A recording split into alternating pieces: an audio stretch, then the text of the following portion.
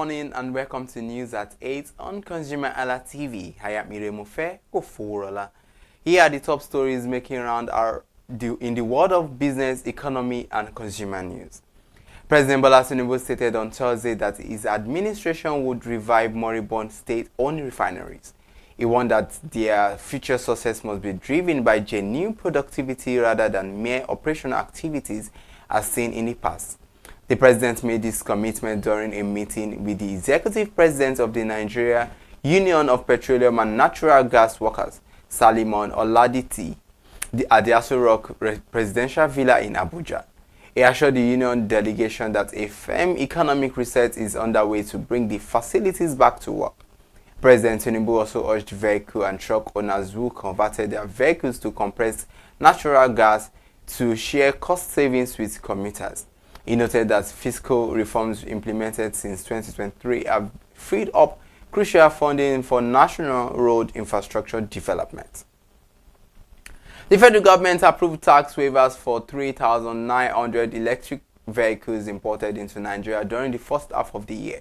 This initiative aims to accelerate electricity mobility despite ongoing electricity shortages and insufficient charging infrastructure across the country.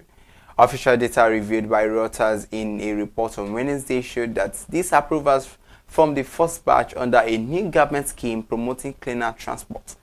Nigeria previously exempted electric vehicles from value-added tax in 2024 and reduced import duties to 0% this year. Dealers estimate that electric vehicles currently account for less than 1% of the national vehicle fleet. Nigeria aims for electric vehicles to reach 60% of its total vehicle fleet by 2050 under the Energy Transition Plan.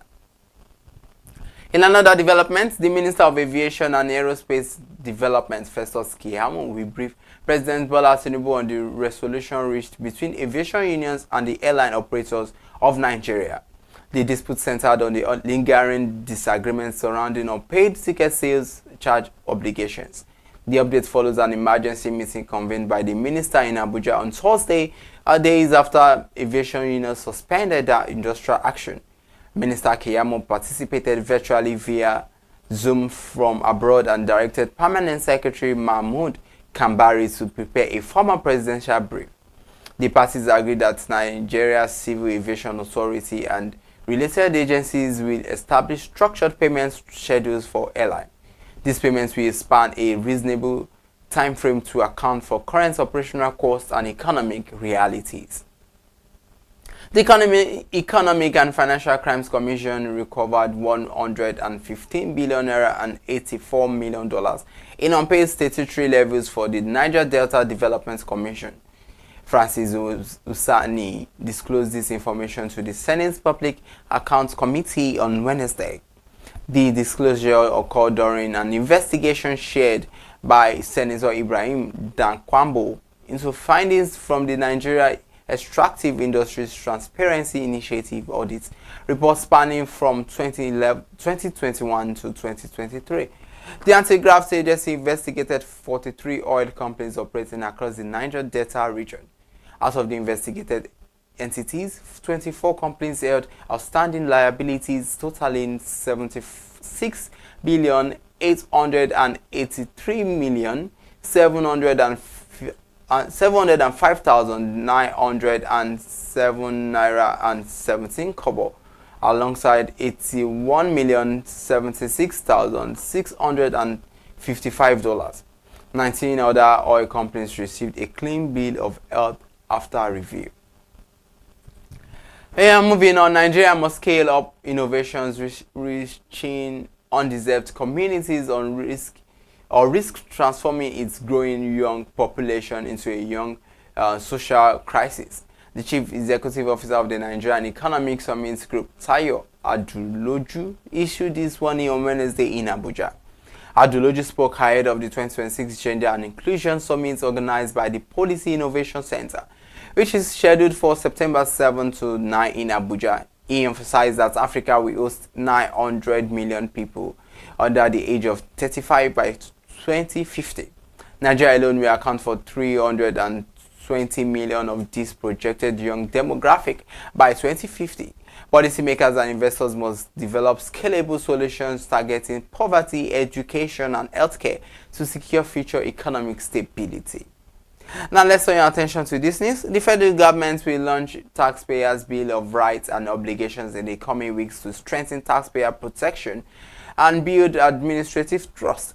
The Chief Executive and Tax Ombudsman, John Nwambeze, announced this development during an Abuja stakeholder engagement on Thursday.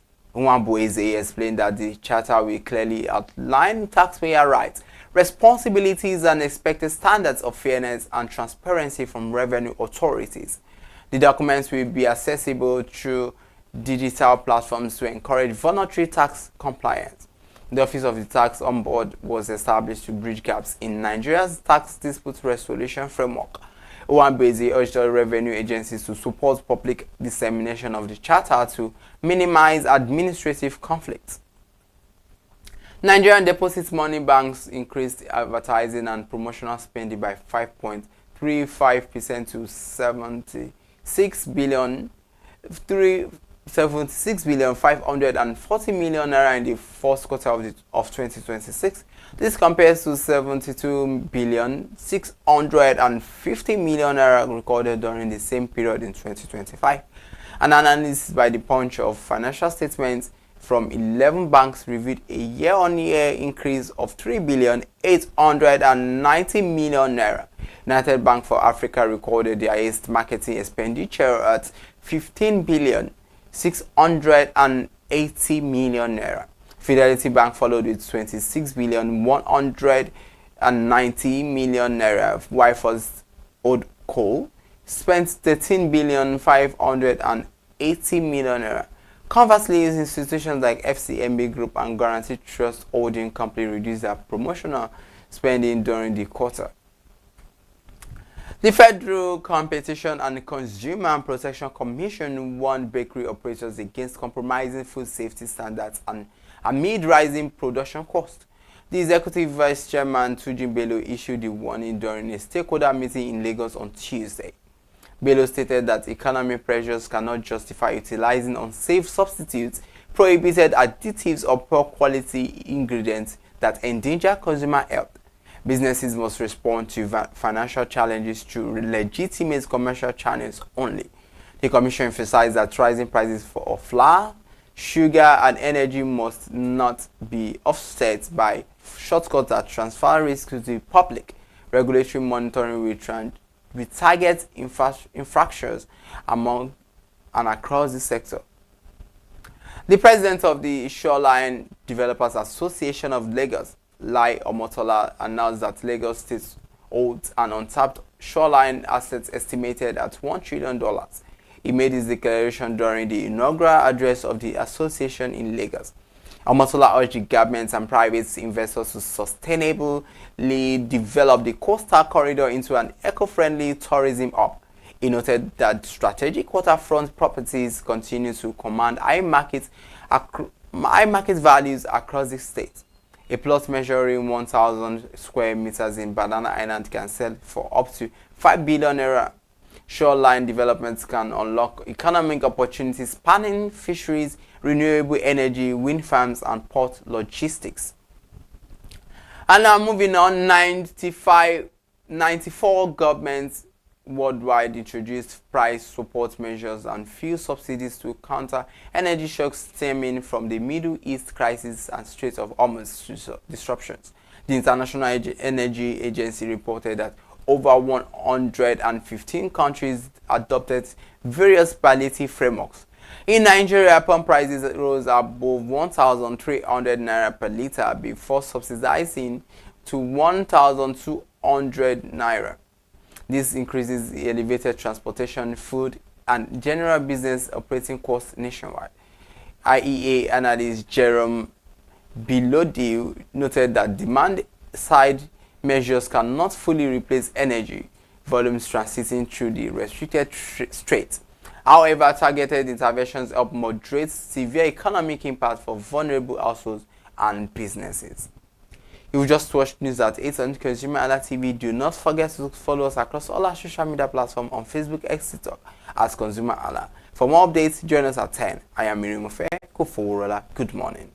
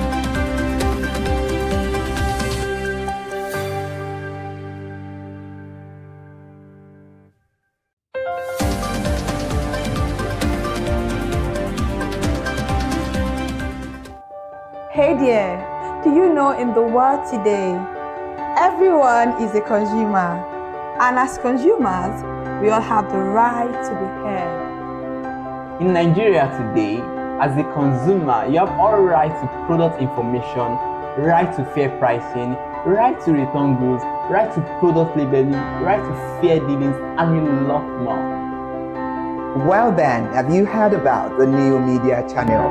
ConsumerHallaTV. ConsumerHallaTV. ConsumerHallaTV. At ConsumerHallaTV, our goal is to inform and educate consumers in Nigeria with insightful news alongside development within the fast-paced world of consumers through well-researched, specialized, and analytical content. Our vision at ConsumerHallaTV is to create an engaging platform that provides right connections for meaningful brands in Nigeria, thus creating a more caring world for consumers where business thrive. And guess what? Our ConsumerHalla brand is the first consumer complaint resolution portal in Nigeria, powered by a 72-hour feedback mechanism. We offer consumer advocacy, informative talk shows, branding promotions, advertising, and lots more. Connect with us via our YouTube channel at ConsumerHallaTV.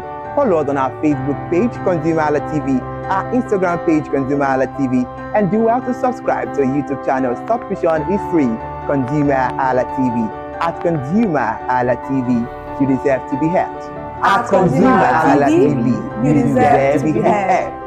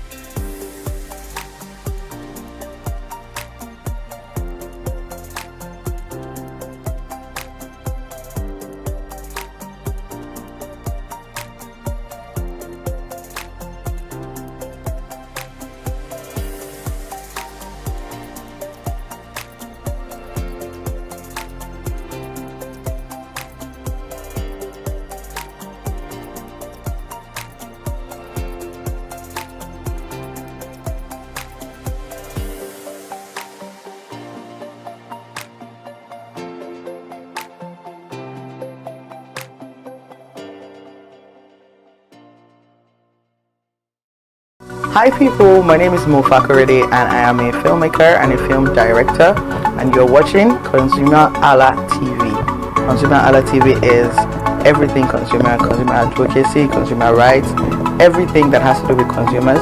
On this TV, you'll watch, you'll learn, you'll be educated, and you'll be entertained. Keep watching ConsumerHalla TV. My name is Olubukola Ozone, a photographer and a social media enthusiast. You're watching ConsumerHalla TV. It's a consumer advocacy TV. If you have a problem, anything, any consumer related problem, just holla at them, just like their name implies, and they're going to get it sorted for you. Keep watching, stay tuned. Thank you very much. Hi guys, my name is Joba Jalabi. I'm a marketing communications professional. I currently lead marketing at Flash Change, a fintech startup. Keep watching ConsumerHalla TV, a consumer advocacy channel. Hello, my name is Sharon Rotimi. I'm an actor and I am on ConsumerHalla TV. Now, ConsumerHalla TV is a consumer advocacy channel. So if you have any issues, consumer-related issues with brands and services, you can reach out to them and they'll be sure to handle it or to cater to you. Thank you so much. Hi guys, my name is Iyebiye Adeton. I'm a film poster designer and illustrator. This is ConsumerHalla TV. It's a consumer advocacy channel. We show content on consumers-based news, entertainment, and all of that. So I urge you guys to stay tuned to ConsumerHalla TV. My name is Anoluwapo Alao, a sales consultant for Star Times Nigeria. This is a ConsumerHalla TV, where they discuss anything consumer needs and get knowledge about anything about consumer. So keep watching. Hi, my name is Adebola Ogushino. I'm a filmmaker and you're watching ConsumerHalla TV. Any consumer related issues, they've got you. Hi, my name is Stephen Olorunshisi. I'm a strategy and sales professional.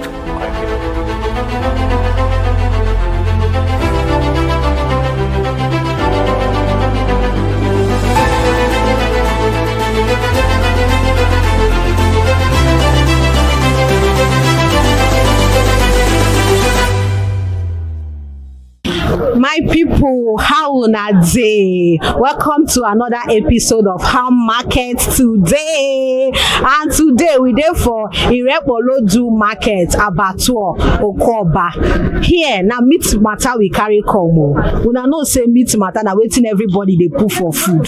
I come here make I hear gist from them. Where they bring their cow or anyone where they slaughter. Make I hear where they bring am from. How they preserve am. Wetin dem dey do if they no sell finish. Means na wetin your doctor go tell you make you shine your eye before you dey buy am o. So na the gist wey I want make you stay with me, make we hear. As we dey enter so now all of them food there. Make we go hear from their mouth how this meat market dey go. Oh yeah, now make we do the waka together. Stay with me o, make we dey go.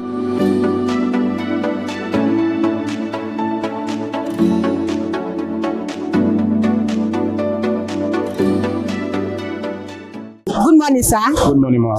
Wetin be your name? My name is Ayobami Ridwan. Ayobami? Ridwan. Okay.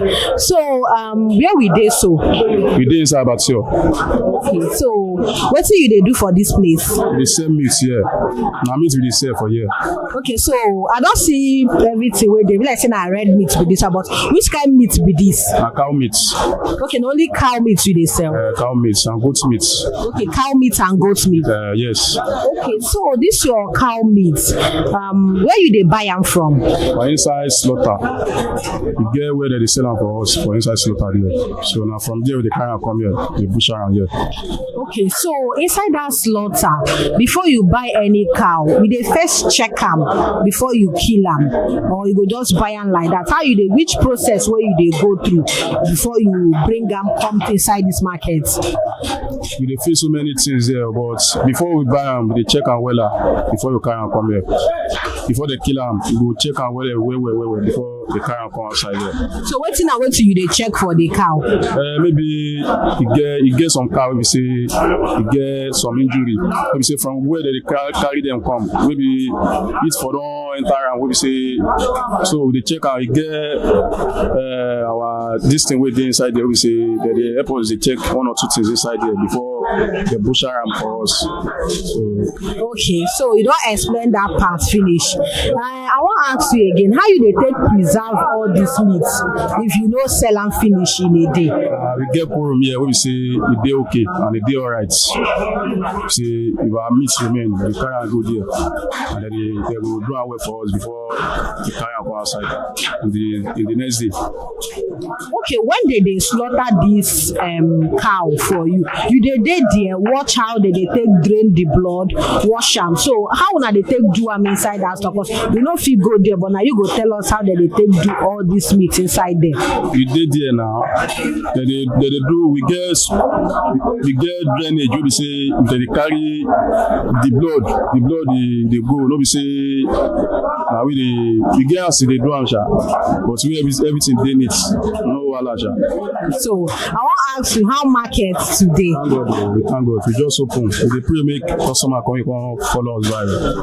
Okay, so this meat now, person fit come buy this one at once. Yes, now. If you come buy at once now. Okay, one person fit come carry all this one, man. Yes, now. Even one person fit carry all this thing finish now. Are you see? So this one now, if you want sell am now, how much you fit sell am? 60,000 naira. Oh, 60,000 naira for this one. This one. So yes. If person come buy meat here now, the list price where you dey cut now how much? The list price wey una dey cut, shey for kilo abi for what? Normal customer now we wan buy meat now. We start from, we don't know their this thing now. We don't know their budget. They start from 2,000 upward. Okay, from 2,000 naira you go cut. Yes, now 2,000 upward. Okay, so balance market this year and last year, how you be for your meat business? Maybe we get as a bill this time. I make God say was make everything come down because we dey face so many things about everything to cost. Wetin be that way you dey face? Na transportation, preservation. Transportation. How you dey cost for all like this? If the transportation abi the fuel be reduce now, maybe everything is going to reduce for us there, so that we are going to be enjoying. Everybody is going to be enjoying. So that's all. Okay, so when be your season? Maybe say if you reach so this your meat business now sharp. We did the season like this. Start from August, go up. From August to December now. So this is our season. We pray make everything balance. So don't suffer a lot for all those back then. Don't suffer a lot. Okay, thank you.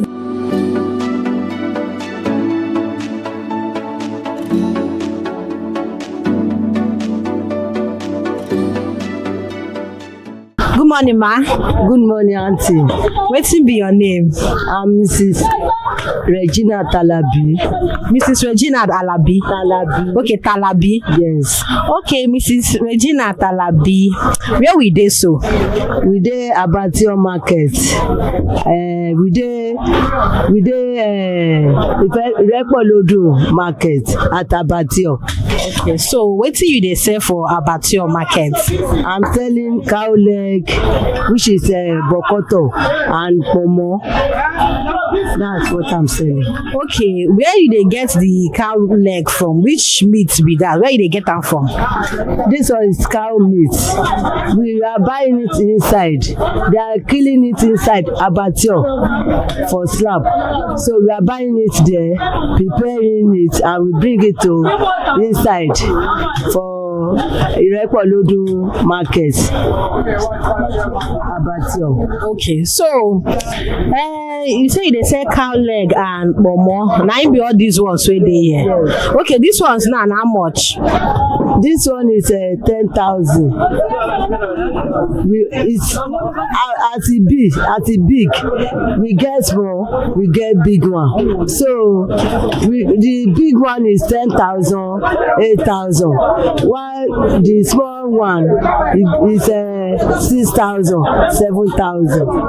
Okay, the cow where una dey use, where una dey from get this meat from, una dey check am before una slaughter am, before they kill am, they check am whether to know say e dey okay, e no sick, nothing dey do am before una slaughter am bring am out. Yes, we get a veterinary doctor inside before they will kill am for trap, so they check am for us. If it is not good, they will not allow people wey dey kill am to kill it. They will seize it from them. That's how.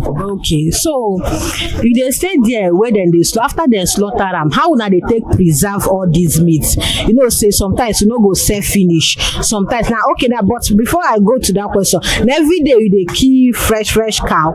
Yes, na every day. If we go inside now, if we go inside slaughter now, we see them that they are killing it there. It's every day that we are killing it. Okay, the day where you no sell finish now, how you dey take preserve am? We dey put am for freezer, for cold room. We get cold room for here where they put am so that go preserve it for us. With the pomo and the leg or fridge, they put am there. Okay, so make I come to the question. How market today? How this your business dey go? Well, we thank God. We thank God. As Nigeria be, no money for Nigeria now. We dey here since morning, so we are expecting people to go and buy for us. God is doing what He can do. Okay, so compare this your business this year and last year. How you take it? Yes, last year better pass this year, or this year better pass last year. Just check am. Tell us. As I say, we thank God. We know now every year everything they change. We thank God. That's what I know. Okay, so I want to ask you another question. When you be say the season where we say if you reach this your business now fast like now your cash out period business they move fast. It's when the time Odun day like Ileya, Easter, Christmas and New Year. Now they move our market well. As Kini day now, rainy season, our market no dey move like that. But when dry season dey, they sell well. Okay, since when you start this business, you get any challenges where you don't face? Maybe any losses, anything where we say if it happen to the cow or as you don't cut am reach now, if it happen and you dey face, so they make you sad. Where maybe the main business no dey go well. Now the time where the market no move, so if you no sell am finish one day, second day no sell am, the third day fit spoil, so go make me sad because the amount wey I go sell am no go reach the thing wey I buy. So okay, even when you put am inside the fridge, at times our freezer for here for cold room dey disappoint us, so no go work well. Maybe light or they say the fuel or this thing wey dem dey use is cost, so they no go allow them to put the make it freeze well. So the challenges dey plenty. Thank you, ma. Yes, ma.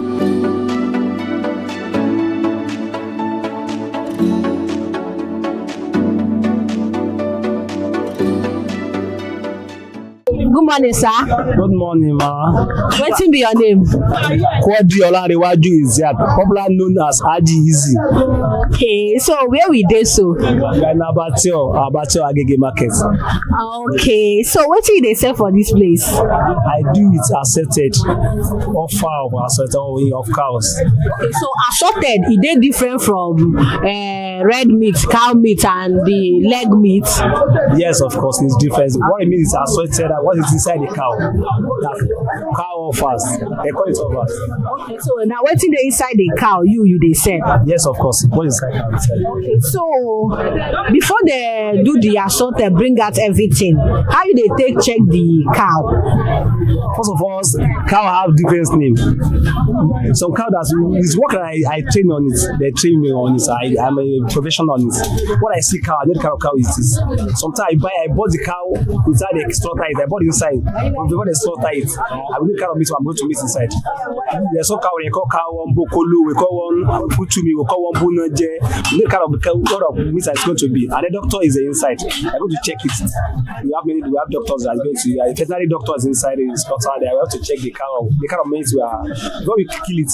Sometimes you give a kick cow if the slaughter inside, maybe liver has infected or kidney or something like that. After they put the chemical in, they will sell it. They won't bring the cow like the meat is not okay, that's not hygienic, we not bring it to the table. So they try tell us now, say all the meat where they come inside this market, doctor they inside where they check and where. They are inside. Many we have doctors there. The doctor must check it, all the cow that we are bringing to the market. Okay, so the days where you don't sell all these meat finish, how they take preserve them? Well, it may come like that sometimes. The market may not finish, but we have standard cold room here. We have many standard cold room that we are going to preserve it. We wash it, we clean it, we put it inside the freezer. The following day, we dig it out. Even though we see it, we like it. It's more preserved than turkey and chicken. This is where you preserve it still on. Everything you must bring it. Bring it today. It's fresh. We didn't use chemical to preserve it. Not like when you preserve chemical, you use like 3 months, 4 months before you get into this place. Even though we sell this finish today, by tomorrow, I'm going to preserve it. When you bring it out, you don't like it. If you are selling this today's zone, if you are putting inside water, I clean it back, it will look fresh. Okay, so they try to say get people where they use chemical for their cold room preserve meat. I didn't say that for the cow. Maybe for the other things like turkey, chicken, this cow, you just wash it and put inside the cold room, you look fresh for the other day, you like it. So let's make we talk about how markets today, how your intestine, because you know say this one is different from all these ones where we don't see so far. Markets get as big nowadays, understand? Markets cost and there's no markets. Most of we now that we have many customers that we are calling for restaurants. It's kind of customer restaurants people that they take us make sales. Yes, I have customers I'm cutting it for every day like 20,000 daily, 50,000 daily. That way they are making our sales to be more progress. Okay, so they talk say for this type of your own business now, your targeted customers now, restaurant people. I get many customers. As you see me here now, latest by 2 or 2:30, my market has finished. Before I bought market, I knew where my market is going. When how they preserve the meat. Maybe for the others, my own market usually finished. Can see I still can check my place now. People are buying, we are cutting customers. Before by 2 now, I go to Moscow. I don't finish market today. I'm selling fresh market every day. I don't buy female. Because if you buy female now, you boil it, you won't do it in time. For example, we went to a restaurant and say they should give you 5 meats. They give you 3. You are chewing it. It's not done in time. You not buy others. You say like come and pack the remaining one. That's what I do. I do buy male. I don't buy female. I bought blue cow. Okay, now male cow you did. Now male cow, but I don't buy female. Okay, we can ask you another question now. You don't talk about your customers now, restaurant people, but normal people where they cook for their house, they come, they patronize you. Surely. I have many other like that also. So what will be the range of meat where you they sell for your normal customers where they come? Like if they come, now from that amount up, you go, they say they go. This country get as it is. Some people, if you come here, the person that open market for me today, I swear a bit 1.5. Say Alaji, nothing big. I want to I just consider her. Say Alaji, this 1.5. And if I get to move, I say 1.5 is too small. That's why I should share to 3,000 I own. You give me 1.5. So if you get to move, you will transfer the remaining 1.5 to me. You have to consider each other. Some people you come buy it of 50,000, 100,000 naira. Once and it's not equal, you have to consider ourselves. How Nigeria do. Some people if they come here say Alaji, please I want to cook. I don't get money. I will dash. I will give us. With this country, you go still do it. Wallahi, I will do it. Okay, make I ask you. So how market from last year to this year? compare and well. Tell me how market be. Since this price of fuel starts skyrocketing, everything's changed. Everybody know that. Before they can carry cow come from north now. Before we are carrying one cow, they are carrying one cow like maybe 50,000. Now it's going to be like 70. The price that they are added to the cost. They must share it to all of us that are buying this thing. Both those that are buying, they are selling beef, they add to cost to it. People are buying, they are selling skin, they add to it. People that are selling after tester, the price is different. The price is more higher than as we are buying it before. Okay, so you know, say people know they watch where then they slaughter all these cows. So you want to tell us how that place where they slaughter and be in it? Which kind of how do they take maintain inside the place where they slaughter this cow? Maybe possible for you to go and check there. This we have many people that they must watch it because it cannot be possible. Even though this place maybe I finished the work now. My boy, I can show you brush. They are going to wash all this place, clean it very well before you can bring another market come tomorrow. This is what I call is this assorted rice. You must wash it and even this table, wash this place, even my knife. We are going to wash it. Okay, you wash them every day. I must wash this place every day. Even the way we are cleaning it, you have doctor there, I told you, and then we are going to wash the other place. They have government housing, that cleaner. They must wash the place. It must be hygienic. They wash it very well. Thank you. You are welcome.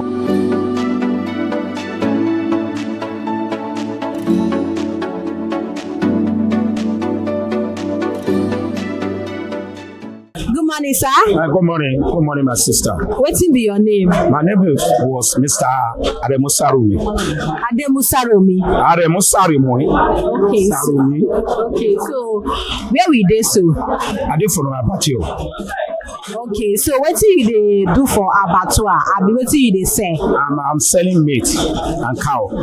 Okay, cow meat. Cow meat. I'm selling the cow meat. Okay, where you dey bring your cow meat from? From north. From north. North, you know say north far. No, I don't say not far. For anywhere they can bring the cow for another country. Let's say 5 countries. So wetin be the challenges wey you dey face to dey bring all this cow from north enter this place? We face many challenges before they can bring the cow come. Some cow before it's 30,000 for one cow to bring one cow come. It's now 70,000 for one cow. Okay. So when they bring the cow coming again, we put many expenses of the money on it. Let's say 20,000. To slaughter one cow is 90,000. Okay, so I get another question for you inside wetin you talk. So since the prices to bring the cow don change from 30,000 to 70,000, yes, it dey affect the way the prices wey you dey sell give people? It affect too much. It affect. Okay, so now they make meat now, don't they? Some people is not working this work. It's not doing this work again. There's so much shortage. It's true what I'm telling you. I will not lie with you. You can have another person. Okay, the way the business they go high, people know they don't. Sometimes when you say that you buy cow about 800,000, when you slaughter the cow, it can short 30,000. It can short 50,000. Okay, so sometimes you can gain on it, and there's so much shortage. Okay, so those your shortage period where you dey lose, how you dey take balance am for the business? The way we are balancing the shortage, sometimes about 10 days you can gain 6 days or 7 days for gain. Shortage it can be 3 days. We're going to turn it like this. We are turning the money for the place we are buying the cow. Sometimes when the cow is short, for these smaller people, we buy the market for their hand. They can reduce the money. When people short about 20,000, they can afford 10,000 for that person.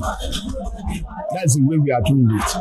So, let we talk about where then they slaughter this cow. How now they take do if you buy cow or your cow from north enter, which process where una they take do una go just check them or we get people where they check them for una? No, we see the people selling market like this. We are not the one going to go and bring the cow come from the north. The people bring the cow come on the north. When they bring the cow come on this place, then put the cow down. We are selling market like this, we come and buy for their hand. Maybe they are checking the cow, we are not checking, they are not checking the cow. I can't say anything about that one. My whole point that when we buy cow for the people, bring the cow home for the north, for the slaughter, the doctor then going to look the cow. Look about the cow before you slaughter the cow. And the ones who know well or the ones who wound, how will they take do it? Then cancel that one. Then cancel it. Okay. They will not feed that cow.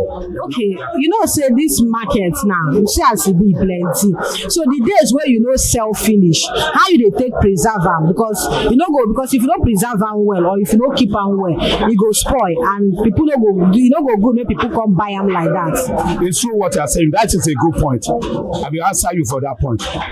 You see, for this market like this, there's many co-room. A good one, a good co-room. Even though I can mention about 6 or 7 for you, was inside again. If the meat remain like this, we wash the meat before we go and put the meat inside the freezer.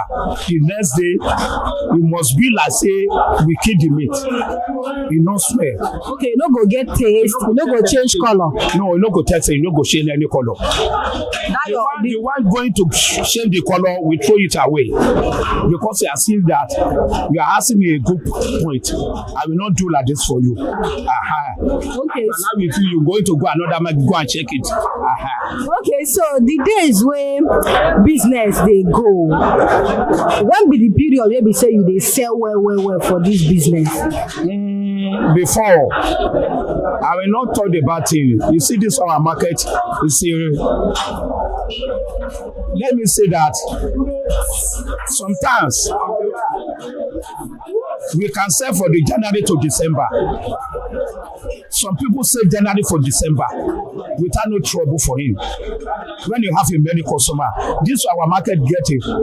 If a person have a customer, the rush of the customer, you can say that you can make it away. But there are people when you don't have a customer, just look at this one now. The way they put the meat down, there will be a call person to come and buy to come up. There's a people doing supply. Different more than this one. There are the people cutting the meat like the people selling for the this mama put restaurant. God bless you. There's people selling like that. That one they are selling every day. So the people where they buy for those where they use for house, where they use for their house. Now, how the markets they be? Oh, which one? Like people where they buy come use from their house. Maybe restaurants people where they buy meat where then they use for their house. Which price where you they sell below and which price where you they sell lower? Before the petrol going up like the fuel going up, we are selling the price of the kilo. That's 6,000 before. But when the price of the fuel going up about 1,000 something, we are selling the kilo now 8,000, 8,500, 9,000. Some people were selling 7,000. It depends about the cow. When the cow be. Thank you, sir. Thank you. I'm very grateful.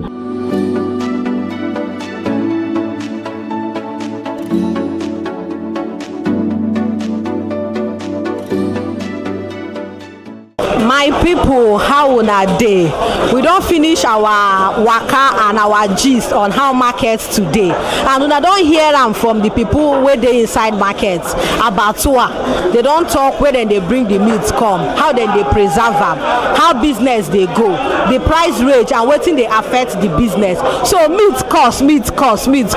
Una don hear am say e no too easy for their side o. You don hear how they talk am, how business dey be here. And another important thing wey dem talk na say all the meat wey una dey chop, dem dey check am well. They get people wey dey check am. E dey pass through processes, e dey pass through stages before they go carry am come market. My name na Elizabeth Eze, and na How Market Today program you dey watch. To keep up to this program, you guys dey on this show. Follow us on all our social media platforms: Instagram, Facebook, TikTok, YouTube, ConsumerHallaTV. Make I see una next time. Oya now.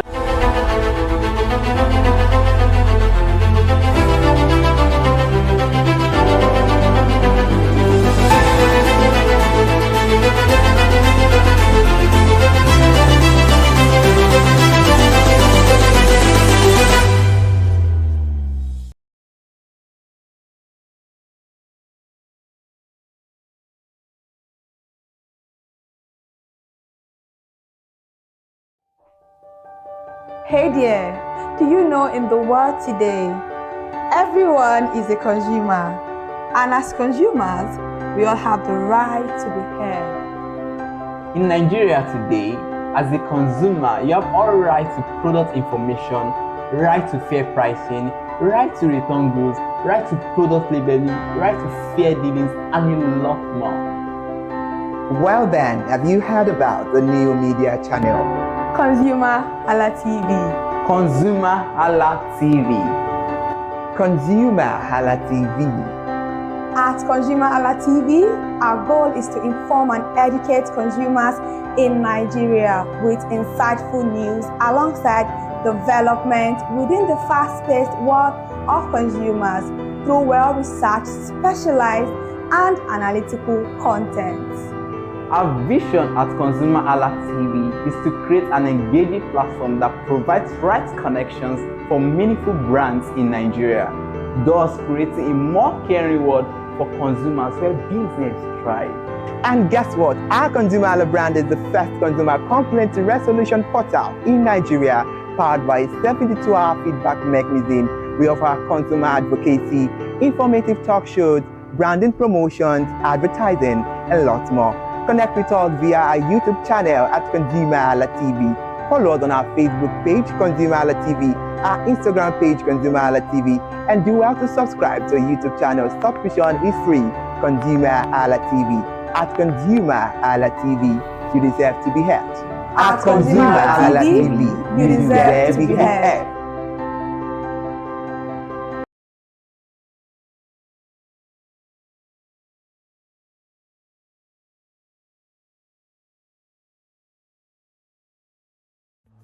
My name is Tunde Olufowora. I'm the CEO of Brand Eye Communications. We are we call the publisher or the owner of the new initiative called ConsumerHalla TV. ConsumerHalla TV is actually Nigeria's first consumer-centered, or called a consumer-centric television platform that aims to bring voice to the over 220 million Nigerians. It was a vision that came to my heart about 10 years ago. I remember that I was traveling. I traveled out of the country, on airline. And I had this unpleasant experience. It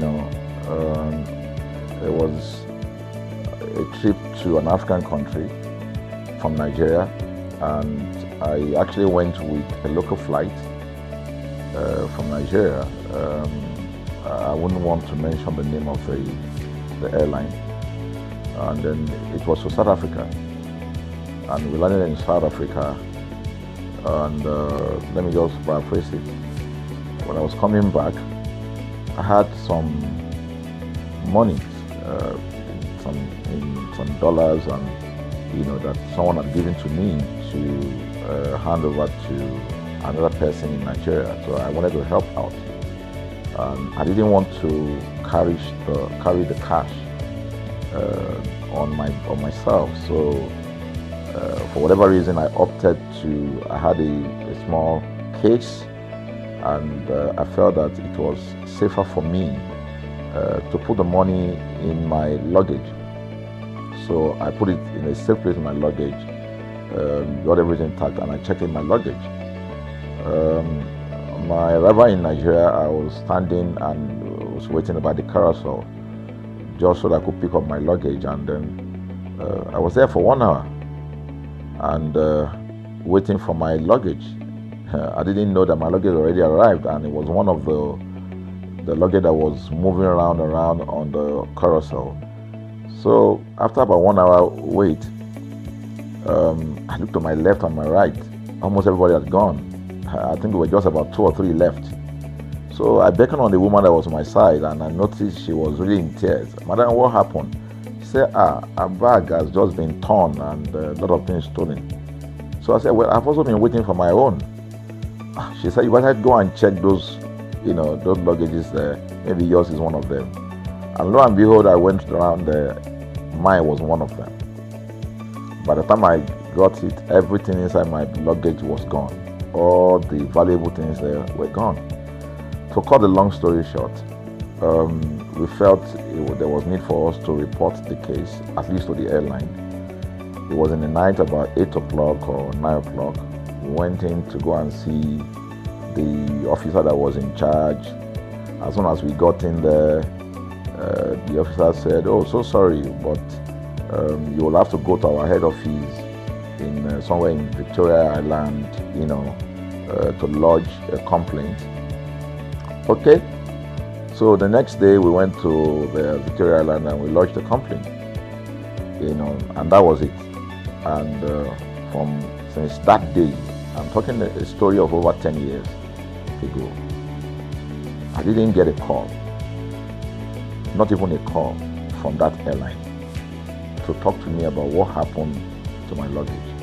Now, about a month after that trip, I had another opportunity to travel out of the country. This time around it was to US, and it was an official assignment. And I flew on, I will mention the airline this time around. I flew on a BA.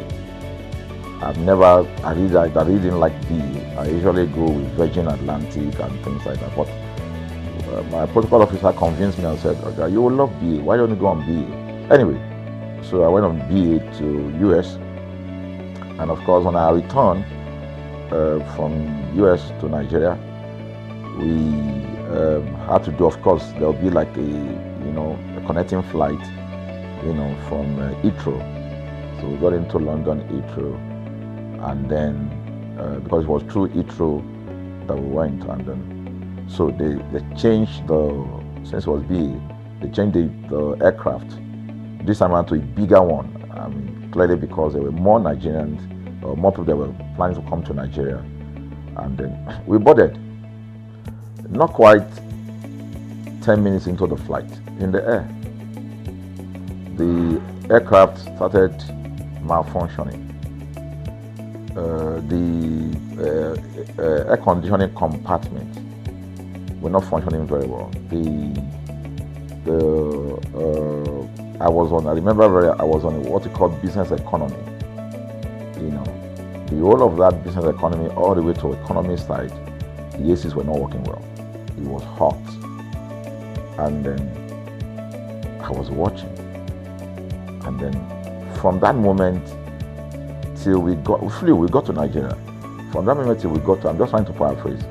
From that moment till we got to Nigeria, I could remember very well how many times the pilot, broke into conversation and had to apologize and say, "We're really very sorry about this."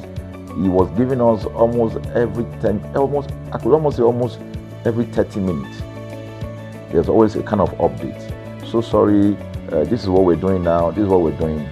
While we were on that journey, I also remember an incident. So they came, the crew apparently couldn't resolve it. They couldn't manage the crisis or what was going on about it. They couldn't fix it. So they come up and said, "We're so sorry, but for all the inconvenience, we're declaring, free lunch, free whatever it is you want, you can get." So trust Nigerians, you need to hear how everybody were jubilating, But something struck me. The experience I had just about a month before, and this experience, somehow I started comparing them. I was trying to see how this matter will be managed.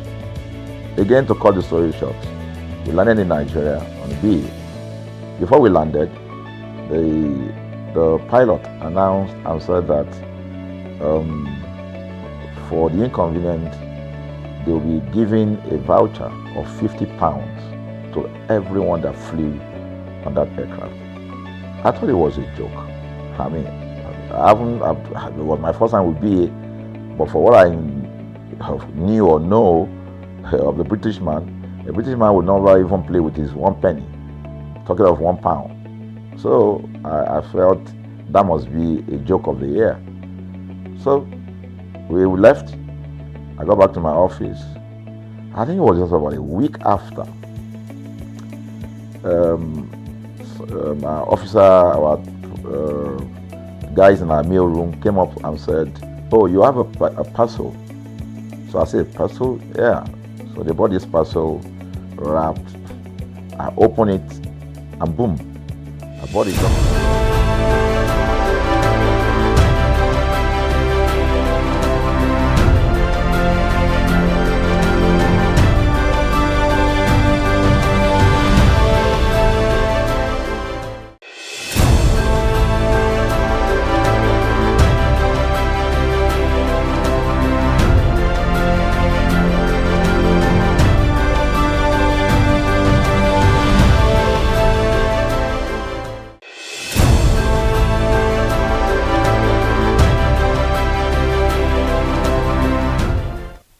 Good morning to all Nigerians in diaspora and in home. Thank you for joining us on the Friday edition of Perspective. Perspective is the favorite breakfast show in Nigeria, and thank you for joining us, Amiri Ayomikole Eke. And on this conversation, we have a beautiful engagement on issues making the rounds. All right, good morning. Welcome to Perspective this morning once again on ConsumerHalla TV. I am Kike Lomo Ajibola, and this conversation is solely for you as people living in Nigeria and also Nigerians outside of the country. Thank you so much for joining us this morning in the studio. All right, good morning, Kike. Good morning. How are you? All right, I'm good. Now let's move to business because we have a whole lot to discuss on the table this morning. On today's edition, this morning we turn our attention to Osun State, where voters are set to decide who will govern the state in the August 15, 2026 governorship election. But this election is already becoming much bigger than a contest for political power. It has become a test of Nigeria's democratic maturity, political tolerance, institutional dependence, and respect for the voter. With 14 candidates on the ballot, the election features a crowded field. But the political battle has largely focused on three major contenders, incumbent Governor Ademola Adeleke, APC candidate Muniruddin Bola Oyebamiji, and ADC candidate Najim Salam. And beneath the campaign promises is a much more disturbing reality. Nigeria has witnessed too many elections where political competition has produced intimidation, inflammatory rhetoric, and violence, manipulation, and also post-election disputes. All right then, in Osun State, those concerns have already surfaced. A controversy surrounding Senator Francis Fadausi and a viral video in which he was reported to have used the word "kill accord" has generated serious public concerns. The senator has explained that he was referring to defeating the Accord party politically and not physically. But the question remains, should political leaders be more careful about the language they use when millions of voters are watching, listening, and taking cues from them, because history has shown us that dangerous political language does not always remain language. It can become action, it can become intimidation, and in the worst circumstances, it can become violence. Meanwhile, the National Human Rights Commission and civil society organizations have raised concerns over political incitement, while the police have also become involved in the controversy. So this morning we're asking the difficult question, is Osun prepared for a peaceful election tomorrow? Will politicians put the interests of voters above their ambition? And will security agencies remain neutral?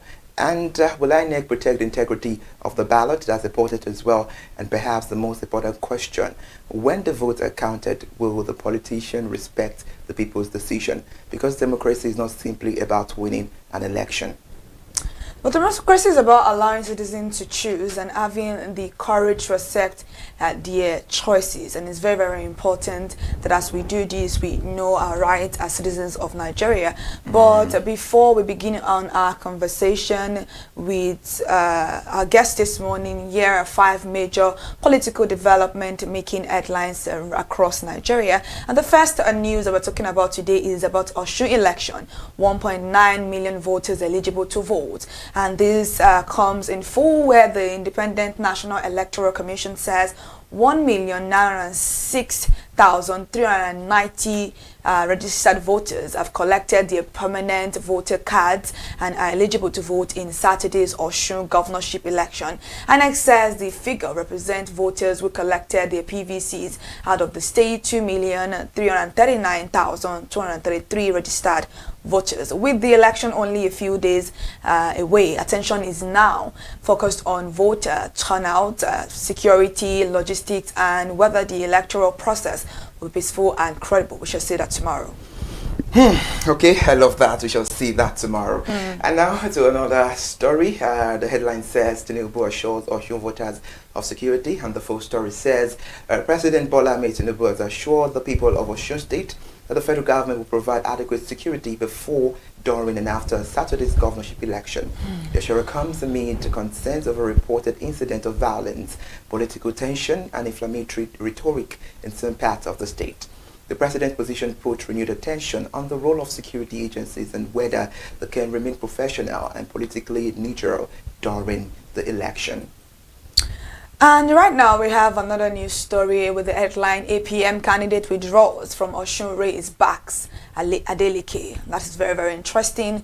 Here is the news in full. In a late political development ahead of Saturday's election, which is tomorrow, the governorship candidate of the Allied People's Movement, APM, Adebayo Simon Adewale, withdrew from the race and declared his support for incumbent Governor Ademola Adeleke. The decision announced at a press conference on Thursday adds another layer to the last-minute political realignment taking place ahead of the election, with parties and candidates making final calculations. The question is whether these endorsements and withdrawals can significantly influence voters at the polls. Okay, it's getting more interesting, Kike. Away from that, let's move to another headline this morning that says Accord does own support for APC candidate. And the full story says the Accord party has distanced itself from its 2023 presidential candidate, Chris Ibomolen, following his endorsement of APC governorship candidate Bola Oyebamiji ahead of the Osun state election. According to the national chairman, Maxwell Mumudem, said the party did not authorize the endorsement. The development alleged the political tensions and competing alliances surrounding the Osun election, particularly his party's attempt to consolidate support ahead of the vote. And lastly, for the news this morning, we have here with the headline reading Osun election seen as early test ahead of 2027. The stakes in Osun go beyond who becomes governor. Analysis by Al Jazeera describes Saturday's election as an important political signal ahead of Nigeria's 2027 presidential election, with the outcome potentially providing clues about changing political alliance and voter sentiment. For the ruling APC and opposition forces, Osun could therefore become more than a state-level contest. It could provide an indication of how Nigerians may respond to the competing political narratives and alliances emerging ahead of 2027.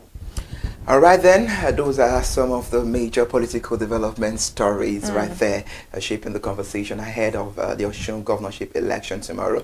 And that and all the stories bring us to the central question of today's edition. Is Osun simply choosing its next governor, or is the state about to give Nigeria an important verdict on the health of our democracy? And joining us now to give us a full explanation and a well-detailed analysis on the conversation on board, we have Comrade Allen Showere. He's a political analyst. Comrade, good morning. Thank you for joining us on the program this morning. Good morning. Thank you for this well-educative program this morning. All right, it's so good to have you, Comrade. Comrade, there is no time to waste time, so let's begin what we're here to do. We know that all eyes are on deck against the election tomorrow in Osun State, and a whole lot of people are on their toes to see the result of this election. But a lot of people are asking the question, is Osun really ready? But Comrade Allen, let's start with the fundamental question. Is Osun genuinely ready for a free, fair, and peaceful election, or are we already seeing warning signs that political desperation could overwhelm the democratic principles right there in Osun State? Let's begin our conversation from there. Thank you very much for that question, but let me quickly say that it is not about Osun, it is about Nigeria. The question should be, is Nigeria or are Nigerians ready for a peaceful, credible, and acceptable process of electing our leader? But just before I progress, let me condemn in a very strong terms the violence that has eroded the preparation towards this election. Close to 50 people, according to security report, have been killed in this Osun, just in one state, not even in US, Iran, or Russia, Ukraine war, that you have had this high number of casualty in recent time just to elect a leader. Unfortunately, none of the principal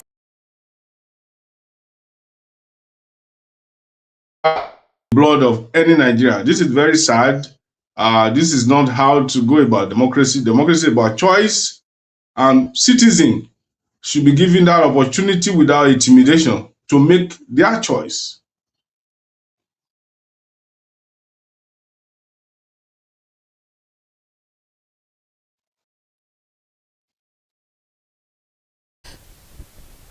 All right, thank you for that. And now over to Kike. Well, it's very, very important that we have discussions about elections because this is a phase where Nigerians need people that are genuinely ready to take us to a greater space in this particular country that we are in currently. And we have 14 candidates, yet public attention is concentrated largely on 3 major contenders. I think that's how it is most times. Thus, this tells us that Nigerian elections are becoming less about competing ideas and more about political machines, money, and the struggle for power in Osun State.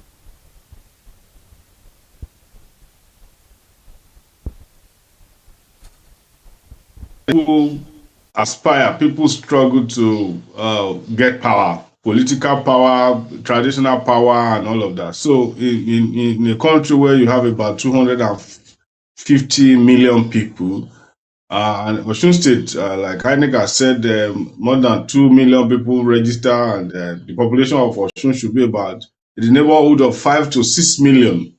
15 people jostling for the position of governor, that's number 1 seat. It's not too much. And most of that is quite encouraging that we now have more people coming to participate in politics. What is not good is that desperation. But for the number of people participating, very good.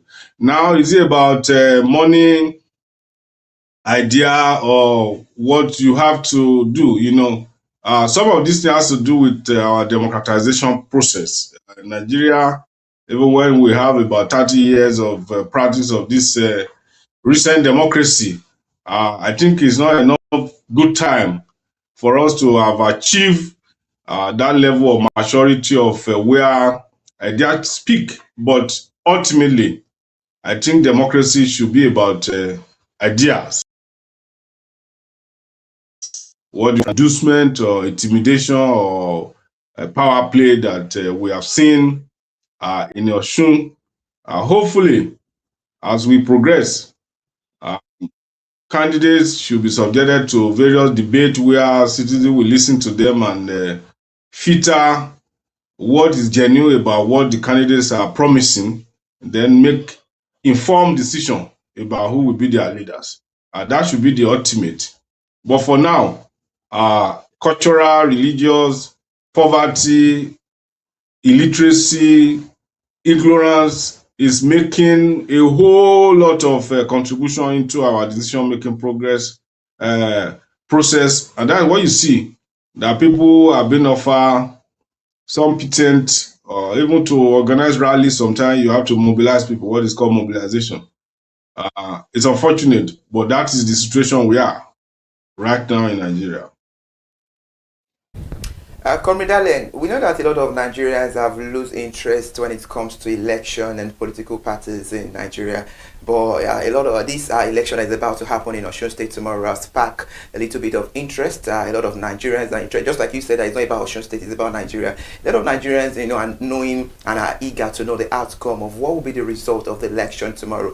Because politicians are like a mirror, they reflect accountability and transparency. So now let's talk about an issue issue of a conversation, surrounding Senator Francis Fadamsi, allegedly who alleged use of the phrase "kill accord," and that has raised eyebrows.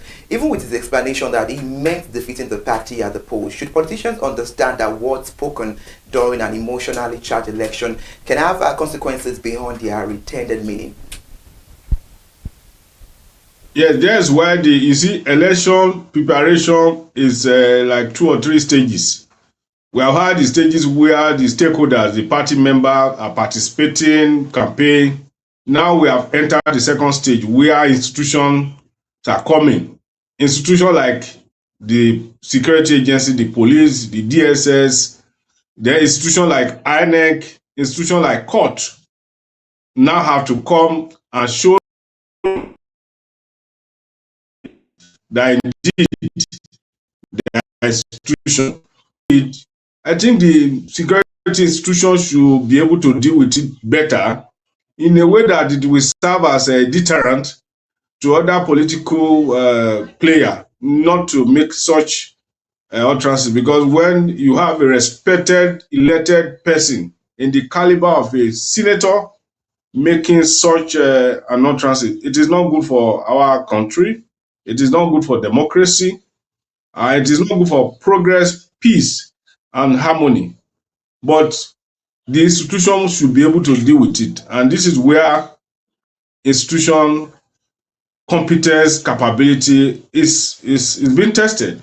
So for me, I'm looking forward to see how the Nigerian police will deal more decisively with all the people who have, one way or the other, not even mere utterances like the senator that was caught on camera.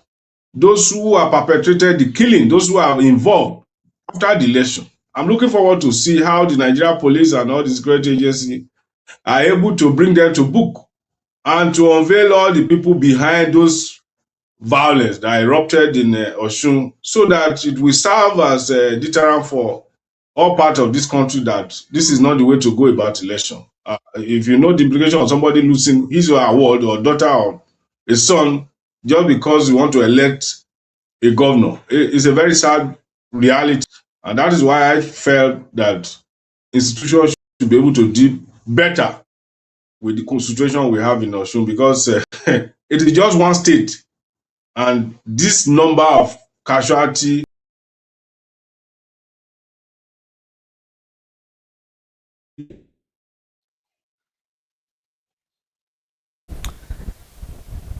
Well, Comrade Allen, it's very important that we have this conversation because we have a governor that has been in power for 4 years in Osun State right now. That is Governor Ademola Adeleke, and he is seeking another term currently. But then, do you think voters should judge him primarily on his performance in governance, or as these elections become a larger battle over which political party controls Osun State? And what should be the standard for judging his administration in Osun, because he is known as the dancing governor and he is quite popular within Osun State, even beyond Osun State. So what do you think voters should do, especially since he's seeking second term? Yeah, first, the people of Osun, having interacted with him or having been under his leadership for 4 years, should be given the opportunity to examine him, evaluate his action and inaction, and they should be able to take decision based on his activity in the past 4 years. Looking at the key performance index in the health sector, in the education, is education in Osun better?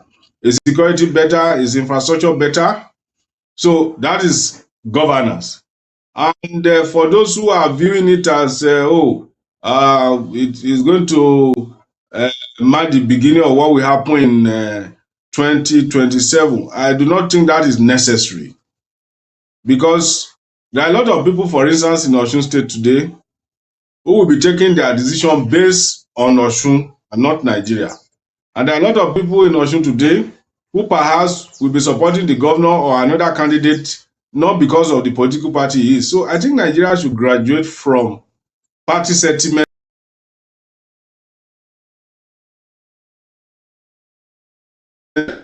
rather than sentiment, religious sentiment, tribal sentiment, and ethnic jingoism.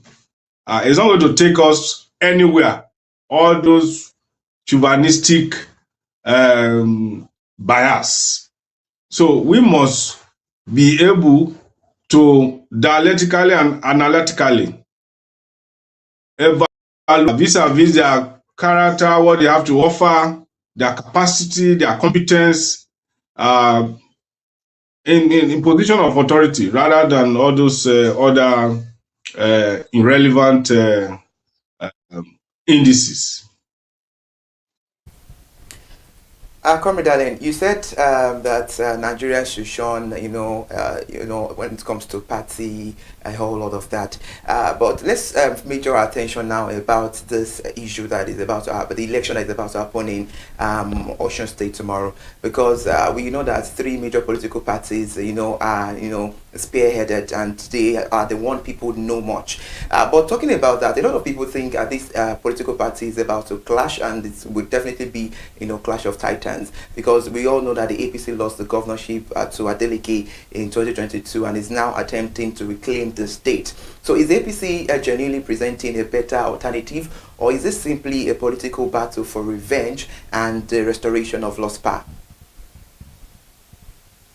That is exactly what I'm saying. Adeleke, for instance, was elected on the platform of the PDP. Today is in accord.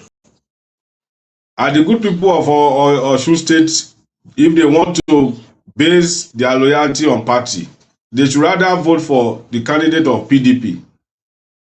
But today he is in accord. The APC is presenting another gentleman.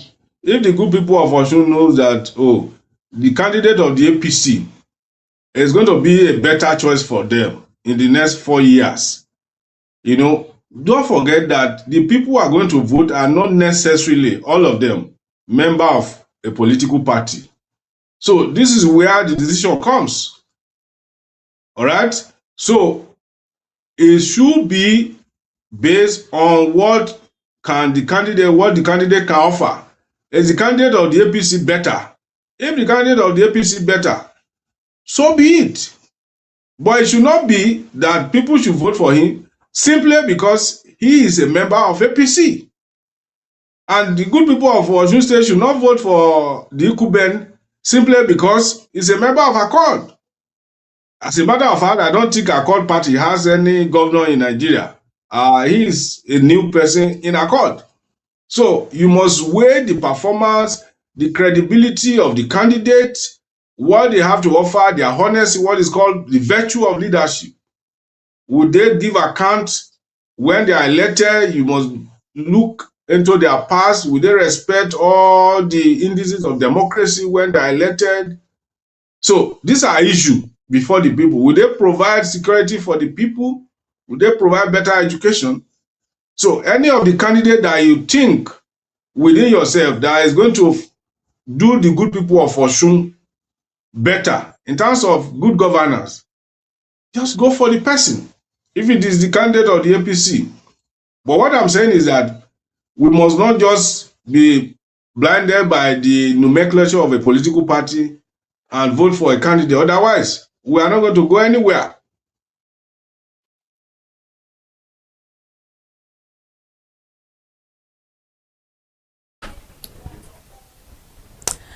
All right, thank you so much, Comrade Allen. Let's talk about what we have to discuss this morning, talking about voters in Nigeria. And do you actually think that campaigns are filled with just promises in these past years that we've been talking about Nigerian politics and the way the country has been run? And beyond the political slogans, what should the people of Osun be demanding from these candidates? Jobs, better schools, healthcare, road security, lower cost of living. Why do politicians often talk more about winning power than explaining how they intend to improve people's life? Because it's not just about parties now. Anybody can move from one party to another, just like the way Governor Ademola Adeleke has switched parties, and other people are forming alliance with him. So what do you actually think Nigerians need to know, and what do you think they need to understand when it comes to choosing people? Unfortunately, majority of the Nigerian electorate are still very, very, with due respect, not well informed when it comes to what the candidate has to do or what the candidate has to offer. I am thinking that in the future, maybe Nigeria should have a very long memory of the promises a candidate is making on or before his election, and when he's elected, we are able to keep those promises and examine them. If a man promise, for instance, security, adequate security, and a man promise good health care, a man promise is going to construct road from Oshogbo to Ilesha during his electionary campaign, a man promised that he's going to provide free education. As we are approaching his re-election, we put all those promises on the table. Has he been able to fulfill that? Has all those promises, has it translated to the betterment of the life of the people? Are the people better in terms of their condition of living? Is the environment better or the environment polluted? Is the poverty increase? How many people are able to afford meal, 2 square meal, or those figures are just being bandied to the media without reality?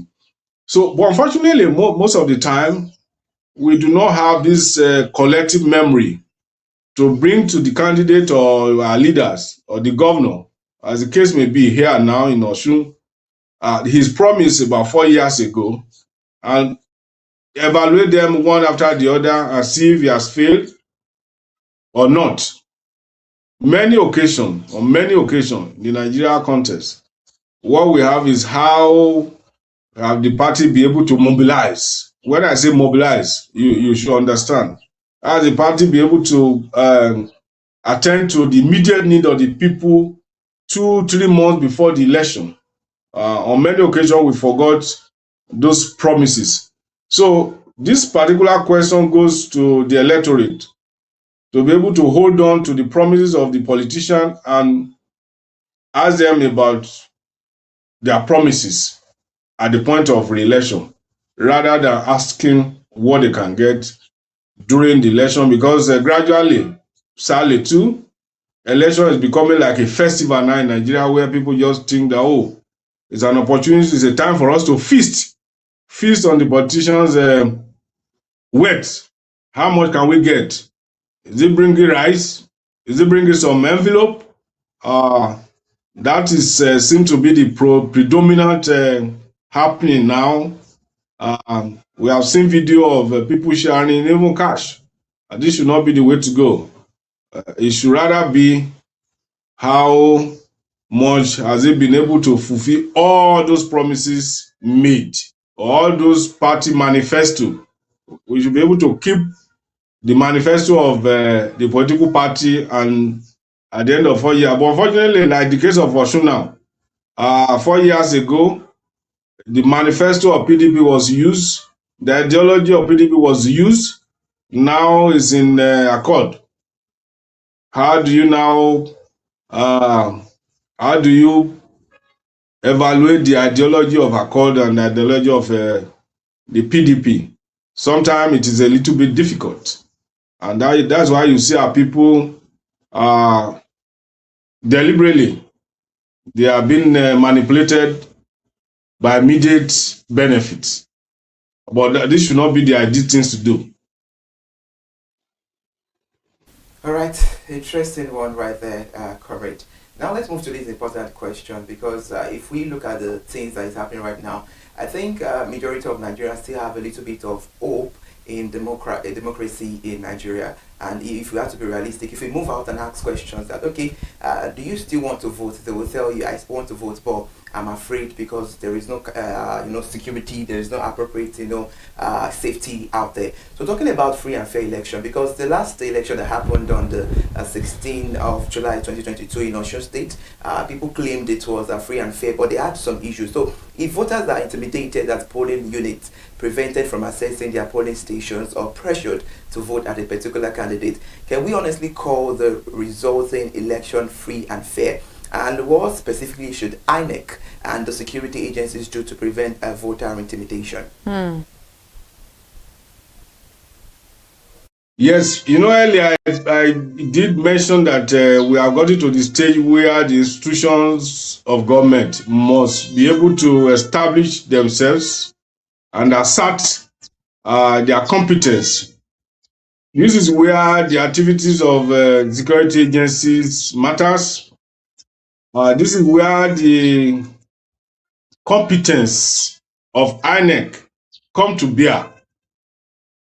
Because obviously, without adequate security with the current situation in Nigeria, many voters will be scared to go out and vote. But hopefully, with the latest deployment of security agencies to Osun, I learned about 15,000 security agents have been deployed. Maybe we may now be assured of the security of life and property in Osun State.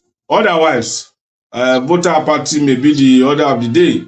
But since it is democracy, we will continue, and the media too must continue to encourage our people, because we have no other country to go. This is our country, and democracy is about participation. The more we participate, the more the process becomes transparent. The more we participate, the more the process becomes free, fair, because with the use of social media now, a lot of transparency is being brought to the process, even by individuals who are not necessarily a media house, through their social media handle.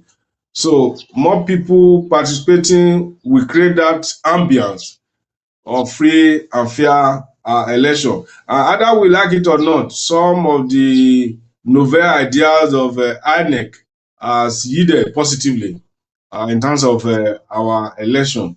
The beavers, the process of accreditation now, because it is digitalized, is a little bit more credible now. You hardly can influence the number of people accredited if they are not actually accredited, because it has to do with their biometrics. The beaver has to recognize their face. So we continue to encourage INEC to do more. We continue to encourage our security agencies to do more, so that people can have confidence in the process. And the moment they have confidence in the process, they tend to come out more. And the moment the people come out more on their own at the various polling units, they will make pronouncement. Either the process is transparent, free, and fair. Even right there, the people will judge on the spot. So we must continue to do what we are doing as a people, whatever that we are doing that is correct. We must do little or less, or whatever that we do as stakeholder that we know that are evil and could threaten our nascent democracy. So that is what I have to say about that. Well, Comrade Allen, the police have become involved in the controversy surrounding Senator Fadaunsi and the fact that Nigerians have repeatedly questioned the neutrality of security agencies during election. So do you think the police, DSS and other security agencies convince Nigerians that they will protect the voter rather than protect political interest? And what should happen if security personnel are finding themselves accused of electoral interference? Because I think about a week or 2 weeks ago, there is a particular video of a high-ranking police officer attending a political party, which there was a lot of questions asked. Is he there to provide security, or is he there as a friend? And if he's there as a supporter or as a friend, if anything happens in the case of that particular political figure and is asked to protect that person, what would happen? So it would not be a conflict of interest. So where exactly should our security agents stand? Should they be neutral, or should they be allowed to have their own political parties, regardless they are citizens of Nigeria? Yes, we have a problem with our security architecture. You know, previous successive Inspector General of Police have made this directive that police escorting or accompanying VIP should be withdrawn. But unfortunately, we have not been able to do that. If you attach 2 police officers to a politician or a VIP, and the VIP is attending a program, either party meeting or whatever meeting is going to attend, the police that you attach to him will be there. And the main purpose of that police is to ensure that the person that they are attached to is protected. So that is where the problem lies. When you attach these 2 police officers or 3 police officers to a person, and the person is attending a program, the police is not going to prevent crime at that event, because for them, what is paramount to them is the protection of that VIP.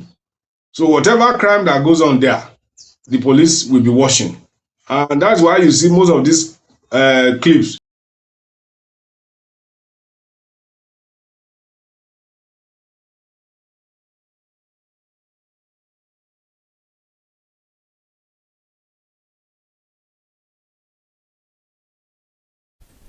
Comrade Allen, are you still with us? Okay, I'm sure the network is quite bad, and his analysis are well detailed, I must tell you, and all fingers are crossed to see the results and to see what will happen in our show tomorrow. All right, let's take a short break. It's still your favorite breakfast show, Perspective on ConsumerHalla TV, and by the time we're back, definitely our guest will be on the standby to give us more insight with the few minutes we have left on the show. Stay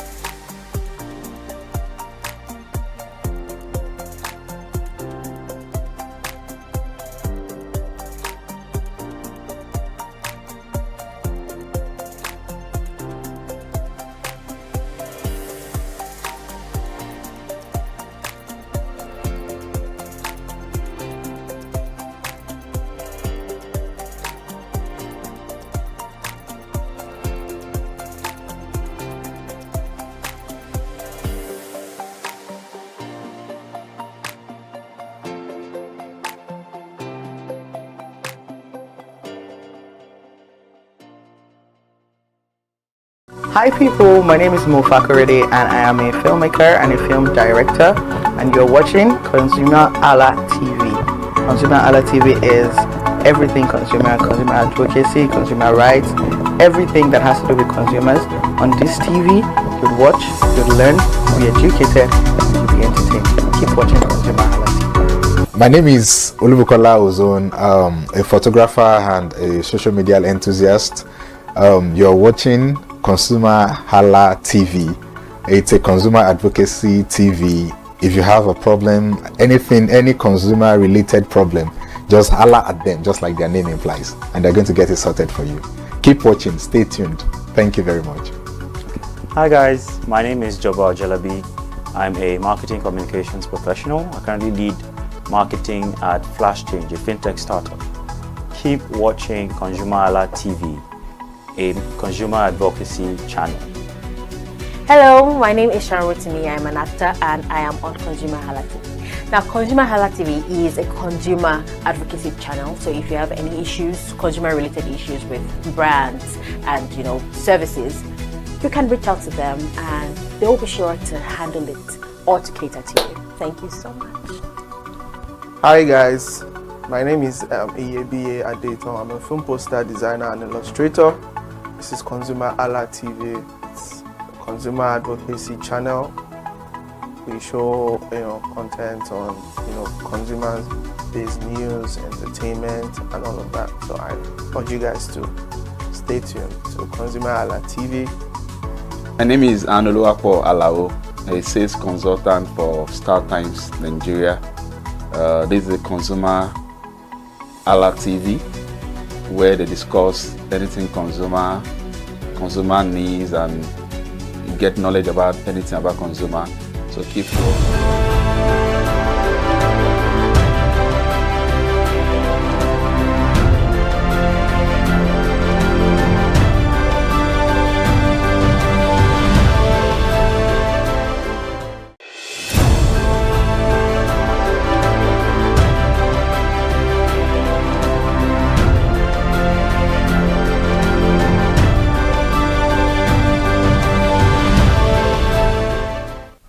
All right, welcome back to the studio. It is still Perspectives on ConsumerHalla TV, and we're talking to Comrade Allen before the network gave us a little bit of a glitch right there. So, Comrade Allen, welcome back to the studio. Thank you. Yeah, you were answering the question about political security and how the DSS, the police and security agencies in Nigeria can have a little bit of issue when it comes to who they support or how they have to be neutral when it comes to politics in Nigeria. So let's pick up from where you stopped. Yeah, I was trying to say that the challenges of attaching security personnel to VIP. When the VIP is attending an event, the security agent that you attach to them will be there with him. And because the primary purpose of his attachment is to protect that individual rather than there to go and prevent crime there. So if when he is there, or when the police officers are there, even where there is a commission of crime, they seem to be helpless because their primary responsibility at that particular point in time is to protect that VIP or that individual that they are attached to. So it's pretty much difficult. And I'm suggesting that we must do everything possible to ensure that security of our community, of our local government, of our state, and of our country, so that attaching security to individual will be reduced. So we can have more security personnel doing the actual job of security rather than following individual to party where sometimes crimes are committed and the police are helpless. So that will reduce neutrality of police in taking part in this party activity like you have mentioned. If you do not attach police officer, for instance, to the chairman of a political party, a police officer may be outside on the street doing the job of securing lives and preventing crime. But when you attach a police officer to the chairman of a political party, he may likely be tempted to go in with that chairman to see whatever is happening there. And when you have a video or camera, it could call the police, even carrying the bag of the chairman or the wife of a senator. So that's where the problem lies. So hopefully, the Inspector General of Police and all the security agency will come to the realization that what we need to do as a nation is to protect our country, to protect our state, to protect our community, rather than protecting our individual. And that way, we'll see our security agency having the capacity to be neutral. It's interesting. We have to appreciate you for your time and your insight. But before we let you go, finally, Comrade, let me put the politics aside for a moment, because we need to talk about this. It's very, very important to look into this. Imagine you're speaking directly to the voter in Osun, the mother, the father, the student, the trader, the civil servant, and the young person voting for the first time. And imagine you are also speaking to INEC, the security agencies, and every political leader. What is your message to them? And what must each of them do to ensure that nobody loses their lives simply because they supported the wrong political party or candidate? Yeah, what I would say to the good people of Osun, if I'm speaking to them directly, is that, look, there's no election, not even the election of a president, worth dying for. Because, after all, the primary responsibility of every government, as contained in the Constitution of the Federal Republic of Nigeria, as amended, Section 14 specifically, is the protection of lives and property. So why do you then need to lose your life to elect a governor whose responsibility is to protect you in the first instance? So why must you die because you want to elect a governor whose responsibility is to protect you in the first instance? So nobody's election worth dying for. So vote. For me, my message to the good people of Osun: vote, do not fight. Vote, do not die. Vote, do not kill. And don't take the instruction of any individual who will ask you to go and commit crime, who will not be there when you are caught, because there is nobody who will ask you to go and commit crime and will come and stand by you when you are caught by a security agency.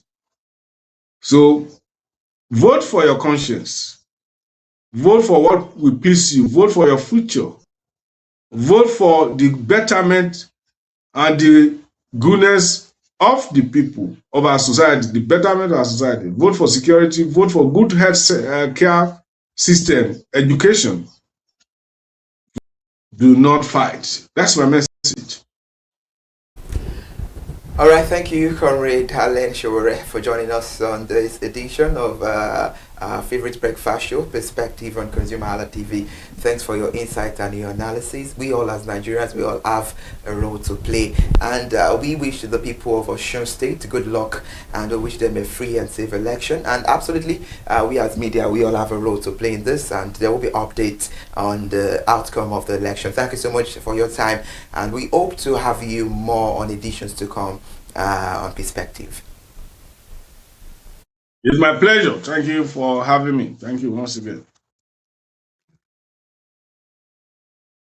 That was an interesting and a well-layered analysis right there. We have a guest, Comrade Allen Showore, joining us on the conversation as Osun decide 2026 election or another test of Nigeria's democracy. And Kike here said a whole lot, and all we have to do is to wish Osun good luck. And just like he said that, you know, vote, do not die. Yeah. Vote, do not fight, and vote, do not kill yourself. So the Osun State election is not simply about Ademola Adeleke, Bola Oyebamiji, Najim Salam, or the other candidate on the ballot. But it's not simply about the APC, ADC, Accord, or any other political party. At the heart of this election is the Nigerian voter, the citizen who wakes up, walks to a polling unit, stand in line, cast a ballot, and expect that ballot to mean something. There should not be too much to ask, obviously. But Nigeria's democratic history tells us that election can become dangerous when political ambition becomes more important than human life. That's why the language of political leaders matters. If a politician uses words that can be interpreted as a call for violence, society cannot simply wait until somebody is attacked before asking questions. At the same time, accusations must be investigated fairly, evidence must matter, and political opponents must, not weaponize institutions simply to silence legitimate political speech. This is the difficult balance democracy demands. And the August 15 election therefore present Osun with a choice that goes beyond choosing a governor. It presents a choice between politics of intimidation and politics of persuasion, and between political violence and democratic competition, between winning at all costs and respecting the people's mandate. And when the final ballot is counted, the most important question should not only be who won, it should be did the people truly choose? Because if the voter is intimidated, democracy loses, and if the ballot is manipulated, democracy loses as well. And if violence determines political power, democracy loses as well. But if the people vote freely, if institutions remain neutral, if politicians respect the result, and if every dispute is resolved through lawful democratic channels. Then Osun actually wins by doing this, and Nigeria's democracy wins. Thank you so much for watching Perspectives on ConsumerHallaTV this morning. I am Kike Alomo at Jibola. And I'm Mary Hayomikonle Heke. Stay informed, stay vigilant, and remember your vote is your voice. But democracy survives only when the voice is protected. And remember our guest on the show, Comrade Alan Showera, he said, vote but do not die. Vote and do not fight. Okay, the fate lies on the people of Osun tomorrow. Good morning, Nigeria. Thank you for joining us.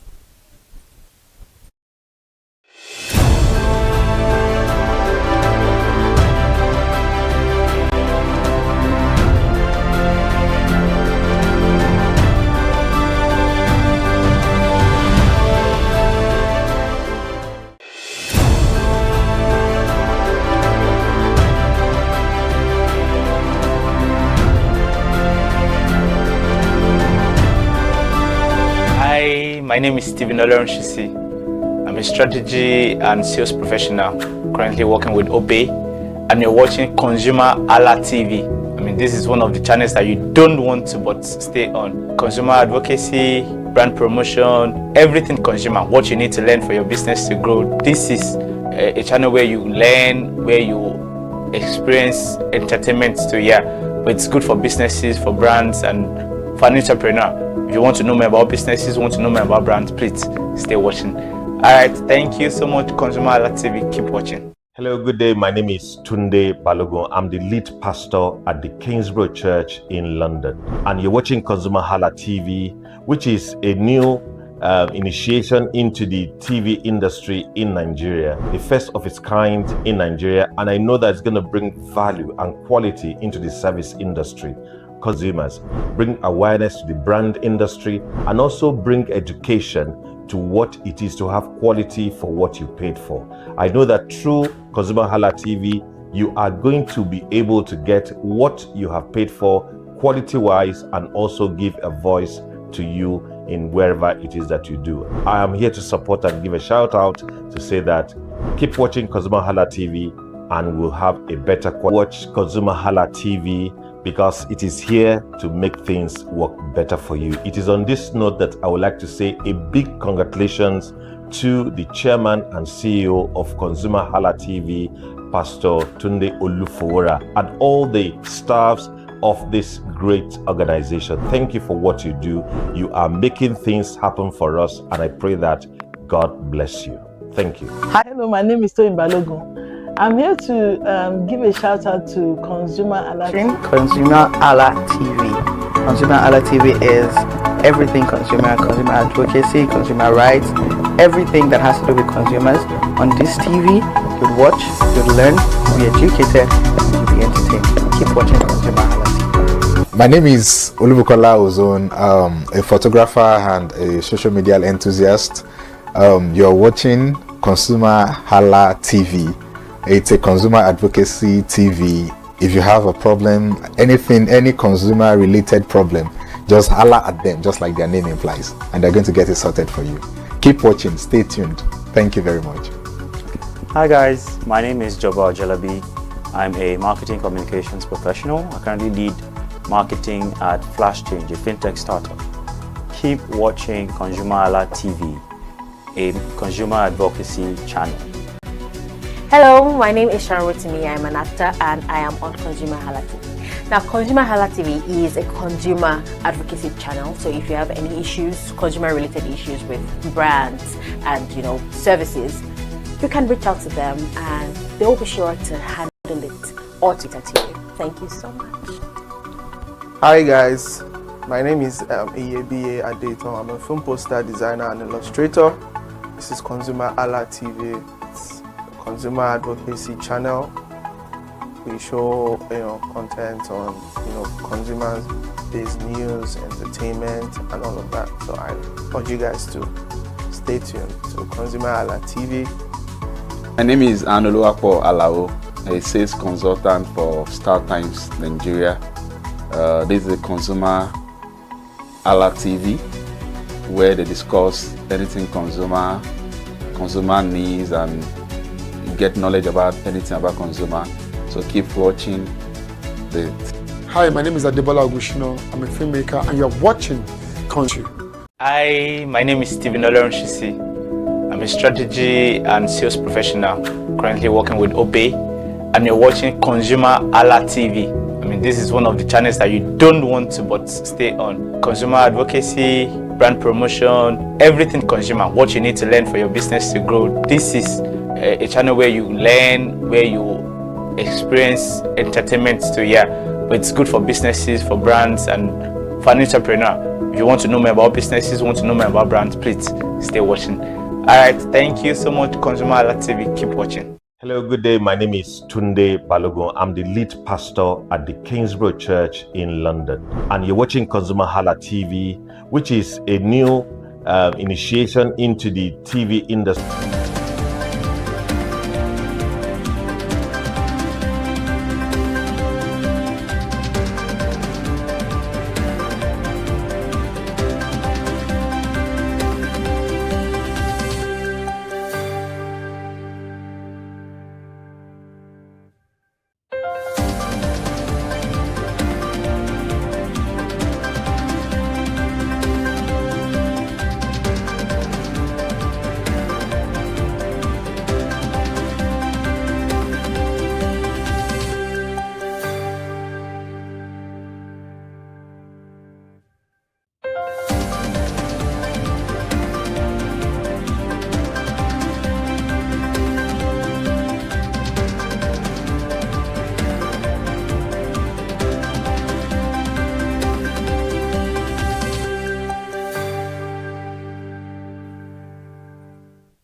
Thank you for always staying with us. Good morning and welcome to ConsumerHallaTV News this hour. I am Ire Ayomikunle, AK.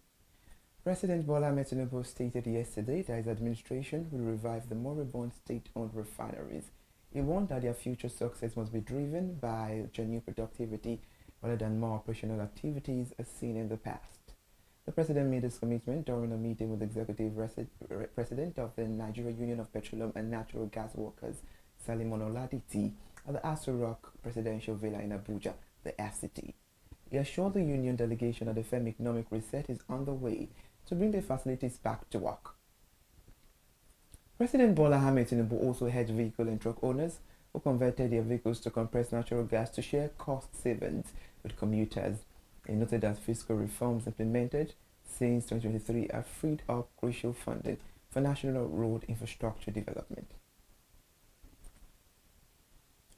The federal government approved tax waivers for 3,900 electric vehicles imported into Nigeria during the first half of the year. This initiative aim is to accelerate electric mobility despite the ongoing electricity shortages and insufficient charging infrastructure across the country. Official data reviewed by Reuters in a report on Wednesday showed that these approvals from the first batch under a new government scheme promote a cleaner transport. Nigeria previously exempted electric vehicles from value-added tax in 2024 and reduced import duties to 0% this year. Dealers estimate that electric vehicles currently account for less than 1% of the national vehicle fleet. Nigeria aims for electric vehicles to reach 60% of its total vehicle fleet by 2050 under the Energy Transition Plan. The Minister of Aviation and Aerospace Development, Festus Keyamo, will brief President Bola Ahmed Tinubu on the resolution reached between Aviation Union and the airline operators of Nigeria. The dispute centered on the lingering disagreement surrounding unpaid ticket sales charge obligations. The update follows an emergency meeting via industrial action. Minister Keyamo participated virtually via Zoom from abroad and directed Permanent Secretary Mahmood Kambari to prepare a formal presidential brief. The parties agreed that the Nigerian Civil Aviation Authority and related agencies will establish structured payment schedule for airlines. This payment will span a reasonable time frame to account for current operational costs and economic realities. And now the Economic and Financial Crimes Commission recovered 115 billion naira and $84 million in an unpaid statutory levies for the Niger Delta Development Commission. Francis Usani disclosed this information to the Senate Public Account Committee on Wednesday. The disclosure occurred during an investigation chaired by Senator Ibrahim Dakwambo into findings from the Nigeria Extractives Industries Transparency Initiative Audit Report spanning from 2021 to 2023. The Anti-Graft Agency investigated 43 oil companies operating across the Niger Delta region. Out of the investigated entity, 24 companies held outstanding liabilities totaling 76,883,705,907 naira and 17 kobo alongside $81,076,635. 19 other oil companies received a clean bill of health after review. Nigeria will scale up innovations reaching underserved communities or risk transforming its growing young population into a major social crisis. The Chief Executive Officer of the Nigerian Economic Summit Group, Tayo Aduloju, issued this warning on Wednesday in Abuja. Tuji Bello issued the warning during a stakeholder meeting in Lagos on Tuesday during this week. Mr. Tuji Bello stated that economic pressures cannot justify utilizing unsafe substitutes, prohibited additives, or poor quality ingredients that endanger consumer health. And now businesses must respond to financial challenges through legitimate commercial channels only. The Commission emphasized that rising prices for flour, sugar, and energy must not be offset by shortcuts that transfer risk to the public, and regulatory monitoring will target infractions across the sector. And now, given a report from Lagos State, the president of the Shoreline Developers Association of Lagos, Lai Omotola, announced that Lagos State owns an untapped shoreline asset estimated at $1 trillion. He made this declaration during the inaugural address of the association in Lagos State. Lai Omotola urged the government and private investors to sustainably develop the coastal corridor into an eco-friendly tourism hub. He noted that strategic waterfront properties continue to command high market value across the state. A plot measuring 1,000 square meters in Banana Island can sell for up to 5 billion naira. The shoreline development can unlock economic opportunities spanning fisheries, renewable energy, wind farms, and port logistics.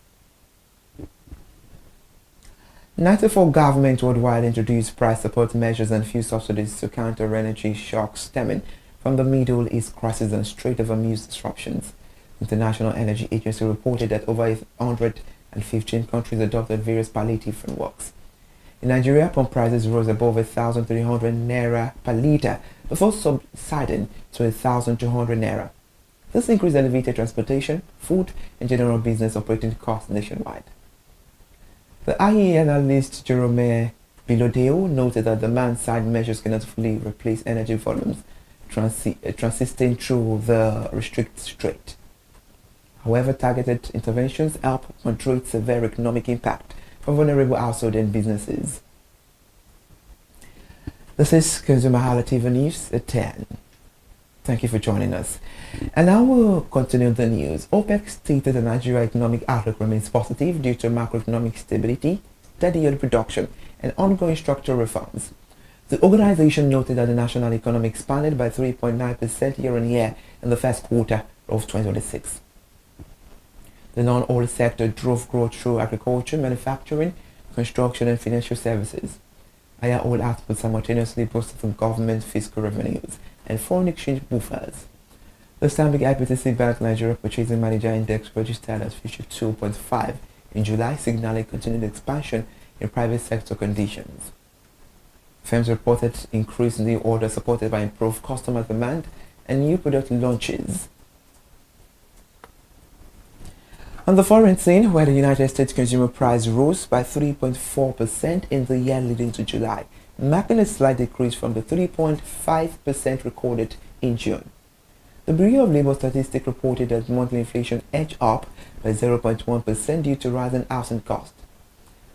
The gasoline prices dropped by 2.9% in July compared to June, but remained higher by 24.6% over the annual period. The food prices got increased at a slower pace, offering relief to consumers. The Federal Reserve Chair, Kevin Walsh, stated that the central bank's primary objective is driving inflation downward while avoiding economic shocks. Walsh emphasized patience as price growth gradually cools across the broader financial market. Join me live by the media news at 12, where we give you more news stories. I'm Hayomi Kunle Iki. Follow us on all our social media platforms and subscribe to our YouTube channel where you get informed. Thank you for joining us on the news.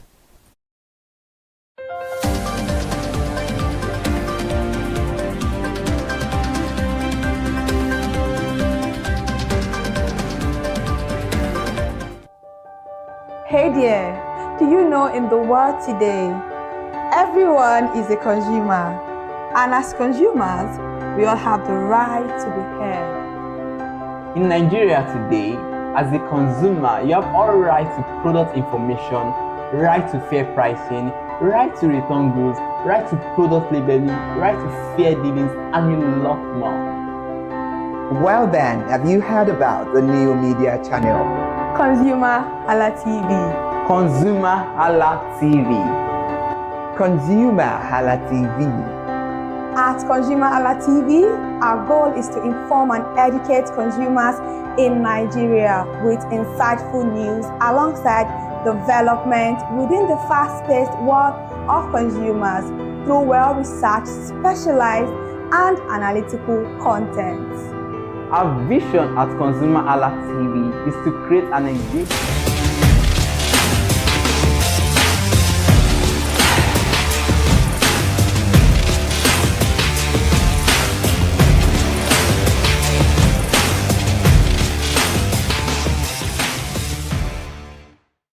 Hello consumers, soft drink have become part of everyday life for many Nigerians, whether for celebration, family gathering, be it in the restaurant or wherever you find yourself. You must always find consumer taking a soft drink to refresh their day. And with so many brands and so many flavors available, consumers actually have a reason why they stick with a particular brand, be it taste, size, flavor, anything they could actually think of. They also have their favorite food or favorite snack to go with it. And today on the street of Lagos, we'll be asking consumers which brand of soft drink, soda edition do they go for, and what is their reason why they stick with this. I am Elizabeth Abefe. Remember, this is Consumer Voice on ConsumerHalla TV. Let's go find out from consumers.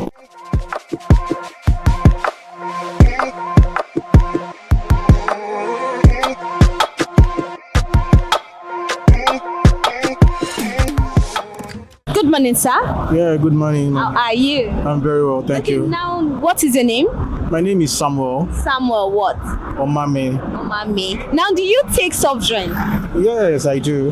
Which brand? Actually, I love taking Fanta. Apart from Fanta, which other one have you tried taking? Well, aside of Fanta, I also go for, what is it called? 7-Up. 7-Up. Or Sprite, rather. Sprite. Yeah. So is there a reason why you now stick with Fanta? What makes Fanta stand out for you? Actually, I love taking Fanta most times because other brands, there are much sugar in it. The why in Fanta, I believe that yes, it's orange. At least it's lesser in terms of sugar. So that is why I love taking Fanta. Okay, so how has your experience been taking Fanta? For how long have you been taking Fanta now? I've been taking it for so many years now. I can't actually remember, but I love taking Fanta. It has always been my best brand. Yeah, and secondly, even my daughter also make me fall in love with it because she also like taking Fanta. So Fanta is best among all. How do you like your Fanta? Is it very cold or just? Yeah, I like taking cold one, and it's very cool when taking it. It's very cool, honestly. So what's your favorite snacks and your favorite food to go with whenever you want to enjoy it? Anytime I want to take Fanta, I will prefer taking a meat pie. Yeah, or donuts. Yeah, but sometimes I do take it with rice. Yeah, but donut is the best way. Yeah. So as concerning the taste, has the taste changed ever since you've been taking it? Because you said you've been taking it for so long. The taste, is it still constant or? Yeah, the taste is still constant, but it's just the plastic that have changed. Yeah, I believe that there are different size of it. We have the big one and the small one. So the taste still remains the same. Yeah. Now, if the taste still remained the same, when you were growing up, was it also Fanta you stick with, or it was when you grew up you changed your brand? Oh, it's still Fanta. I don't think I can ever change it. Okay. But in absence of Fanta, that is when I can go for 7-Up or Sprite. But Fanta is my number one. Yeah. Okay, now between the can, the bottle, and the plastic, how will you differentiate the three? Have you tried the three? Yeah, actually, when it comes to the can, I have much interest in it because the plastic one, there are fake ones. So that is why anytime I want to take it, I will prefer taking the can. But if there's no can, I can still manage the plastic. Yeah. So talking about prices now. Prices, how much do you get Fanta for now? How much was it back then? How much is it now? Back then, if I can remember vividly, I think it used to be 200 naira or 100 naira, from 100 to 250. 250 now is 500 naira. So, but anyway, it's still affordable. It's still affordable. Okay, so I want you to rate this brand over 10. How well will you rate them? I'll raise them 8. 8 over 10? Yeah, I'll raise them. If there's anything you want them to do better on, what would that be? Actually, I don't think there's anything I would want them to do, but it's still okay. It's okay to me. It's okay. Okay. Yeah. Thank you very much, sir. You're welcome.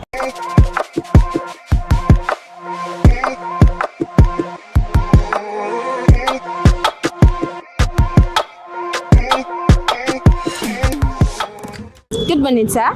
Yeah, good morning. How are you? Yeah, I'm good. I'm good. So what is the name? My name is Patrick. Patrick what?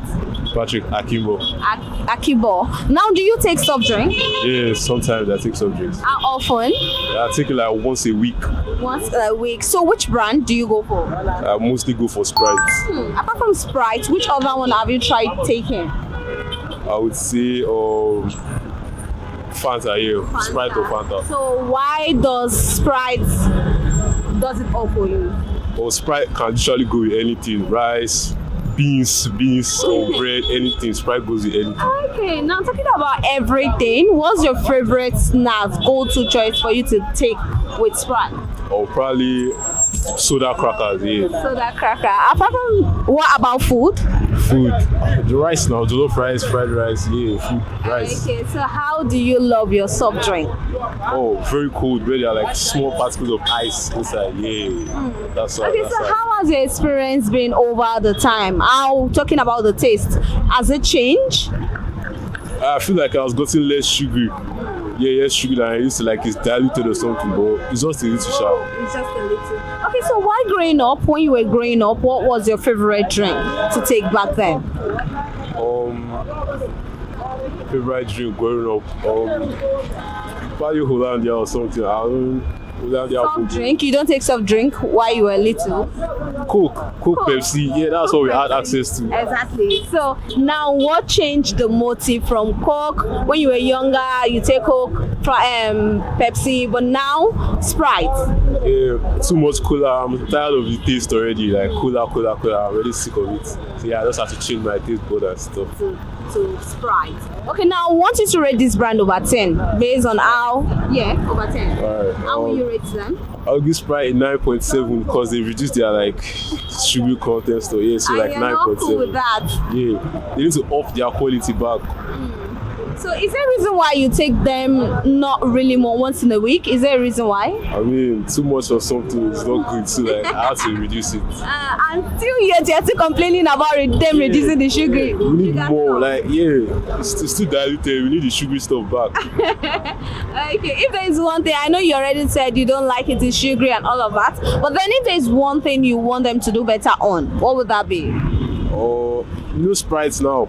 That's like their brand, like the actual drink. Maybe they can work on maybe another flavor or something. Yeah, that was better. Okay, thank you very much, sir. Yeah.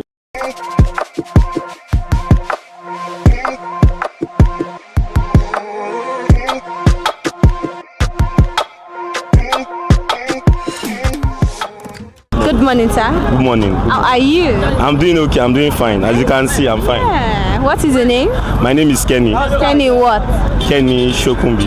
Shokumbi. Now, do you take soft drink? Yes, but not always. Like I love Pocari Sweat. What I take is Pocari Sweat. Okay, before I go down to that, you said not really. How often do you take it? So I take soda like let's say once a week or twice a week. Once a week or twice. Which brand, if I may ask? So I take Sprite, but what I take more than twice a week is Pocari Sweat. What is Pocari Sweat? So Pocari Sweat is an iron supply drink. It's good for Nigerians. I think Nigerians should know about this product because unlike your other soda, it's an iron supply drink and it has a whole lot of health benefits that you can benefit from this. So if you go out, you do any strenuous activity, you run, you're an athlete, and you do without being an athlete also, if you go out and our weather is so harsh and so sunny, so you need to rehydrate. So it's very important to rehydrate every day. So that's why you need Pocari Sweat because it's an electrolyte drink and it's also an iron supply drink and it's going to help you replenish all your lost ions and fluid and the sweat that your body has lost. In sweat you don't only have like water. You don't only lose water. You lose other components. So Pocari Sweat can help you regain this back and also rehydrate you. Okay, now how do you get to know about this brand? So I didn't really know about it until I started working with the brand.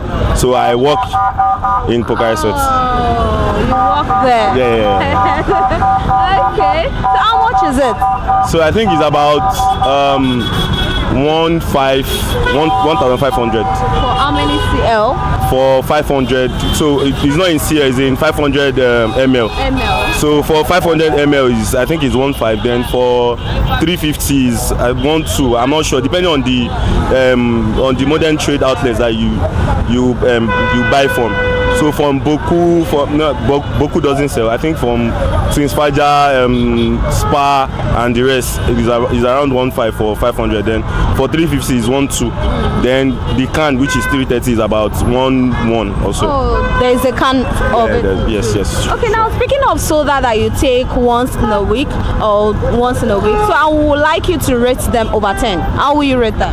So for me, like I mentioned earlier, I love taking Pocari Sweat almost every day, if not like 4 to 5 times in a week. Then for Sprite, I just take Sprite once in a while. Maybe Pocari Sweat is not like available to me around that time. So the next option for me is Sprite because it's not colored. I don't really like colored soda or colored drink. While you were growing up, what soft drink do you take while growing up? So while growing up, I love Coke and Pepsi. So what changes? In Nigeria now, life expectancy is like really dropping, and people don't really know about people are not aware that soda can like damage a whole lot of things in your body. So you need to actually reduce the intake of soda because it contains a whole lot of sugar.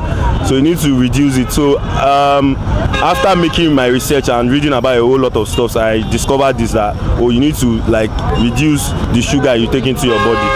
So that's okay. So if there's anything you like a soda brand to do better, to improve on, what would that be? I want them to reduce the sugar in soda, and also they need to, on their labels, they need to tell people the harm it does to the body. If that can, because I know cigarette does this, on cigarettes, you see people, you are liable to die young if you smoke. So I wish they can also impute, oh, you are liable to, have diabetes or whatnot, and other diseases if you take too much of soda. Already, too much of everything is not good. So they should just tell people to reduce the way they take. So. Thank you very much, sir. All right. Thank you too.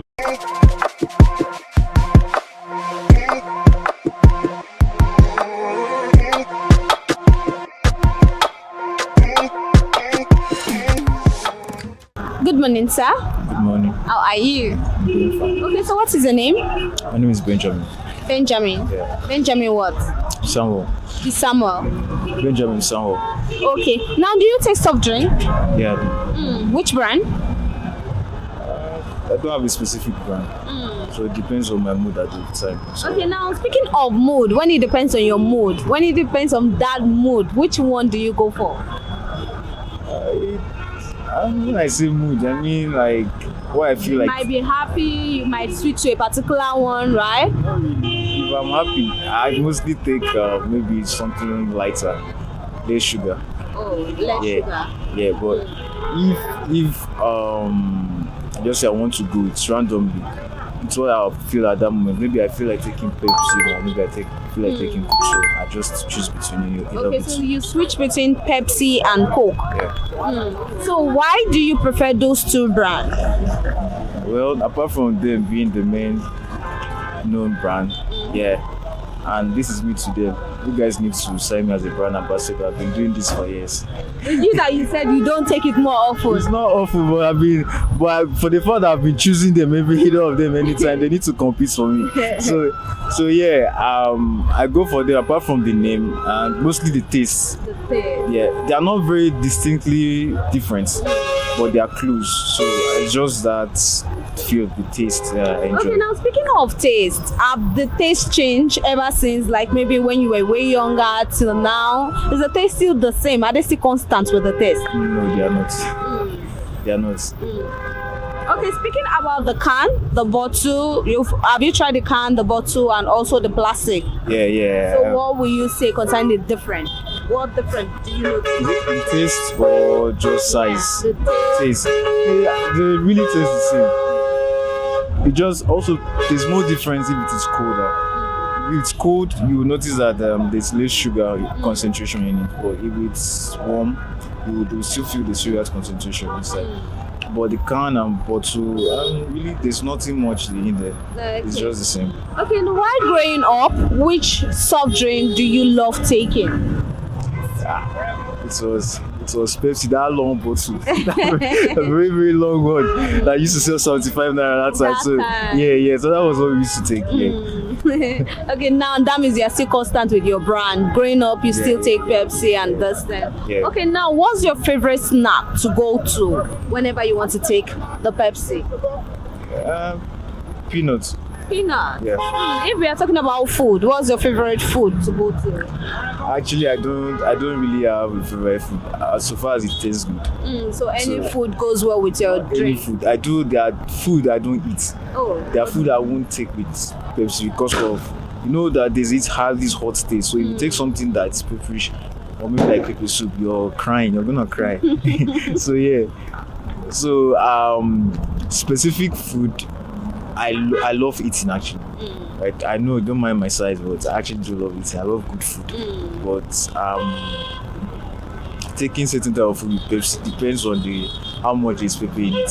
So yeah, that's just it. Okay, now considering the price, I know you said you bought it 75 naira, and now how much is it? 500. 500. Yeah.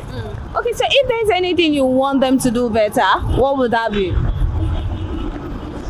First off, I would say they should change their wrap. It should look something new. No more than, I know it's an identity, but maybe something a bit different. Right? It's just then in terms of the pricing, I don't know how the market is currently inflated. So I don't know how they will do it. But I noticed that there's a 300 naira bottle, and that's fair. So it will reach everybody. So that's good. Not really changed much. It should not really change much, but yeah, and I think they should also do on that. They do the zero sugar they used to do before. I really see it these days, so they should also do that too. Okay. To give people variety. Yeah. Okay. Is there a reason why you don't take them more often too? Yeah, I'm trying to enter into my healthy space. Yeah. So right now I take more of organic smoothies that I do from home each morning. So and more of water. So I take like 3 liters of water a day. So for the Pepsi drink once a week, once or twice a week. So if I took yesterday, I won't take the next. So I am kind of watching my.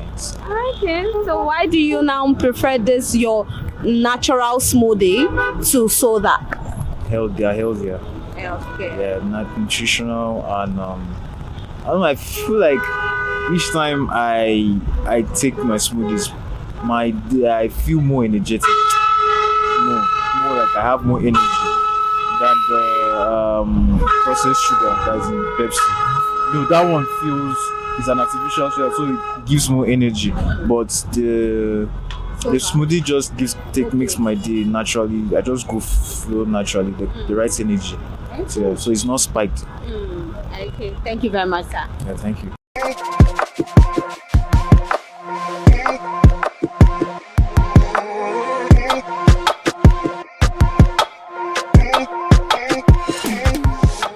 Good morning, sir. Yeah, good morning, ma. How are you? I'm fine. Okay, so what is your name? I'm Philip. Philip what? Oliver. Oliver. Now, do you take soft drink? I do. How often? Not too often, just maybe once, twice in a week or so. Is there a reason why you don't take it more often? It's just health reasons, to keep my blood sugar not too high. Okay, now if you want to take it that less, which brand do you go for? I actually drink Coca-Cola drinks. I'm familiar with them. You're familiar with them. Okay, so what do you look out for whenever you want to get your Coke? How do you like your Coke, cold or normal temperature? I would like it cold, but I guess maybe not too cold, like absolutely freezing. But I wouldn't mind drinking it warm if I have to. Okay, now what's your favorite snacks to go with in case you want to get your... I don't have a particular one. Just any snacks is cool with you. What about a favorite food to go with? It's the same thing with that one as well. Like I could just drink it on its own. Okay, while growing up, which drink do you take? I know you said maybe that was what you grew up taking, but while growing up, let me ask you, which soda do you grow up taking? Well, Fanta, Sprite, Coke, Malta as well. Those were the main ones really. Okay, so is there a reason now lately you stick with just only Coca-Cola?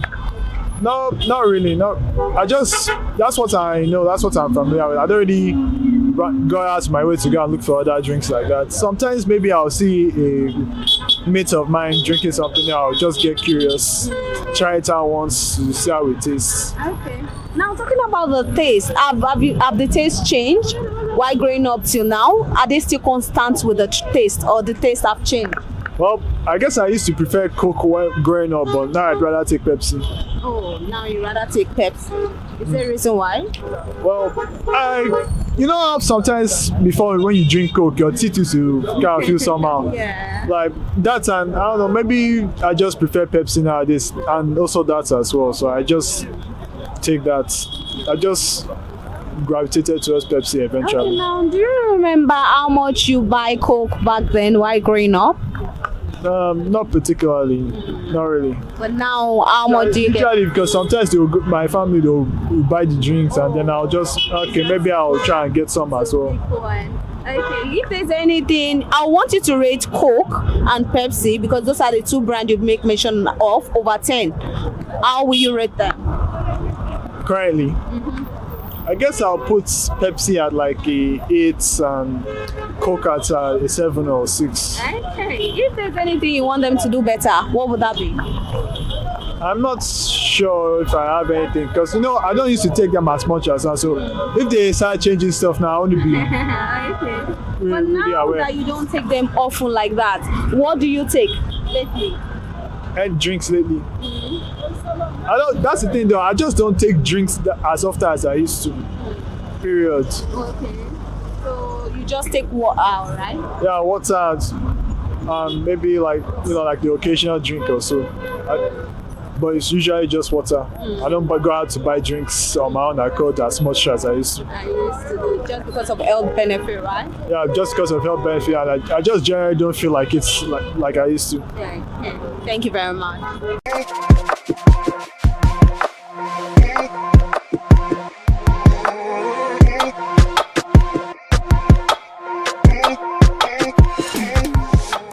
Good morning, sir.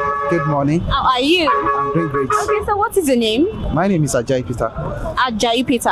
Yeah. Now, do you take soft drink? Yes. Which brand? I do Coke and I took 7-Up. So how often do you take them? Maybe once in a week. Once in a week. Is there a reason why you take them once in a week? Most times I don't watch what I take because of health. As a man, we have to be careful of what comes in. Okay, now, considering what do you go? What's your favorite snack to go with whenever you want to take your soda? I prefer plantain chips. Plantain cheese. What about your favorite food? My favorite food. Yeah, that's fried rice and chicken. To go with the Coke, right? Yeah. Okay, so why do you prefer Coke to other ones? Actually, not that, but it's just my thing. Or I should go with Hollandia yogurt. Today I'm talking about soft drinks. Let's leave yogurt out of it. Okay. So I just love that brand, especially that Coke, because if you follow football, it's something that high class people recommend. So I just like it. What about the taste? Yeah, the taste is okay. Okay, now growing up, which soda do you grow up taking?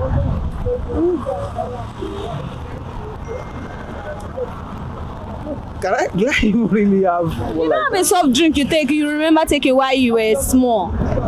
Actually, then it's all this. What is it called? Pepsi, Mirinda, all those kind of things. Okay, now, why do you switch from there and you're now with Coke? As we grow up, we know what works for us. So that's it. Okay, now speaking of the taste, how will you compare the taste of back then to this moment? Have they been constant or has the taste changed and all of that? Actually, the taste for Coke has not changed. So they have this unique, maybe I should call it a unique product that is not being exported. Yes, we have a lot of products that are trying to copy, but they didn't get it. Okay, now speaking about the can, have you tried canned Coke before? Yes. You've tried the plastic, Yes. You've tried the bottle. What difference do you think you can say concerning that? For the can one, it's always reserved, and especially when you have an expired product for the plastic, when you taste it, if it's someone that knows the taste, you will know that this one is out of it. So I hardly find it difficult to get that when it comes to can, except you look at the expiring date. But for someone on the street, you just get it, just take it, you won't know that. Okay, now talking about the price, how much do you get it for back then when you were growing up, and how much is it now? No. The difference is too clear. It's too clear. Then you'll be talking of 15 naira, talking of 20 naira stuff. And now if you want to take a Coke now, you have to take it. You have to have 500 naira. That's for the street. Yeah. If you enter any club now, you'll be talking of 1,000, hotel 1,005. That's the difference now. Okay, now I want you to rate Coke over 10 based on how you take it. I know you don't take it often, but how will you rate them? Well, I will give them 6 over 10. 6 over 10. If there's anything you want them to do better, what would that be? They should work on branding. We have diverse companies now that always copy just to. Coke should look for something like branding that will make their product more unique, that will be difficult for others to copy. Thank you very much, sir. You're welcome.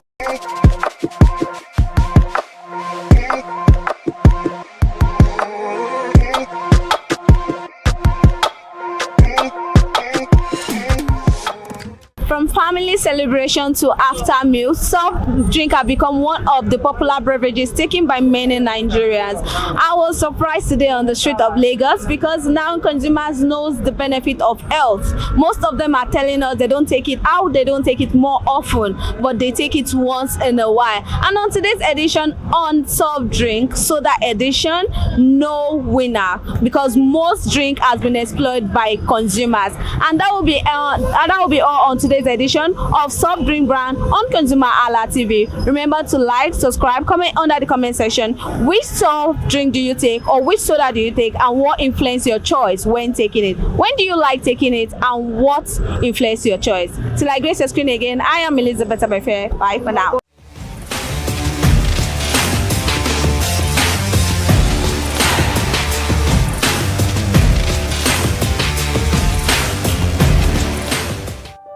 Hey there, do you know in the world today, everyone is a consumer, and as consumers, we all have the right to be heard. In Nigeria today, as a consumer, you have all right to product information, right to fair pricing, right to return goods, right to product labeling, right to fair dealings, and a lot more. Well then, have you heard about the new media channel? ConsumerHalla TV. ConsumerHalla TV. ConsumerHalla TV. At ConsumerHalla TV, our goal is to inform and educate consumers in Nigeria with insightful news alongside development within the fast-paced world of consumers through well-researched, specialized, and analytical content.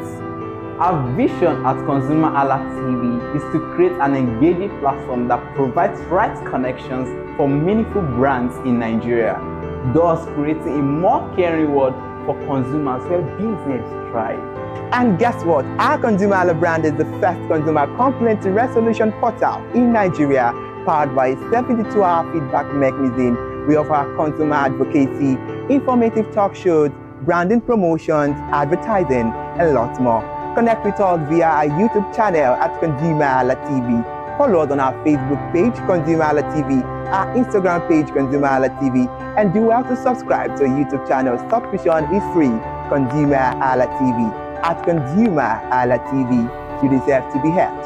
At ConsumerHalla TV, you deserve to be heard.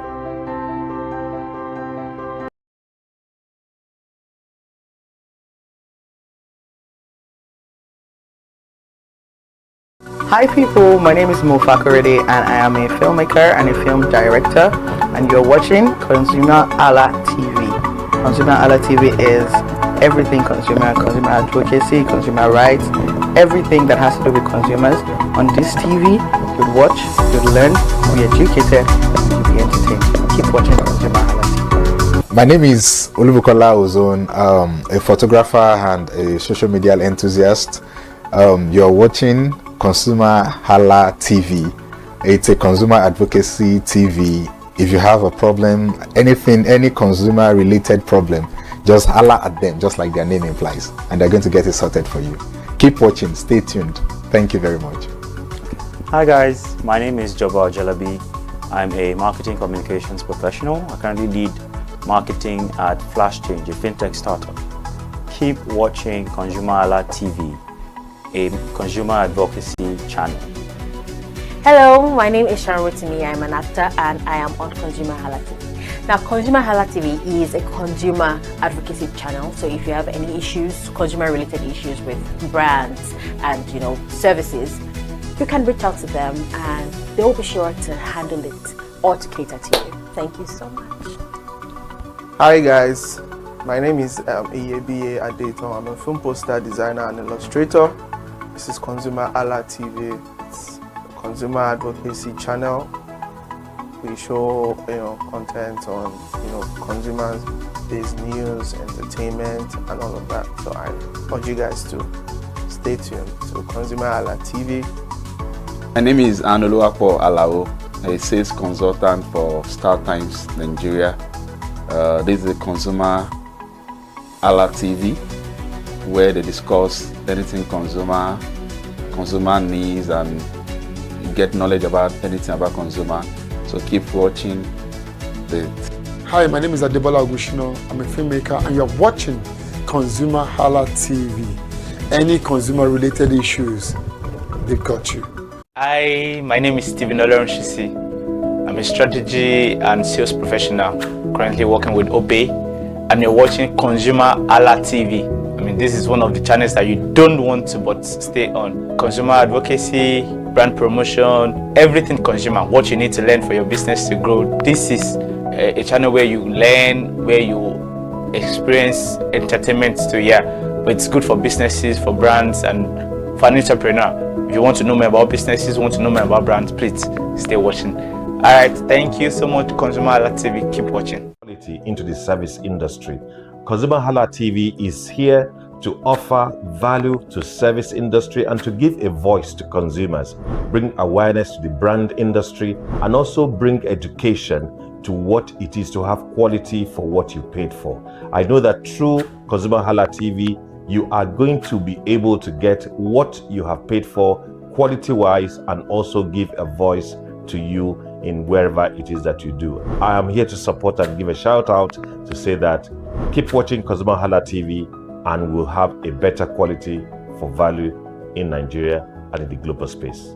Please continue to watch ConsumerHalla TV because it is here to make things work better for you. It is on this note that I would like to say a big congratulations to the chairman and CEO of ConsumerHalla TV, Pastor Tunde Olufowora, and all the staffs of this great organization. Thank you for what you do. You are making things happen for us, and I pray that God bless you. Thank you. #1 platform helping you to shop smart, spend wisely, and live better. Anytime you have any kind of issues with your shopping, or you want to know a very honest review, please contact ConsumerHalla TV, here to help you. And please join the community where we can all make life easy and better for all of us. Hey there, do you know in the world today, everyone is a consumer, and as consumers, we all have the right to be heard. In Nigeria today, as a consumer, you have all right to product information, right to fair pricing, right to return goods, right to product labeling, right to fair dealings, and a lot more. Well then, have you heard about the new media channel?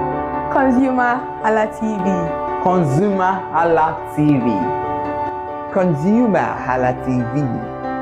At ConsumerHalla TV, our goal is to inform and educate consumers in Nigeria with insightful news alongside development within the fast-paced world of consumers through well-researched, specialized, and analytical content. Our vision at ConsumerHalla TV is to create an engaging platform that provides right connections for meaningful brands in Nigeria, thus creating a more caring world for consumers where business thrive. And guess what? Our ConsumerHalla brand is the first consumer complaint resolution portal in Nigeria, powered by a 72-hour feedback mechanism. We offer consumer advocacy, informative talk shows, branding promotions, advertising, and lots more. Connect with us via our YouTube channel at ConsumerHalla TV. Follow us on our Facebook page, ConsumerHalla TV, our Instagram page, ConsumerHalla TV, and do well to subscribe to our YouTube channel. Subscription is free. ConsumerHalla TV. At ConsumerHalla TV, you deserve to be heard. At ConsumerHalla TV, you deserve to be heard.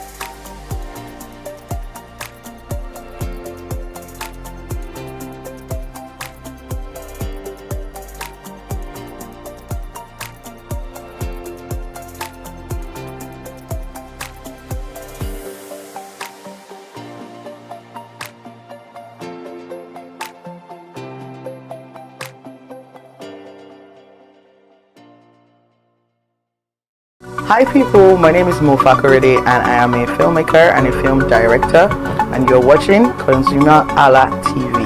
ConsumerHalla TV is everything consumer advocacy, consumer rights, everything that has to do with consumers.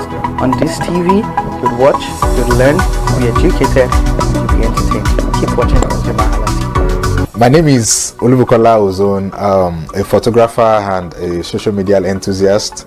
You're watching ConsumerHalla TV. It's a consumer advocacy TV. If you have a problem, any consumer related problem, just holla at them, just like their name implies, and they're going to get it sorted for you. Keep watching, stay tuned. Thank you very much. Hi guys, my name is Joba Jalabi. I'm a marketing communications professional. I currently lead marketing at Flash Change, a fintech startup. Keep watching ConsumerHalla TV, a consumer advocacy channel.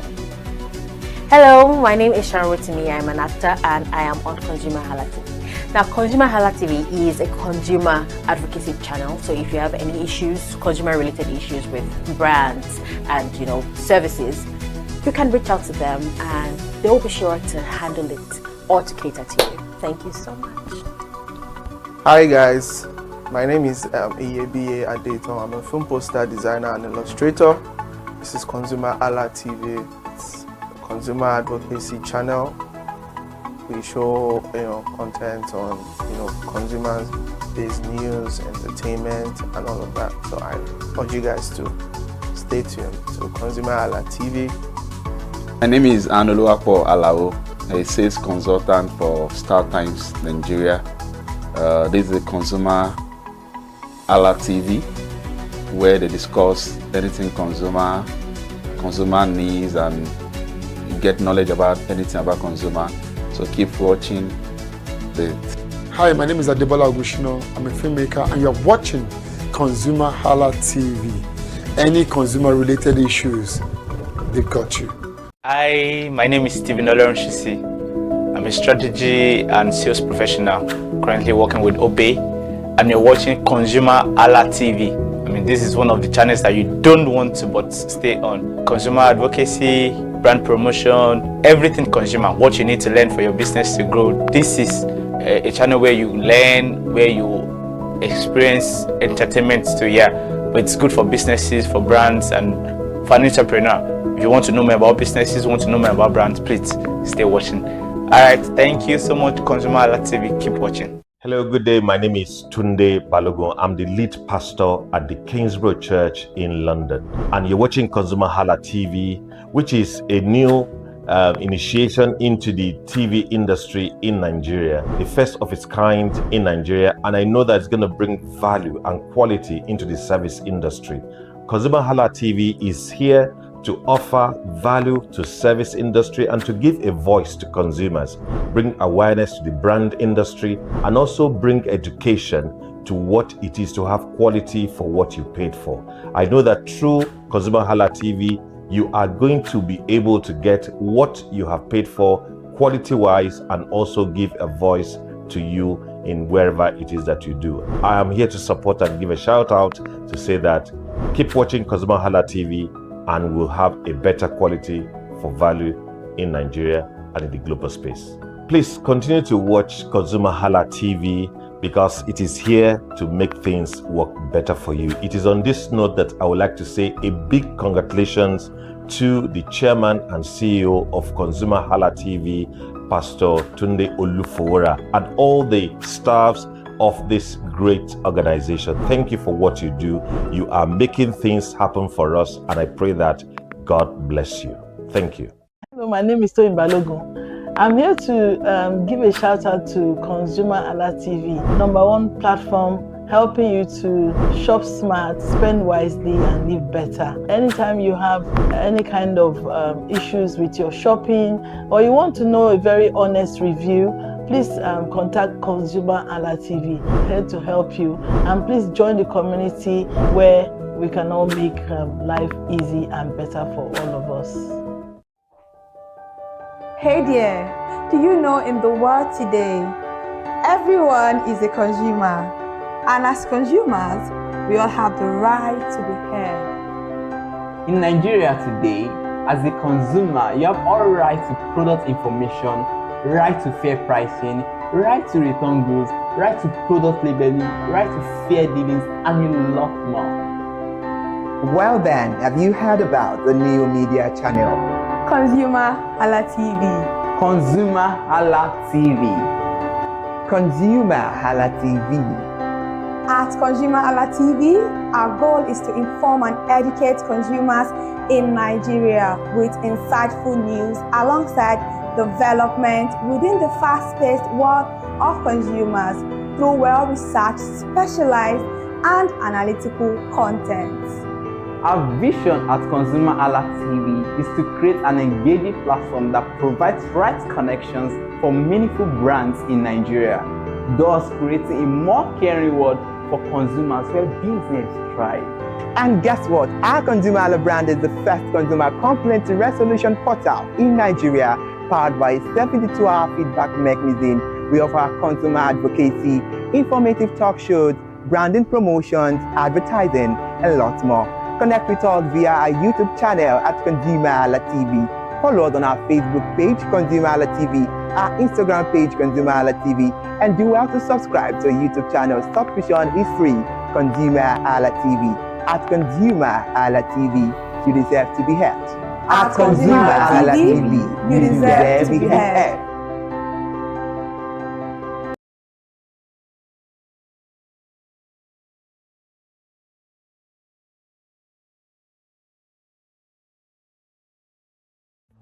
My name is Tunde Olufowora, and I'm the CEO of Bandai Communications. We are the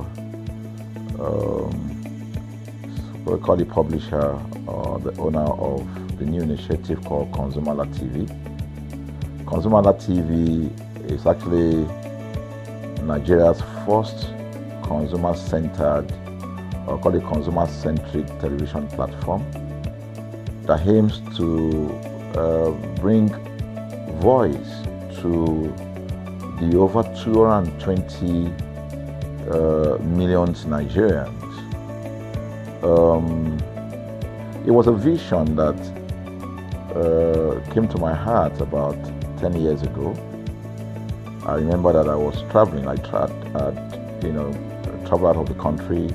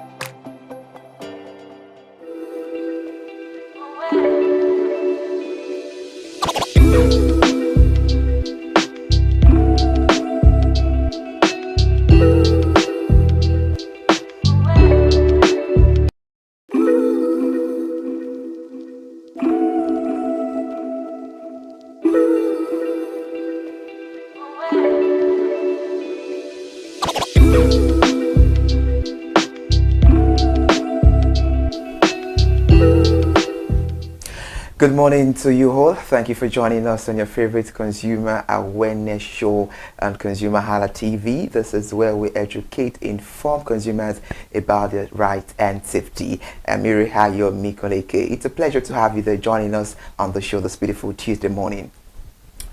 And welcome to Consumer Watchdog on ConsumerHallaTV, the program where we educate, inform, empower consumers to understand their rights and demand accountability. I am Elizabeth Eze, and today we are focusing on the most important protection every consumer should be able to rely on: the right to safety. All right. Good morning, Elizabeth. Good morning, Kule. Okay, now let's move into that. Thank you for bringing that on board. Well, this morning on the show, we have to talk about something that is very, very important: consumer right to safety, because everyday Nigerians purchase food, medicines, electrical appliances, vehicle, cosmetics product, household product, and other goods and services with the expectation that they would not put their lives out to unnecessary risk. But what happens when a product causes injury? What happens when a service puts consumers in danger? And can a business simply display a no refund notice and refuse to take responsibility? Meanwhile, under Nigeria's consumer protection framework, particularly the Federal Competition and Consumer Protection Act 2018, consumers are entitled to protection from unsafe and hazardous goods and services. The law also provides mechanisms throughout which consumers can seek redress when their rights are violated. But before we move into the conversation fully this beautiful morning, let's bring you some consumer-related development. And now to consumer-related news story. The headline says FCCPC resolve 1,000 of consumer complaints. And the full story says the Federal Competition and Consumer Protection Commission, FCCPC, has continued its consumer protection and dispute resolution activities across the country. The Commission's Lagos Zonal Office has reported resolving more than 15,000 consumer complaints, highlighting the growing role of regulatory intervention in disputes between consumers and businesses.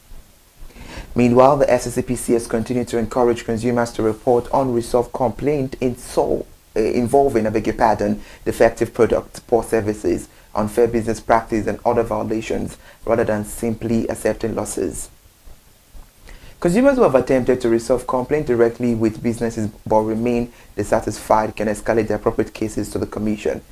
The message is clear: a consumer who has suffered a legitimate loss or received a defective product does not necessarily have to bear that loss alone. Away from that news report to another consumer news headline this morning that says regulatory action on sachet alcohol. And the full story says the regulatory enforcement concerning sachet and small volume alcoholic beverages has also continued, with the National Agency for Food and Drug Administration and Control, NAFDAC, maintaining its effort to enforce regulations governing regulated products. Such enforcement has implications for manufacturers, distributors, retailers, and consumers, particularly where product safety, registration, labeling, and compliance are concerned. For consumers, the issue goes beyond availability. The fundamental question is whether products placed on the market meet the required safety and regulatory standards. Away from that, another headline says concerns over consumer credit and data, and the full story says as Nigeria consumer credit markets continue to develop, concerns have also been raised about the country's financial data infrastructure and how consumer information is collected, assessed, and used. As more Nigerian access digital lending and other financial services, issues surrounding data accuracy, transparency, responsible lending, and consumer protection remain very important. Consumers need to understand not only the cost of borrowing, but also know how their personal and financial information is being handled. We're still giving you another consumer news headline, which says consumer prices and inflation. And the full story says, meanwhile, businesses operating in Nigeria's fast-moving consumer goods sector continue to face changing consumer demand and pricing pressures as inflationary conditions evolve. While some inflationary pressures have shown signs of moderation, consumers continue to pay close attention to the prices of essential goods and services. For consumers, the concern remains straightforward. Can their income continue to keep pace with the cost of everyday living? That is all that we have for you on consumer related news story on Consumer Watchdog this beautiful morning. Let's take a short break, and when we come back, we move into the conversation.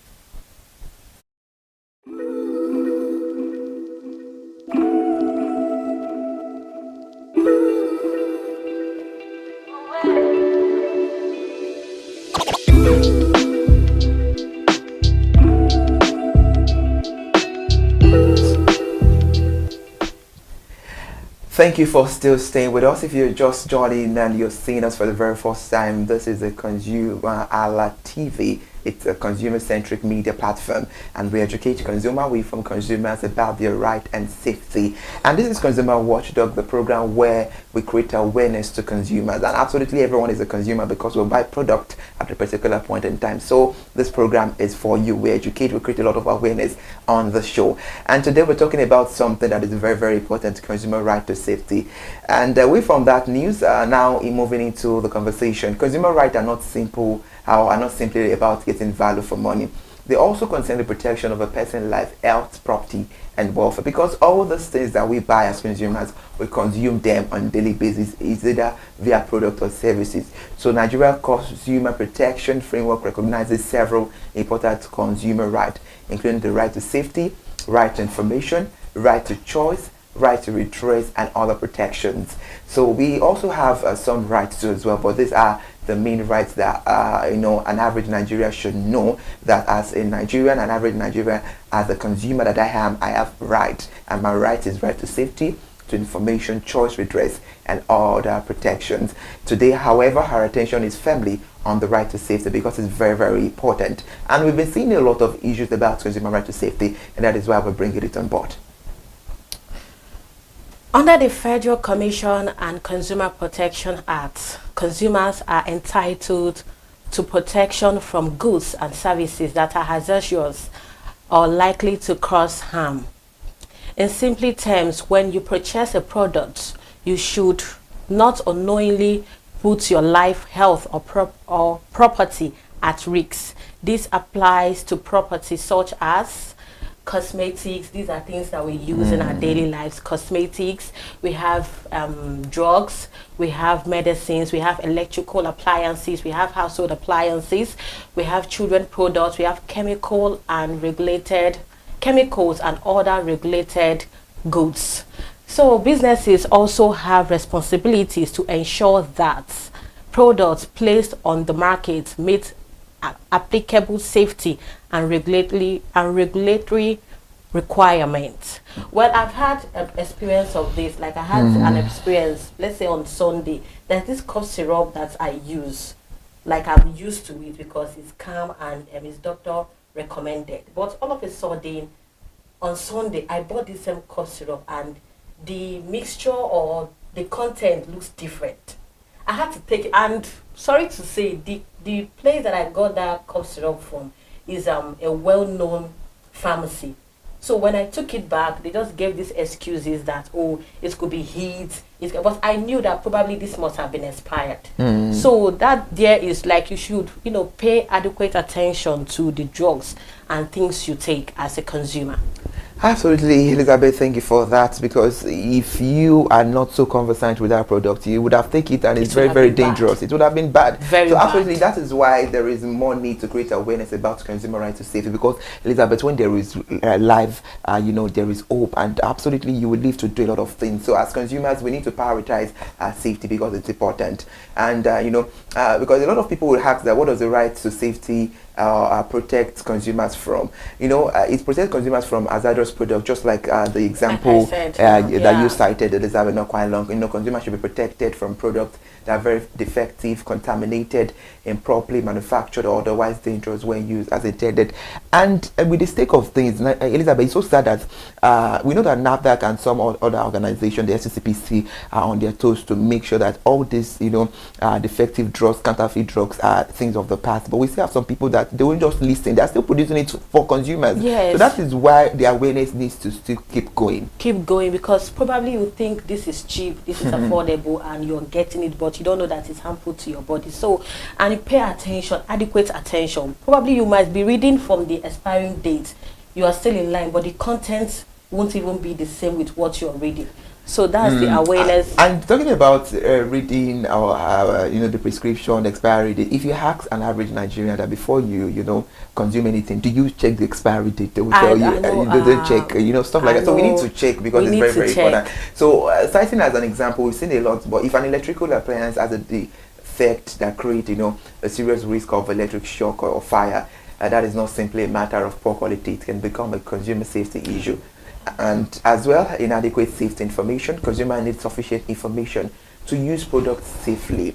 It's very, very important as consumer that we need sufficient information before consuming any product. The warning is very important for us to read the instructions, the ingredients. We must make sure that we go through these things, the expiry date, and other relevant information which can be critical, particularly for food, medicines, chemicals, electrical product, and other potential hazardous goods.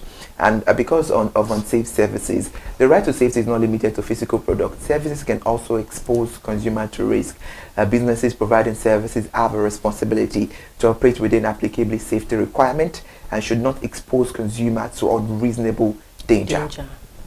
Okay, let's talk about the law. Who is responsible for consumer safety? This is what people will like, where you have to run to when you have such. Is the consumer protection in Nigeria involves several regulatory institutions depending on the product or sector.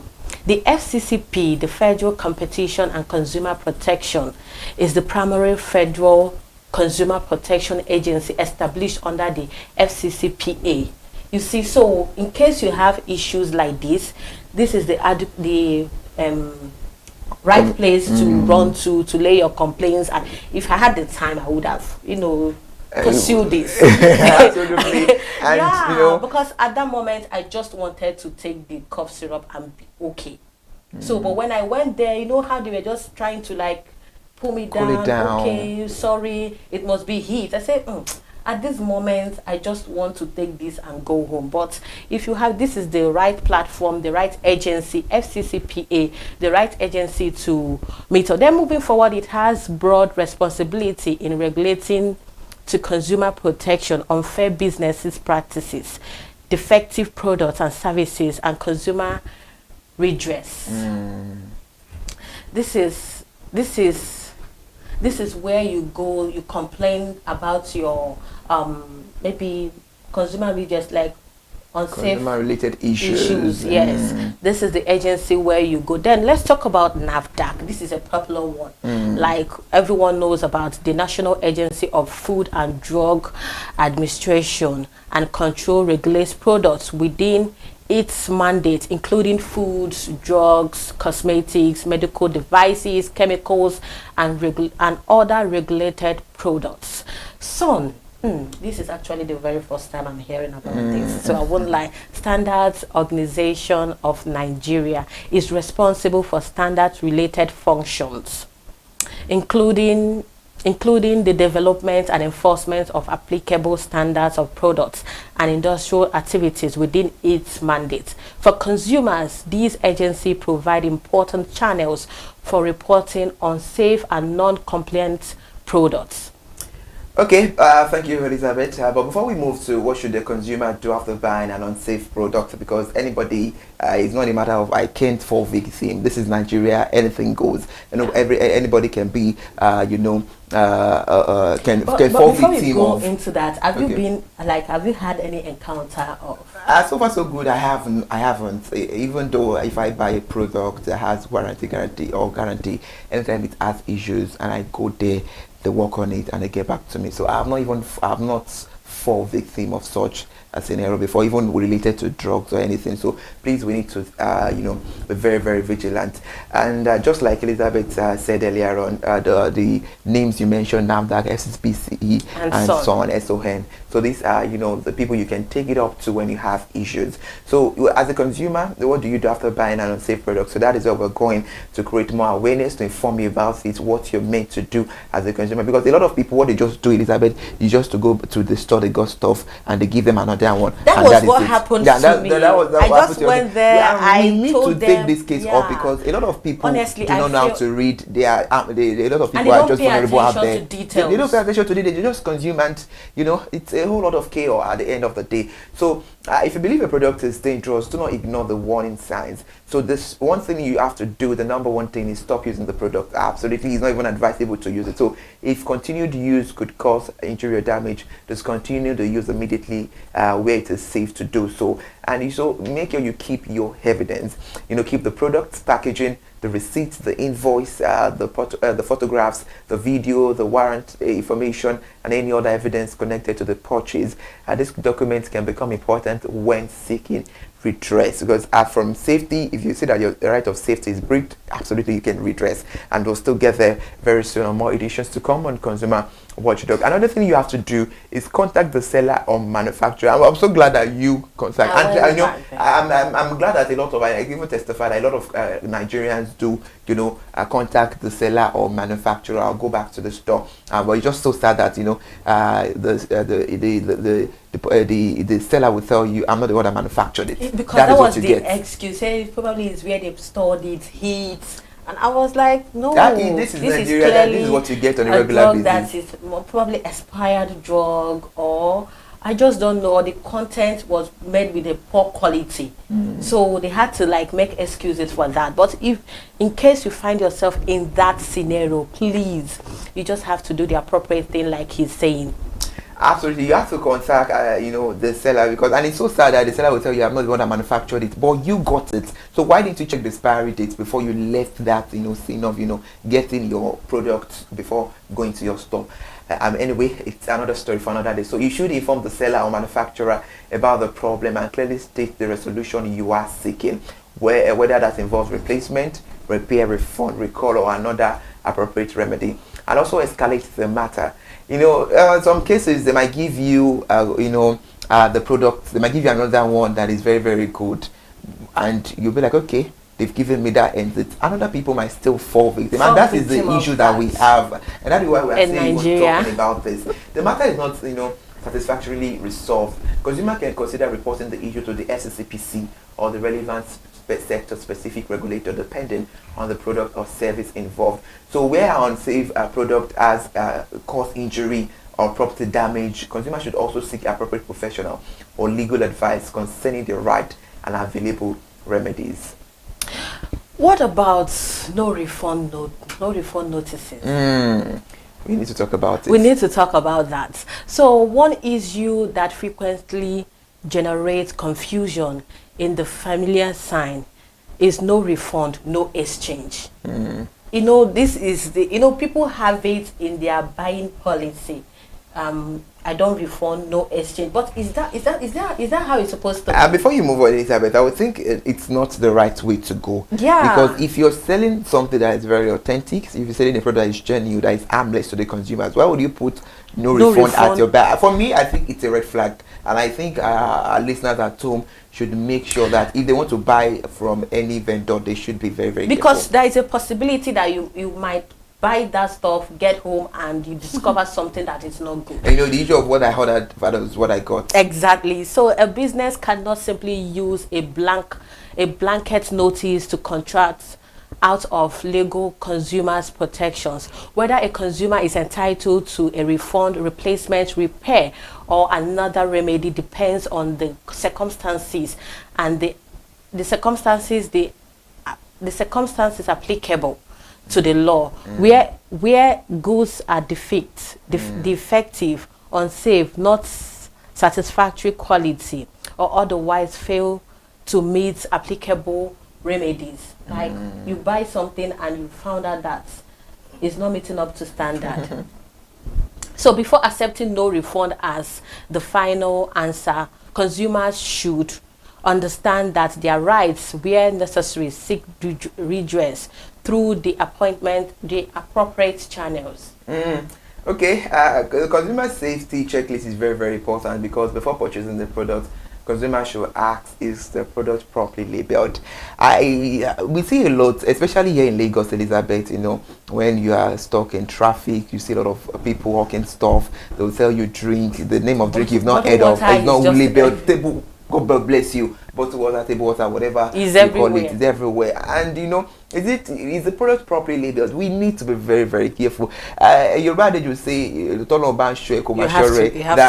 means that if God is, you know, watching over you, yourself have to watch yourself. You have to take care of yourself. So you have to check, has it expired? Does it carry the appropriate regulatory information or certification where applicable? Are there instructions and safety warning? Because you know there are some products that will tell you for pregnant women you should not take. You know, if you are breastfeeding, you should not take. So you should take all these things to proper considerations. You should read. So is the seller reputable? Is the producer or the manufacturer of the brand a very reputable brand? Is it someone known? Is it an household name? So all of these things. Do I have proof of purchase? Okay, that's why people often go for products that are well known. Most cases, to feel because safe. if you try to introduce them to something new in the market, they'll tell you no. Let's not go there. Let's not go there. So, and perhaps most importantly, so could this product or service put my health, life, or property at risk? Because you know the amount of which we are using to buy this stuff is not the amount that we will spend when the health is damaged. So that is why we have to take precautions. One single mistake can take someone's life. Like once you miss it out, you are gone for good. People are in the hospital just because of something they take, and it has landed them into the hospital for years. They are still in the hospital till today. And if you ask, like, I just took this drink, I just took this. You know, mistake that could be, you know, easily avoided. So remember, being an informed consumer is one of its first steps towards protecting yourself. All right, let's take a short break. Still Consumer Watchdog on ConsumerHalla TV. Stay with us. We'll be right back.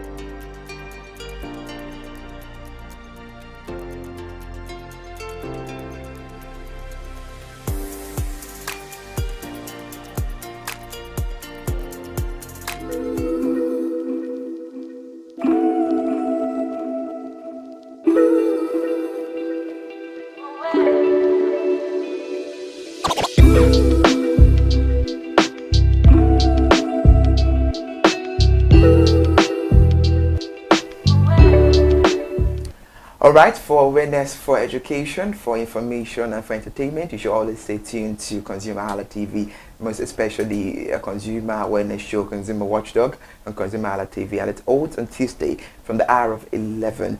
And now we're about to move into the end of the conversation. Okay, thank you for still staying with us. The right to safety is not a luxury. It is a fundamental part for consumer protection. When consumers buy products or pay for services, they should not have to choose between value or safety. But rights are only effective when consumers understand them, exercise them, and report violations. If you encounter a product or service that you believe is unsafe, do not simply suffer the loss in silence. Keep your evidence. Like Elizabeth.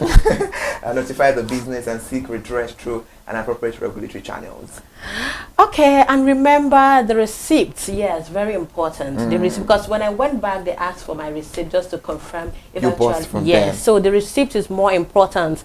It's more like a proof of payment. It can also be an important piece of evidence when you try to sue or take it up to the court when things goes wrong. And this has been Consumer Watchdog, where we don't just tell you what is happening in the marketplace, we help you understand your rights as consumers. And if you have any consumer related issues too as well, please, the comment section is open right there, or you can go to our TikTok, our TikTok is ConsumerHallaTV, Instagram and Facebook is ConsumerHalla. So just let your grievances know there, and we ask for evidence absolutely, and we'll pick it up from there. So until next time, stay informed, stay vigilant, and know your rights. I am Elizabeth Eze. And I am Yuri Hayomikuleke. Thank you, Nigeria, for joining us on your favorite Consumer Awareness show. We're back again next Tuesday with another beautiful insight to create, and you as a consumer can know about what is happening around us. Thank you for joining us.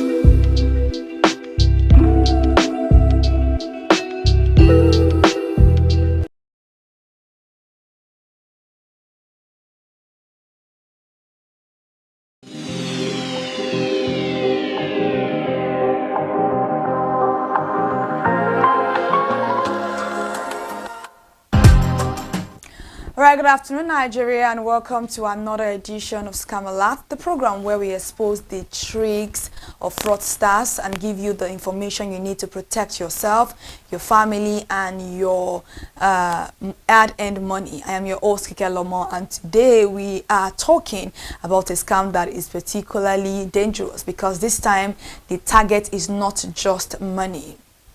The target could be your health and even your life. Let me paint a picture to you. Imagine you are scrolling through WhatsApp, Facebook, Instagram, and or TikTok, and you come across a Nigerian claiming, "Are you suffering from diabetes? Don't worry, this herbal mixture will cure you permanently in just 7 days." Or perhaps you'll see another advert saying, "Do you have hypertension, arthritis, infertility, or kidney problems? Doctor don't want you to know this secret treatment." And then you see testimonies. I used it and I was completely cured. My mother was suffering for years, but this product saved her.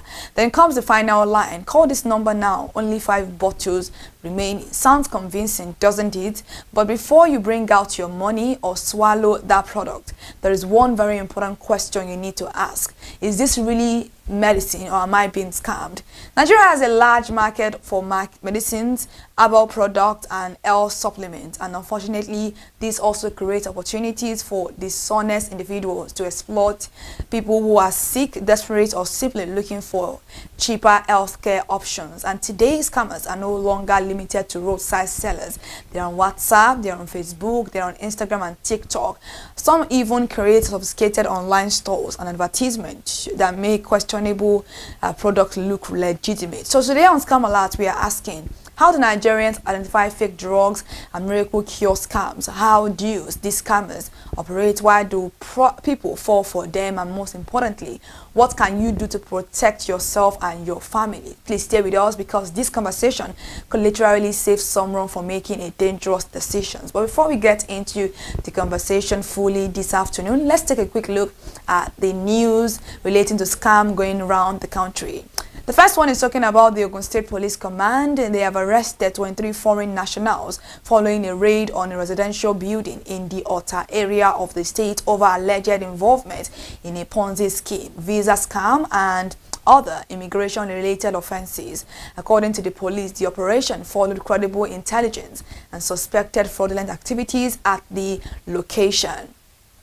The suspects were arrested by operatives of the Aton Ota Division, while the police said 21 of those arrested were subsequently handed over to the Police Immigration Service for further investigation and necessary action. The development highlights the growing sophistication of scams that contributes promises of financial returns with opportunities to travel or obtain visas.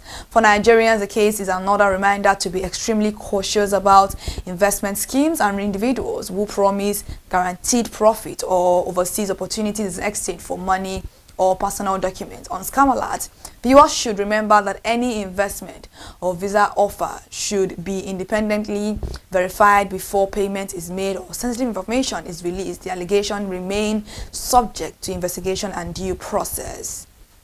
And we move away from that to another trendy scam-related news story right here, where an international investigation by the Organized Crime and Corruption Reporting Project, OCCRP, has drawn attention to an alleged elaborate romance scam involving a Nigerian man who reportedly posed online as the Crown Prince of Dubai. According to the investigation, a Romanian businesswoman was allegedly approached through LinkedIn by someone claiming to be the royal figure and was drawn into what appeared to be a romantic and investment relationship. She reportedly lost more than $2.5 million before the deception was uncovered.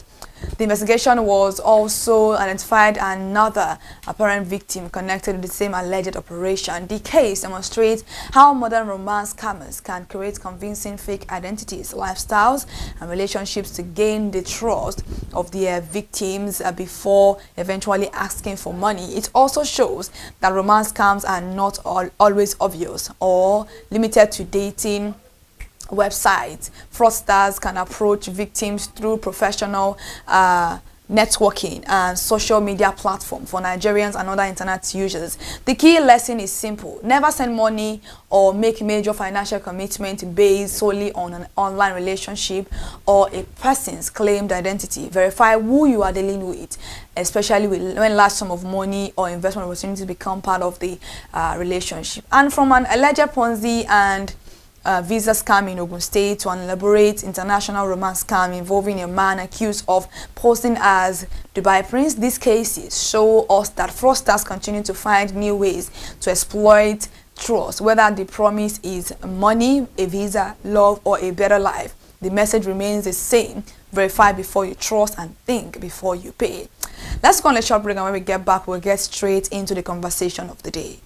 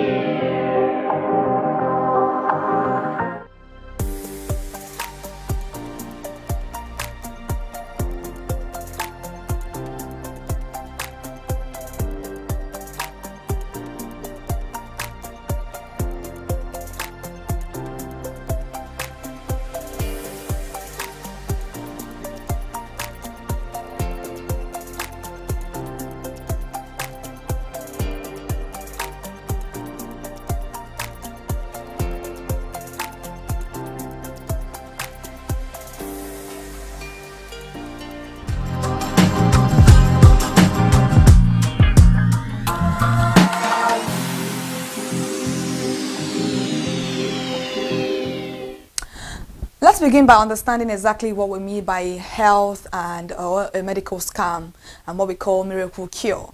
A health scam happens when someone uses false, misleading, or unproven claims to sell a product, treatment, or service. And in Nigeria, these can take different forms. It could be someone selling a product and claiming this cures diabetes, this permanently treats hypertension, this flushes kidney disease out of your body, this guarantees pregnancy, this cures cancer, or stop taking your hospital drugs. This natural product is all you need. Now, let's be very clear.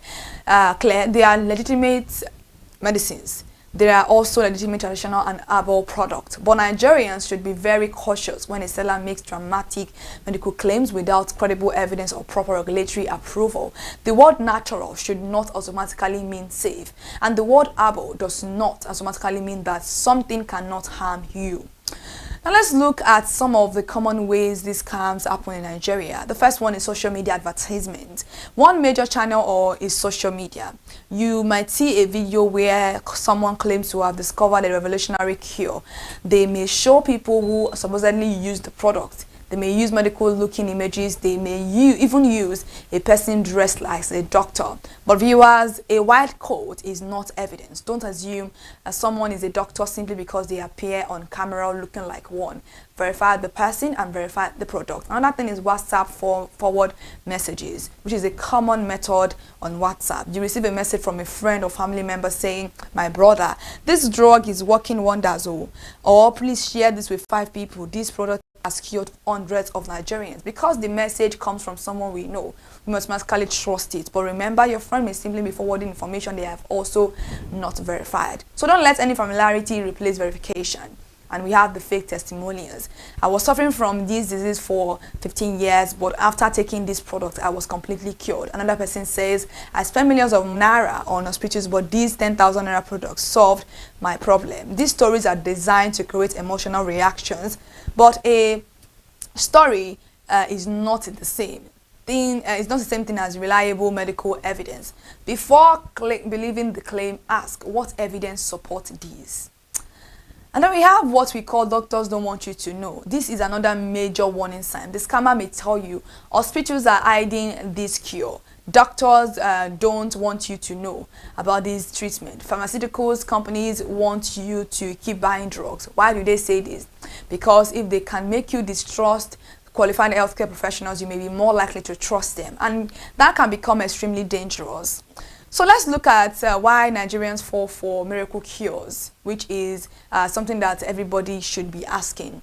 Why do we fall for these particular scams? The answer is not simply that people are gullible. Trust me, sometimes it's simply because people are desperate. Imagine a Nigerian who has been living in a chronic illness for years. Maybe they have spent money on treatment. Maybe they are tired of taking medications. Maybe they have heard stories from friends. Then somebody come along and says, "Don't worry, I have a solution." That person may be willing to take that risk. Scammers understand this. They know that when people are afraid or desperate, they may make decisions based on emotion rather than evidence. That is why miracle cure advertisements often use words like guaranteed, permanent cure, 100% effective, no side effect, worked within 7 days, doctors 8 days discovery. When you see this kind of claims, pause. Don't rush to pay. Don't rush to swallow. Investigate properly. Fake drugs, a serious danger in Nigeria. Let's talk about this. A medicine may look genuine on the outside but contain the wrong ingredients, insufficient active ingredients, or potentially harmful substances. And that is why Nigerians need to be careful about where they buy medicines. Don't buy medication simply because somebody is selling it cheaply on social media. Don't buy prescription medicines from unknown vendors because they promise to deliver them to your doorstep. And please don't take someone else's medication simply because they tell you it worked for me, so it will work for you. Your body is not exactly the same as another person's body. Your diagnosis may be different, your dosage may be different, and the medication that is appropriate for one person may not be appropriate for another. How do we spot a healthcare scam? So let's look at it. Simple red flag is what we are going to talk about here. The red flag number 1 is a product that claims to cure everything. If one product claims to cure diabetes, hypertension, cancer, arthritis, infertility, kidney disease, name it, whatever disease you are thinking of, one particular product wants to cure it, please be extremely careful. That is often a red flag.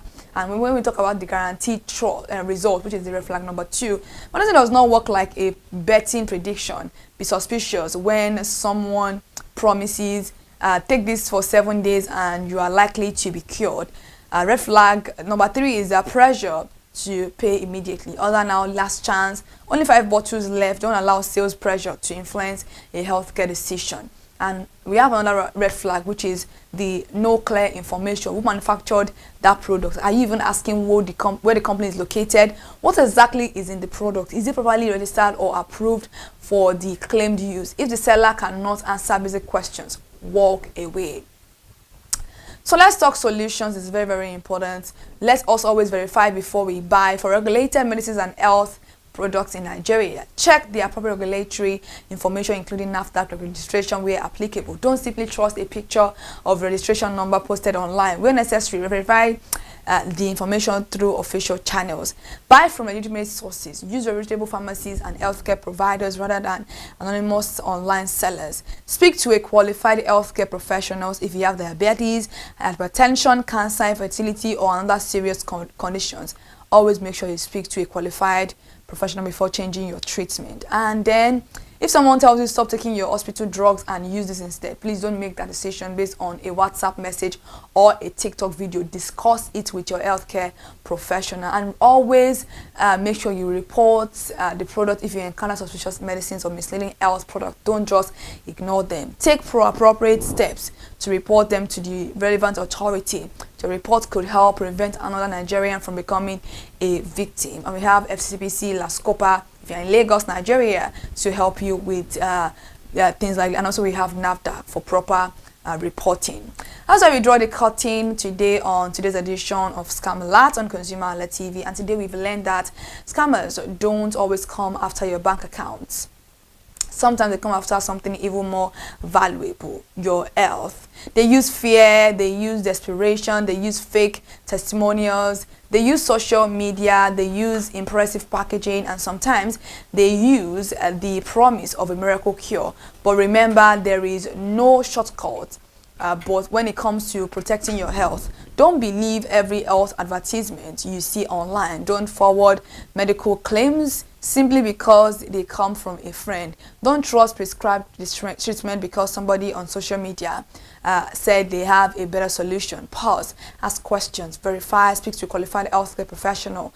Because when it comes to your health, it is better to investigate today than to regret tomorrow. I am your host this beautiful, bright Tuesday afternoon, Kike Lomo Ajibola, and this is Scam Alert. Until our next edition next week Tuesday. Remember, if someone is selling a miracle, make sure you are not buying a scam. Stay alert, stay informed, and stay safe. Good afternoon.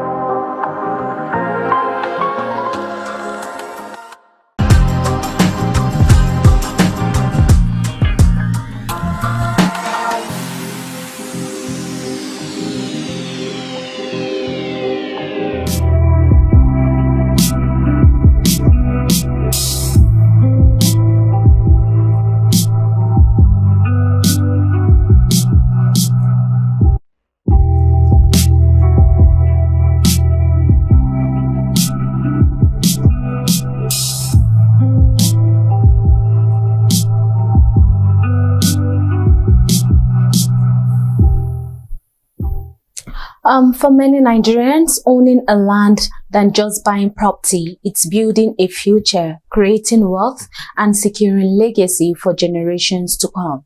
But for some, that dream has turned into years of regret, from fake documents and multiple sales to government accusation and costly legal disputes.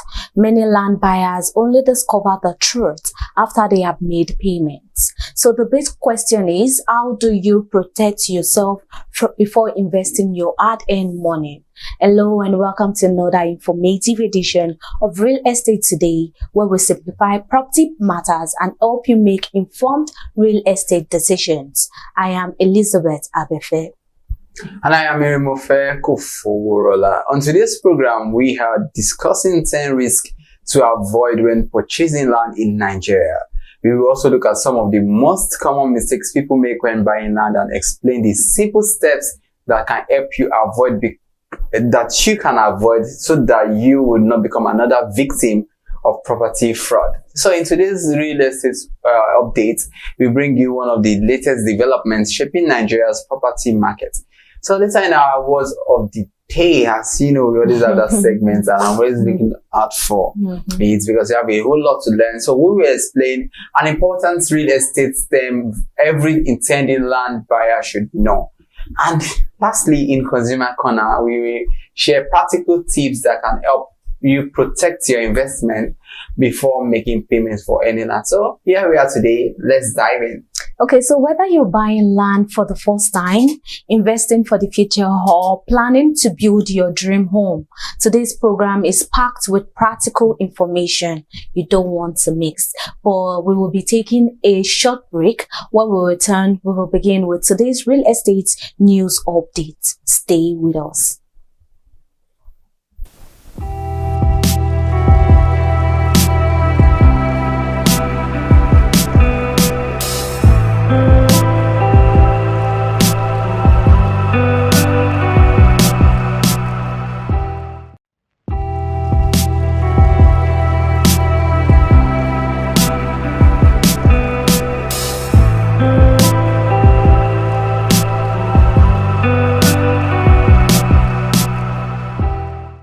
Hey there, do you know in the world today, everyone is a consumer, and as consumers, we all have the right to be heard. In Nigeria today, as a consumer, you have all right to product information, right to fair pricing, right to return goods, right to product labeling, right to fair dealings, and a lot more. Well then, have you heard about the new media channel? ConsumerHallaTV. ConsumerHallaTV. ConsumerHallaTV.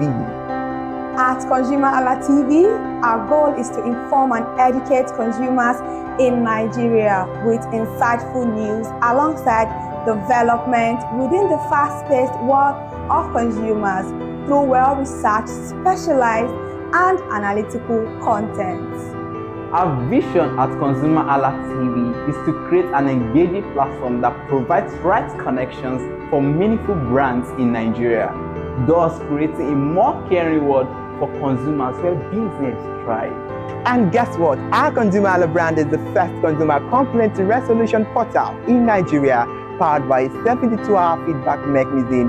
We offer consumer advocacy, informative talk shows, branding promotions, advertising, and lots more. Connect with us via our YouTube channel at ConsumerHallaTV. Follow us on our Facebook page, ConsumerHallaTV, our Instagram page, ConsumerHallaTV, and do well to subscribe to our YouTube channel. Subscription is free. ConsumerHallaTV. At ConsumerHallaTV, you deserve to be heard. At ConsumerHallaTV, you deserve to be heard.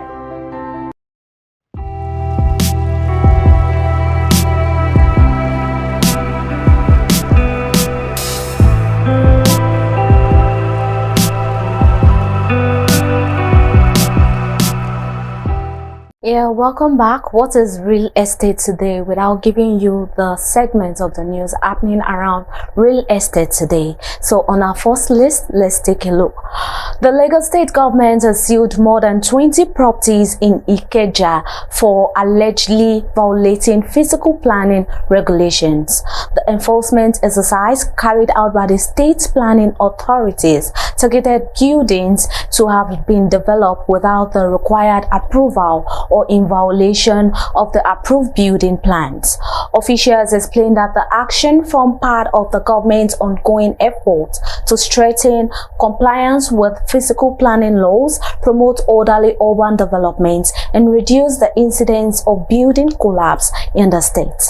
The government also warned developers and properties owners to obtain all necessary planning permits and comply with existing regulations before commencing construction, stressing that violators would continue to face sanctions.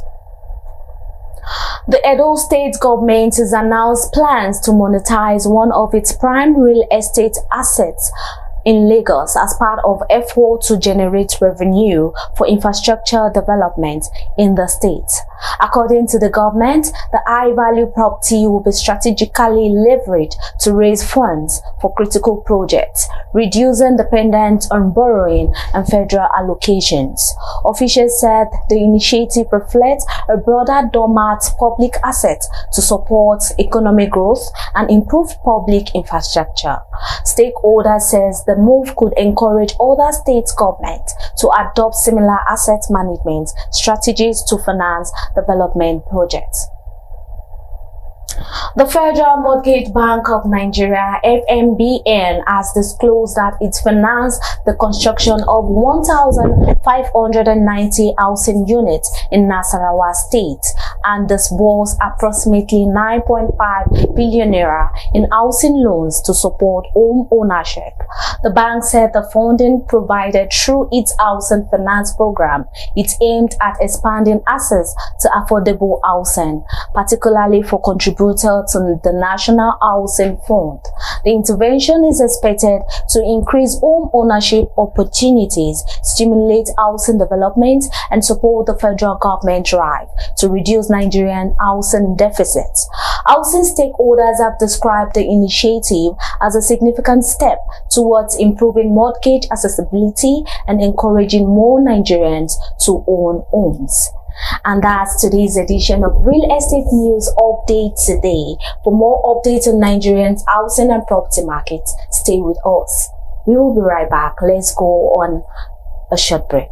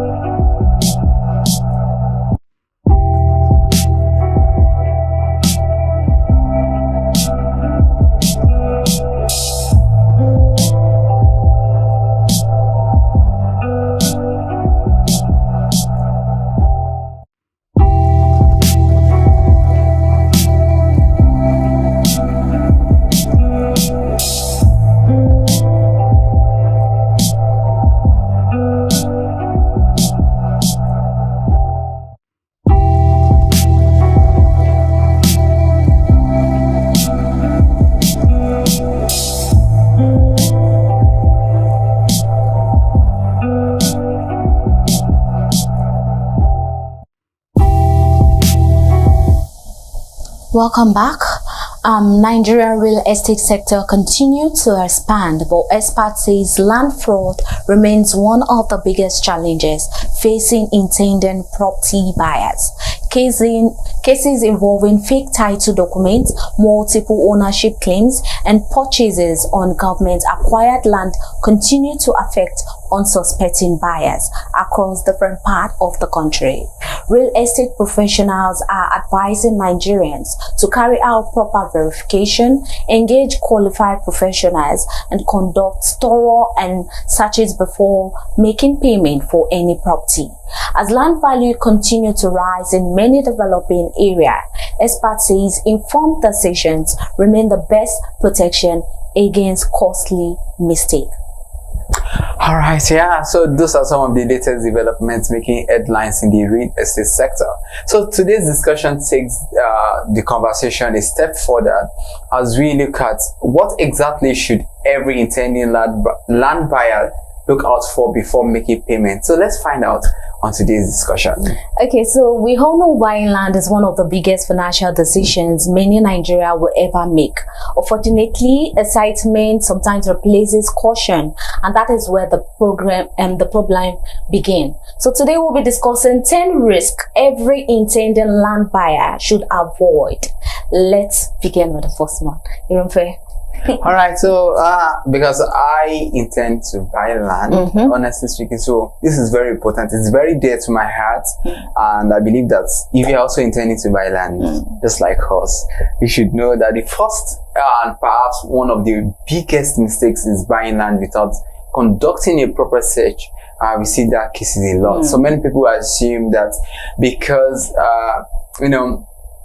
a seller has documents, the land is automatically genuine. It is not always the case that it's automatically genuine. Yeah, but that is not always the case. Just like Iromofe said, a land search helps you confirm ownership, government acquisition status, and whether there are existing disputes over the property. Interesting one. So now let us look at risk Number two, that you need to, be very careful of buying from, the wrong person. What does this mean? Another common mistake is paying someone who doesn't have the legal authority to sell the land. Before making payments, confirm the identity of the owner or ensure the seller has the legal right to act on behalf of the owner. So to buttress this point, a visual video will be projected on the screen so you can understand better. Receipt from Omonile is worth nothing in court. Nothing. If you are buying land, make sure that they transfer ownership to you. The receipt only says they paid me money. Do you understand? You buy land from an Omonile in 2011 when the land was 75,000 naira. Okay. Now the land is worth 75 million naira. You take that receipt to court. The best you ever get is a refund of that 75,000 naira plus interest. I could have killed a lot. You will not get the land because nothing in the thing that happened between you and the Omonile says you bought land. What are you saying? Only if a deed of assignment is written, signed, that transfers the rights of that Omonile in that property, in that land, to you. If not, time wasted, man. A land transaction is not complete when you pay. It is complete when all the documentation is in order. Stay safe out there. So do not forget this of assignment very important in this case. So do not just pay and you're giving receipt and say you've not bought land until when there is transfer of ownership. That is very important, and always make so much emphasis on the deed of assignment. Very important. Now let us look at the risk 3 that people always make when it comes to buying land, and you should not ignore all of these. Ignoring title.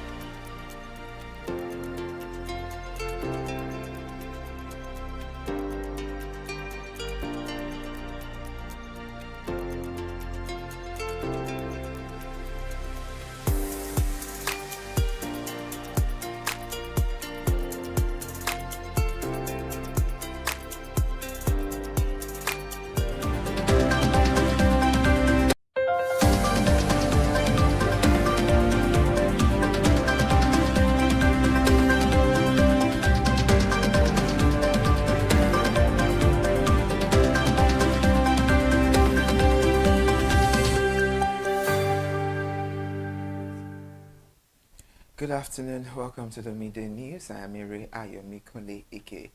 And now we start the news. President Bola Ahmed Tinubu stated on Thursday that his administration would revive the moribund state-owned refineries. He warned that their future success must be driven by genuine productivity rather than mere operational activities as seen in the past.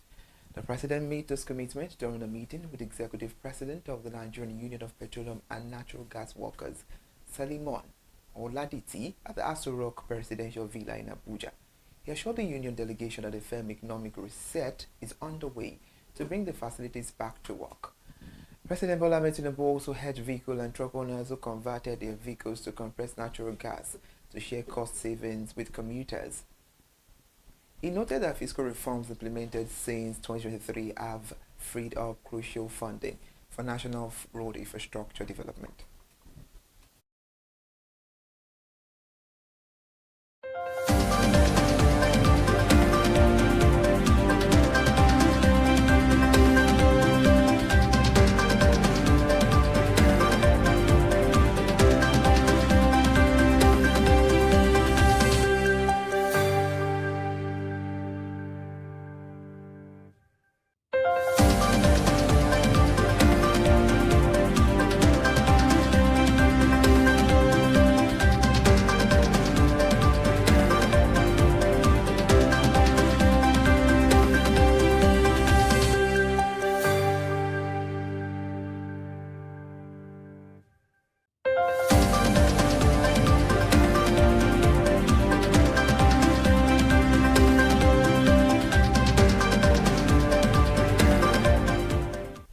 Thank you for still staying with us. Now, President Bola Ahmed Tinubu stated yesterday that his administration would revive the moribund state-owned refineries. He warned that their future success must be driven by genuine productivity rather than mere operational activities as seen in the past. The president made his commitment during a meeting with Executive President of the National Union of Petroleum and Natural Gas Workers, Salimon Oladiti, at the Aso Rock Presidential Villa in Abuja, where he assured the union delegation that a firm economic reset is on the way to bring the facilities back to work. President Bola Ahmed Tinubu also urged vehicle and truck owners who converted their vehicles to compressed natural gas to share the cost savings with commuters. He noted that fiscal reforms implemented since 2023 have freed up crucial funding for national road infrastructure development. The federal government approved tax waivers for 3,900 electric vehicles imported into Nigeria during the first half of the year. This initiative aim is to accelerate electric mobility despite the ongoing electricity shortages and insufficient charging infrastructure across the country. Official data reviewed by Reuters in a report on Wednesday showed that these approvals from the first batch under a new government scheme promoting cleaner transport. Nigeria previously exempted electric vehicles from value-added tax in 2024 and reduced import duties to 0% this year. Dealers estimate that electric vehicles currently account for less than 1% of the national vehicle fleet. Nigeria aims for electric vehicles to reach 60% of its total vehicle fleet by 2050 under the Energy Transition Plan. The Minister of Aviation and Aerospace Development, Festus Keyamo, will brief President Bola Ahmed Tinubu on the resolution reached between aviation unions and the airline operators of Nigeria. The dispute centered on the lingering disagreement surrounding unpaid ticket sales charge obligations. The update follows an emergency meeting convened by the minister in Abuja on Thursday, days after aviation unions suspended their industrial action. Mr. Keyamo participated virtually via Zoom from abroad and directed Permanent Secretary Mahmood Kambari to prepare a formal precedent brief. The parties agreed that the Nigeria Civil Aviation Authority and related agencies will establish structured payment schedule for airlines. This payment will span a reasonable time frame to account for current operational costs and economic realities. The Economic and Financial Crimes Commission covered $115 billion and $84 million in unpaid statutory levies for the Niger Delta Development Commission. Francis Usani disclosed this information to the Senate Public Account Committee on Wednesday during this week. The disclosure occurred during an investigation chaired by Senator Ibrahim Dankwambo into findings from the Nigeria Extractive Industries Transparency Initiative audit report spanning from 2021 to 2023. The anti-graft agency investigated 43 oil companies operating across the Niger Delta region.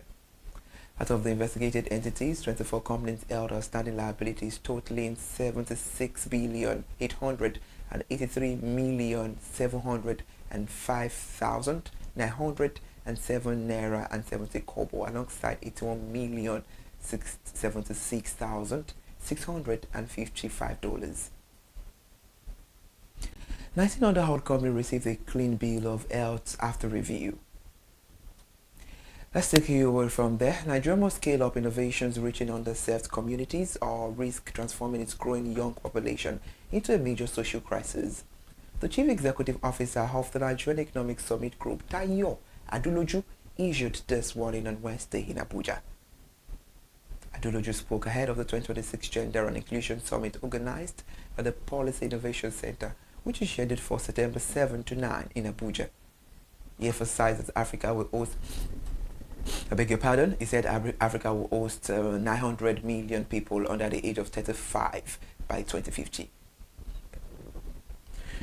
Nigeria alone will account for 320 million of this projected young demographic by 2050. The policymakers and investors must develop scalable solutions targeting poverty, education and healthcare to secure future economic stability. The federal government will launch a taxpayer bill of rights and obligations in the coming weeks to strengthen taxpayer protection and build administrative trust. The Chief Executive and Tax on Build, John Nwabweze, announced this development during an Abuja stakeholder engagement on Thursday. Nwabweze explained that the character will clearly outline taxpayer rights, responsibilities, and expected standard of fairness and transparency from revenue authorities. The document will be accessible through digital platforms to encourage voluntary tax compliance. The Office of the Tax on Build was established to bridge gaps in Nigeria tax dispute resolution framework. Nwabweze urged all revenue agencies to support public dissemination of the charter to minimize administrative conflict. And now Nigerian deposit money banks increased advertising and promotional spending by 5.35% to 76,540 million naira in the first quarter of 2026. This comprises to 72,650 million naira recorded during the same period in 2025.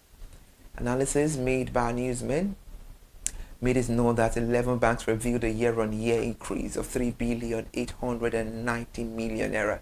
United Bank for Africa recorded the highest marketing expenditure at 15,680 million naira. Fidelity Bank followed with 26,890 million naira, while First Old Coke spent 13,580 million naira. Conversely, institutions like FCMB Group and Guaranty Trust Holding Company reduced their promotional spending during the quarter. So, consumer-related story where the FCCPC, the Federal Competition and Consumer Protection Commission, warned bakery operators against compromising food safety standards and amid rising production costs. The Executive Vice Chairman, Tunji Bello, issued the warning during a stakeholder meeting in Lagos on Tuesday during this week. He stated that economic pressures cannot justify utilizing unsafe substitutes, prohibited additives, or poor quality ingredients that endanger consumer health. He said businesses must respond to financial challenges through legitimate commercial channels only. The Commission also emphasized the rising prices for flour, sugar, and energy must not be offset by shortcut and transfer risk to the public. And I'll give any report from Lagos State. The president of the Shoreline Developers Association of Lagos, Layo Motola, announced the Lagos State owes an untapped shoreline asset estimated at $1 trillion. He made his declaration during the inaugural address of the association in Lagos State. Motola urged the government and private investors to sustainably develop the coastal corridor into an eco-friendly tourism hub. He noted that strategic waterfront properties continue to command high market values across the state. A plot measuring 1,000 square meters in Banana Island can sell for up to 5 billion naira. The shoreline development can unlock economic opportunities spanning fisheries, renewable energy, wind farms, and port logistics. And now, 94 government worldwide introduced price support measures and fuel subsidies to counter energy shocks stemming from the Middle East crisis and Strait of Hormuz disruptions. The International Energy Agency reported that over 115 countries adopted various palliative frameworks. In Nigeria, pump prices rose above 1,300 naira per litre before subsiding to 1,200 naira. This increases elevated transportation, food and general business operating costs nationwide. The IEA analyst Jerome Bilodeu noted that demand-side measures cannot fully replace energy volumes transiting through the restricted strait. However, targeted interventions help moderate severe economic impacts for vulnerable households and businesses. OPEC stated that Nigeria's economic outlook remained positive due to macroeconomic stability, steady oil production, and ongoing structural reforms. The organization noted that the national economy got expanded by 3.9% year-on-year in the first quarter of 2026. The non-oil sector drove growth through agriculture, manufacturing, construction, and financial services. The higher oil output simultaneously boosted the government fiscal revenue and foreign exchange buffers. The Stanbic IBTC Bank Nigeria Purchasing Managers Index registered at 52.5 in July, signaling a continued expansion in private sector conditions. Firms reported increased new orders supported by improved customer demand and new product launches. And now the United States consumer price rose by 3.4% in the year leading to July, marking a slight decrease from the 3.5% recorded in June. The Bureau of Labor Statistics reported that monthly inflation edged up by 0.1% due to rising housing costs. The gasoline prices dropped by 2.9% in July compared to June, but remained higher by 24.6% over the annual period. Food prices increased at a slower pace, offering brief relief to consumers. The Federal Reserve Chair Kevin Walsh stated that the central bank primary objective is driving inflation downward while avoiding economic shocks. Mr. Walsh emphasized patience as price growth gradually cools across the broader financial market. We've come to the end of the news this afternoon. I am Irea Yomikonle AK. Follow us on all our social media platforms and always stay with us via our YouTube channel, ConsumerHallaTV. Good afternoon. Many thanks for joining us on the news.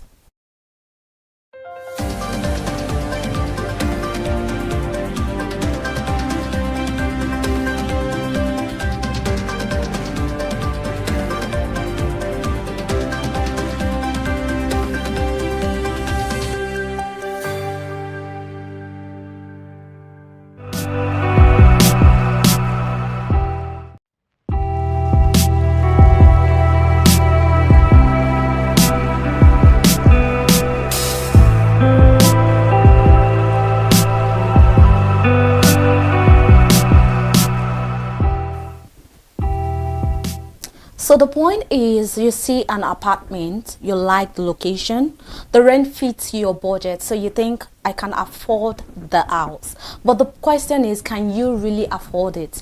Because the amount written on the rent agreement may only be the beginning.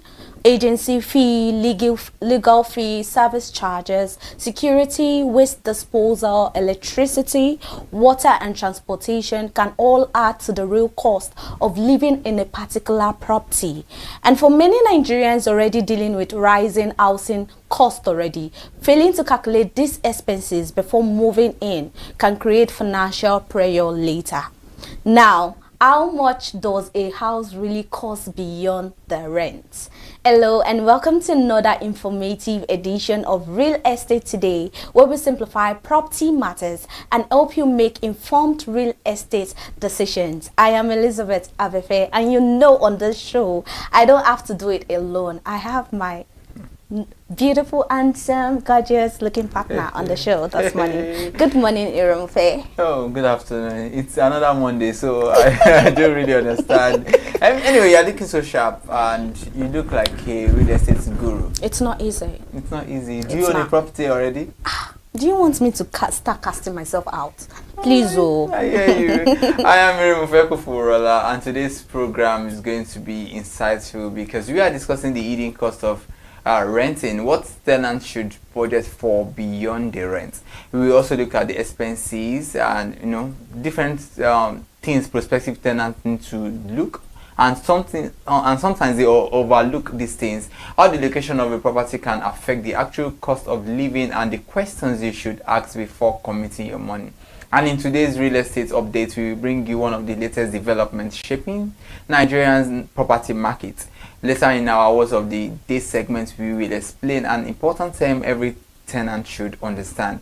And also, trust me, we are very familiar with the show. You know, we always come up with the Consumer Corner. We will bring to you simple checklists to help you calculate the true cost of a home before signing a tenancy agreement. Absolutely, you will love today's edition, trust me. Yeah, because we always know the issue that comes with finding an apartment, getting a house and all of that, or the hidden charges that comes within it. So because finding a house can Because finding a house you can pay for one is one thing.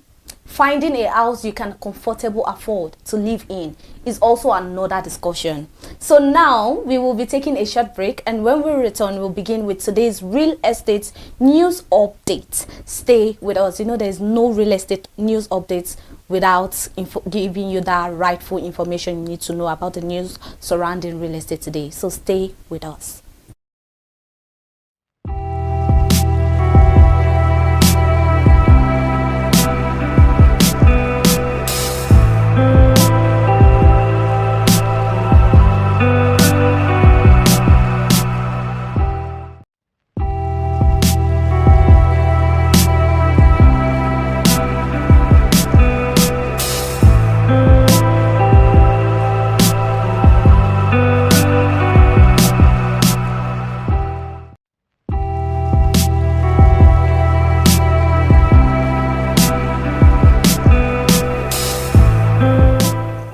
Welcome back. Here are today's top real estate news stories. A court has taken over the interim administration of the estate of late Akindele following a dispute over the validity of his will. The case involved the management and control of the deceased assets, including real estate, while questions surrounding the validity of the will are being determined through the legal process. The court intervention provides temporary oversight of the estate and is aimed at ensuring that the properties and other assets are properly managed while the dispute is resolved. The developments highlight the importance of proper estate planning, valid documentation, and clear succession arrangements for property owners, particularly those with significant real estate assets. A professor has urged estate surveyors and valuers to build real estate firms capable of surviving beyond their founders, stressing the importance of succession, planning, and strong professional management. The call was made as part of discussion on the future of Nigeria estate surveying and valuation profession, with the professor urging practitioners to develop institutional structure rather than businesses that depend entirely on the individual. He encouraged firms to establish effective management systems, develop young professionals, and put clear succession plans in place to ensure continuity. According to him, building sustainable institutions will help protect investments, strengthen the real estate profession, and ensure that property business can continue to operate effectively even after the founders leave. A dispute resolution lawyer has questioned whether the presentation of keys, a pair of Anthony and allocation documents to TikTok personality Pella and his wife, transfer of a 400 million mansion in Life Camp, Abuja. The property was publicly presented to the couple as a wedding gift by the real estate entrepreneur King Ochacho on 1st August 2026. While the key and other documents were handed over on 7th of August. However, the lawyer Bolaji Oluwatosin explained that receiving keys or allocation documents does not necessarily mean that legal ownership of a property has been fully perfected. He noted that a power of Anthony generally gives a person authority to act on behalf of another, while allocation documents may establish the history or root of title, but do not by themselves prove that ownership has been legally transferred. The lawyer also stressed that applicable legal requirements for transferring land in the Federal Capital Territory must be fulfilled, highlighting the importance of proper title documentation and due process when acquiring a property. And that's today's edition of Real Estate News Update today. For more updates on Nigeria housing and property markets, stay with us. We'll be right back.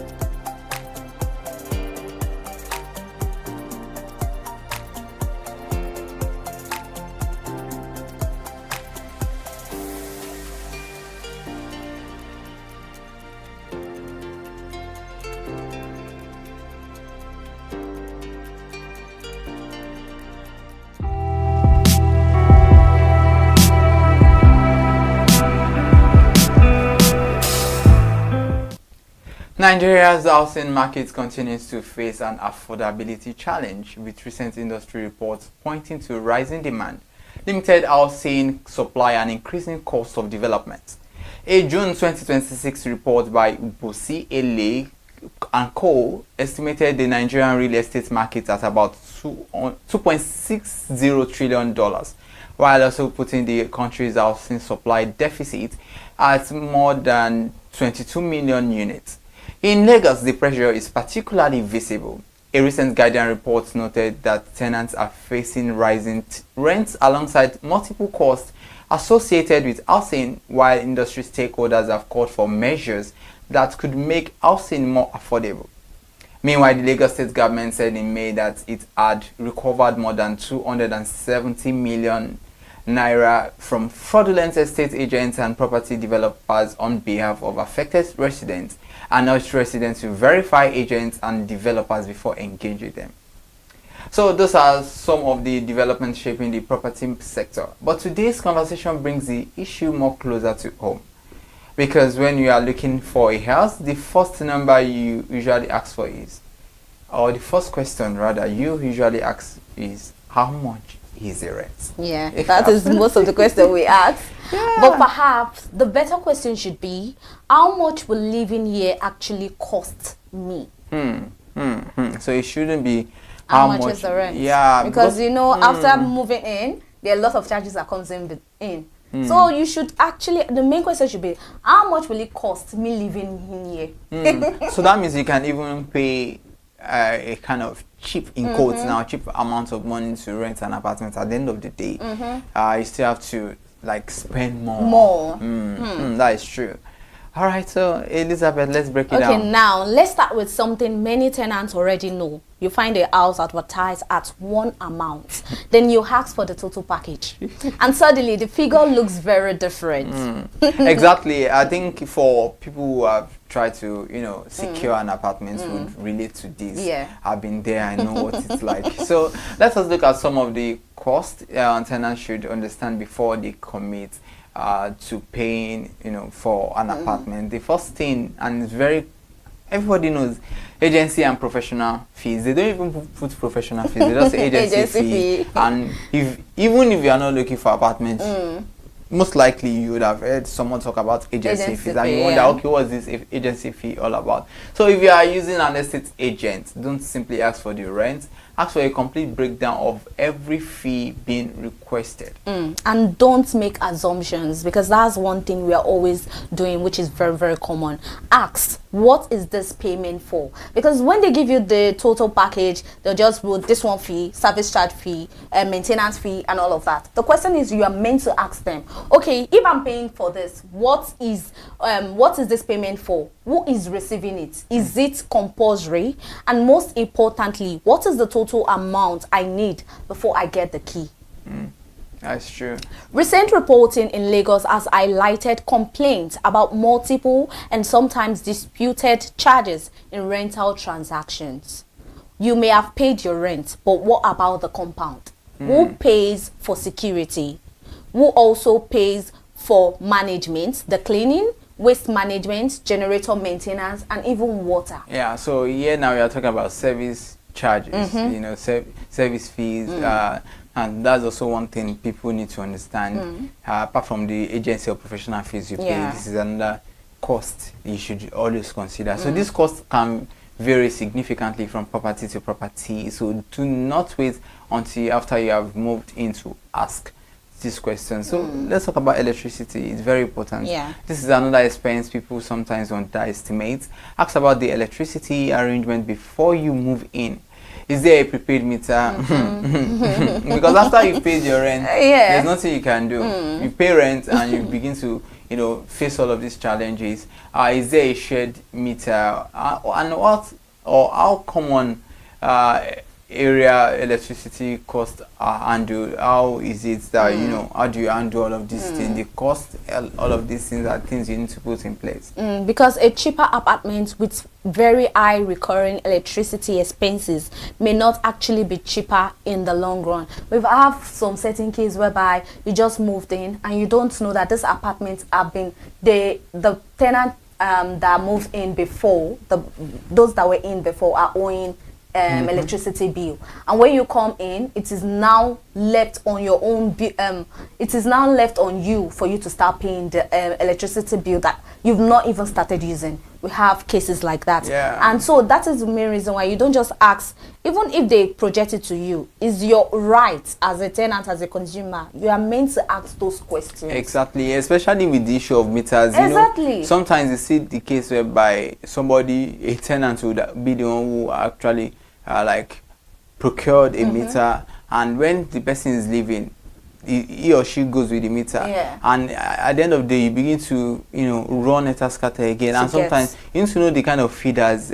the area, are they band A, band B, or where is the how is the electricity like generally, so you need to understand all of these things.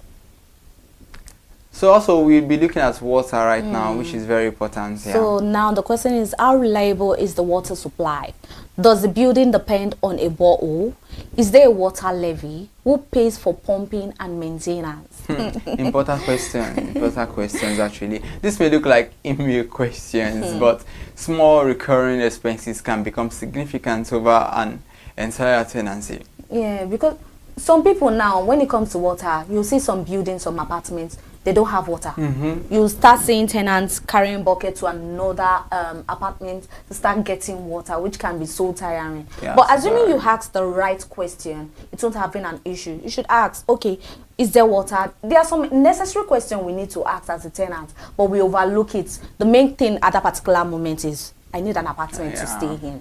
And when you now get the apartment, all the other issues that comes with it, we ignored it, and later we start complaining. After I paid this sum of money, there's no water. They're asking me for NEPA bill. Initially, it wasn't included. They said the light bill, the electricity bill will be included, and all of that. But later on, you find out but because all this still boils down to the fact that you did not ask the right question. And in course of asking the right question, ensure that there is a contract binding both the tenants and the landlord. Also, let's talk about transportation. It's very important. Now let's talk about something people really include when calculating rent. That is transportation. Yeah, you could save money by choosing a cheaper apartment far away from work. But if you spend much more every day commuting, how have you really saved money? Recent analysis of Lagos housing affordability has made the same point. The real cost of a location is not just rent. It also includes commuting cost and time. Absolutely, absolutely. I agree, it takes a lot to commute, especially when you're in Lagos. And that is one of the main reasons you need, even if the house is affordable, how about the transportation? Because at the end of the day, when you calculate how much you are spending on transportation, it can even rent another apartment, honestly speaking, because everything in Lagos, sometimes you face traffic and you get home tired, you wake up the next morning, you are not energized for the day, so you need to put all of these things in place before renting an apartment. So moving on to maintenance and repair. Before moving in, understand who is responsible for repair, and that a lot has caused a lot of issues and commotion. I'm just smiling because I know sometimes something happens in the house and you pick up your phone as a tenant, you call the landlord, the tap is not running, there is plumbing issue, and you're like, hey, why can't you fix it with your money? Exactly. You are the one using the apartment, when you moved in, was it like that? So if the plumbing fails, who pays? If the water pump breaks, who pays?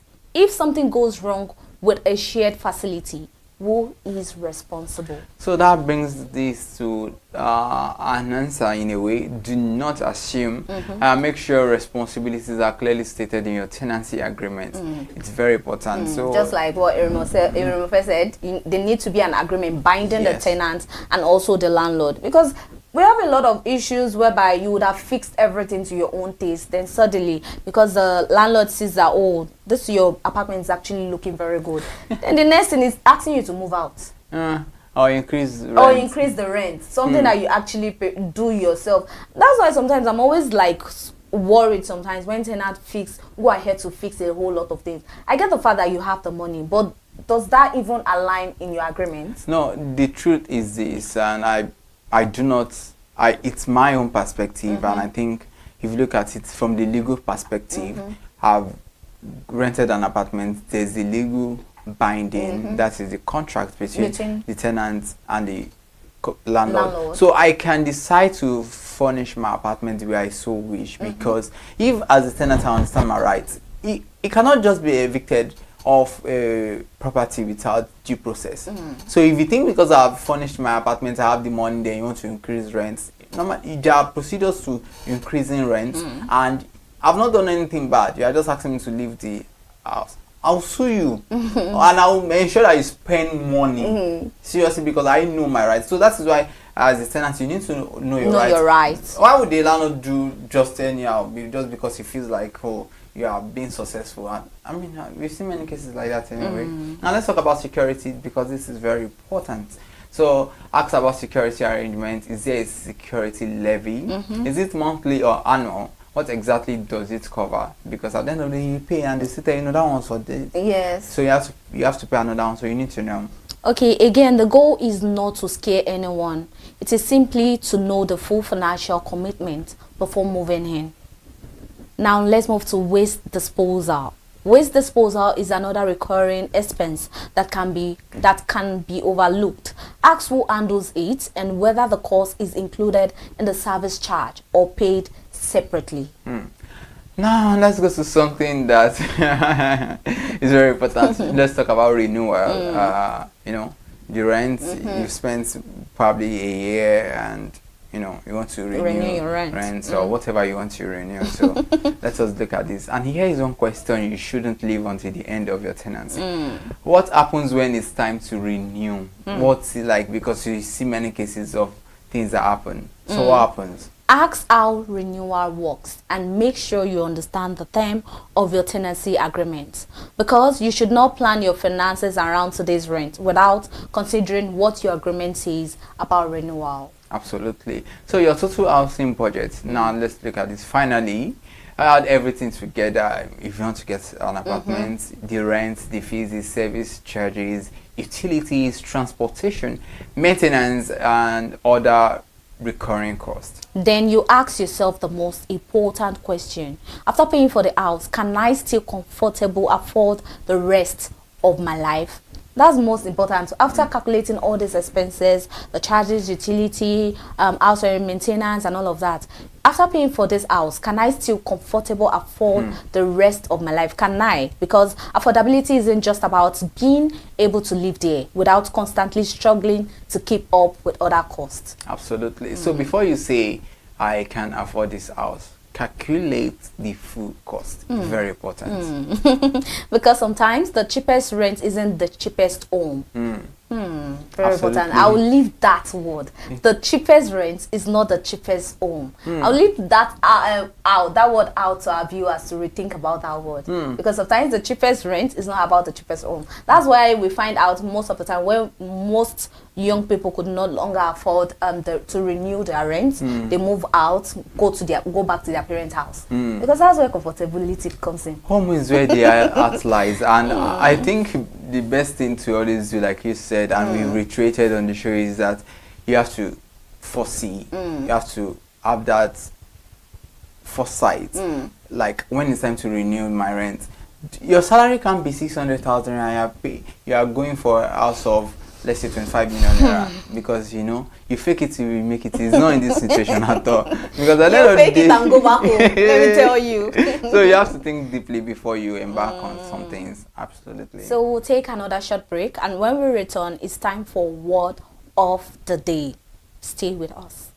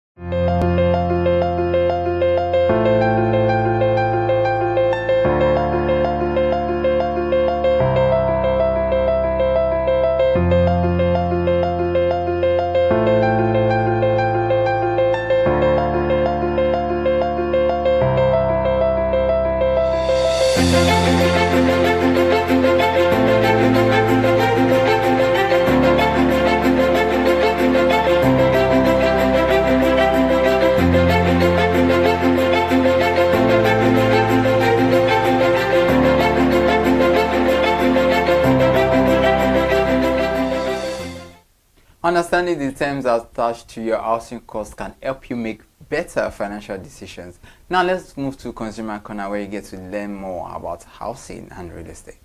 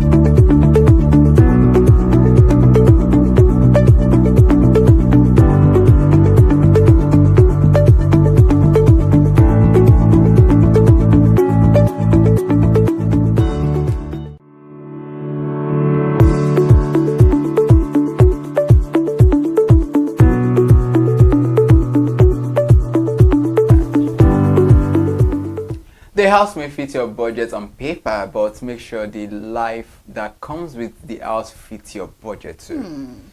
Renting a home is a major financial commitment. Before you make that payment, look beyond the advertised rent and understand the full cost of living in the property. Because making an informed housing decision isn't just about finding a place you like. It is about finding a place you can realistically afford. I love that. It's all about reality. It's all about how realistic is this. You understand that at the end of the day, can I pay like you've said? Because that is what matters at the end of the day. This is the part I say. I am Elizabeth Abefe.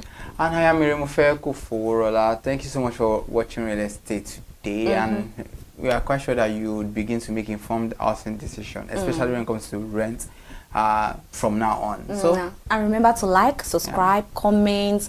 I don't know why you guys like gatekeeping. Is there anything you would like us to discuss concerning housing, housing properties, anything related to real estate? Always comment under the comment section so that you can also look forward to that. I am Elizabeth Abefe once again. Yeah, do it to have a fresh week and stay alert. Bye for now. Bye for now.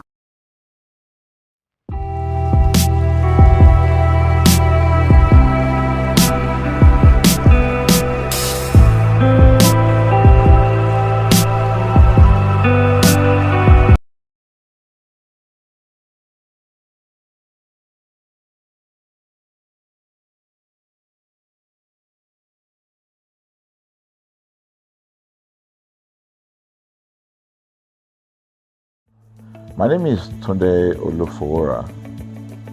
I'm the CEO of Van Eyck Communications. We are the we call the publisher or the owner of the new initiative called ConsumerHallaTV. ConsumerHallaTV is actually Nigeria's first consumer-centered, or call it consumer-centric television platform that aims to bring voice to the over 220 million Nigerians. It was a vision that came to my heart about 10 years ago. I remember that I was traveling. I traveled out of the country, on airline. And I had this unpleasant experience. It was a trip to an African country from Nigeria, and I actually went with a local flight from Nigeria. I wouldn't want to mention the name of the airline. And then it was to South Africa. And we landed in South Africa. And let me just paraphrase it. When I was coming back, I had some money, some dollars, and that someone had given to me to hand over to another person in Nigeria. So I wanted to help out. I didn't want to carry the cash on myself. So for whatever reason, I opted to. I had a small case, and I felt that it was safer for me to put the money in my luggage. So I put it in a safe place in my luggage, got everything intact, and I checked in my luggage. My arrival in Nigeria, I was standing and was waiting about the carousel just so that I could pick up my luggage, and then I was there for 1 hour and waiting for my luggage. I didn't know that my luggage already arrived, and it was one of the luggage that was moving around on the carousel. So after about 1 hour wait, I looked to my left and my right. Almost everybody had gone. I think there were just about 2 or 3 left. So I beckoned on the woman that was on my side, and I noticed she was really in tears. Madam, what happened? She said, her bag has just been torn and a lot of things stolen. So I said, well, I've also been waiting for my own. She said, you better go and check those luggages there. Maybe yours is one of them. And lo and behold, I went around there. Mine was one of them. By the time I got it, everything inside my luggage was gone. All the valuable things there were gone. To cut the long story short, we felt there was need for us to report the case, at least to the airline. It was in the night, about 8 o'clock or 9 o'clock. We went in to go and see the officer that was in charge. As soon as we got in there, the officer said, "Oh, so sorry, but you will have to go to our head office in somewhere in Victoria Island, to lodge a complaint." Okay. So the next day we went to the Victoria Island and we lodged a complaint, and that was it. And since that day, I'm talking a story of over 10 years ago, I didn't get a call, not even a call from that airline to talk to me about what happened to my luggage. Now, about a month after that trip, I had another opportunity to travel out of the country. This time around, it was to the US, and it was an official assignment. And I flew on, I will mention the airline this time around. I flew on a BA. I really didn't like BA. I usually go with Virgin Atlantic and things like that. But my protocol officer convinced me and said, "Okay, you will love BA. Why don't you go on BA?" Anyway, so I went on BA to US. And of course, when I returned from US to Nigeria, we had to do, of course, there'll be like a connecting flight, from Heathrow. So we got into London Heathrow, and then because it was through Heathrow that we went, and then so they changed since it was BA, they changed the aircraft this time around to a bigger one. I mean, clearly because there were more Nigerians, or more people that were planning to come to Nigeria, and then we boarded.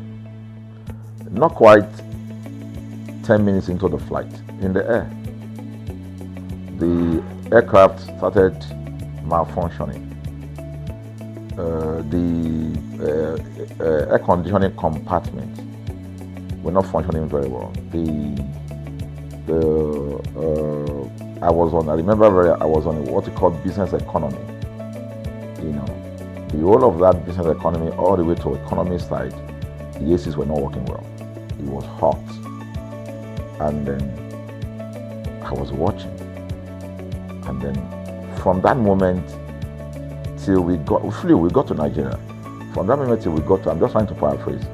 From that moment till we got to Nigeria, I could remember very well how many times the pilot, broke into conversation and had to apologize and say, "We're really very sorry about this." He was giving us almost every 30 minutes. There's always a kind of update. "So sorry, this is what we're doing now, this is what we're doing." while we were on that journey, I also remember an incident. So they came, the crew apparently couldn't resolve it. They couldn't manage the crisis or what was going on about it. They couldn't fix it. So they come up and said, we're so sorry, but for all the inconvenience, we're declaring, free lunch, free whatever it is you want, you can get. So trust Nigerians, you need to hear how everybody were jubilating, But something struck me. The experience I had just about a month before, and this experience, somehow I started comparing them. I was trying to see how this matter will be managed. Again, to cut the story short, we landed in Nigeria on BA. Before we landed, the pilot announced and said that for the inconvenience, they will be giving a voucher of £50 to everyone that flew on that aircraft. I thought it was a joke. I mean, it was my first time with BA, but for what I knew or know of the British man would never even play with his 1 penny, talking of £1. So I felt that must be a joke of the year. So we left. I got back to my office. I think it was just about a week after. Our officer, our guys in our mail room came up and said, "Oh, you have a parcel." So I said, "Parcel? Yeah." So they bought this parcel wrapped. I opened it and boom, I bought the document out. It was the £50 voucher from BA. So what's the tenor of this story? An experience with one airline was terrible. No apology. An experience with another one, even though it was a bad experience, but it was very managed, well managed. So managed that even if we have suffered anything in that aircraft, you probably, for the sake of how they manage it, will have forgiven them. So that was how this journey started. So I started thinking in my mind, this is what we go through in this country. But are we different from other nations? So God put in my heart the idea of ConsumerHalla. That's why the Halla came with consumer. And we started that journey about 10 years ago. We started by creating a platform called ConsumerHalla, where consumers, so I discovered that Nigerian consumers don't have a voice. So things happen, and that's it. We live with everything. So we've started the journey from creating the platform. We have an app, we even have a magazine, and we thought we could move it from that to the next stage, which is the television. So the TV today, has come. So I would say precept by precept, line upon line, we have been able to build on our aspiration, to finally bring to birth this unique and exciting platform, So it's a digital telecast, and our goal is to further connect consumers in Nigeria to brands with insightful news, development within the fast-paced world of consumers. The world of consumers is growing at a very fast pace, So we want to inform Nigerians. We want to get them educated about their rights, So our role is that we're going to educate consumers in Nigeria, all right? So by bringing them specialized and what you call analytical, research-based content generation that will inform, educate, sensitize the audience, So that's ConsumerHalla TV. So I call it an offshoot of our ConsumerHalla brand. ConsumerHalla brand actually was the first we call it the first complaint or consumer complaint resolution portal. When we started it about 10 years ago, or about 7 years ago, it became the first complaint resolution portal.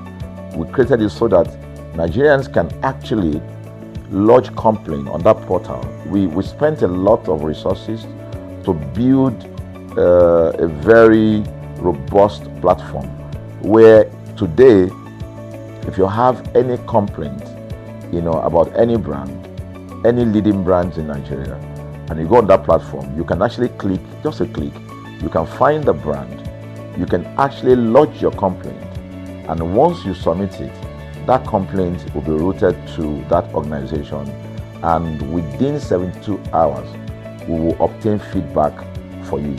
We build it in such a way that we have connection to almost all the organizations, and it's been working.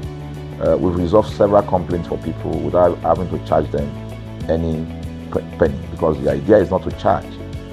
So what we have done with ConsumerHalla TV is to take it to the next level. So we hope to change the narrative. We want to give the right direction. Nigeria has the largest consumer market in the world, with a population of over 220 million people. Why should we be the one that is suffering the most? Everywhere you turn to, it's as though Nigerian consumers don't have a voice. You're traveling, you buy a ticket. For whatever reason, an airline will wake up middle of the night,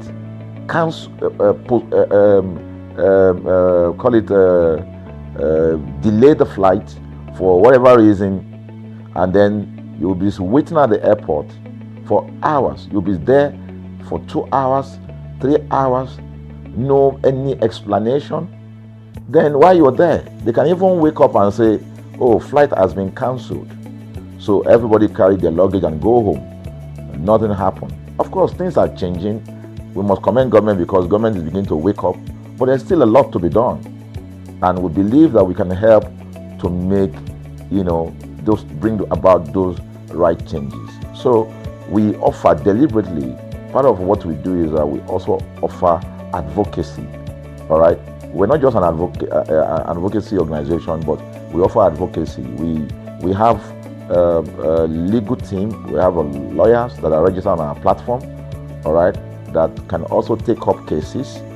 Okay. So, and we've taken up many cases like that, and won those cases. So ConsumerHalla is a platform to help consumers to, we're not fighting brands, but rather we say we're bringing about an amicable, resolution of conflict, such that it will be beneficial to the consumers and also be beneficial to the brand. I remember the word of Jeff Bezos. Bezos is the founder of Amazon. He said that the most important single thing, all right, for an organization is to focus obsessively, use the word obsessively, on the customer. We often say that customers is a king. They should sit at the top of the ladder. In our environment, customers are the ladder. A brand wakes up today, decide what product to produce. They wake up today, decide how much the consumer should pay. They wake up to decide everything for consumers. So consumers are just at the receiving end, and yet they are milking the consumers. There's no price regulation in this country, none. People just wake up and fix prices. Look at power. Government wakes up, we change policy, we wake up and we get people to pay more. We think it's time for consumers to begin to speak out. In speaking out, in engaging, we can get the brand to begin to do what is right. And of course, I know that the consumers themselves need to be educated. So our role, our vision also is to ensure that we educate consumers, we bring awareness. A lot of Nigerian consumers don't even know about their rights. You buy a product from a supermarket. I've had this experience. You buy a product from a supermarket, all right? For whatever reason, you take that product back to your house. and maybe something went wrong somewhere. By the time you take that product back to the shop where you bought it from, and you say, Oga, this thing, you know what's going to tell you? Oga, na me make am. Na me make am now. That's why I buy am.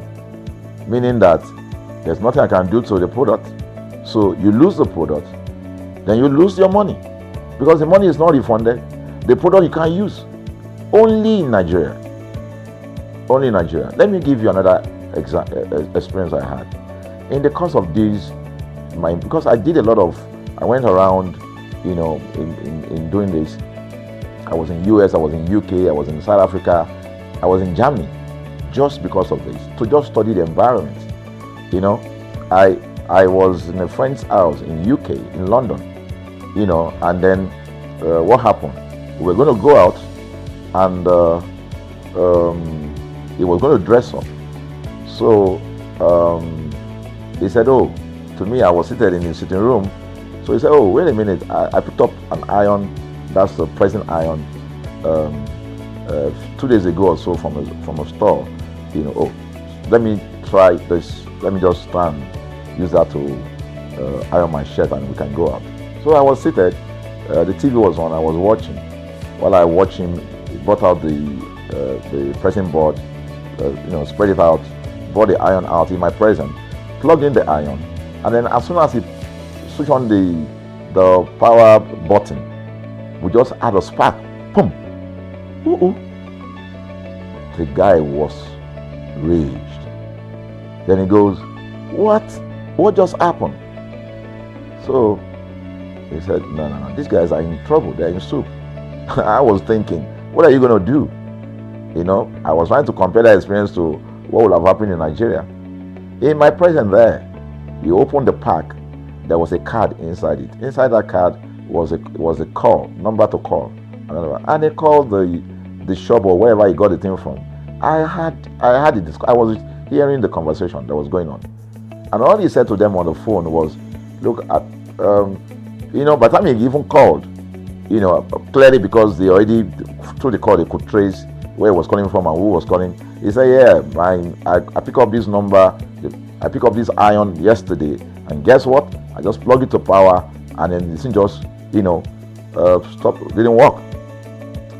At the other hand, I could hear the voice, oh, we're so sorry. We're sorry about that. And they said, this is your address, yeah. Don't worry, we'll get you a replacement. All right. So my friend ended the call and dropped the. So I said, so what's going to happen? He said, don't worry yourself now. Shebi, we're here. They will bring a replacement. I said, they will bring a replacement. He said, yes.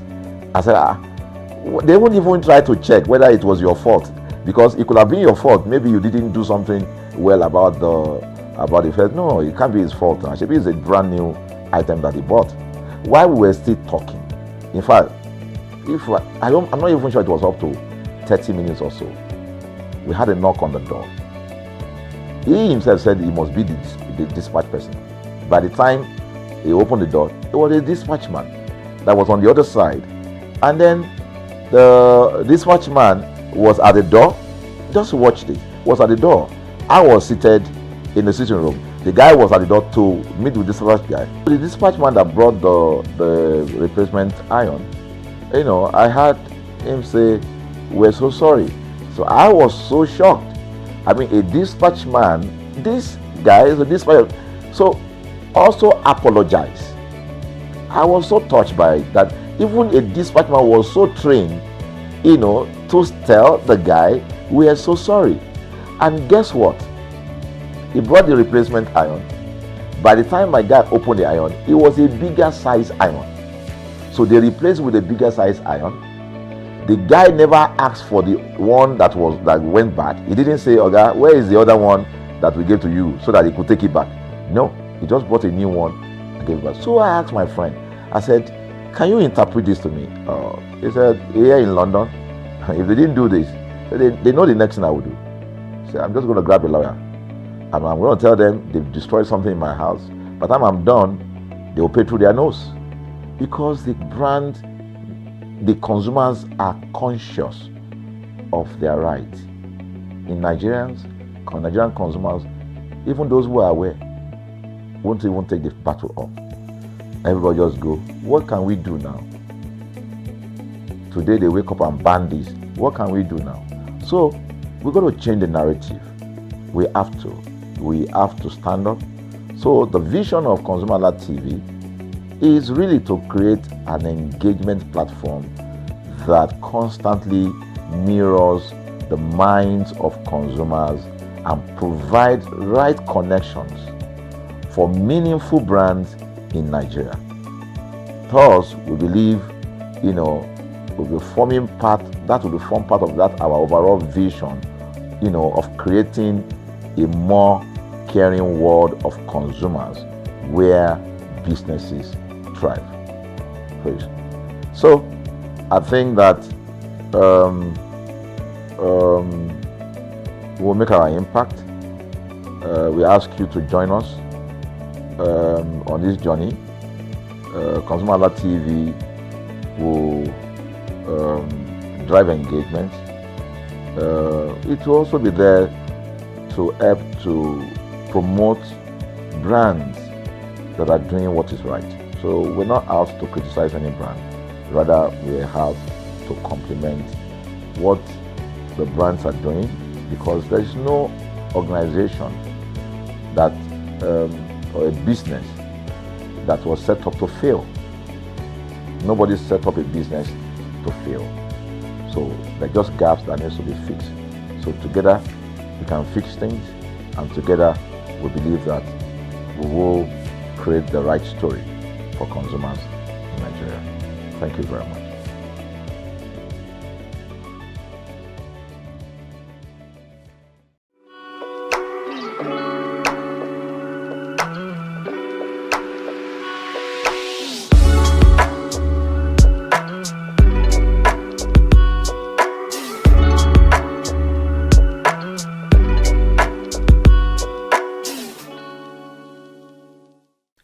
Artificial intelligence is no longer a futuristic concept. It is transforming economies, industries, and societies in real time. According to PwC, AI could contribute as much as $15.7 trillion to the global economy by 2030, making it one of the greatest economic opportunities of this generation. Hello and welcome to another educative episode of Mind the Gap, where we bridge the gaps across different sectors. I am Iremofe Kofoworola. So today on this show, we'll be having a very educative and insightful discussion. Africa is projected to capture only a small share of the value when it comes to AI, because it significantly increases investment in digital infrastructure, and that's talking about AI talent, research, and indigenous innovation. Despite being home to one of the world's youngest and fastest growing populations, Africa remains largely a consumer of technology rather than a creator. The continent accounts for nearly 18% of the global population, yet contributes less than 1% of global AI research output. At the same time, rising smartphone adoption, expanding internet connectivity, digital payment systems, and a thriving startup ecosystem are creating new opportunities for African innovators and innovators, for people who innovate, who try to create things. So it's creating new opportunities for African innovators to develop solutions designed specifically for local realities. Nigeria continues to position itself as one of Africa's leading technology hubs, producing innovative companies across fintech, health tech, agri-tech, edu-tech, logistics, and e-commerce. Yet, widespread AI adoption remains constrained by inadequate infrastructure, limited access to quality data sets, shortages of skilled professionals, funding challenges, and growing concerns around trust, privacy, and regulation. These challenges raise important questions. How can Africa move from adapting foreign AI technologies to creating globally competitive solutions rooted in local problems? What role should governments, investors, academia, and the private sector play in building a sustainable AI ecosystem? And how can artificial intelligence drive inclusive economic growth without widening existing inequalities? Joining us to explore these critical issues is Nicholas Adesina, entrepreneur, product strategist, operations professional, and founder and chief executive officer of Betric AI, an AI-powered sports data and prediction platform. With extensive experience in venture building, product development, business operations, and AI innovation across Nigeria and the United Kingdom, he joins us to discuss closing the AI gap, building African solutions for African problems. Nicholas, welcome to Mind the Gap. Thank you so much for joining us on the conversation today. Hello, thank you for having me. It's a pleasure. All right. So to begin the conversation today, because we know that when it comes to artificial intelligence, many people have a lot of reservations. Many researches have been going on for years, and in Africa, we have also tried to adopt the use of AI. So AI definitely is dominating global conversations rather. Yet many people still associate it primarily with chat bots and automation. When it comes to that, then from your perspective, what does closing the AI gap truly mean for Africa, and why has this conversation become so urgent? Well, I will start from my own perspective of what closing the gap means. I would say we have to start from the infrastructure. We have very limited to no data centers within Africa, with low power supply within this data sets. That's a very aspect. Then aside that, we also have to factor in the skills. I would suggest high investment in training stakeholders who have interest in building AI models.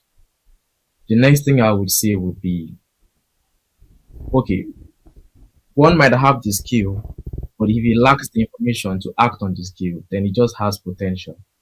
So there has to be great investment in passing these information to the right minds that need them. Creating opportunity is also another angle that we'll look at.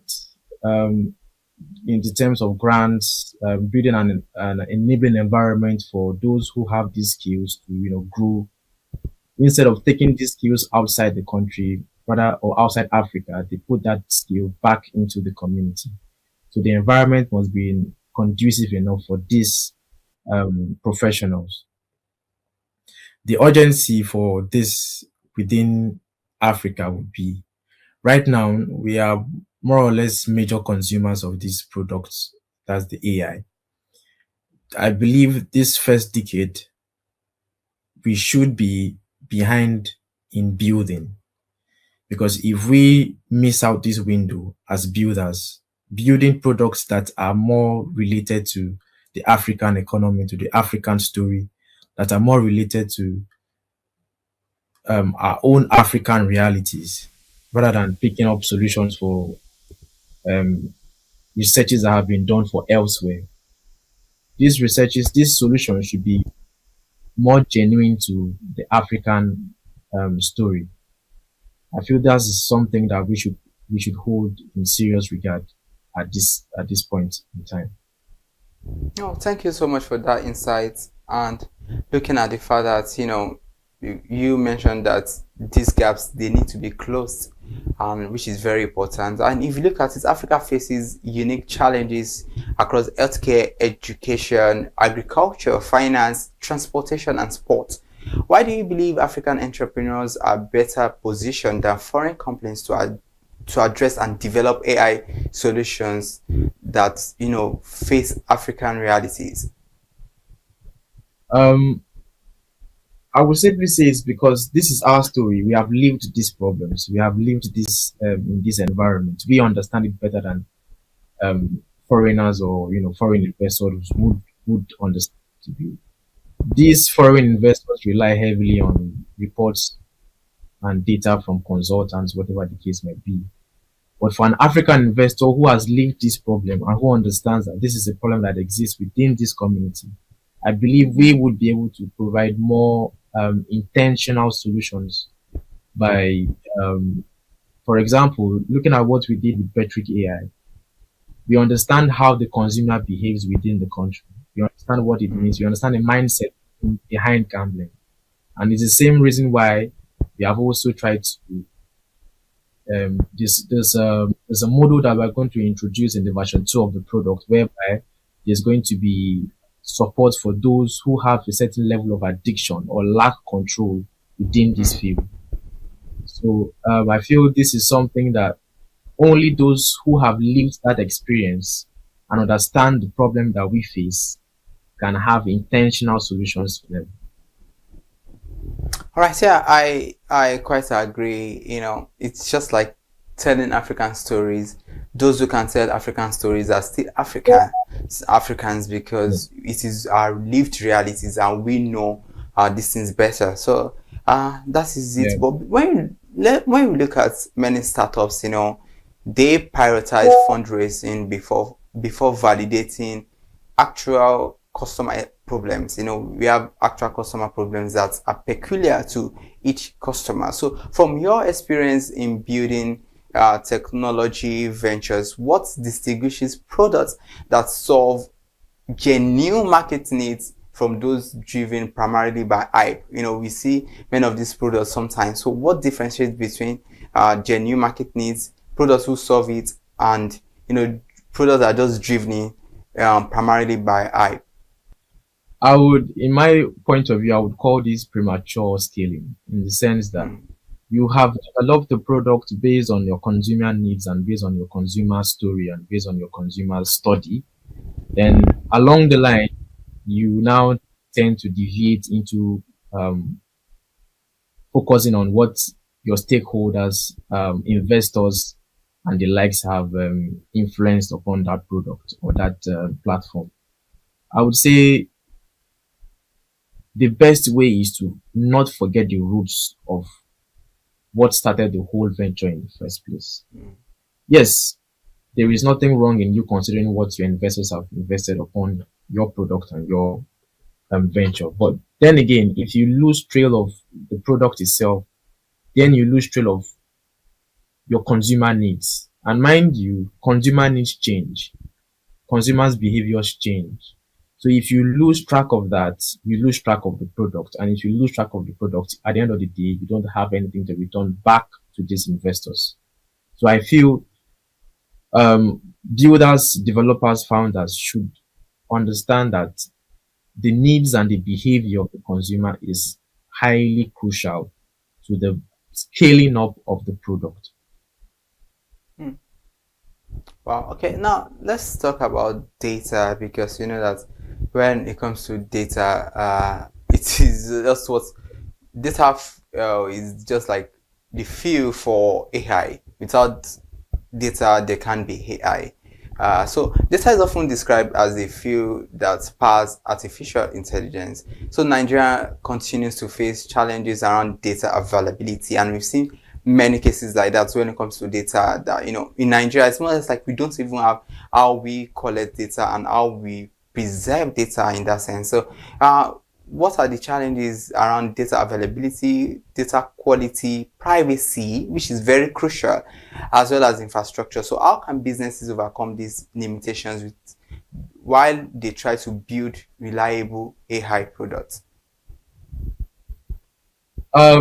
This is a very relatable concern within my company or our company, Petric AI, because data it relies heavily on data, and this is the reason why the first concept of our product starts from international leagues. We focused more on international leagues for a start, simply because the African markets, the African communities, underserved when it comes to data of football games. So I feel somebody or investors who are able to bridge that gap, who find the foundation within that gap, would be one of the very few and the first to start. And there is a huge gap there that can be that can be invested upon. Because for how Metric AI functions, we take data through odds API from past data of football games. The AI then analyzes these games to give you the best probable cause or best probable result of that game based on previous data. Now, there's a whole lot of data set being gathered here, which you have to be mindful of how this data is being regulated and how this data is being stored. You have to have strong ground. Rules in place to make sure that you obey data regulations within the community you operate. For example, our company is very keen on complying with regulatory systems that enforce data regulations within Africa and Nigeria in particular.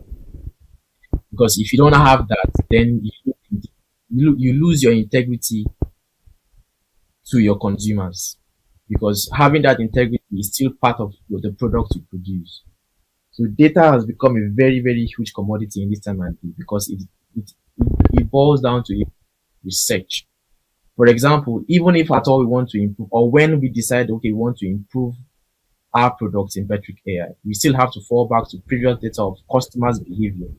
These policies are things that have to be entrenched within every company operating within the system.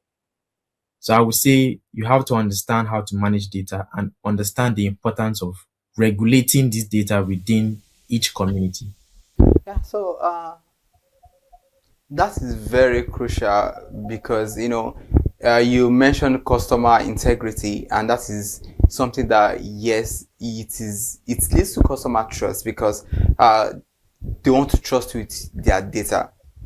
Everybody loves their privacy, and at the end of the day, if my data is being collected, so there must be something to ensure that yes, I trust you enough to give out my data and all that. So when you look at consumers generally, consumer trust remains one of the biggest barriers to AI adoption, because how well can we trust these investors? How well can we trust even these brands or organizations willing to adopt all of this data? So many people, as they are concerned about misinformation, privacy, algorithm bias, and job displacement. So what practical steps should innovators and regulators take to build public confidence in AI-powered solutions, especially when it comes to innovations?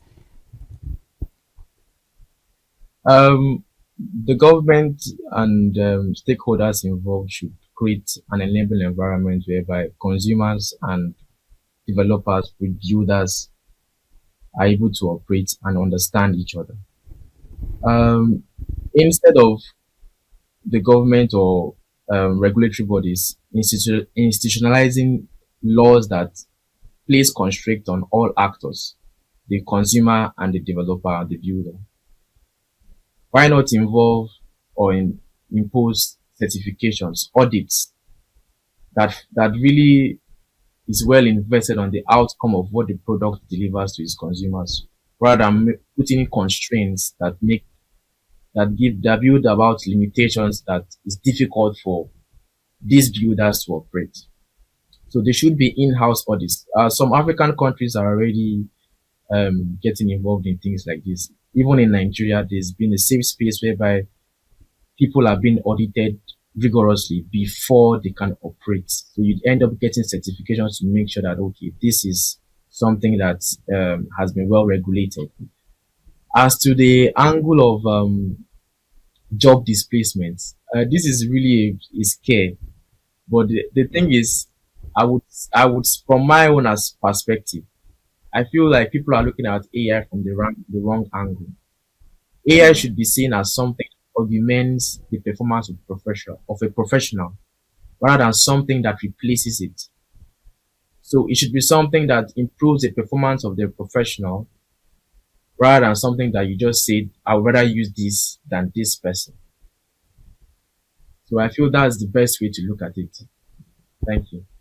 All right, so thank you for that insight, and I just believe governments and private enterprise, they can work accordingly to ensure that yes, everything goes smooth, because it takes both, not just the government, investors as well who want to, be part of this, also innovators who want to just be a part of it. So everybody needs to ensure that all hands are on deck to ensure, yes, we can get the delivered results. So that leads to another question I would want to ask when you look at the Africa's startup ecosystem, because government is fully involved in it, as well as private enterprise as well when it comes to the startup ecosystem. So Africa's startup ecosystem has grown significantly over the past decade, yet many promising ventures struggle to scale beyond their first markets. You see cases of people like that, whereby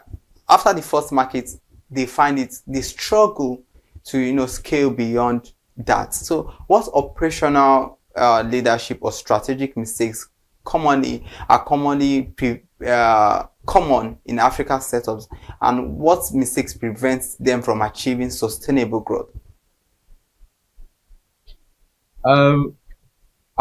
It boils down to, like I said before, premature scaling, in the sense that startups forget the root cause of the problem. If they don't put deep research into consumer behavior and consumer growth, because these are things that happen within different stages of having a product. I will reiterate again that a product being built is not just built for the sake of the investor or the stakeholders. It's being built because of you're trying to solve a problem of a consumer or of a user. So there should be ongoing development of research to understand how the consumer behaves towards certain products. This boils down to how Metric AI is also operating. We're not just sticking to analyzing data of past games to give you tier selections. We are focusing on building what you can gain or maximize from the users. It's about how you can also maximize the standard of the user, in the sense that we are checking in to make sure that this platform doesn't become too addictive to the point whereby you have no control over it. So a user who understands that, oh, this is a platform that has me in mind, would want to come back to this platform where his usage is being regulated and understood.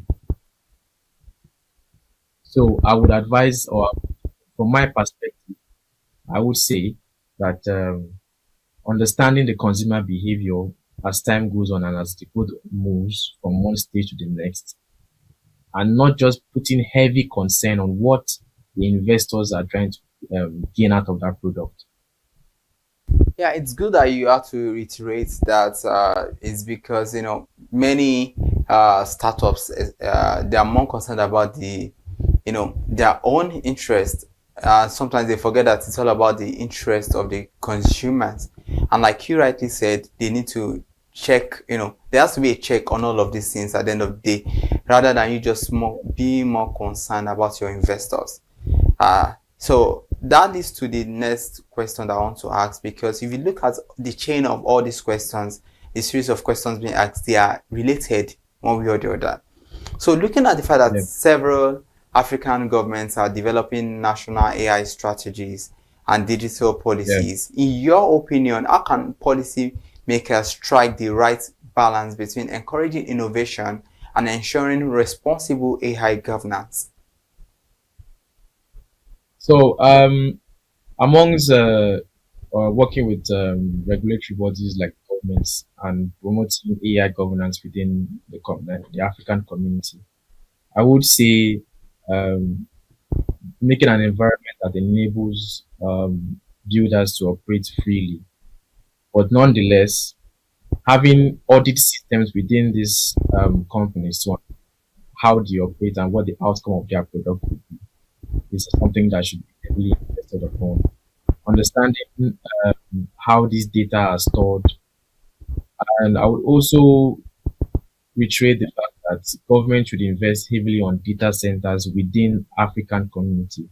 This prevents us from taking our data from our community outside to the open world. And not just having those data within our community or our region.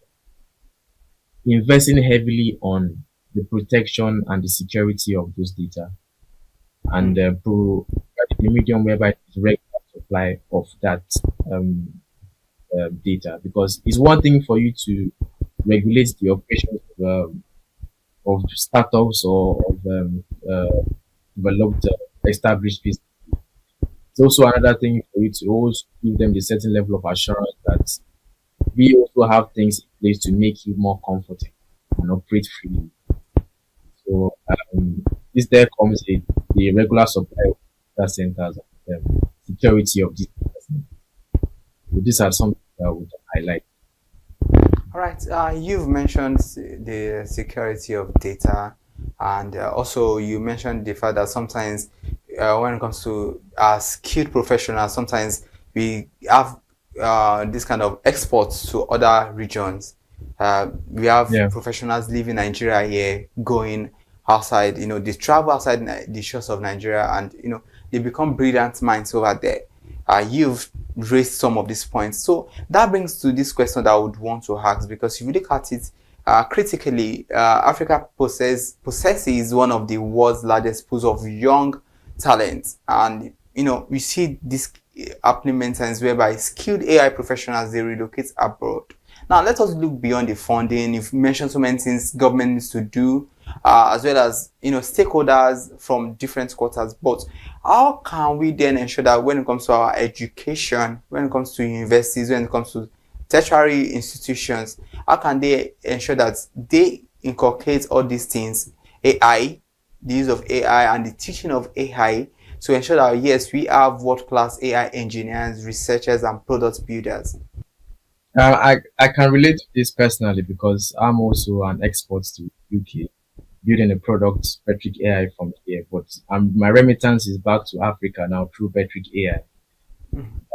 I would say, in terms of education, universities need to have more concrete partnerships with companies. Concrete partnerships in the sense that they should be transferable. These skills could be transferred right from the university straight to the companies, and there's a working relationship between these companies that invest heavily in this sector. Then there should be rigorous investment in terms of I know I've said investment before, but a different angle now, in terms of passing the right information to the right minds that need it within the university. So catching the minds early and making sure that you harness that knowledge before they then get exposed to the consumer world itself. We need to understand that if we don't build an enabling environment for these skills, eventually we would end up at the consumer edge of the game for God knows how long. And I feel the first decade that we are in now is one of the best times to invest heavily in the production of this it's one of the best times to invest heavily in this product, in this industry. All right. Okay, thank you so much. We will have to go on a short break right now, and this has been Mind the Gap. The conversation has been closing the AI gap, building African solutions for African problems, and our guest has been Nicholas Additional, the founder of Petric AI. So let's go on a short break, and when we come back, we look at other aspects of this discussion.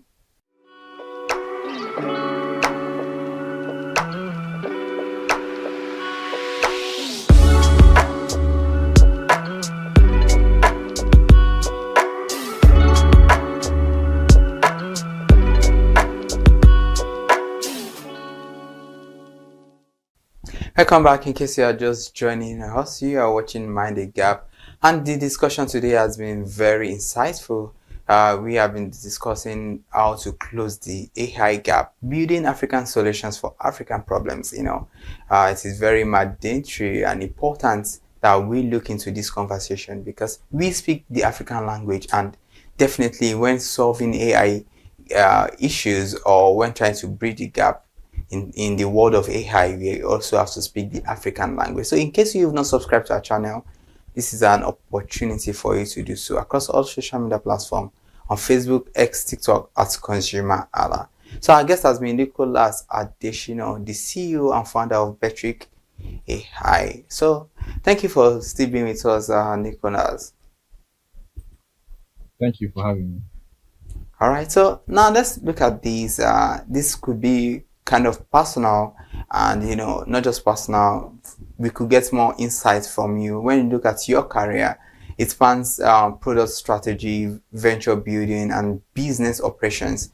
Beyond technical expertise, what leadership qualities and execution principles separate successful founders?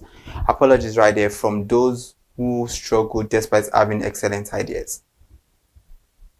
I would say I would not list certain principles for you. I'll just go with one angle and say you have to keep building within certain level of constraints. For example, we have been building Betric AI. Nonetheless, we all have lives happening. Myself in particular, I have my life happening outside of Betric AI.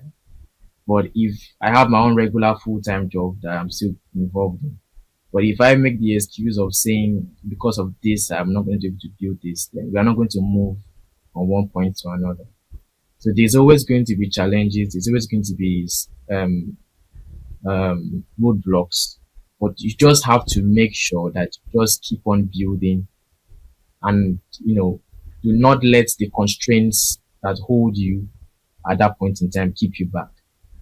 I would say the time that we are in now is one of the best times to be a founder and to be a builder, because someone in Lagos can just build a product with his laptop with the use of AI now.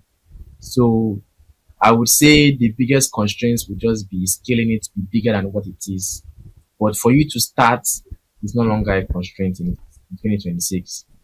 You just have to have the inception of the idea, and all you need to do is to go to your laptop and start building.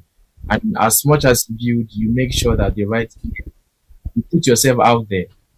So in the point whereby you need mentorship, in the point whereby you need to grow, you would meet the right people who would guide you and help you scale through to the next level.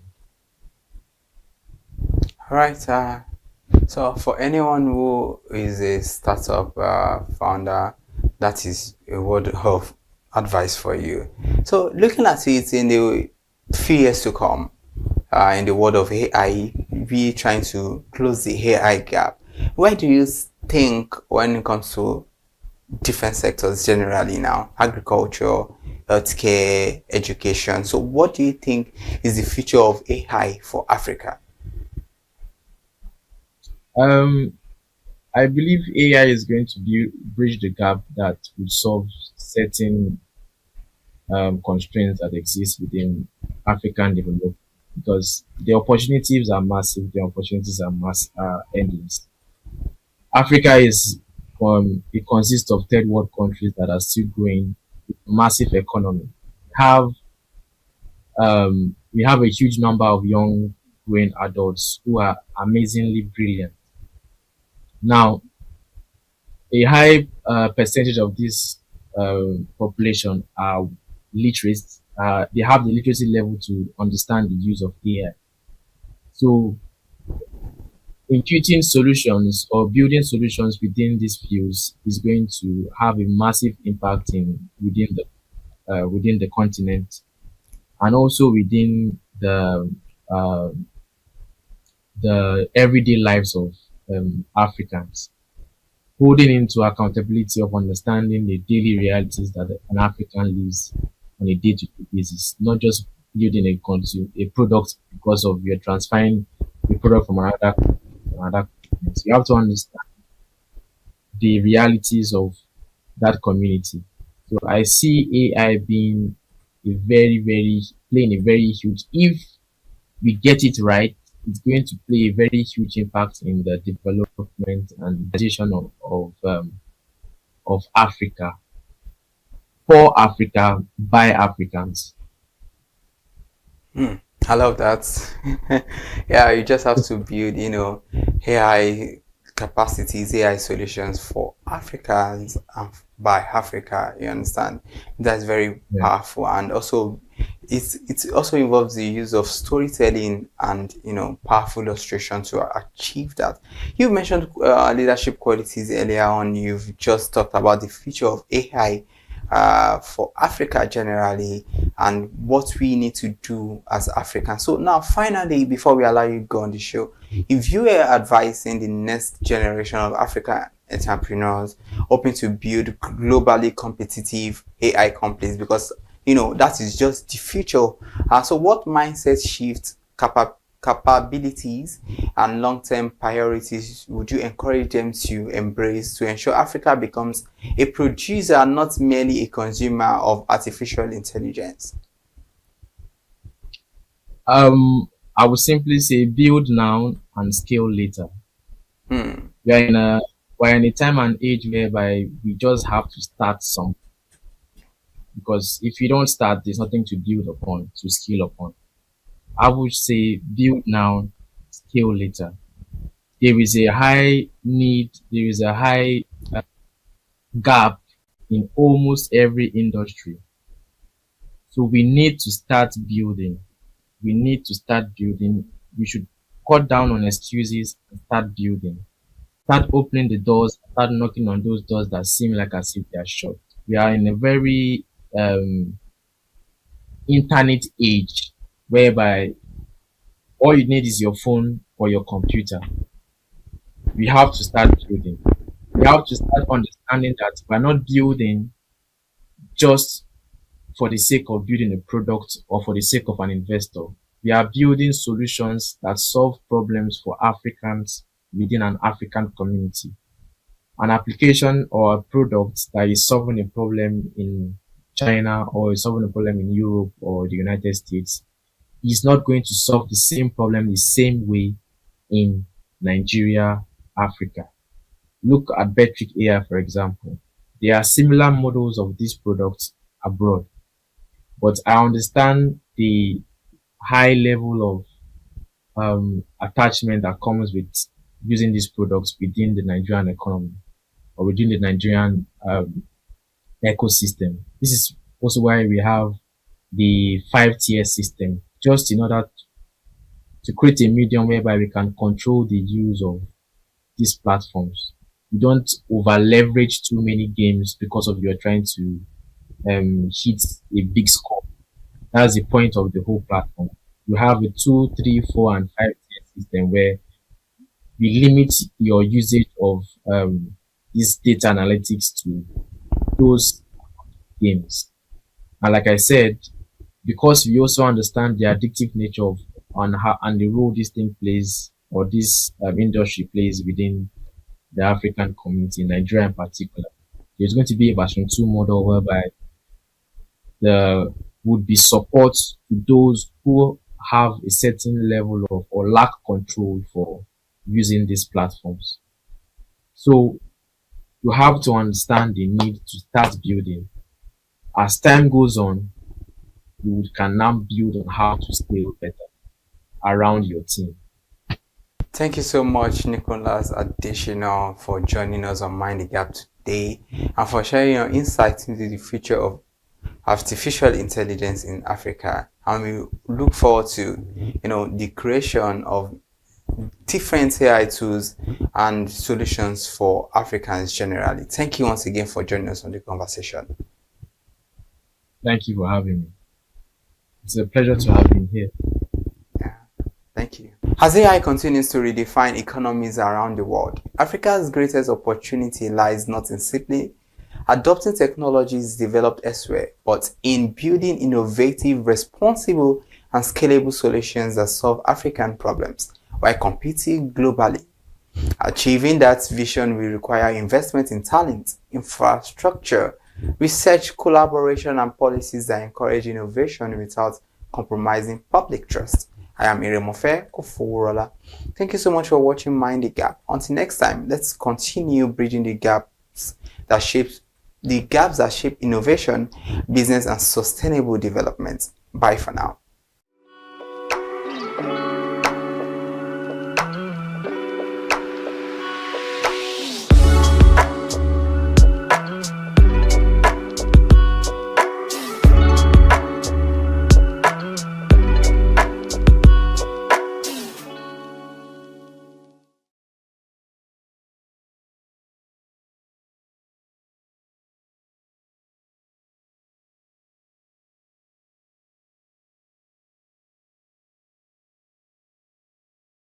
Hi people, my name is Fakorede and I am a filmmaker and a film director, and you're watching ConsumerHalla TV. ConsumerHalla TV is everything consumer advocacy, consumer rights, everything that has to do with consumers. On this TV, you'll watch, you'll learn, you'll be educated, and you'll be entertained. Keep watching ConsumerHalla TV. My name is Olubukola Ozone, a photographer and a social media enthusiast. You're watching ConsumerHalla TV. It's a consumer advocacy TV. If you have a problem, anything, any consumer related problem, just holla at them, just like their name implies, and they're going to get it sorted for you. Keep watching, stay tuned. Thank you very much. Hi guys, my name is Jobal Jalabi. I'm a marketing communications professional. I currently lead marketing at Flash Change, a fintech startup. Keep watching ConsumerHalla TV, a consumer advocacy channel. Hello, my name is ConsumerHalla. I'm an actor and I am on ConsumerHalla TV. Now, ConsumerHalla TV is a consumer advocacy channel. So if you have any issues, consumer-related issues with brands and services, you can reach out to them and they will be sure to handle it or to cater to you. Thank you so much. Hi guys, my name is EABA Adeton. I'm a film poster designer and illustrator. This is ConsumerHalla TV. It's a consumer advocacy channel. We show content on consumers-based news, entertainment, and all of that. So I urge you guys to stay tuned to ConsumerHalla TV. My name is Anoluwapo Alao, a sales consultant for Star Times Nigeria. This is a ConsumerHalla TV, where they discuss anything consumer needs and get knowledge about anything about consumer. So keep watching it. Hi, my name is Adebola Ogushino. I'm a filmmaker and you're watching ConsumerHalla TV. Any consumer related issues, they've got you. Hi, my name is Stephen Olorunshisi. I'm a strategy and sales professional, currently working with Obey, and you're watching ConsumerHalla TV. I mean, this is one of the channels that you don't want to but stay on. Consumer advocacy, brand promotion, everything consumer, what you need to learn for your business to grow. This is a channel where you learn, where you experience entertainment too, yeah. But it's good for businesses, for brands, and for an entrepreneur. If you want to know more about businesses, want to know more about brands, please stay watching. Alright, thank you so much, ConsumerHalla TV. Keep watching. Hello, good day. My name is Tunde Balogun. I'm the lead pastor at the Kingsborough Church in London. And you're watching ConsumerHalla TV, which is a new initiation into the TV industry in Nigeria, the first of its kind in Nigeria. And I know that it's going to bring value and quality into the service industry.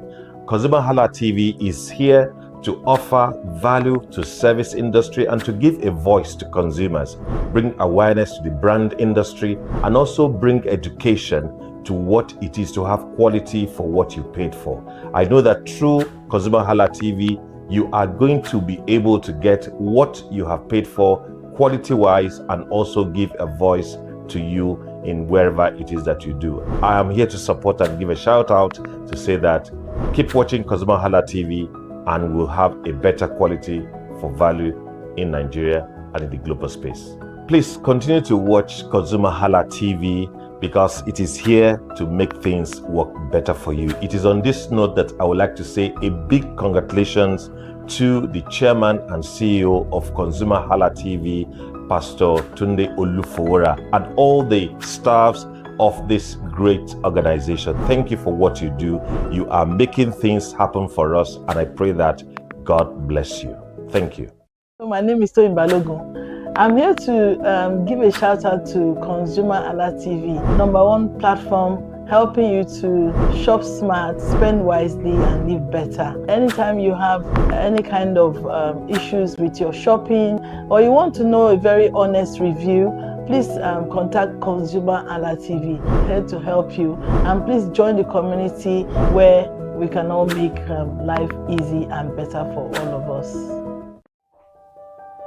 Hey there, do you know in the world today, everyone is a consumer. And as consumers, we all have the right to be heard. In Nigeria today, As a consumer, you have all right to product information, right to fair pricing, right to return goods, right to product labeling, right to fair dealings, and a lot more. Well then, have you heard about the new media channel? ConsumerHalla TV. ConsumerHalla TV. ConsumerHalla TV. At ConsumerHalla TV, our goal is to inform and educate consumers in Nigeria with insightful news alongside development within the fast-paced world of consumers through well-researched, specialized, and analytical content. Our vision at ConsumerHalla TV is to create an engaging platform that provides right connections for meaningful brands in Nigeria, thus creating a more caring world for consumers where business thrive. And guess what? Our ConsumerHalla brand is the first consumer complaint resolution portal in Nigeria, powered by a 72-hour feedback mechanism. We offer consumer advocacy, informative talk shows, branding promotions, advertising, and lots more. Connect with us via our YouTube channel at ConsumerHalla TV. Follow us on our Facebook page, ConsumerHalla TV, our Instagram page, ConsumerHalla TV, and do well to subscribe to our YouTube channel. Subscription is free. ConsumerHalla TV. At ConsumerHalla TV, you deserve to be heard. At ConsumerHalla TV, you deserve to be heard.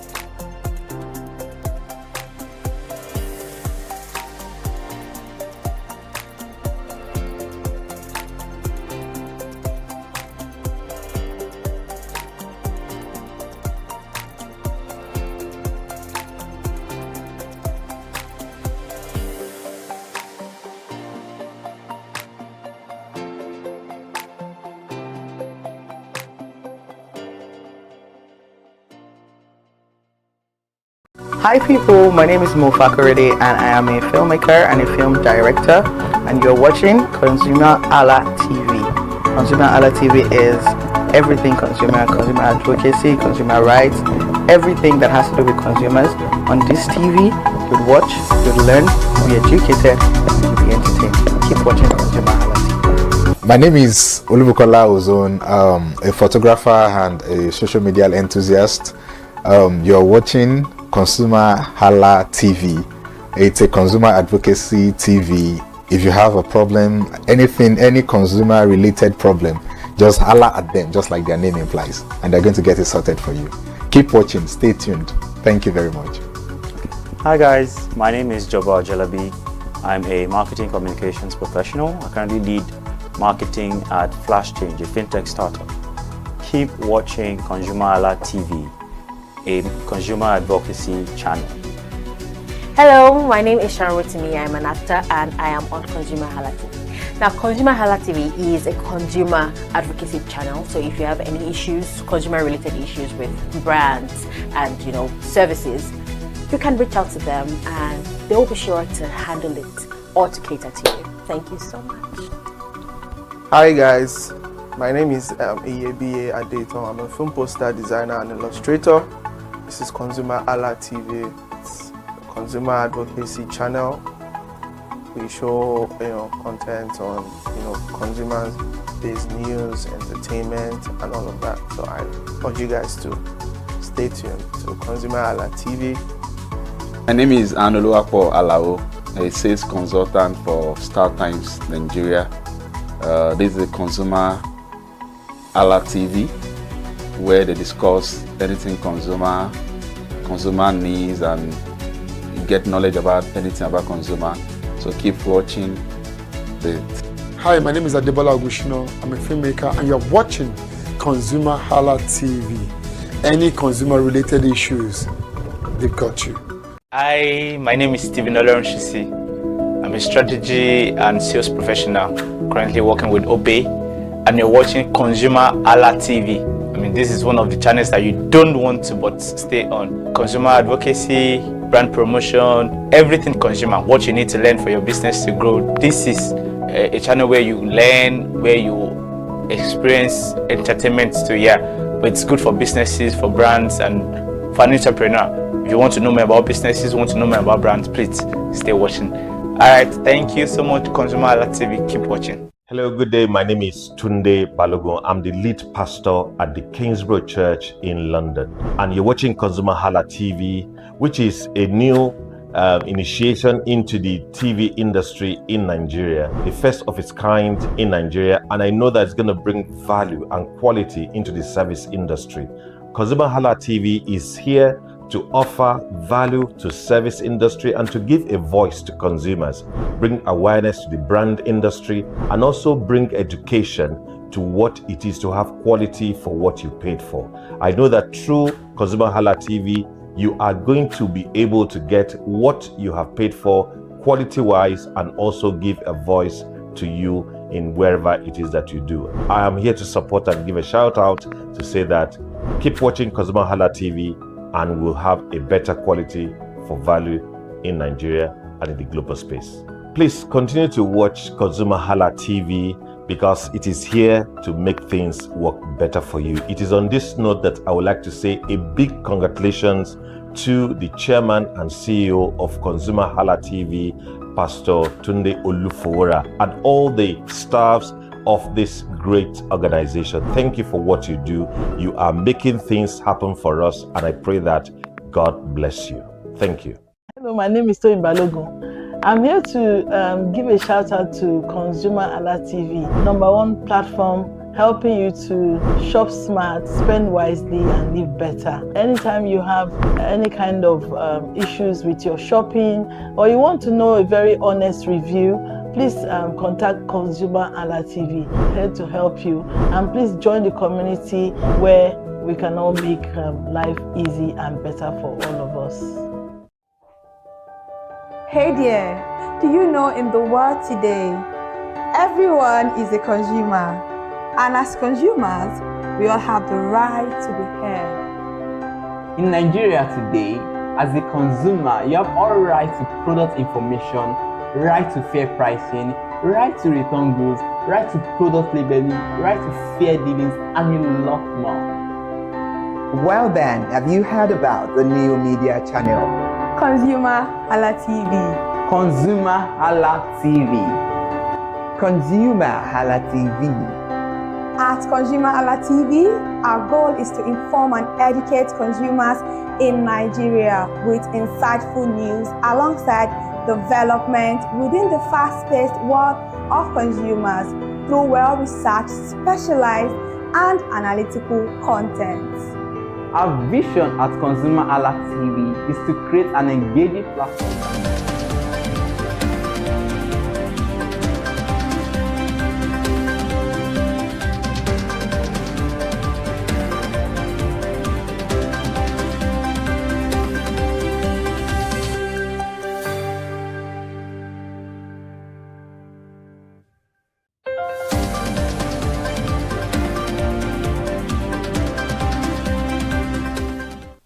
Thank you for joining us on ConsumerHallaTV News at 2. I am Mary Hayomikonde, aka the Central Bank of Nigeria under Governor Layemi Kadoso has introduced a new policy adjustment removing restrictions that previously limited access to discount window for certain foreign exchange and government securities transactions. According to the CBN, the adjustment is intended to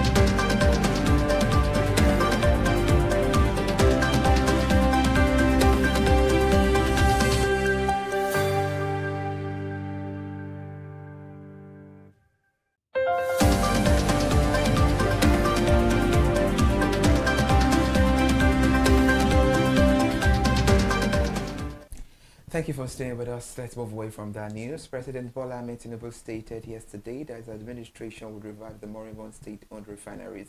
He warned that their future success must be driven by genuine productivity rather than mere operational activities as seen in the past.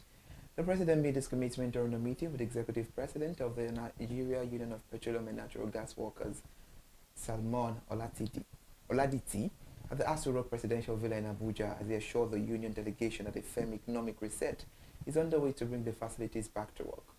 President Bola Ahmed Tinubu also urged vehicle and truck owners who converted their vehicles to compressed natural gas to share cost savings with commuters. He noted that fiscal reforms implemented since 2023 have freed up crucial funding for national road infrastructure development. The federal government approved tax waivers for 3,900 electric vehicles imported into Nigeria during the first half of the year. This initiative aim is to accelerate electric mobility despite the ongoing electricity shortages and insufficient charging infrastructure across the country. Official data reviewed by Reuters in a report on Wednesday showed that its approvals from the first batch under a new government scheme is to promote a cleaner transport.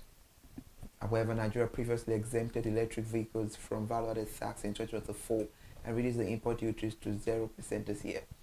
Dealers estimate that electric vehicles currently account for less than 1% of the national vehicle fleet. And now Nigeria aim for electric vehicles to reach 60% of its total vehicle fleet by 2050 under the Energy Transition Plan. The Minister of Aviation and Aerospace Development, Festus Keyamo, will brief President Bola Ahmed Tinubu on the resolution reached between aviation unions and the airline operators of Nigeria. The dispute centered on the lingering disagreement surrounding unpaid ticket sales charge obligations. The update follows an emergency meeting convened by the minister in Abuja on Thursday, days after aviation unions suspended their industrial action.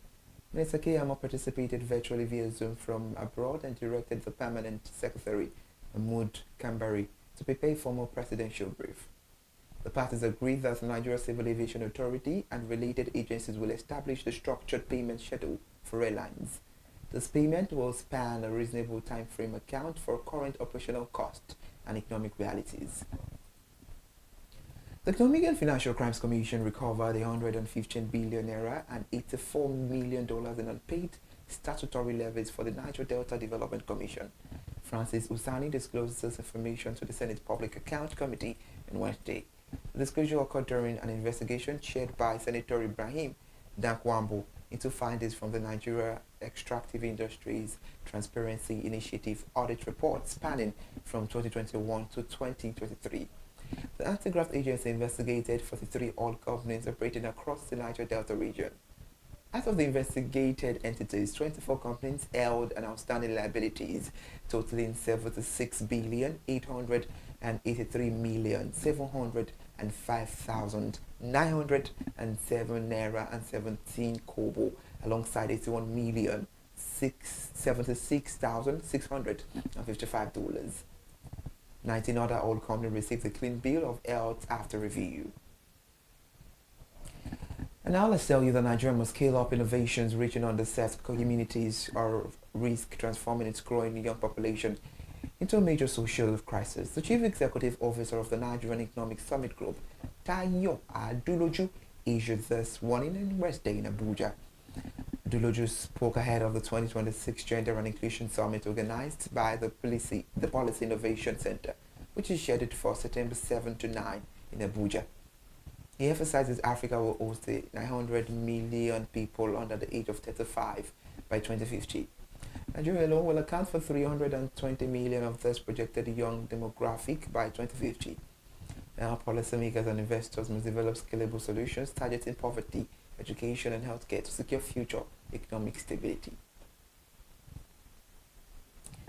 The federal government will launch a taxpayer bills of rights and obligations of the coming weeks to strengthen taxpayer protection and build administrative trust. The Chief Executive and Tax Unbilled John Nwabweze announced this development during an Abuja stakeholder engagement on Thursday.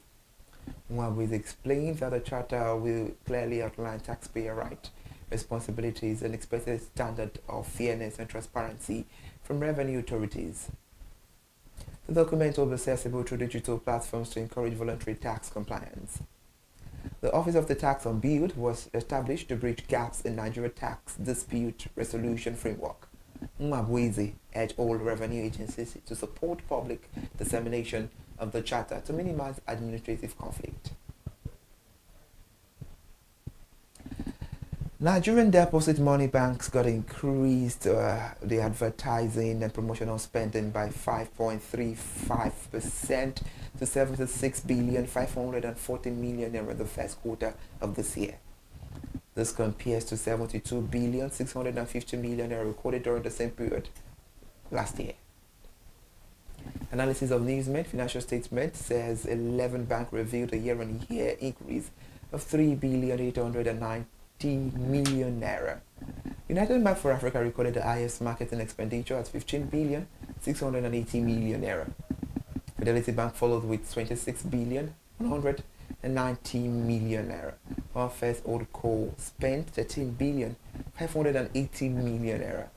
Conversely, institutions like FCMB Group and Guaranty Trust Holding Company reduced their promotional spending during the quarter. The Federal Competition and Consumer Protection Commission warned bakery operators against compromising food safety standards amid rising production costs. The Executive Vice Chairman, Tuji Bello, issued the warning during a stakeholder meeting in Lagos on Tuesday.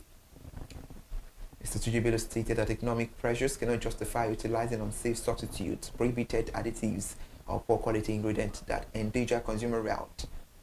Businesses must respond to financial challenges through legitimate commercial channels only.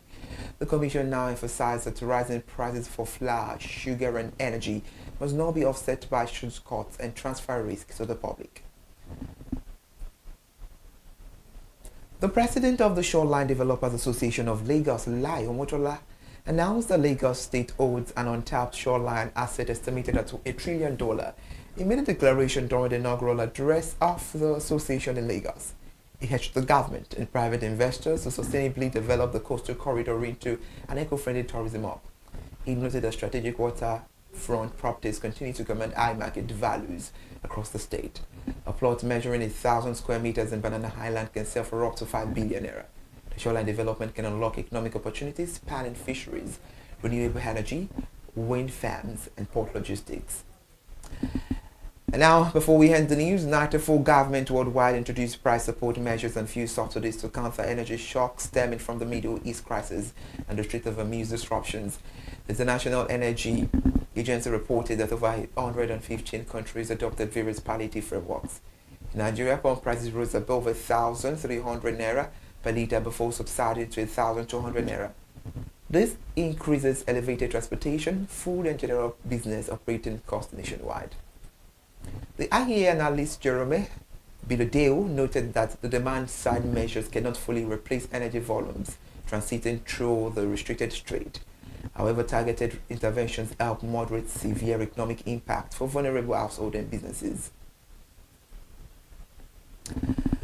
OPEC stated that Nigeria's economic outlook remains positive due to macroeconomic stability, steady oil production, and ongoing structural reforms. The organization noted that the national economy got expanded by 3.9% year-on-year in the first quarter of this year. The non-oil sector drove growth through agriculture, manufacturing, construction, and financial services. Higher oil output simultaneously boosted the government's fiscal revenue and foreign exchange buffers. The Islamic IBTC Bank Nigeria Purchase and Manager Index registered 52.5 in July, signaling continued expansion in private sector conditions. Firms reported increased new orders supported by improved customer demand and new product launches. United States consumer prices rose by 3.4% in the year leading to July, marking a slight decrease from the 3.5% recorded in June. The Bureau of Labor Statistics reported that monthly inflation edged up by 0.1% due to rising housing costs.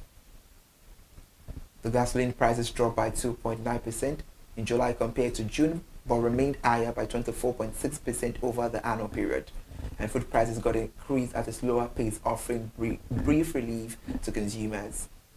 The Federal Reserve Chair Kevin Walsh stated that the central bank primary objective is driving inflation downward while avoiding economic shocks.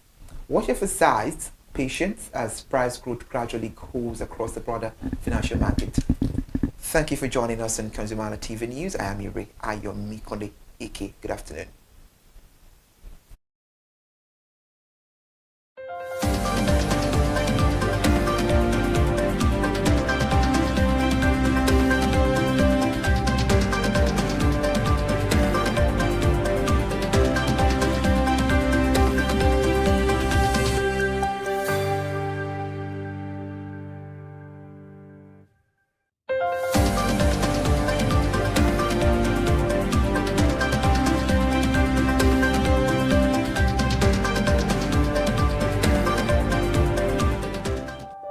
Hey there, do you know in the world today, everyone is a consumer, and as consumers, we all have the right to be heard. In Nigeria today, as a consumer, you have all right to product information, right to fair pricing, right to return goods, right to product labeling, right to fair dealings, and a lot more. Well then, have you heard about the new media channel?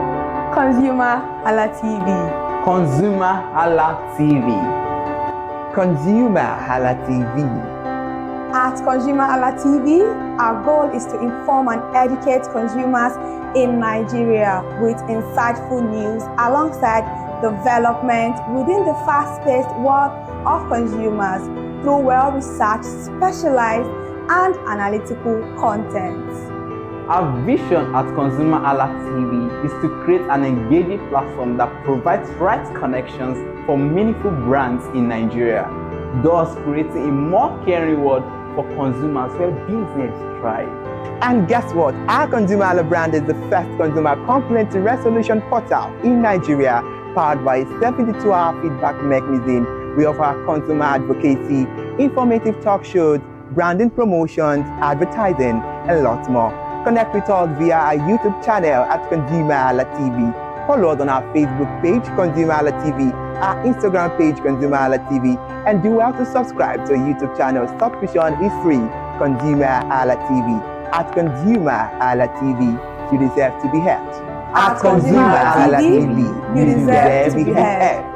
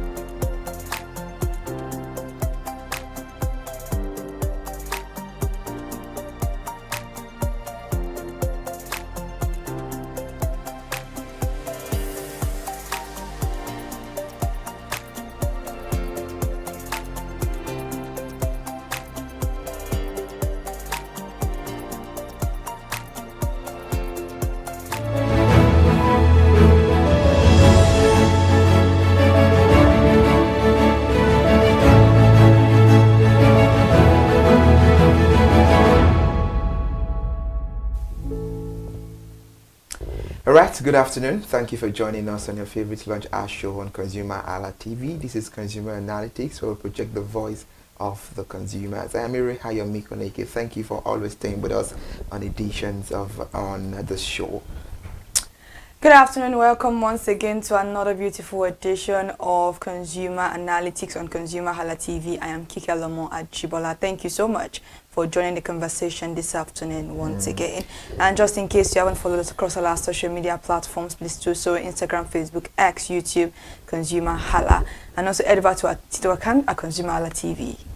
On this show today, we're analyzing the restaurant experience in Nigeria, and the research on the Nigerian restaurant and food service industry shows rapid market growth that is driven largely by urbanization and Nigeria's young population. However, the industry continues to face serious operational challenges, including high energy cost. Well, studies also show that factors such as food taste, freshness, prompt service, and cleanliness have a strong relationship with customer satisfaction and retention. So when we look at the Nigerian restaurant landscape, there is also a clear distinction between traditional and modern food outlets. Traditional spots, popularly known as bukas or bukateria, cater heavily to working class populations and laborers, offering affordable indigenous meals. On the other hand, modern sit-down restaurants and fast food outlets increasingly attract students, young professionals, and corporate workers. So with the different types of restaurants available to Nigerian consumers, the question is what the consumers really have to offer, or what do they really have to say about the restaurants they have patronized. What is their favorite restaurant? What is their favorite food? And what factor influenced their decision when choosing where to eat? And these are some of the key question analysis will be built around today. Yes, we'll examine consumer perception of restaurants based on their personal experience, preferences, and expectations. And more importantly, we'll analyze their individual narratives and use those responses as key contributors to our consumer analytics. So before we go into the depth of today's analysis, let's briefly take you through what we will have for you on the show. We'll bring you a survey of a video clip from interviews conducted by our correspondent. And short after that, we'll then present some of the key response from the consumers and highlight to what they have to say about their restaurant experiences. And then we're moving to our analysis. Now let's hand it over to our reporter that was on the street of Lagos to make an interview to consumers to know their perception. Let's go on a short break. When we come back, we'll move to that.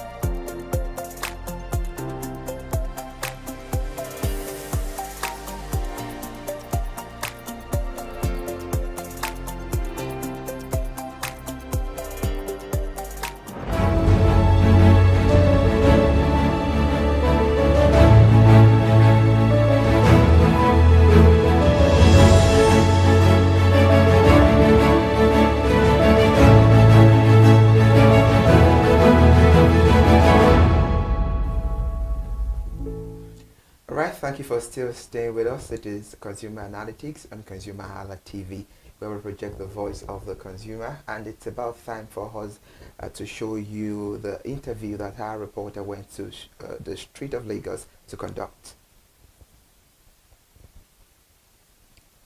Eating out has now become an habit for many Nigerians. Why some people, basically because of how tired they are from work, some to grab a quick meal, some family function, some a special celebration. People now have reason why they go out to eat. But from local restaurant to fast food chain, beyond the taste and affordability and customer service, consumers has reason why they pick a particular restaurant to the other. And today, on today's edition of Consumer Voice, we'll be asking consumers which restaurant is their go-to choice and why are they sticking to it. Remember, on this show we do not influence their choice, we do not tell them what to do. Consumers genuinely speak for themselves and give reasons why they are picking a particular brand to the other. Remember, we now have varieties of restaurants and consumers now have to pick different choices basically on what suits to them.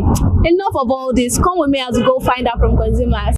Do you eat out in a restaurant? Yeah, I do. So which restaurant? Chicken Republic. Chicken Republic. The place. I do the place and sometimes KFC. The place and good plates. Mega chicken. From delicious meal to affordability and customer service. And we can see that restaurant brand keeps shaping the way Nigerians go to their favorite restaurant to grab a food. And I must say that on today's edition, we've heard directly from consumer why they keep exploring different restaurants and the main reason why they are sticking to a brand. And we've come to the end on today's edition of Restaurant Brand on ConsumerHalla TV. For more information, keep subscribing, like, comment, and comment under the comment section. Which restaurant brand do you go to and why do you prefer this brand? I am Elizabeth Abefe. Bye for now. Interesting. That was a very beautiful and well done to Elizabeth Abefe. Now let's give you the consumer responses in reference to the reason they give about their most preferred restaurant.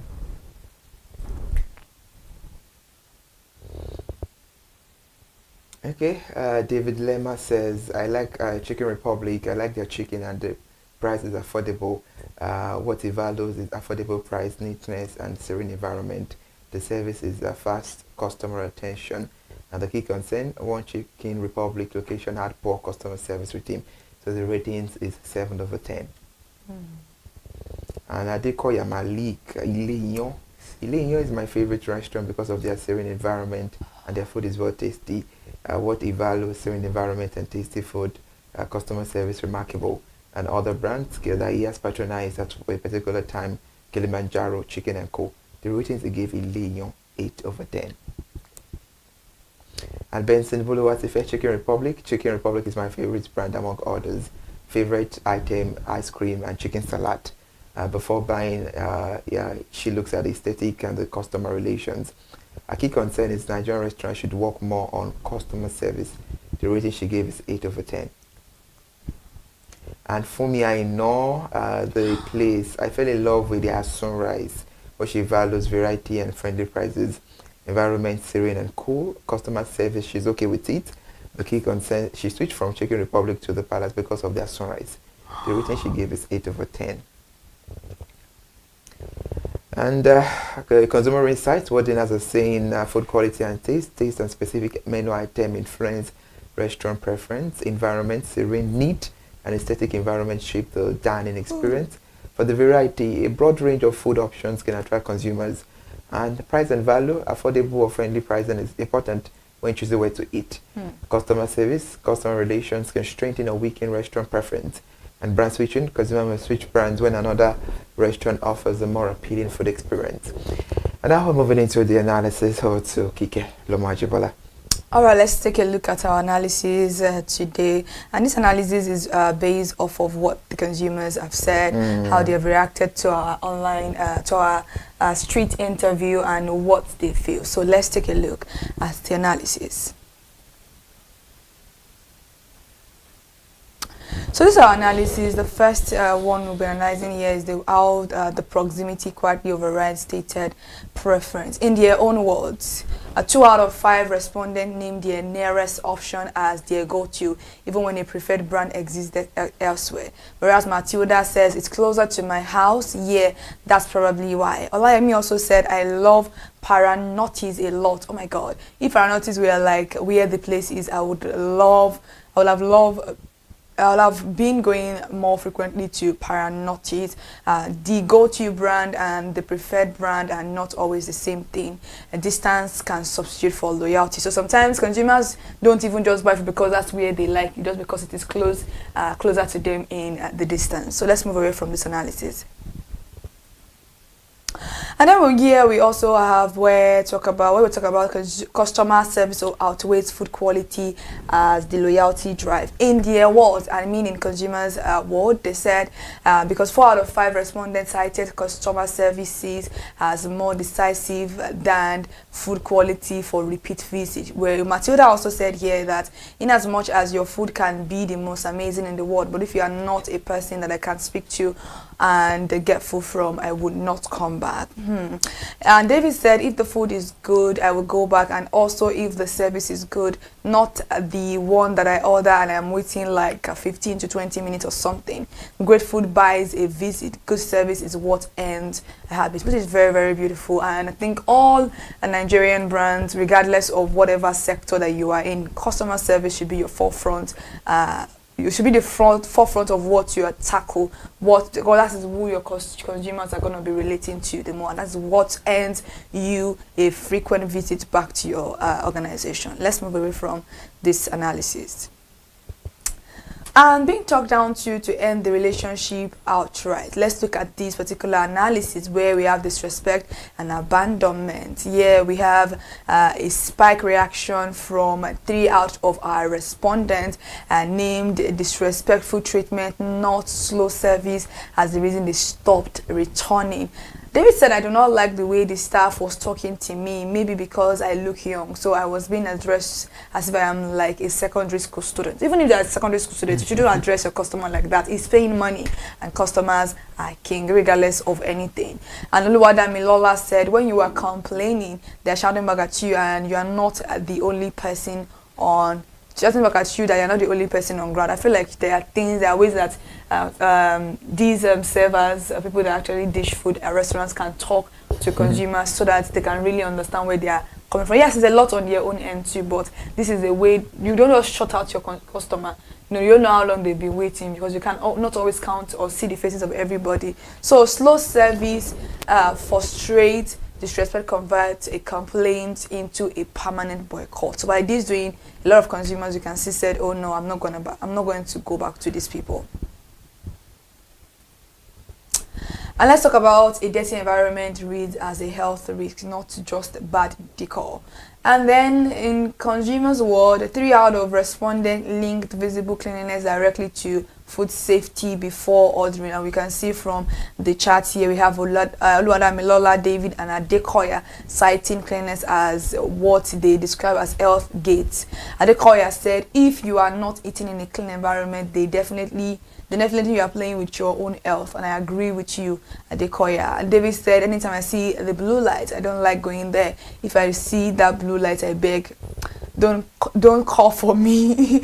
Environment. I don't know what is wrong with the blue light. Did he explain what's wrong with the blue light? I don't even know from his angle. He didn't give explanation about it. Maybe I feel like it's just the maybe you feel like the blue light is attached to dirtiness or something. Or something. Okay. Well, that's your opinion, David, and it is you're entitled to that opinion. So, anybody earning blue light in their restaurant, look out for a David. The environment isn't ambience to these consumers. It is proxy for whether the food is safe to eat. That's a good one. Eating out is fatigue relief, not indulgence. Matilda, Oluwadamilona, and David has something to say here because 3 out of our respondents frame restaurant visit as a response to tiredness, not a treat. Matilda says, I don't have the strength to cook, or my parents are like, why go home and start cooking? Just go get food. Which is not bad. David also said, I'm hungry and I need something I can eat urgently. That's why I go to fast food most times. For most respondents, the trigger to eat out is exhaustion, not celebration. Speed and pricing should be built around relief. That's a good one. And we have the recipe drift between visit is an early but real trust risk. And Oluwadamilola is one that is giving us a spike here in this reaction, where 1 out of our respondents directly raised flavor inconsistently. A second respondent flagged an adjacent freshness concern. Yeah, Oluwadamilola says you get a different flavor, something different today and something different tomorrow. They should just stick to their recipe. I mean, that's why restaurants are unique, you know. When you go there, you eat, you taste the same, not like the way you are cooking at home. Maybe some people don't like it, maybe some people like it, but then if it doesn't work for you, you know, then you are listening to your your consumers right is there. Important. So. And David said, I know the difference between fresh and frozen food. If it is not moist and dry, then it's like an quality concern. David, what is going on? Are you a food critic? And one is too small to generalize, but one number is too small to generalize, obviously, but they complain food shouldn't taste different visit to visit. It's worth tracking as the sample grows, which is very, very important. And then here we have a reaction from Adekoya where we talk about 1 consumer, 3 restaurants matched to the occasion. So in their own words, in the consumer's word, 1 out of 5 explicitly matched a different restaurant to each occasion type. A second respondent showed an early version of the same split. Adekoya says Kilimanjaro just take some of their food, take snacks, eat good food and leave. Chicken and coke, most times I go with family, okay? Olayemi said, I love Panarotis a lot. If Panarotis were like where the place is, I would have loved to go there more frequently, which is the early signal. I think Panarotis is mostly on the island, actually. It's a very, very good restaurant. Restaurant choice may not be a single rank list. It can be occasion match with different brands serving different social roles for the same person, which I really, really agree. Sometimes Chicken Republic, most times families that go there together to eat, you know, you see them with their children because it's actually quite affordable, you understand? So, which is very, very nice. And let's see, we have other analysis to give us today. Well, and we have the key takeaways here where we have to understand what this means for the category. Service quality, decide loyalty, not food alone. Because 4 out of 5 respondents said service quality, not food, determines whether they return. Food quality alone don't guarantee a repeat visit. Cleanliness reads as a health signal. 3 out of 5 visible environment as treat visible environment as a proxy for safe food and check before they even look at the menu. You should do that. Disrespect is a harder line than slowness. 3 of 5 stop patronizing a restaurant earlier, entirely after feeling disrespected by staff. A more severe break than ordinary delay complaint. If you are slow, I wouldn't even like it. I'm going to be on that queue for so long. I'm going to be so grumpy. Then convenience beats indulgence as the occasion. 3 out of 5 frame eating out as a fatigue relief. The trigger is tiredness, not celebration, which should shape how speed and pricing are positioned. All right, thank you, Kike, for those analyses. They were straightforward and insightful, well analyzed. Kudos to you. And that brings us to the end of today's Consumer Analytics, where we have examined the restaurant experience from the perspective of the consumer themselves. So from their favorite restaurant and meals to their expectations around price the food quality, the ambience, and the customer service. Their response to give us a clear picture of what matters to Nigeria consumers when they choose where to eat, and absolutely that is what we've given you on the show.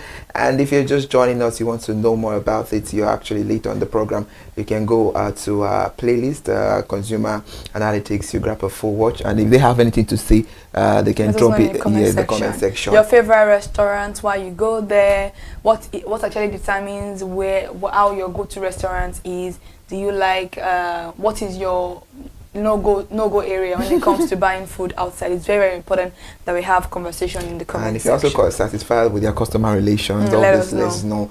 Thank you for joining us on Consumer Analytics.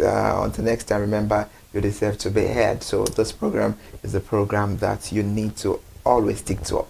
Guys, thanks so much for joining us this afternoon once again for Consumer Analytics, and we come back next week Monday for another beautiful edition of Consumer Analytics, where we bring about a new product entirely, all thanks to our reporter Elizabeth Abefe, who always goes to the streets of Lagos to catch up with consumers, to ask them what they feel about a particular brand of choosing to examine for that particular day. I'm Kike Alomo Ajibola, and you've just finished watching Consumer Analytics.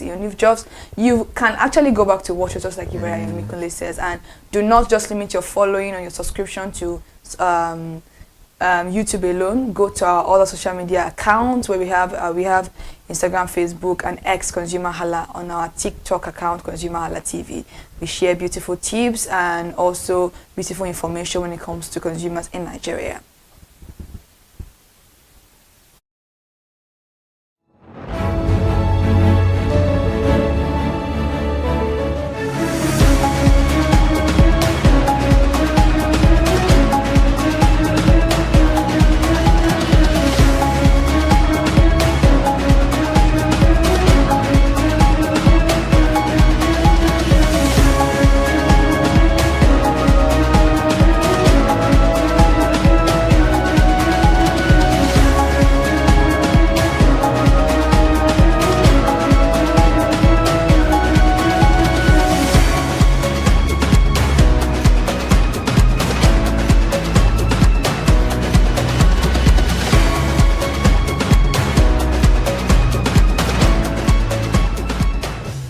If you can dream it, definitely you can achieve it.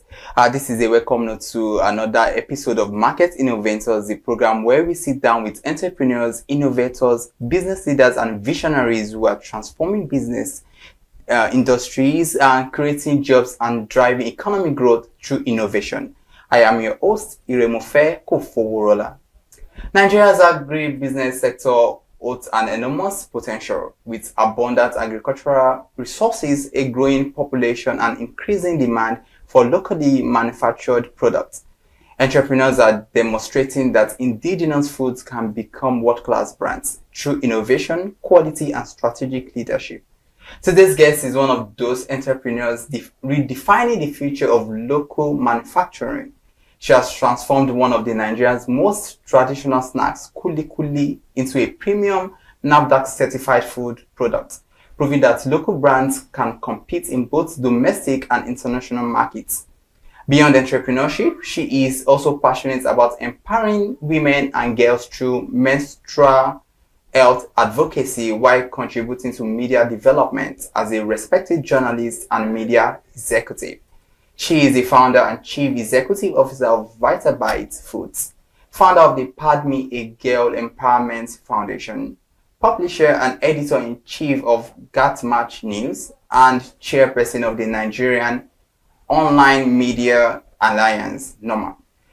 Please join me in welcoming Madam Teresa Moses. Welcome to the show, ma'am. Thank you so much. Yeah, it's so good to be here with you. Yeah. And before the show, I was telling you that we have so much to, unpack, to discuss and all that. So to begin with first, tell us about your journey. What inspired you, your passion into, several things, including entrepreneurship and agribusiness. Okay. So, it started...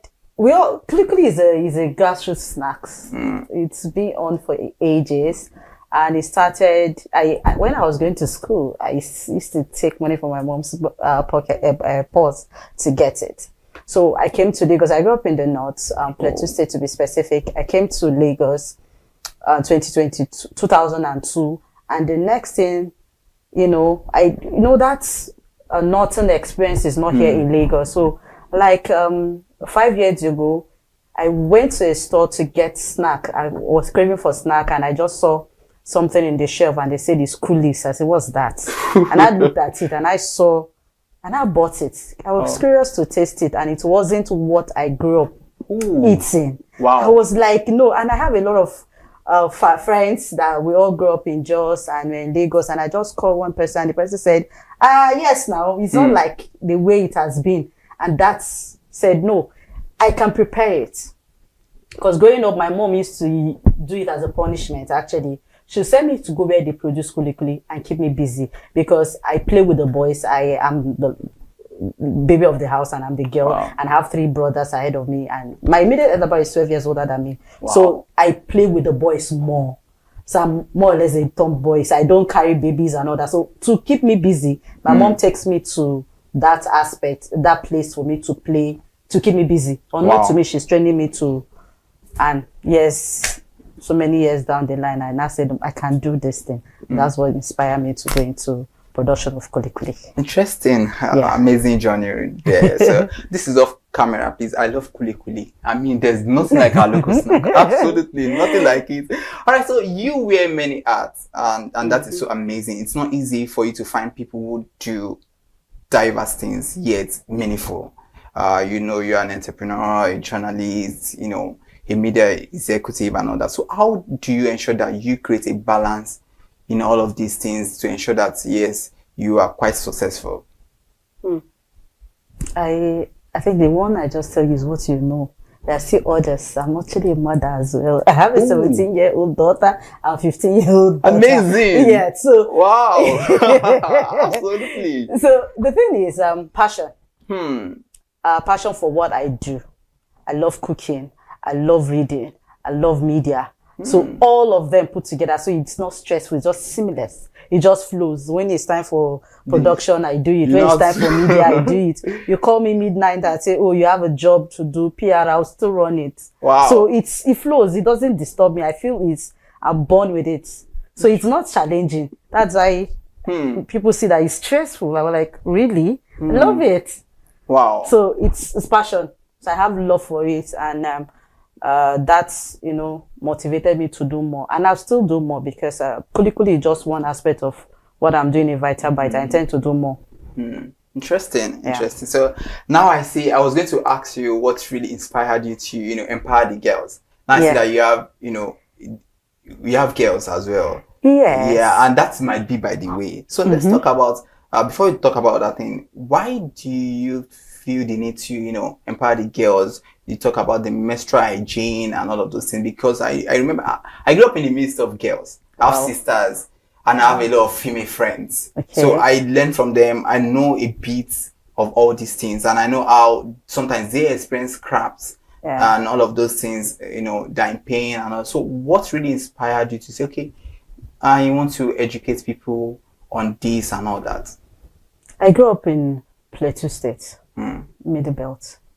And the northern part of Nigeria, life in that side is not as luxury as here in the southwest. So when I was privileged to have that, my first experience, my mom called me to the room and she told me how to use sanitary pad. So my first experience, I started with the sanitary pad, a popular brand, that I don't want to give free publicity. So I started using sanitary pad. I never used tissue. I never used that. So I grew up using sanitary pad. But down the line, I noticed there are people who can't afford it growing up. So when I carry mine to school, I can share to some. You understand? Because I know I have access to it. But growing up, and I realized that. So I thought it was that time. But years down the line, I'm a mother. And I realized that I have girls, and I realized that there are still girls in this age and this time who cannot afford sanitary pad. We all focus on those in this place, IDP camp. We focus on food to give them to eat, but we don't care about the girls and their menstrual health. And do you know that because of religion, if you are menstruating, you are unclean. You can't go to school. Yeah. You can't associate with your people. Mm. You are being stigmatized. Mm. And again, you don't even have the necessity to keep yourself clean. You see the challenge. Yeah. So that's why I took it upon myself to, okay, this is what I want to do. And it's been so amazing. I have support. You know, I don't really do it basically here. I go to the north, IDP camp. Being Abuja, during my IDP camp in Abuja, they know us there. Benue, Otese IDP camp, that's the biggest IDP camp in Benue State, and Kadorko in Nasarawa. So we tend to go more. Wow, amazing. I'm so proud of what you are doing in that, because I know what it feels like when, you know, when it comes to menstrual hygiene and all that. So well done on that. So let's look at this. I said earlier I like kuli. So I want to go into that. All right. So, you know, I made mention of the fact that at Vital Bites, you are looking at, you know, other products that might be in future. But why kuli? Although you stated earlier that your mom would say, you know, go to where, you know, the processing, all of those things was taking place then. But why not any other snack? Why do you think, okay, that is what you really want to do? And what other products in future do you have in mind, you know, for Vital Bites? Kuli is a product of groundnut. And we in Nigeria happen to be one of the largest producers of groundnut.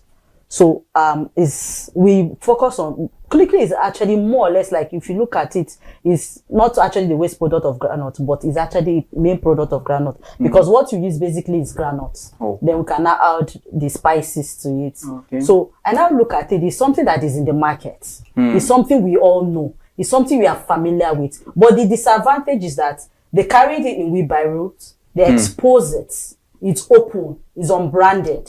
So people look at it like it's not edible, but it actually is. So I now took it up to say that it's something that we already know. So what I just did was just make it more hygienic. The processing was hygienic. You know, for me to go through NAFDA to get registration is not easy. To make it hygienic, then make it premium packaging.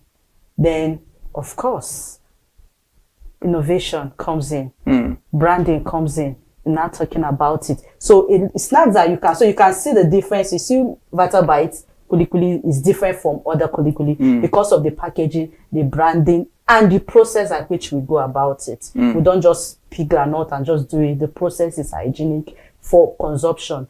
And again, the ingredients we put into it, we still spell it out. Even though there are some people who don't want, they will reach out to us and say, oh, we want ours in this kind of flavor. We don't want granite like one of the ones I have in Maryland that I got to supply to Maryland in US. They say they don't want, I did 2 parts. The one with pepper, the one that is spicy with pepper, and the one without.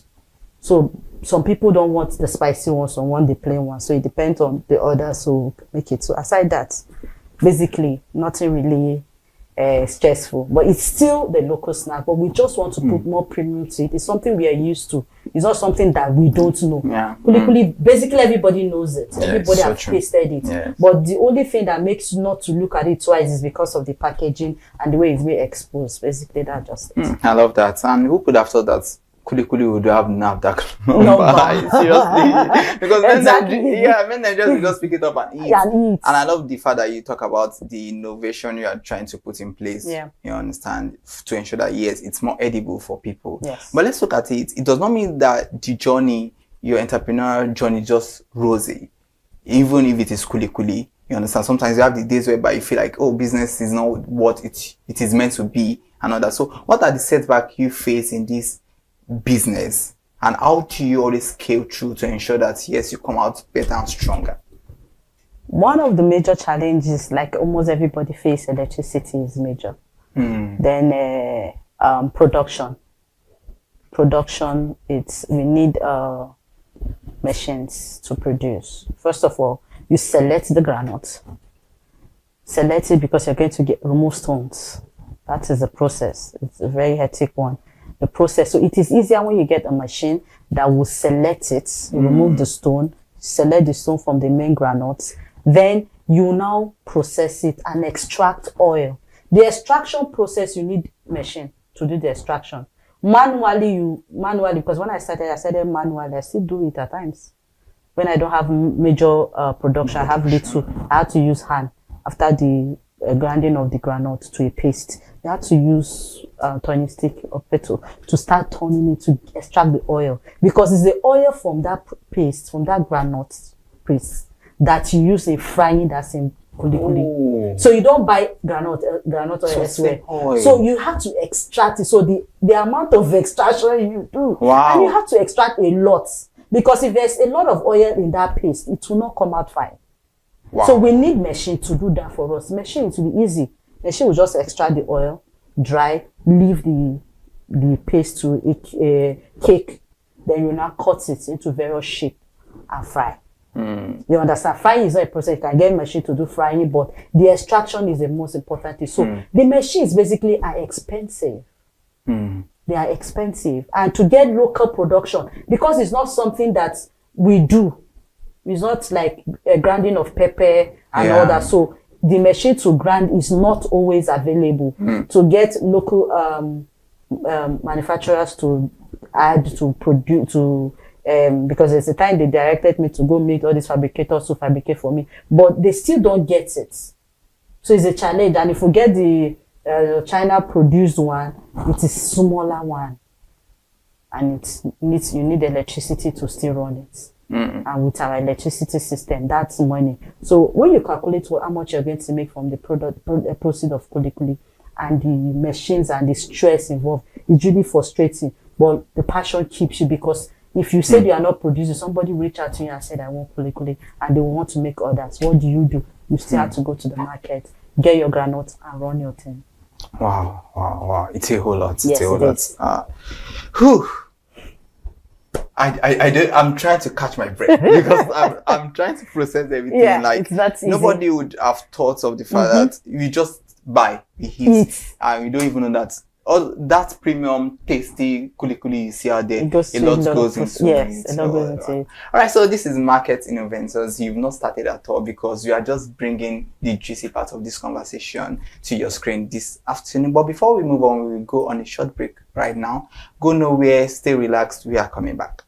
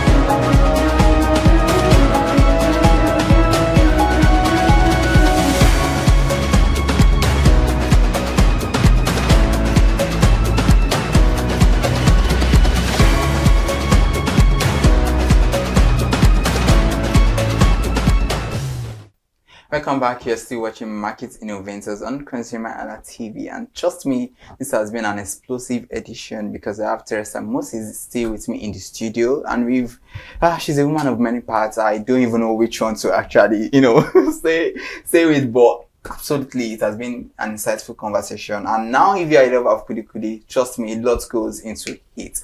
Talking about investments now, because it's stated that it has a lot. You don't just have to do it manually, you understand, a lot has to go into the business and all that. But recently Nigerian media, everywhere went, there was a lot of buzz, and when the first lady stated that a lot of empowerment going on there and people can start business, just to say, and it's not easy to run a business. And if you look at whether akara business, kuli, all of these things, it seems like it's something that is on a small scale, but a lot of capital goes into it. So let's talk about investments in it now. If there are stakeholders who are interested in this business and then I feel like, okay, let's go into this business. For someone who even wants to start, personally for you, how much did you start with? And for someone who's interested in doing that business now, not just because they are not educated or they don't have every other thing, but they feel like, yes, this is a business I can go into. So what's the capital investment like for someone who wants to start? Okay. Every great business starts small. And one thing with Nigerian factor is we don't believe in we starting small. Believe in hitting big. Starting small and being consistent is one of the major things you start with business before you even talk about the money that comes. If you're starting a business with the intention that you're going to make money from it, you'll be disappointed. Wow. Yes. So the most important thing is start a product, start a business with the aim of satisfaction, getting your customers satisfied. If your customer is satisfied, one referral will bring another referral, you will stay in business. So in terms of starting, when I started, I didn't start with any equipment. I started with, I have a blender. So I have a blender that can blend the granules. So I have a frying pan. So I bought frying pan, then went to the market and bought granules. And I bought a little one. I bought, I think, 2 pints of granules, and I did the frying and the cleaning and everything myself. That was how I started. But as production is increasing, I start looking for, and again, I create employment by getting people to do it. I can't be peeling, sourcing the granules, peeling it, you know, separating the sand and the dirt from it, then process and fry. And I don't have that long process to do it. I will just end up stressing myself out. So I now do division of labor. I get people to do different parts for me, and I do the finishing. You can select the groundnut, you can peel it for me. You understand? But I do my production myself when I get people to do all that for me because of what? Because of the process of hygiene I talked about, so, and quality of that product. I don't want it to taste different. So I know what the quantity of things I put into it. So I know what I put into it. I know what comes out. You understand? So you can start small. If you have 50,000, like I said, if you can buy a pint of granules, you buy ginger, buy pepper. You have frying pan in the house. If you don't even have a frying pan, you can use your... every house has a frying pan, no matter how big or small. You can start with that. So it's not really you have too much. But the most important thing is customer satisfaction. That should be your aim. By the time your customer is satisfied, you get more referrals, you get more people coming in to buy and ask for that product. In that way, don't just rely on what you know. Keep learning, keep improving, and packaging your product is very important.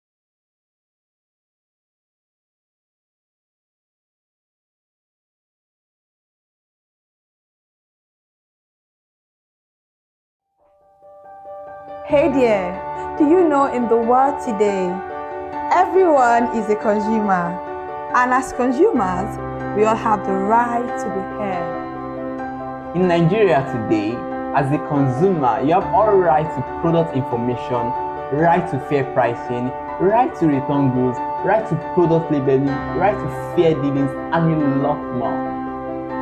Well then, have you heard about the new media channel? ConsumerHallaTV. ConsumerHallaTV. ConsumerHallaTV. At ConsumerHallaTV, our goal is to inform and educate consumers in Nigeria with insightful news alongside development within the fast-paced world of consumers through well-researched, specialized, and analytical content. Our vision at ConsumerHalla TV is to create an engaging platform that provides right connections for meaningful brands in Nigeria, thus creating a more caring world for consumers where business thrive.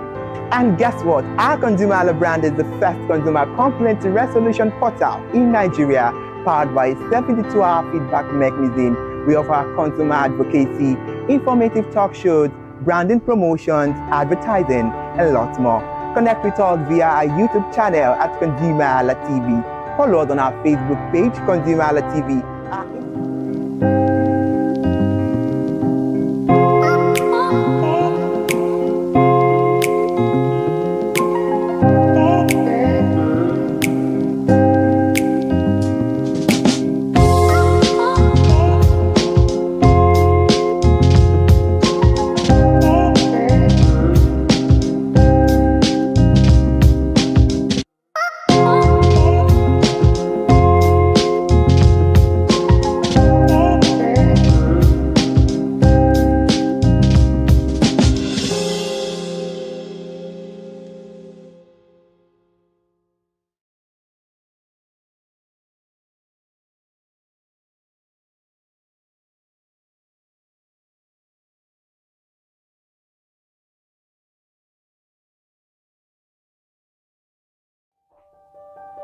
Hey there, do you know in the world today, everyone is a consumer, and as consumers, we all have the right to be heard. In Nigeria today, as a consumer, you have all right to product information, right to fair pricing, right to return goods, right to product labeling, right to fair dealings, and a lot more.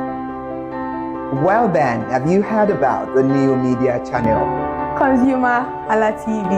ConsumerHalla TV. ConsumerHalla TV.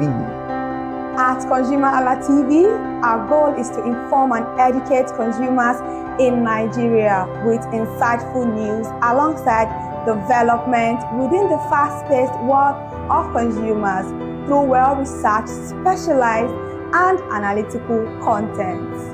Our vision at ConsumerHalla TV is to create an engaging platform that provides right connections for meaningful brands in Nigeria, thus creating a more caring world for consumers where business thrive.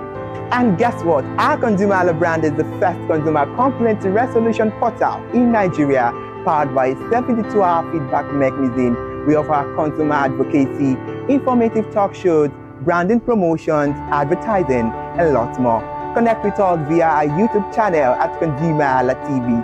Follow us on our Facebook page, ConsumerHallaTV, our Instagram page, ConsumerHallaTV, and do well to subscribe to our YouTube channel. Subscription is free. ConsumerHallaTV. At ConsumerHallaTV, you deserve to be heard. At ConsumerHallaTV, you deserve to be heard.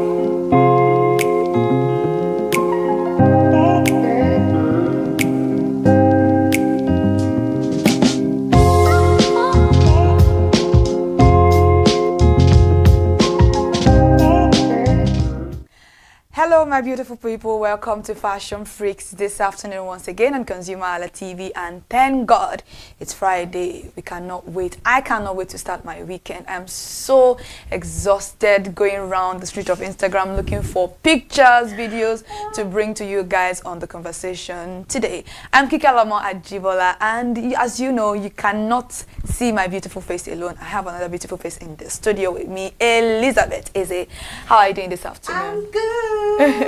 Welcome to Fashion Freaks. I call this that celebrity program on ConsumerHalla TV. I support. Yes. I concur. I agree. And actually, today is a very special one. Please, you guys, where Kike is looking hot. Kike has a bad agenda. Aye. You guys need to see. You see this leg? You need to see me. You guys need to see what's going on here.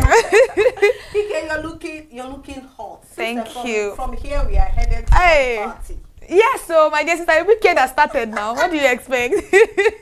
But then today is a very special day, Elizabeth, and we're here to rejoice with the Adedimeji family. Oh my God. Triplets, like. We have triplets, guys. I did not see that coming. Please. And thank God. Celebrating with them. Congratulations. And then we are here to talk about them, obviously. They did their Thanksgiving during the week, and celebrities showed out. Oh my God, beautiful outfit left and right. But that is for you and I to decide today, because we are scoring them. And just in case you don't know, when it comes to Fashion Freaks, we actually do score this based off of our connection, our style, and what we think about those outfits. So my ratings will definitely different from Elizabeth's rating. Different from yours, so you have the right to put it down on the comment section. And you know what? Elizabeth is a very, very strict lecturer, so I'm waiting for her to rate today, because I know for sure today's not going to be a good day like that. But then it's actually very beautiful to see that people are genuinely so supportive of these people, because you know it's been a year, it's been a long time coming, waiting for them to actually. God actually did it, and God came to. He showed up and showed off. I'm telling you, two haters, oh. Haters. Because, oh my God, the blessings is too much. It's actually too much. Let's get into it. But then we thank God. And let's get into the conversation today. And that is the Eta with Love Thanksgiving. Hashtag Eta with Love. Let's go. The first picture or video that we're going to be kicking off today. Let's see what we have.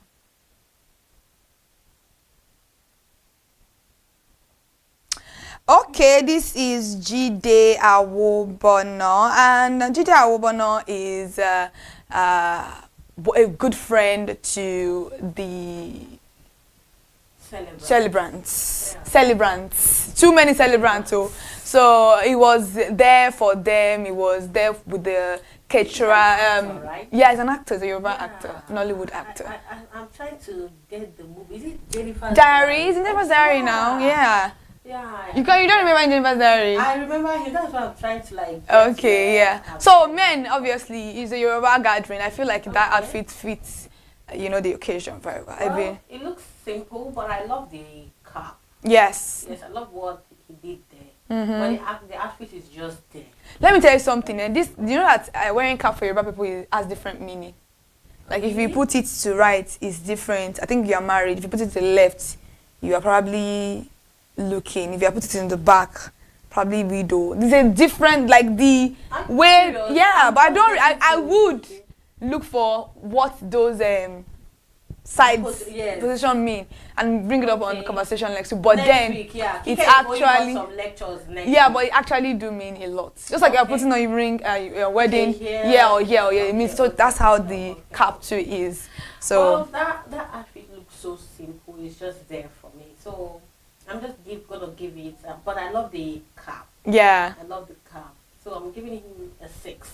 I'm gonna also give it a 6 over 10. Okay. Honestly. Alright, let's move away from Jide Awobono and let's see another one.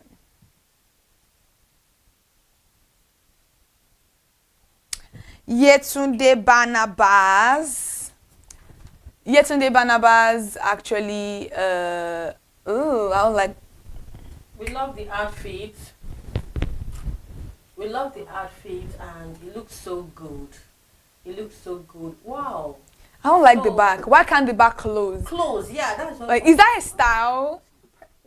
But why are you going to wear corset if you cannot tie the back? Snatch yourself. You need to be snatched. Well, I love the slit at the back.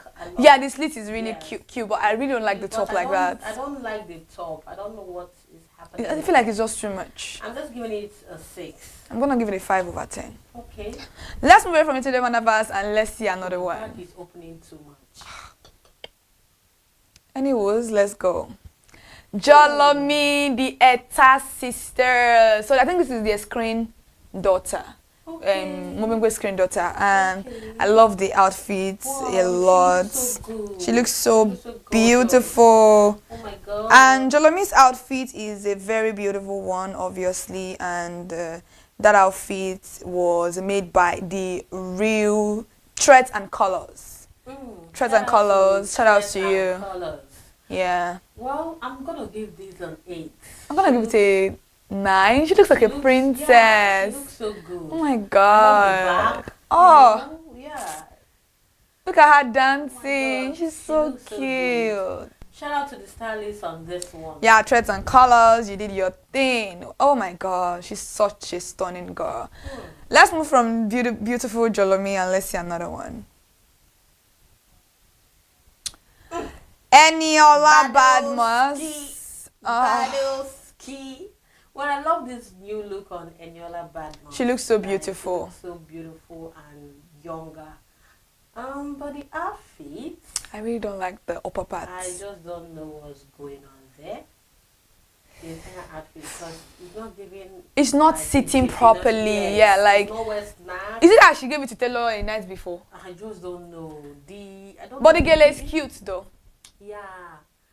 Well, this is a 6 from. Oh, no. Well, a 6/10. A 6. And she didn't provide us who actually made the outfit. Maybe the person did not sign contract to that extent.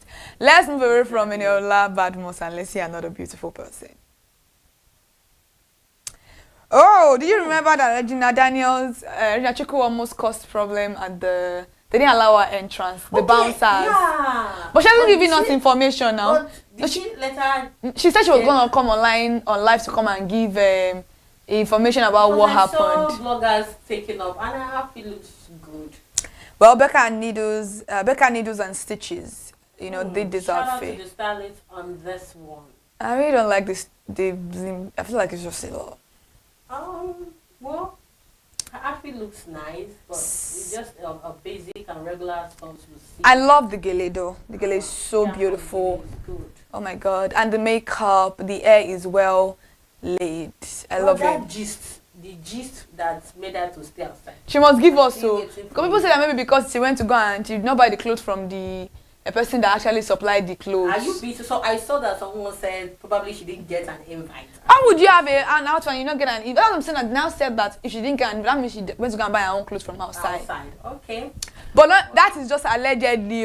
Nobody, like, there's no confirmed anything yet. So until she comes and tells us herself what really happened, so then we'll know. For that. But moving on, we are gonna give her a 6. 6.5. Okay. Alright, let's move away from Regina Chukwu. Let's see another one. Mama Daisy by Lumini. Lumini made this dress. Shout out to Lumini, you did well. I love it. I love the gele. Oh my god. I just want her to turn. Do I really like see the back of the outfit? Kika, you go first. 7/10 actually. Okay, I'm giving her a 6.5. I love it. I feel like she made the outfit, the fabric show itself. Okay. And I love the fact that she used a deeper blue to complement that sky blue. It's really, really cute. I really love it.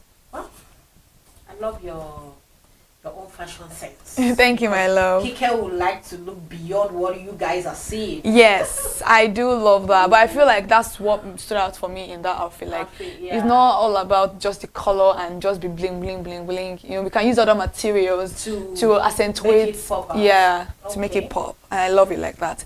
All right, let's move away from Mama Daisy and Alesh. And this is made by Asho Asiko by Alesh. He's the designer of this outfit himself. I love the red bag and the red shoe. I feel like it complements it. And then, oh my god, look at this dashiki. Agbada is so beautiful. Kike, calm down now. Chai, negodu man na. Chill. Well, he looks good. I love the fact that he had to like make what you just said, invite or put in more colors. Yes, into the outfit. We have dark blue. We have light blue there, and we have the red. Yeah, I'll be red. I don't yeah. know that. Oh my god. He looks so good. I love the bag. I'm gonna give it a 7.5. I'm gonna give it an 8/10. Okay. And that is made by him, his fashion brand, Asho Asiko by Alesh. Okay. All right, let's move away from Alesh and let's see another one. Hey! Victoria Adeboye, Extreme Clothings. You know why I really don't find any issue with this look? This is a child education, and it's a Yoruba child education. Like, this is our style, Iran Buba. But did she carry the Iran Buba well for a young lady? I mean, absolutely yes. She ate and left no crumb. Look at the gele. Look at the hair. My dear, look at the gele. Look at the shoe. The heels is so beautiful. Oh my god, I love it. Oh, and the makeup is cute. What? The nails is absolutely really cute too. She ate 7.5. 8 over 10. I love it. I love it. Let's move away from Victoria and let's see another one. This is Arike Gold, but then look at the way she made her own Iran Buba. There's a little bit of style to it. Like, look at the top. Even that top alone can make a gown. Like, if she made that, you don't understand. Like oh my god, I love the accessories. This looks good. Yeah. This is an 8 for me. This is a 9 over 10 for me. Forget that it's Iran Buba. I feel like it's just very comfortable compared to somebody that not going to zip. Say that is a Yoruba person. So I just love when people are in line with what they are going and for. their culture. And their culture. Yeah, this is the name a child at Thanksgiving. Why not? You know, you don't need to show breast and everything. Everything is there. And one thing I also love about this is the dark blue heels and then the gele. Everything is just so. I feel like the color combination is really beautiful. And shout out to the supplier of the outfit, which is by Aisha Lawal. She is also a Yoruba actress, so they got the outfit from her. Talking Fingers by Aisha. When we get to our wood, I will show you the person that actually supplied the outfit. It's really, really cool. But then I give this a 9 over 10. I really do love it. I love the jewelry. I love everything about this look. I love the makeup. It's just so cute. Oh my god, I feel like she's so beautiful. And this is made by Zuri Fashion for following show at Diola, also known as Arike Gold. All right, let's. The stylist on this one. Yeah, I really do love it. Let's move away from Arike Gold and let's see another one.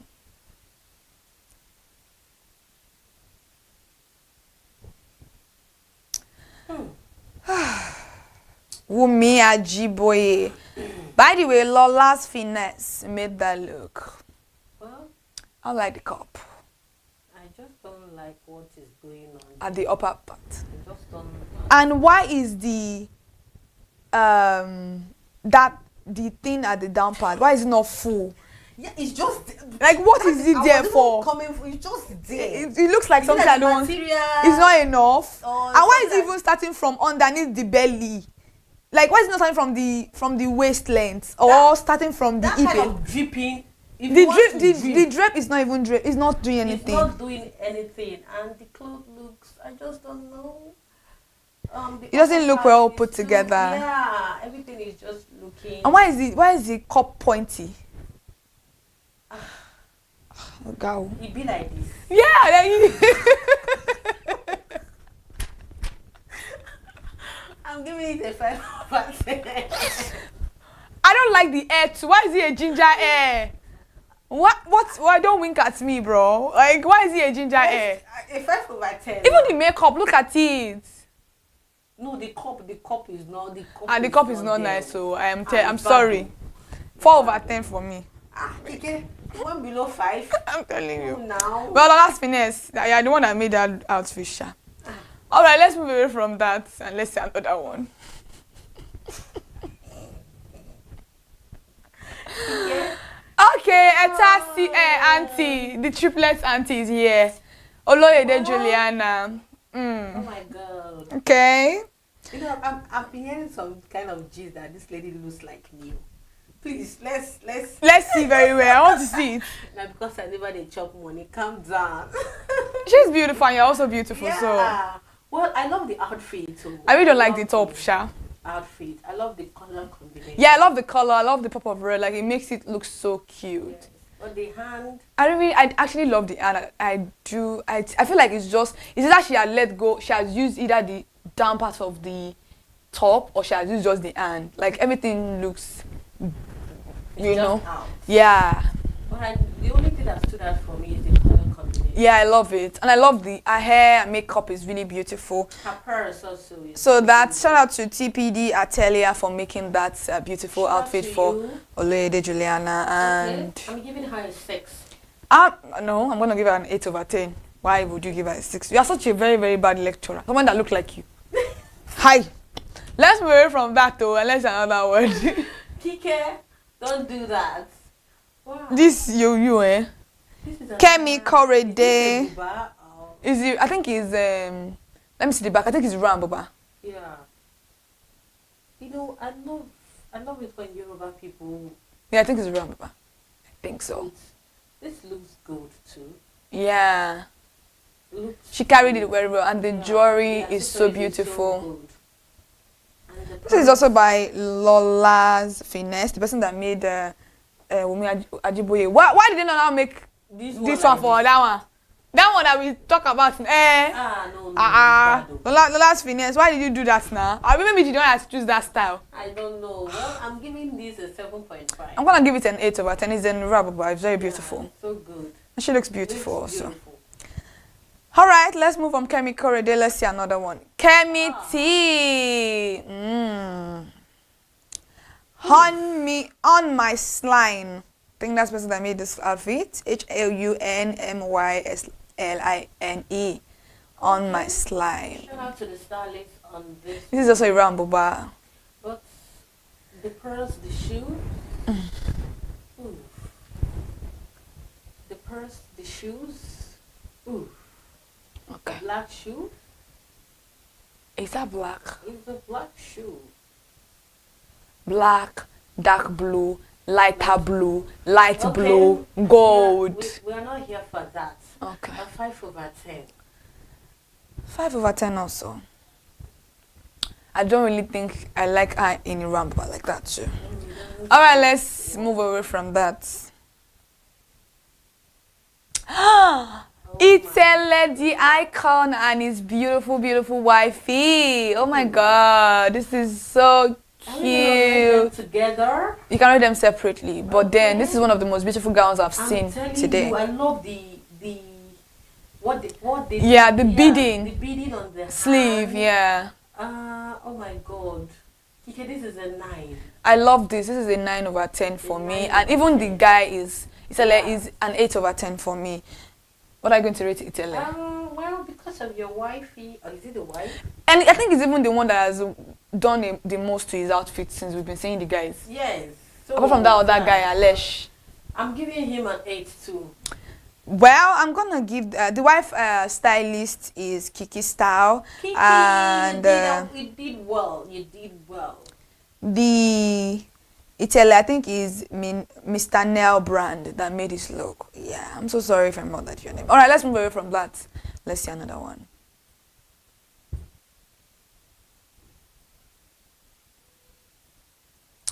Okay. The Inzes. Stan Didi made Styles, Stan Izen's outfit, and the Labisi made Blessings outfit, and I think I love it. I feel like black also complements this blue very well. What? Come back here. What did they wear? What? Oh, Blessing, you look so beautiful, my love. Good. I'm gonna give Blessing 8. I'm gonna give Stan 7. Well, I'm giving Blessing 8, and I'm giving Stan 7.5. It looks good. Yeah, you know they leave man another person husband. you they do like this for another person husband. Naibo man. So now you sabi. Over to the next video. Alright, let's move on. Yeah, let's see. Woo! This is Iran Buba and it's giving. Oh my god! Look at the gele. This is what they call gele mi o skele ejo maskoscolo oni gele yo. I love it. Oh my god, this is so beautiful. This is a 9 for me. TK Fashion made this one. Shout out to you, TK Fashion. A 9.5 over 10. I think this is a 9 for me. I love it. Can you see how well that hair sits on her head? Oh my god. This is so beautiful. Stop it. You're so fine. Oh wow, I love the gele. TK fashion. You did a very good one. All right, let's move away from Enola Jao. Oh God, people are so fine.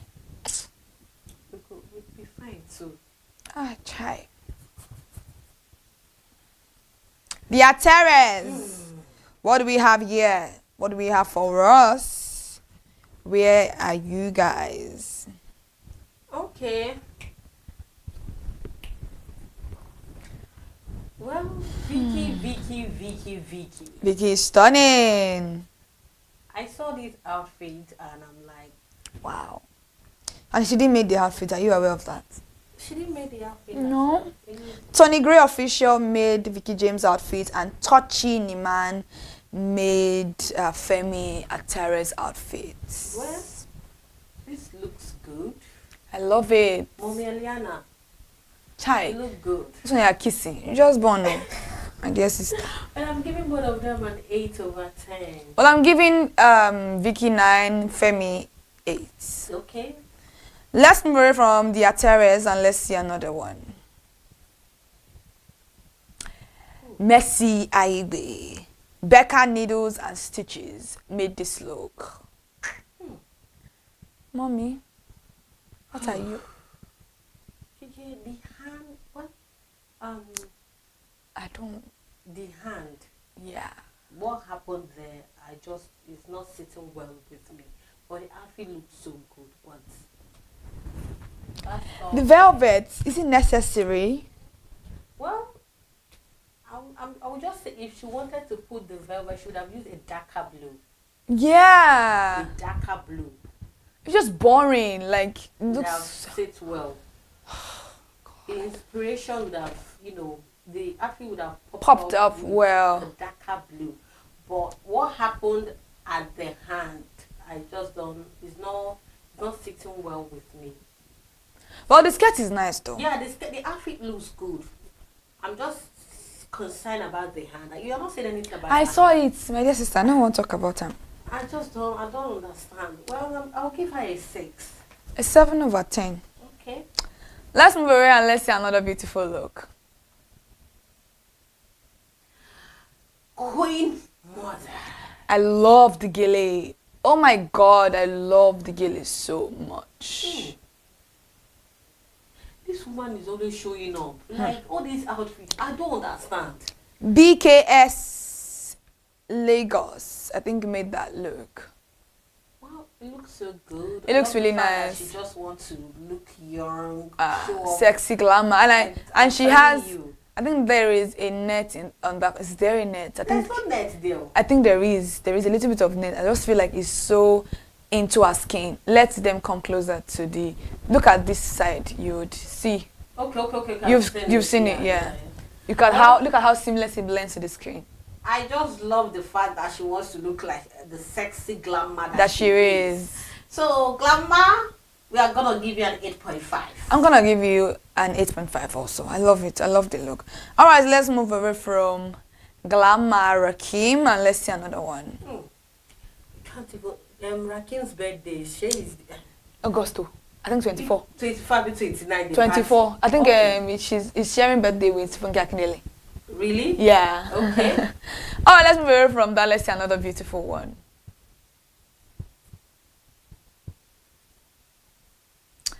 Ashabi Simple, Lizzie Couture. Do you know this lady? I don't know. One of Portable's baby mama. Okay, let's rate the look. Well, I don't like what is choking her. I was asking that why is this choking her? I don't know what is choking you, ma. Whatever that is choking you, that outfit would have just been better without that choker, whatever is there. That thing that is choking you on your neck, it's not worth coming over here. But I love the fact that she has to mix that blue, and the silver purse or bag that she's holding. But that stuff choking her there is a no for me. So I'm giving her a 6.5. I'm giving her a 6/10. I really don't like that choker. No, the choker is not welcoming. Alright, let's move away from Ashabi Simple and let's see another one. Kamo State. OJ Clothing. OJ Clothing made that look. This looks simple. The regular Yoruba outfit. This is not the regular. We come up with something better. I don't know why they are not using a dada, like. Probably they have their brother, but he didn't put it on because of the picture. Why will he not put it on? I just want to make excuses for him, but he looks good, simple, and well put together. I love the shoes that is rhyming with the cap.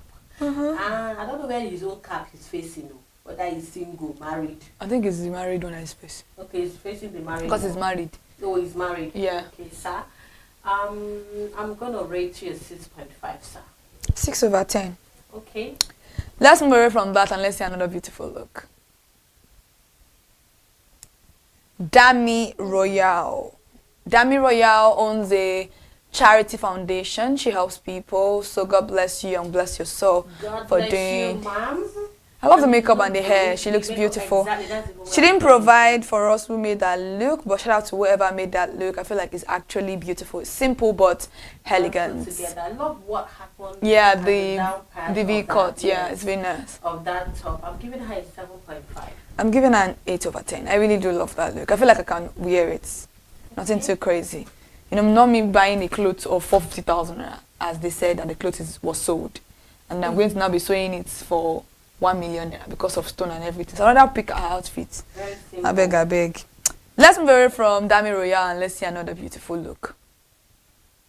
So this is the provider of the Ashwebi. This is the supplier of the Ashwebi, Aisha Lawal. She is a Nollywood actress.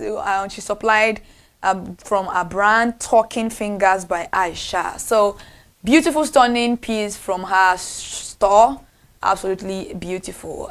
Look. Looking up to Kike. Probably will patronize her when we are ready. By God's grace, when I have money. Yeah, amen to that. Amen. Okay, I love her outfit, but I don't like what is going on. Is there a bead or stone? Is there a bead? What is dangling bead? I don't even understand. Not even dangling, but like all the bead is I just don't know. Then the dripping bead. Please, can we see that again? The hand of this outfit, that stuff there. Yinka Bell's Fashion Hub made this look. Oh, well, she had to put some effort in this. But I love the drape. It's beautiful. It's full, not like the other one that look like. I just straight like that. Okay, so I'm going to give her a 6.5. I'm gonna give it a 7/10. Okay. Let's move away from Aisha and let's see another beautiful look.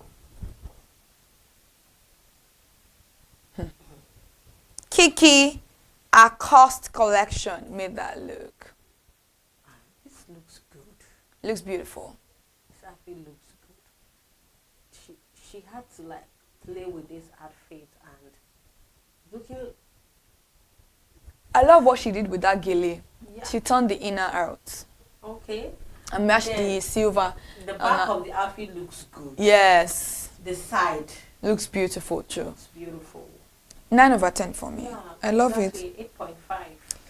Okay, let's move away from Kiki Adiaga. Let's see another one.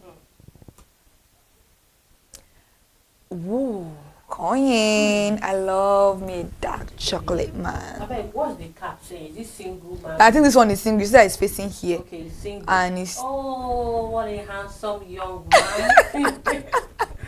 You are such a flirt, bro. What a handsome young man.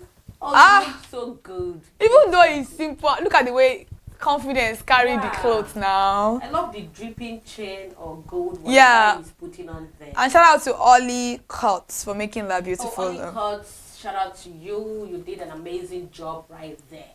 Well, I'm giving this an 8. 8.5. Okay. And for his beauty. Yeah, for his beauty. We have to dash him. Lips there. Oh, stunning. Let's move away from that. You will see me. He's not Sao.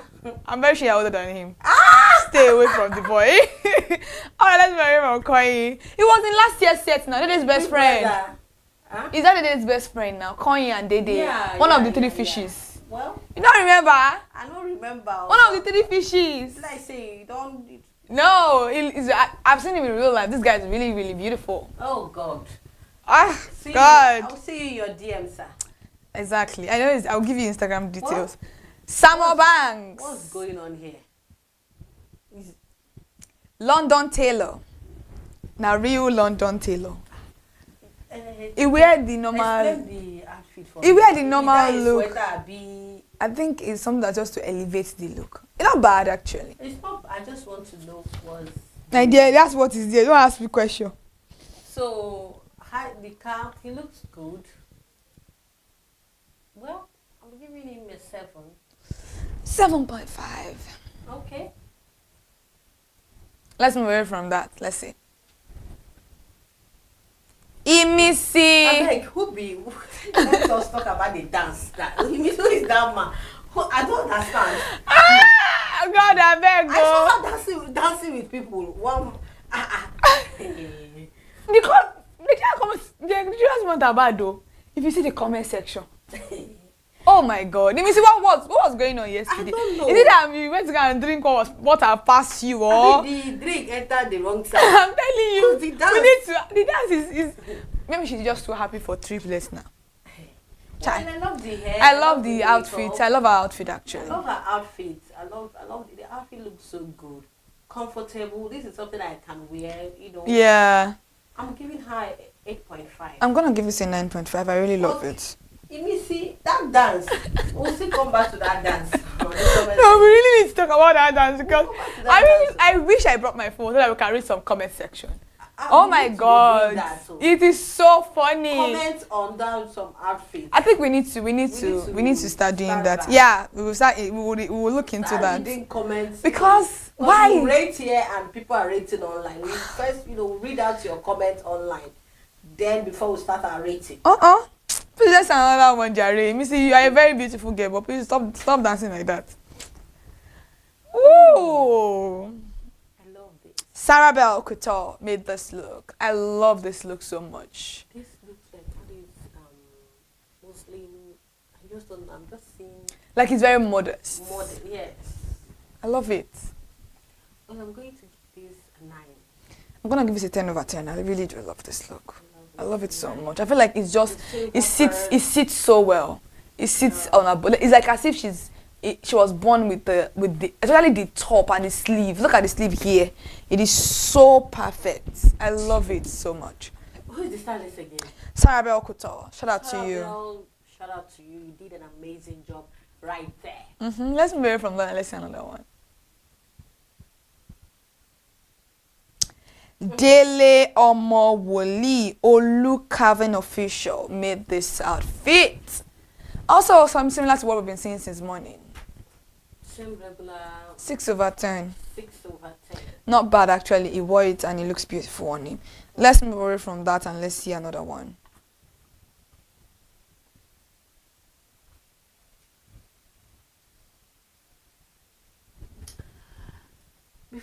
Okay. Let's see. Okay, now we have the mothers and mommy of the triplets. Oh my God. Mobimpe's outfit is made by Olushola Phillips and Lateef Tochiniman made his outfits. I love this look. Oh my God. Yes. I just want to say it though. Me too. Me, I love his outfit more. Me too. Oh my God, this is a 10 over 10. A 20 over 20 for me. I love it. Oh this my is God, this looks good. 8 over 10. Mobimpe's outfit by Olushola Phillips, 8 over 10. I'm just saying, yeah, it's too, the bidding, I just don't know. I feel like everything is just too much. It's just too There's much. no definition, we don't even know what we are looking at. I'm giving it a 6. Wow. Let's move away from that and let's see another beautiful look.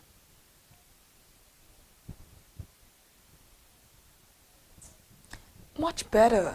Okay. Lateef. The husband is still topping though. Oh my God. That is a 10 over 10. This is a 10 over 10. That's what I'm talking about when you come to Yoruba men. Looking like a king. The beads. Chai, this man is fine. Somebody's husband, I beg. So good. Well, that outfit's, that outfit's by, for Lateef Adedimeji is Tochiniman also made this look. And the outfits for Mobimpe in this one is scissored by Essay. I don't know. I'm gonna give this an 8 also for the wife, but it broke the scale for me. I love it. Well, the husband a 10, the wife a 7. And their stylist is Zach Styling Luxury. Is the one that styled them. Shout out to you, Zach. So, outfit of the look of the day. What do you? The lady that has the beaded outfit. Oh, it's the Icon's wife. Yeah. Okay. That outfit is please no. That outfit was made by Kiki Style. Yes. Yeah, oh my God. Kiki Style. This is it for me. Shout out to you. You look so good and you are topping the chart today. So what about you, Kike? Let's see about the images outfit. Oh, okay, for the women okay. The men aspect, yeah. His outfit is topping. Both of them, I love it. And I think for me, for the women, Omo Omidada. Okay. Yeah, outfit is really beautiful. Is so and we said it before that Touching a Man made Latifah Images look, and Sarah Bell Couture made Omo Omidada's look. Kike, please, is there any gist for our... No gist, I'm waiting for Gina Daniel, the Janchuku's gist. Why they tell her to wait outside now? Okay. We must know. We want to know. We want to know about it, because why? Someone that wore the outfit. Do you not even see that she's a celebrity? That's a very huge one. No? Well, we've seen so many beautiful outfits today, and please drop your comments, drop your views, drop your own rating. You can still rate us as the raters. Please rate us. Thank you. You can still rate our rating.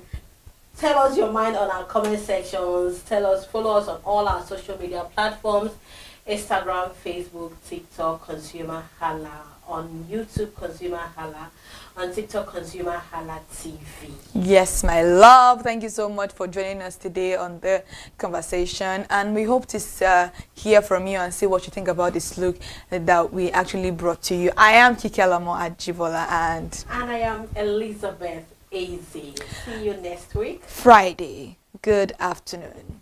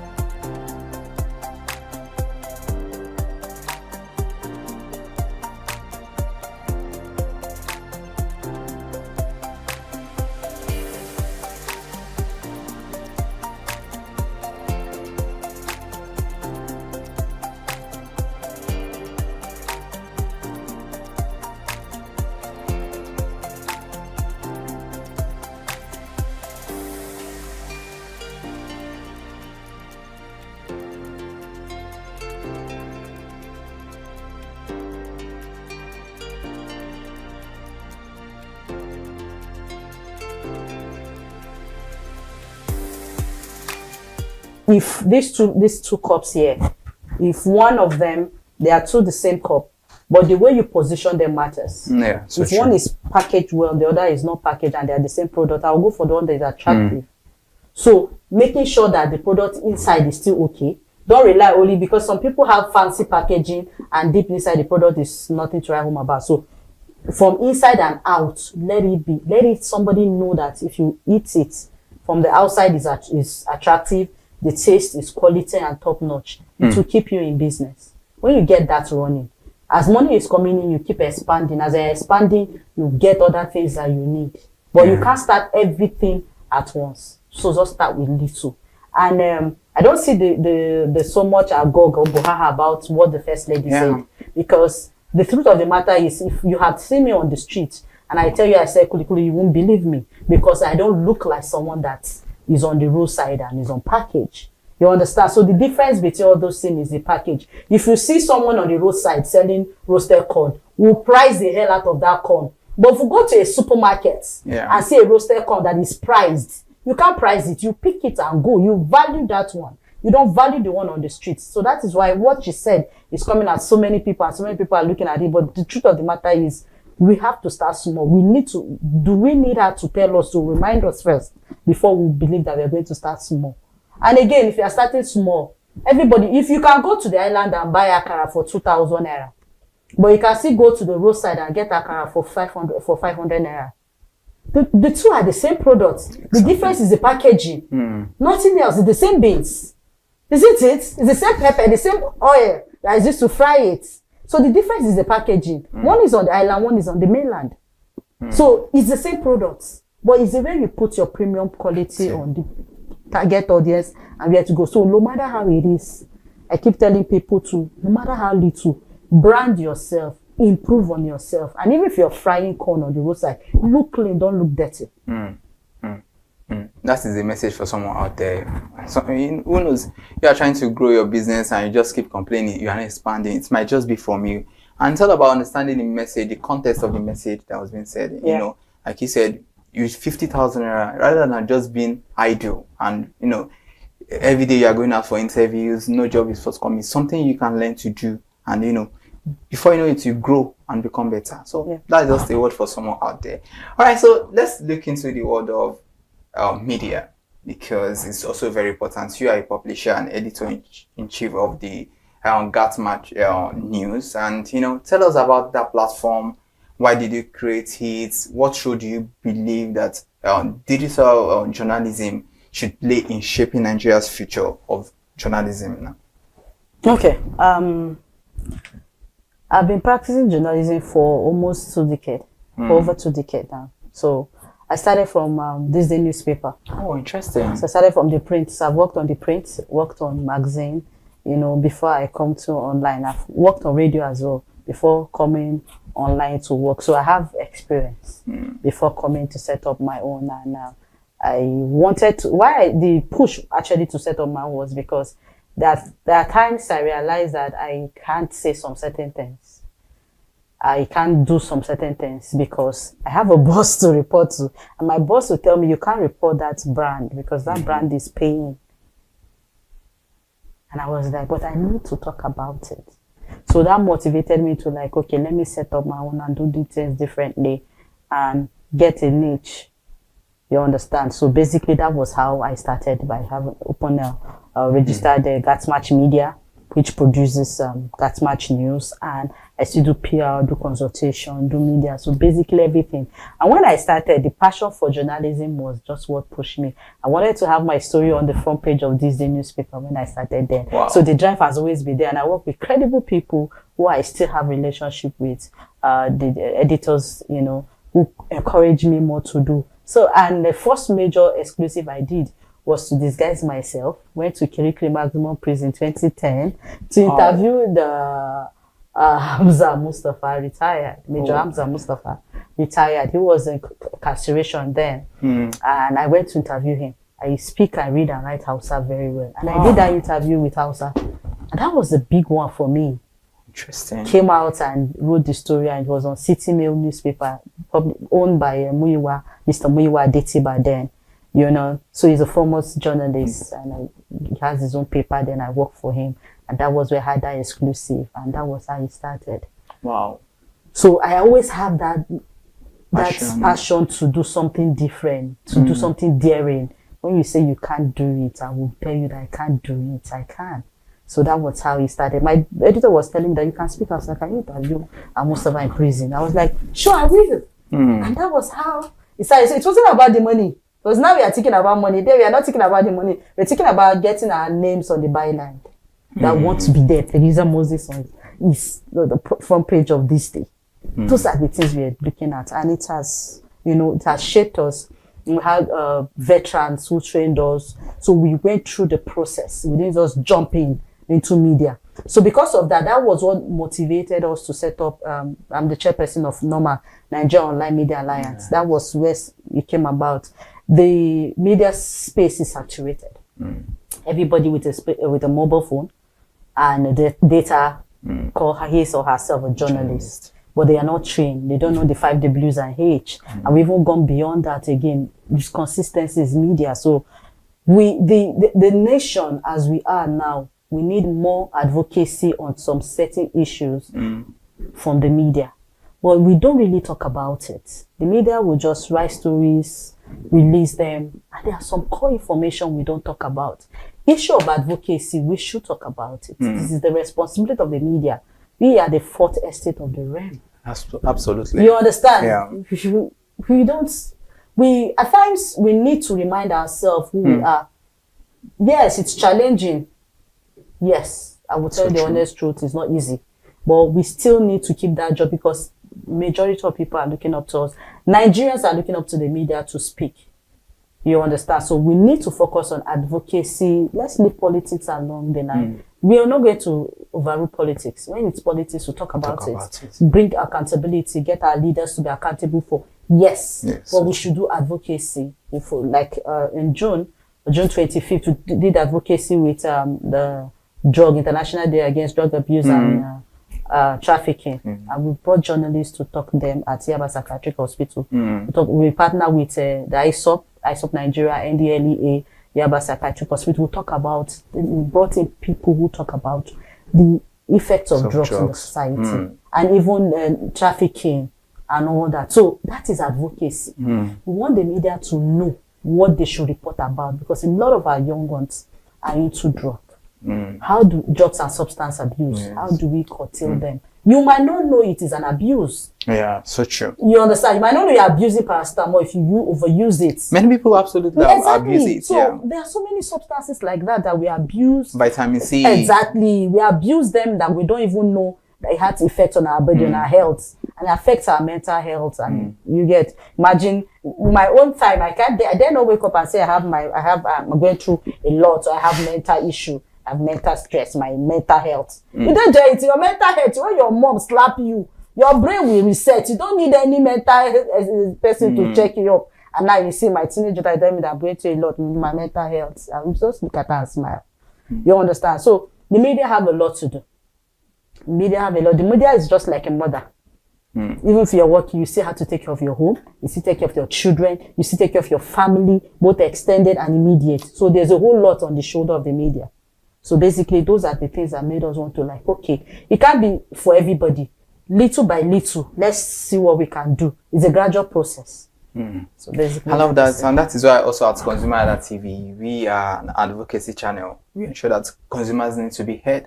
Yeah. And sometimes you have complaints, you have issues with brands. Who do you run to? So this is just our way of contributing our quota to that space. Advocacy could be different things for different people. Yeah. So that is a very fantastic one on drug and substance abuse. And now let's look at the traditional media. We talk about the prints, we talk about television, we talk about all this, and look at digital media now. You look at digital journalism in that space now. Everybody wants to be online. Like you said, everybody has a phone and all that. So when you started out, so it's out of passion and all that. So what difference do you think you see in today's journalists compared to permit me to use traditional journalists, because this, we ride on the success of these journalists, but today people just downplay some of their contributions to this space. Without them, we wouldn't be here today. So what do you think is the difference back then and now, and what is actually the future of journalism? Okay, we started from like I said, I started from the print from these days, and a lot of people have friends who started from the print, from the radio. You understand? I have a lot of friends who started from the radio. I started from the print magazine before I went to the radio. And the truth is, no matter how important the mobile phone is, we still can't do without a telephone. We can't do without it. It has its own usefulness. Absolutely. So no matter how digital we are, we still need the physical paper. We still need the physical print. Yeah. We still need the traditional paper. The television. Yeah, we still need the TV. Even though we are on YouTube, we still need the physical broadcast TV and the radio station as well. And the essence of it is because, yes, technology, innovation, we might just wake up one morning and we'll just have another tech coming in. We have the social media. We can't rule that out. People are making money from the Facebook. the Instagram, Twitter, and other social media handles. They're making money from it. So long as these are avenues for people to be heard, that is why we have censorship. People should not abuse it. The difference between then and now is then you can't write, my editor might not like my face, but when he see a very good story, he will like it, he will collect it, and he will use it. You see the difference? Yeah, so true. Then it's going to be passed from the reporter to the sub-editor, to the editor. You know, the editor will go through it, will not have the sub-editor. So it goes through channels before it eventually comes out on the paper. It's not what you wrote that comes out on the paper.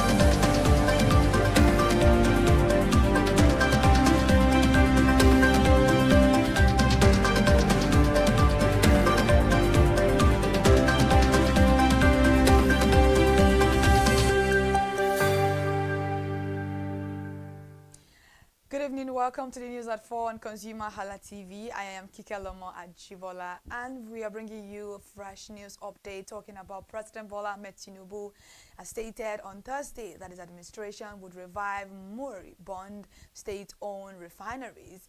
He warned that their future success must be driven by genuine productivity rather than mere operational activities as seen in the past.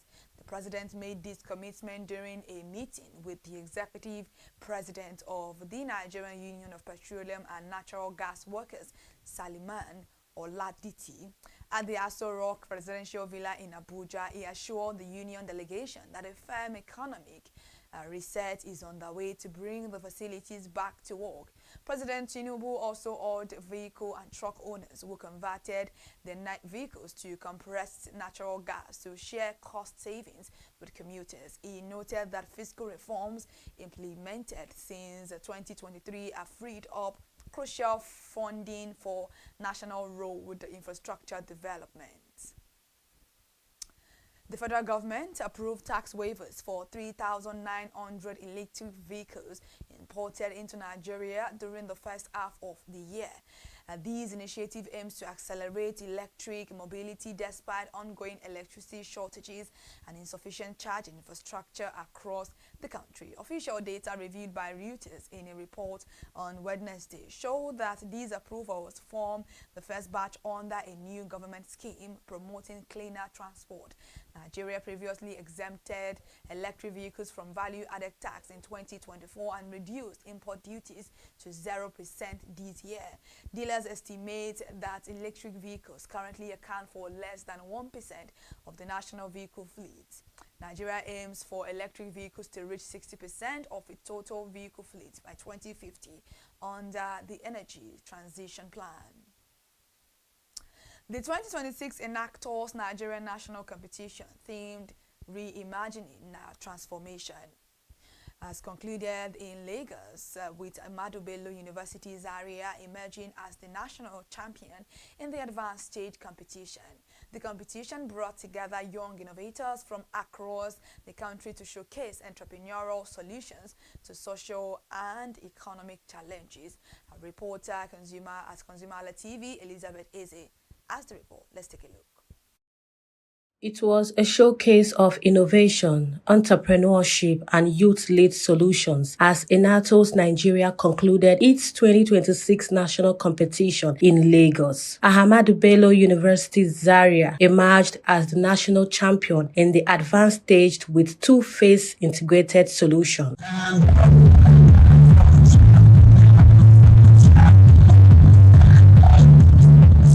At the early stage category, the Federal University Owerri emerged the winner. Both winning teams will represent Nigeria at the Global Enactors World Cup competition in Brazil. Our innovation is ALTA, the Autonomous Locator Tracker and Analysis rover, and it's a rover that is designed to detect structural failures within buildings. Typically, the measures that are currently used in Nigeria they are slow and they are based off our approximate. So you have a lot of structural failures according to the NBBRI, and our project is designed to reduce the time that is spent on testing a non-destructive tester. It's also designed to go into places where it's typically unsafe for human engineers to go to.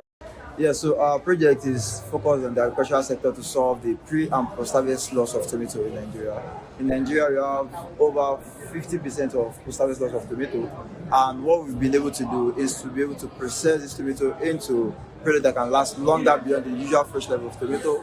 Beyond the competition, Julius Berger Nigeria PLC, in partnership with Enatos Nigeria, is supporting youth innovation and sustainable development through the Julius Berger Innovation Challenge. The initiative provides students with an opportunity to develop practical solutions to challenges in Nigeria's construction and built environment sector. Outstanding innovators also receive cash prizes. It is my great pleasure to welcome you to the award ceremony of the Julius Berger Sustainable Construction Innovation Challenge. Today is more than the conclusion of a competition. It is a celebration of innovation, creativity, collaboration, and the limitless potentials of young Nigerians to shape the future of our built environment.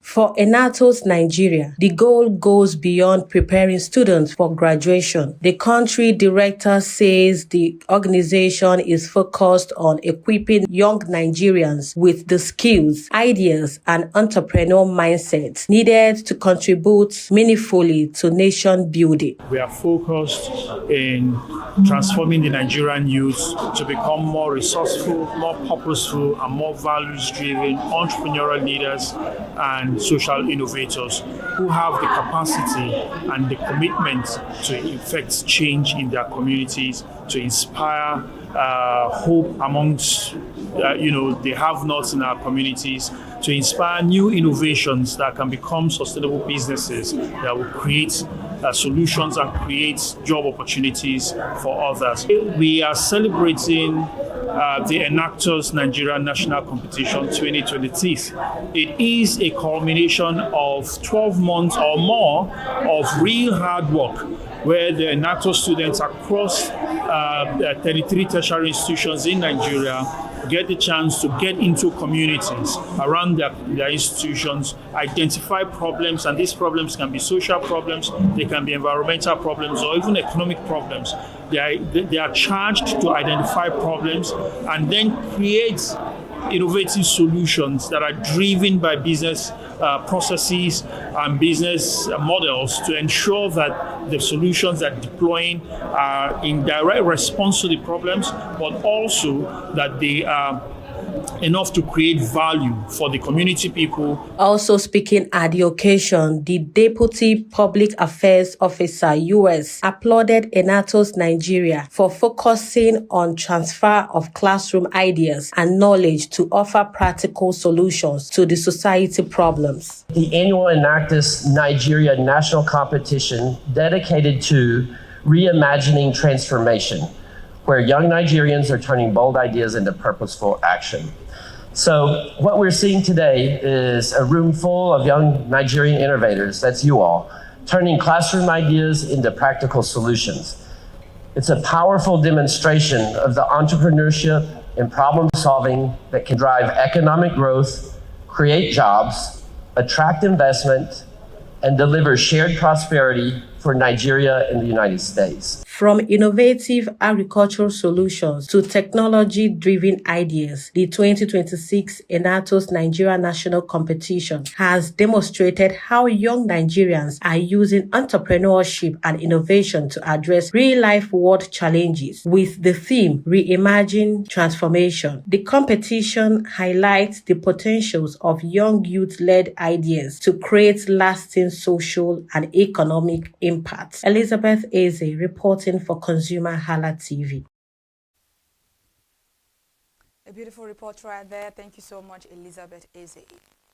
Well, the Minister of Aviation and Aerospace Development, Festus Keyamo, will brief President Bola Ahmed Tinubu on the resolution reached between aviation unions and the airline operators of Nigeria. The dispute centered on the lingering disagreements surrounding unpaid ticket sales, charge applications.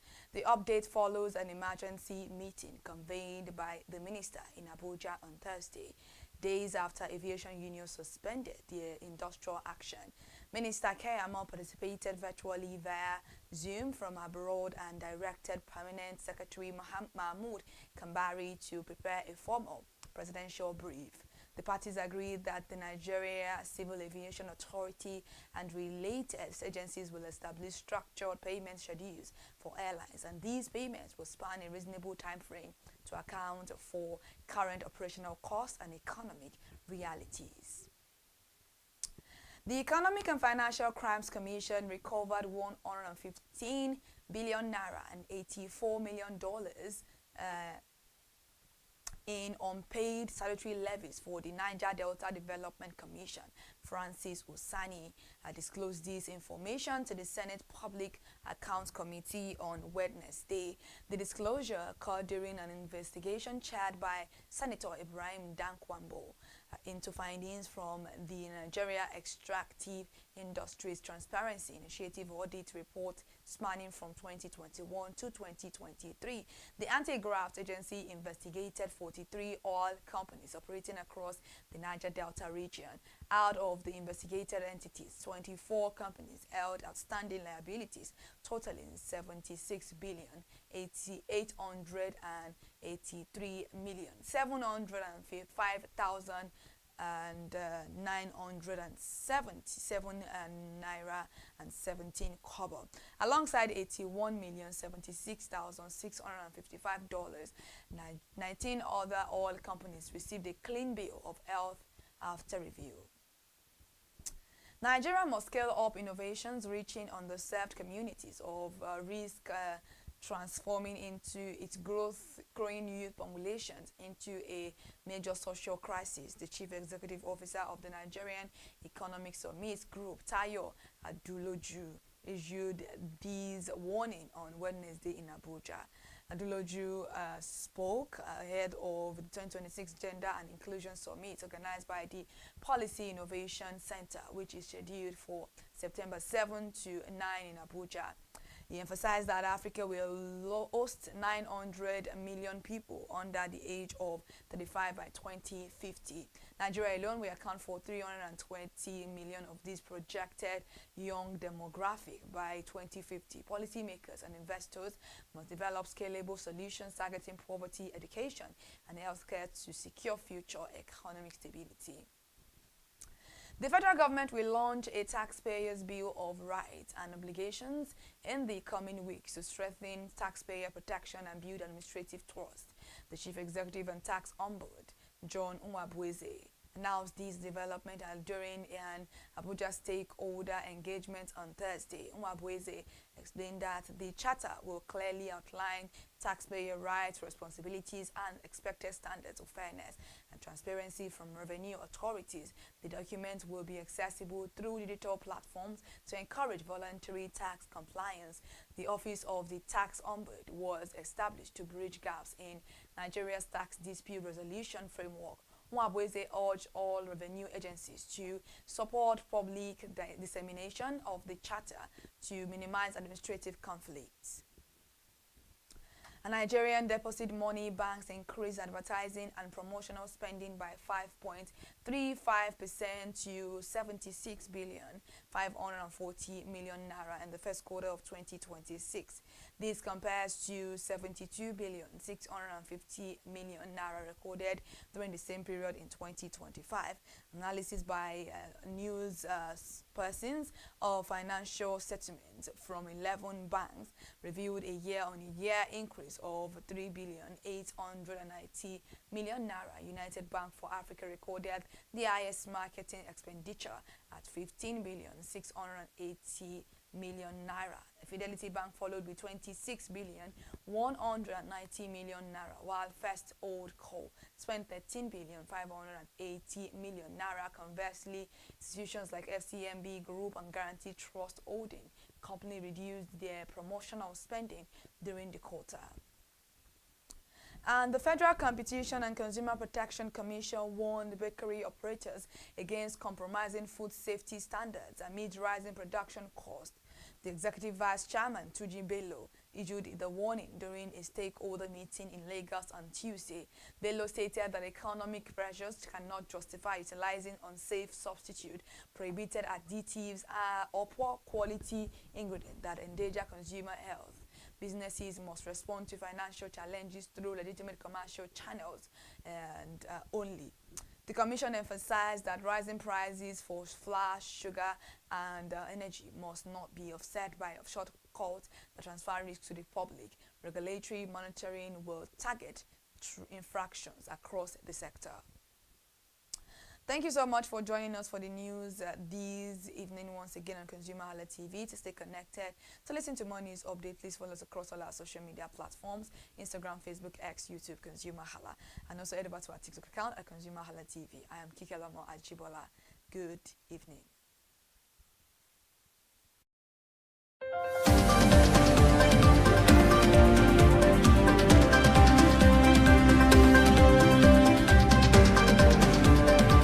Have to go through others. Yes. Some they will add, some they will cut it off and come. So it goes through a lot of channel, professional hand before you eventually come to the public. Yeah. But now, well, thank God for AI. It's helping us do grammatical correction. If not, the abuse, the negative side of the online media is that it's for all comers. No professionalism. No gatekeepers. No gatekeeping. Everybody just come in, have a story. You just, change the headline. The headline is different from the story. But the newspaper doesn't do like that. From the newspaper, you already know the content of that story. Yeah. You understand? That's traditional newspaper, traditional news. But now, we are now in a digital era where everything is so fast. Yeah, the traditional newspapers have online platform. But the difference is that this way, we don't have channels. Then you have to send, if you have a story about a particular brand, you send message to them, get their own side of the story. But now we can just publish, later we can update. But in newspaper, you don't publish and update. It's gone, it's out the next day. The next thing you're going to need take another 24 hours to get another one corrected. But for now, you can still run it, do the correction later. So it makes things easier. And in a situation where there are things that are so easy, you tend to make mistake and you tend to make crazy mistake. So that's just the disadvantage. Now we don't have professionals. It's for all comers. So we that understand the rudiments, try to make it professional. Make sure that if you must join our association, you must have experience in media. You must at least have 5 years minimum experience in media. That means you must have worked in either the print, the TV, or the radio. You must have experience. I love that. So, and with that, we know that you're on board. You can. It's not copy and paste journalism. Yeah, you just go and see something on the internet. You just copy, paste, and run it. No. So that's what we are trying to do. And the future of media, basically, the press has always been suppressed. Yes.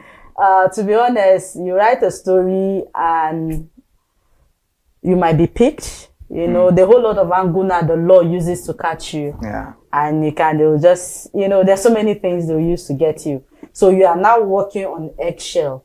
You're careful in the sense that you need to deliver more, but you still have to consider the law currently. As at then, you have to pass through your editor. Your editor knows what will go and what will not go. You just sit and write your story and relax. But now, you don't have an editor to go through it. I have a staff that work for me. I don't get her to publish.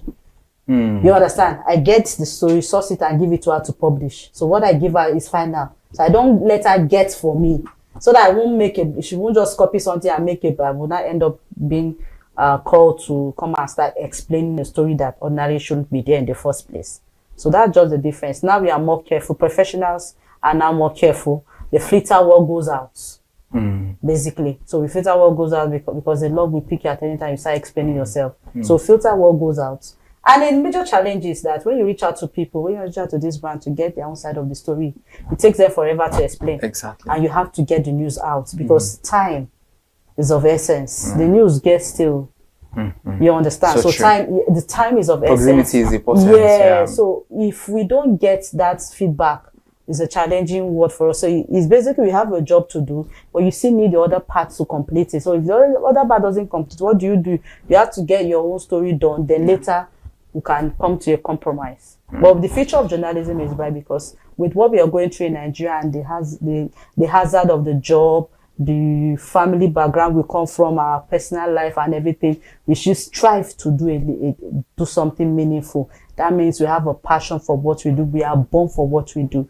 We might not be making, some of us are not making money from media. We are making money from elsewhere. But those of us that are surviving is because we believe in Nigeria, we believe the greater of this country, we believe in the people of this country, and we are in it. We are not going anywhere. Very difficult to see some journalists trying to jackpot.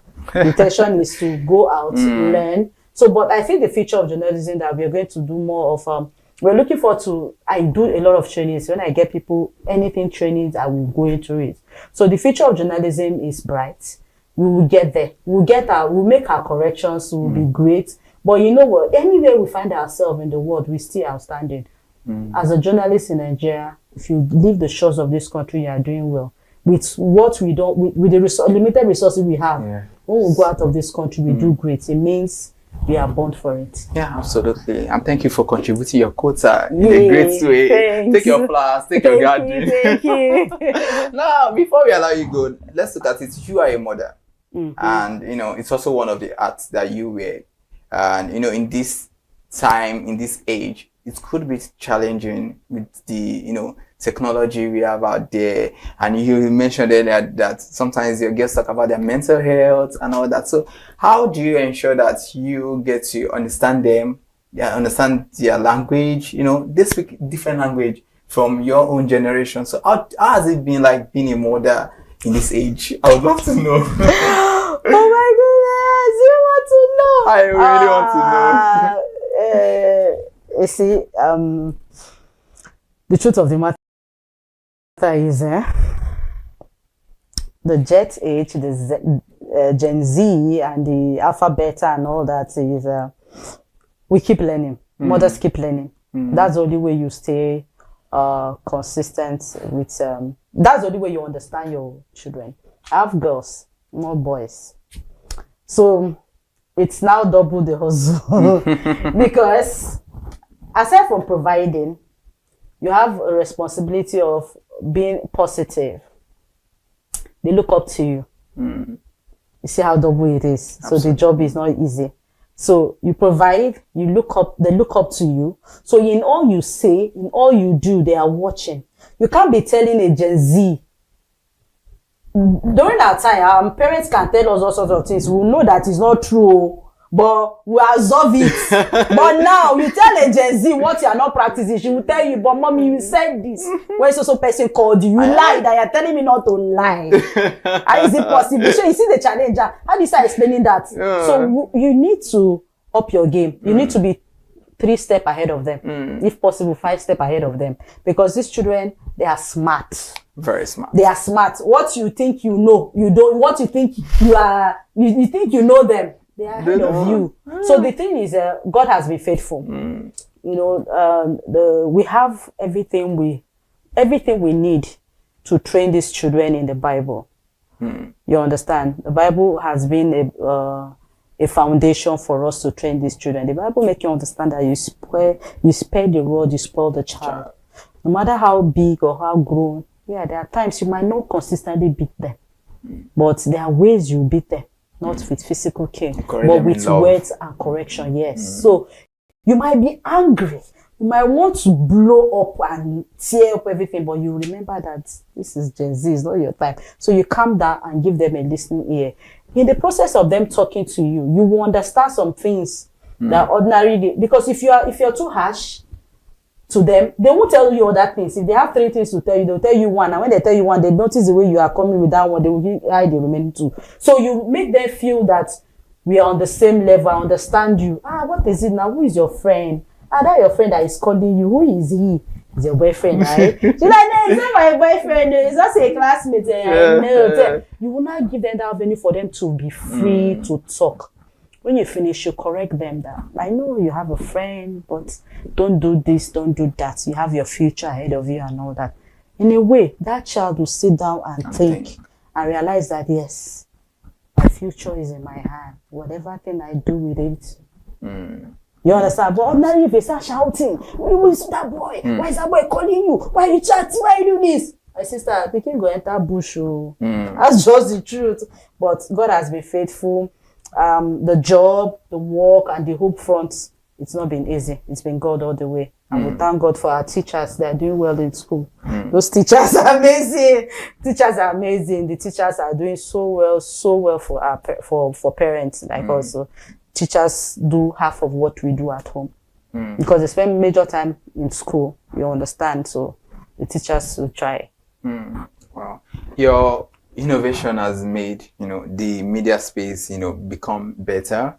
Even your parenting skill, also the business skill as well. All of the skills, they've ensured that you yourself, you become a better human being and you also make the society better. And that is the power of, actualizing the dream and ensuring that, yes, you stay focused.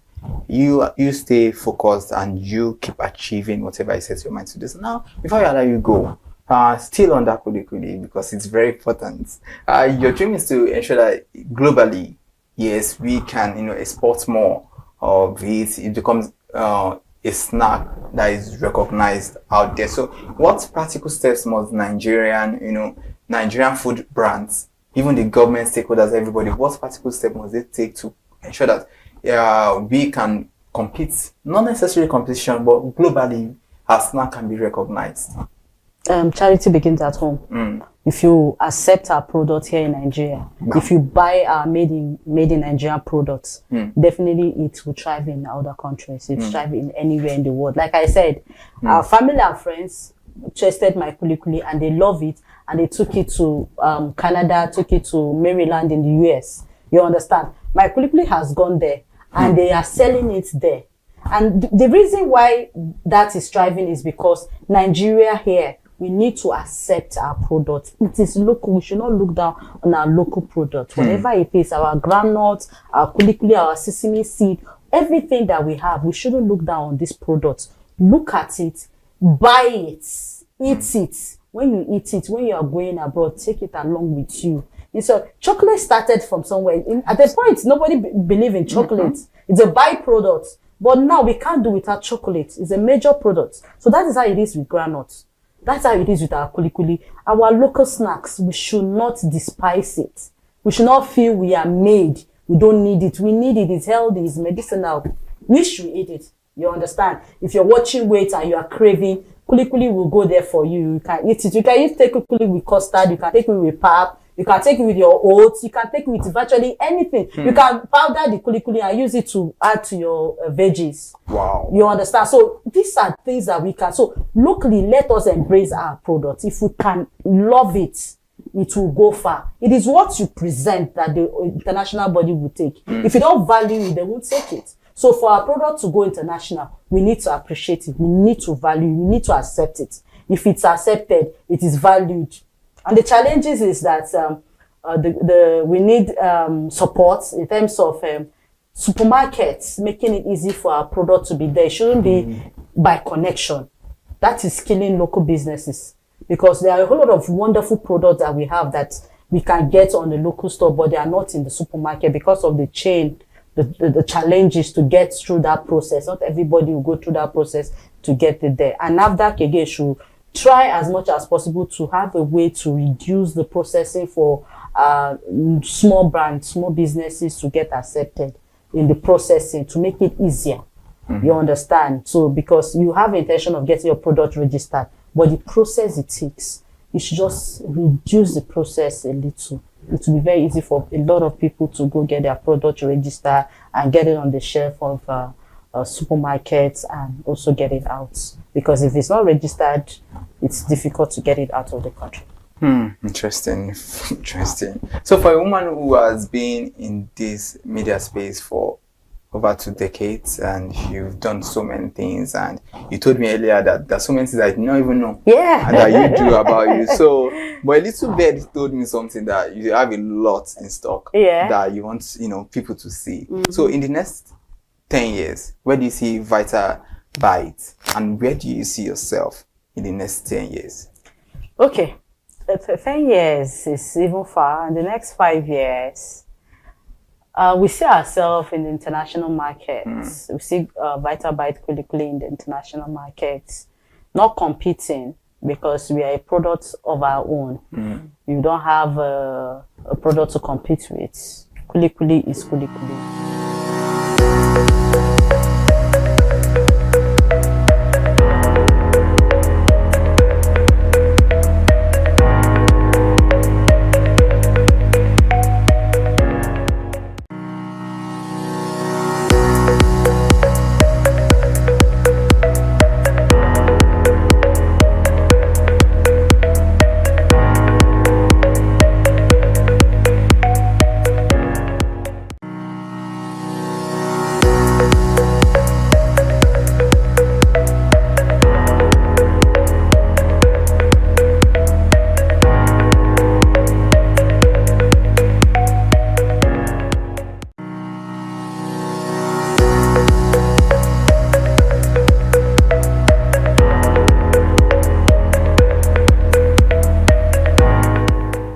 What a great Friday evening. Good evening. Welcome to Best Weekend Deals on ConsumerHallaTV.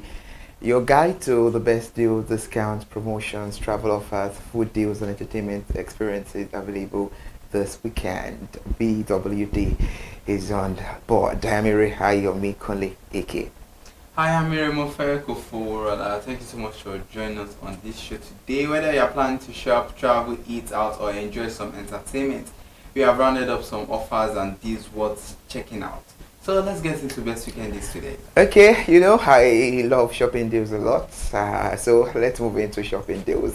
You can find great shopping deals in Nigeria, and I can tell you that it's very, very easier when you know where to look for it. So if you want to get into online shopping, please don't fall into scam. Jumia Nigeria remains a very verified platform to check for flash sales, clearance, offers and discounts in fashion, mobile accessories, and home essentials. And their free deals, store and clearance promotions can offer discount of up to 50% on selected products that you get to buy from them. So what are you waiting for? And if you want to get electronics and appliances, check Konga, where you can find price cut on items such as television, home appliances, and generators. And for groceries and bulk food purchases, the Price Pally offers a shared and bulk food buying options, while Supermart provides supermarket essentials delivered to consumers in Lagos. And for phones and gadgets, Kara Nigeria is another platform worth checking for budget-friendly smartphones and technology bundles. And if you want to go to physical markets bargains, if you prefer, shopping physically, there are also markets where buyers can negotiate for better prices. For electronics, you can go to Alaba International Market in Lagos. Alaba International Market in Lagos. So it's known for the wholesales and retail electronics and the sound system. Anyway, for that, the way I sounded Alaba Electronic Market, Alaba International. If you're a lover of Nollywood while growing up, you will be familiar to that, that style. So for food stuff and fresh produce, if you're in Lagos, my 12 and Mushy Market, popular destinations for bulk purchases and fresh food. And for skincare and cosmetics, Trade Fair Market in Lagos is known for their wholesale and discounted product. And if you're in Ibadan, we have a lot of market. We have Budija, we have Bere, we have Keke. If you're in Abeokuta, Bantoko, you have places, that you can get stuff depending on your location. But let me give you this tip before we move away. Don't let the discount sign make you buy something you don't need. It's very, very important. So compare prices, check product quality, and verify the seller before paying. Absolutely. So while you buy, also know that you can travel. In case you want to travel after you've shopped, then you can also, travel. So planning to have an amazing period this weekend. These are several travel offers currently available. Flight deals for local flights, fares between Abuja and Lagos. So Lagos and Abuja are listed from around 94,143 naira through Wakana, depending on the travel date and availability. For international travel, flights from Lagos to Istanbul are listed from around 870,943 naira, while Lagos to Dubai starts from around 8,023,000. Apologies, right there. 569 naira through Travel Tank. For travelers headed to the United Kingdom, Air Peace has direct summer routes from London to Lagos and Abuja, with fares starting around 379 pounds. Pounds, so yeah. that's very important for you to know. Then holiday packages for you. If you are looking for a holiday package, Travel Better currently released, Accra Summer Delight from about 615,500 naira. Kigali Summer Escape from about 669,900 naira. Then also Madevi's Marvel from about 780,000 naira. That is also good for you. Egyptian Summer Vibes from about 885,900 naira. So remember that travel prices can change depending on dates, availability, taxes, baggage, and other charges. Is that something you should consider? They should absolutely consider that while traveling, because all these things are added to it, and they just be like, what's making the price jump up? So all these things too are part of the things we have to pay for as consumers. So away from travel deals, let's talk about dining deals, and now let's talk about food. There are several restaurant and food delivery promotions worth checking out. Amala Sky. Amala Sky in Lekki, Lagos is running a 90-day promotional campaign through Childek, and one of the offers is the Bogoff goat meat meal for 7,760 naira, reduced from 9,700 naira, while the feast combo is listed at 6,892 naira. So KFC Nigeria has several budget-friendly streetwise options, and the large spicy rice with one piece of chicken is listed at 2,499 naira, so approximately 2,500 there, while the street bite burger with a free Pepsi is listed at 1,999 naira. That's approximately 2,000. And your other rice combo, if you love it, dished well, garnish and all of that, is 3,999 naira. So the Cold Stone Creamery, for ice cream lovers, Cold Stone Creamery has an ongoing buy one get one free cup promotions featured across promotional platforms. And you can find more deals platforms such as the Buzi Nigeria Track time limited offers, the Happy Hours, and the Great Discount across venue in Lagos and Abuja. Then Plenty Jara also aggregate fast food promotions, rice combo deals, and delivery discounts. In fact, you can give them the consumer tips for dining deals. Alright, so before ordering, check whether delivery charges, service charges, or minimum order requirements apply. These are very important. Sometimes you don't know there are some eating charges, we just order and and then you'll be like, I didn't know. So you have to check first. A cheap meal can become expensive once additional charges are added. Very, very important.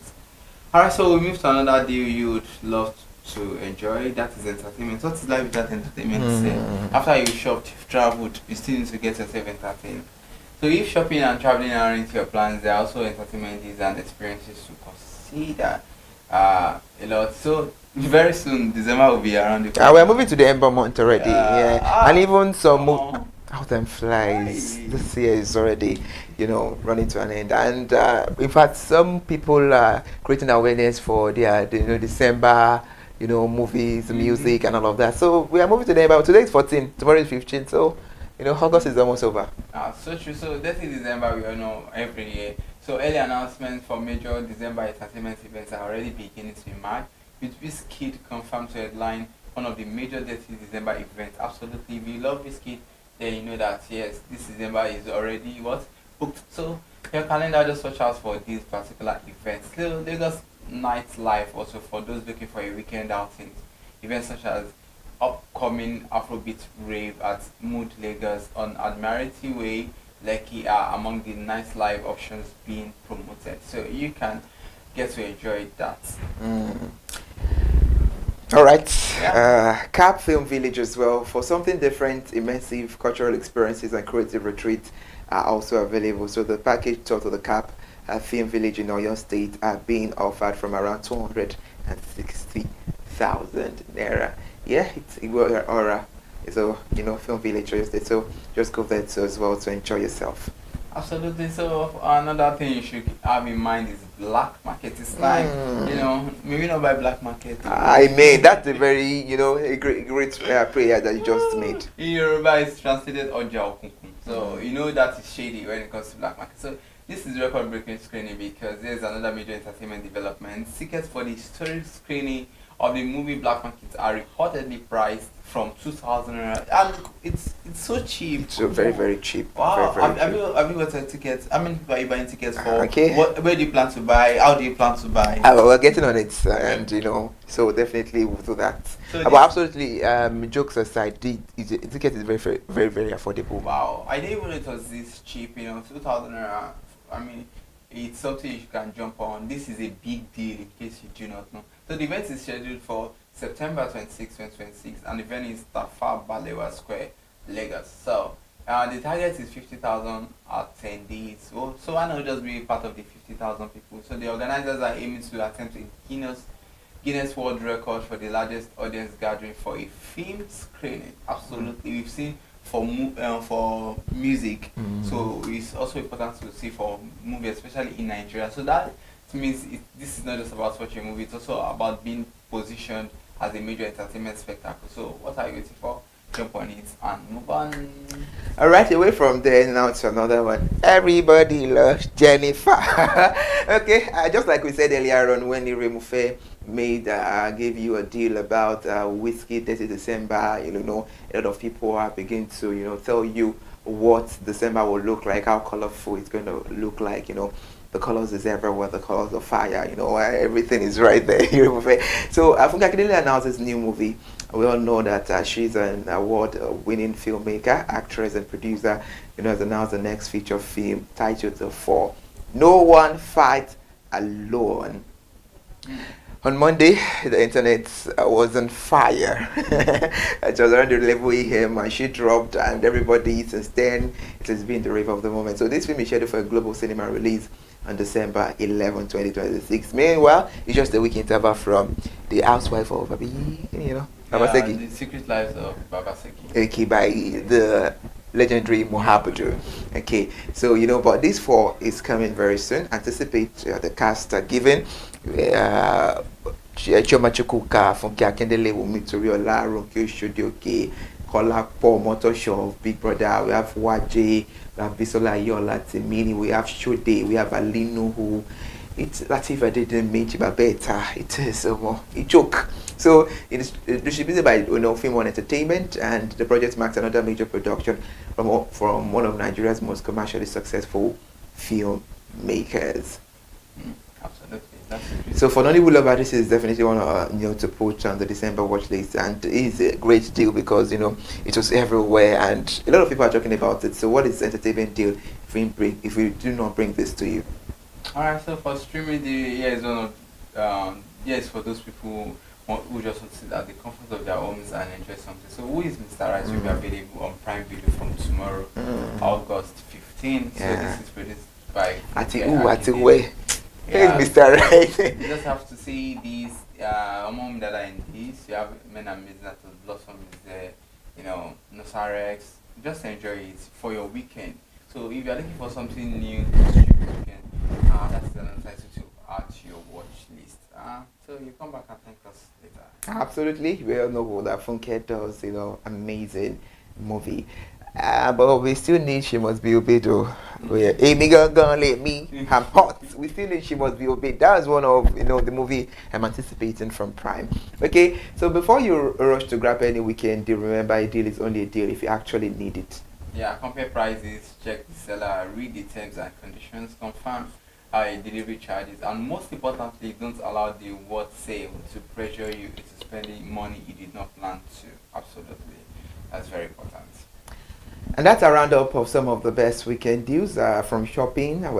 We started on when the program began earlier on, and we moved to travel, to dining, movies, entertainment. There are plenty of options to explore. But as consumers that we all are, I would urge every one of us to remember being a smart consumer isn't just about finding the cheapest price. It's about finding value for your money. Alright, until next time, shop smart, spend wisely, and enjoy your weekend. This is Best Weekend is on ConsumerHalla TV. You deserve to be heard. I am Iremufe Koforola. And I am Iri Ayomikunleke. I was about saying I am Iremufe Koforola. Alright, enjoy your weekend.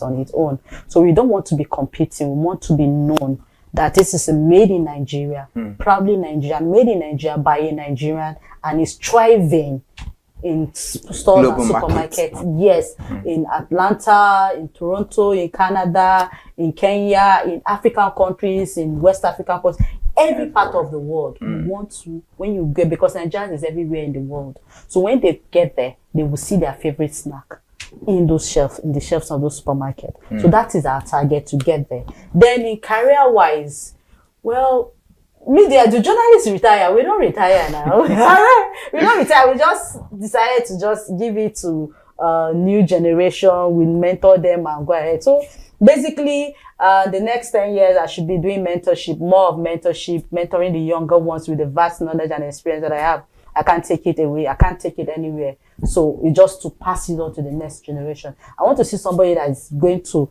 do greater things than me. If I've achieved 100, I need somebody to achieve 1,000 in a period of 35 years of their life. You understand? So it's mentorship. I would love to mentor more people, more young ones. And yeah, I won't want to do it for free, because if it's free, they won't appreciate it. But just for a little token, to know that that mentorship is worth it and to do more. So it's not only mentorship, because I had people who mentor me and they didn't just leave me. They mentor me and they still carry me to go. So I will mentor and not leave you, but carry you and push you till you get to that destination. So basically, those are the things I want to work on in the next 5-10 years of my life. Wow. A whole lot. And I pray all these dreams they become reality. Amen. All right. So there's a softer part of the show whereby everything is now, you love that.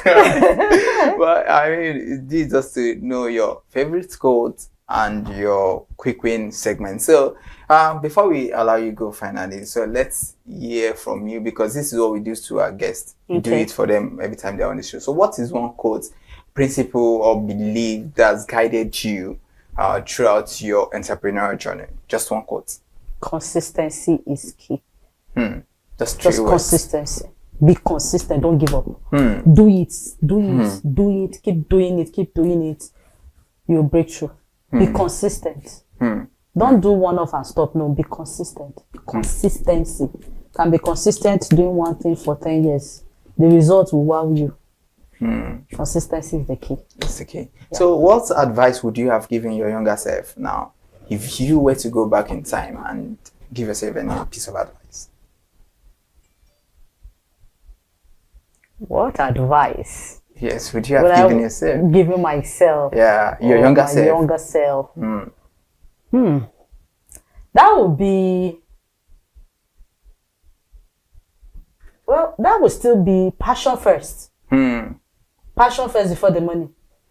Yes, passion first. Get the passion. Whatever then I remember when I would write a story, give it to my editor. My editor would throw it back to me. We said, that's not how to write it. Go and write it again.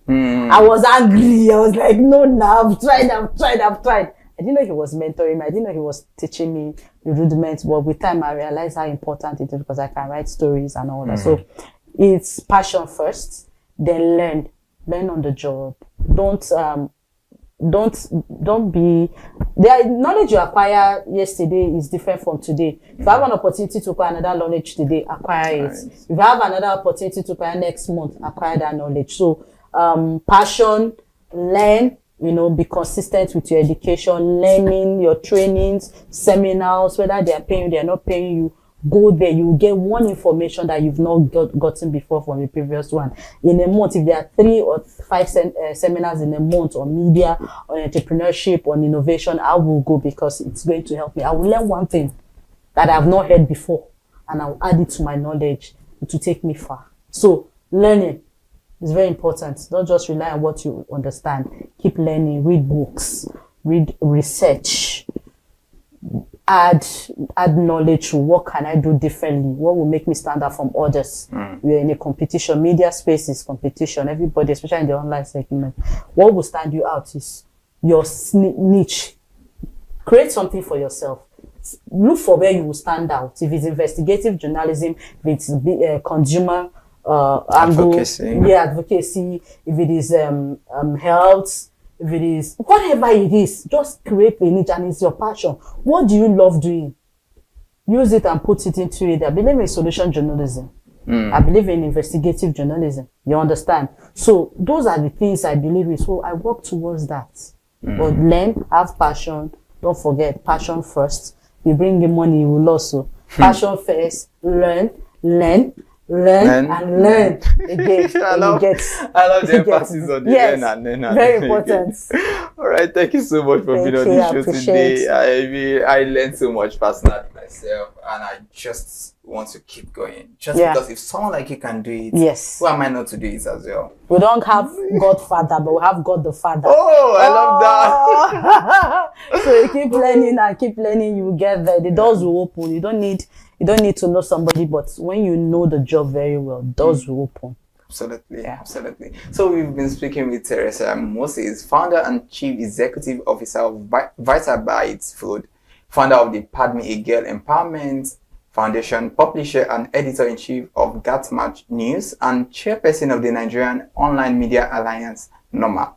So her story is a powerful reminder that some of the world's most successful businesses begin with simple local ideas. Through innovation, quality, resilience, and a commitment to excellence, those ideas can evolve into brands that create jobs, empower communities, and compete on the global stage. Thanks so much for joining us today on Market Innovators, and we look forward to seeing you in future to come. Thank you so much. I appreciate it. All right. I am Iremofe Koforola, and what more can I say? Keep dreaming big, keep pursuing, and one day the world will open at your command. So remember, the future of Nigeria's economy will not only be built on our natural resources, but also on entrepreneurs who are bold enough to add value, solve problems, and transform local products into global brands. And do not forget to subscribe across all our social media platforms on Facebook, X, TikTok at ConsumerHalla. See you next time, and keep innovating.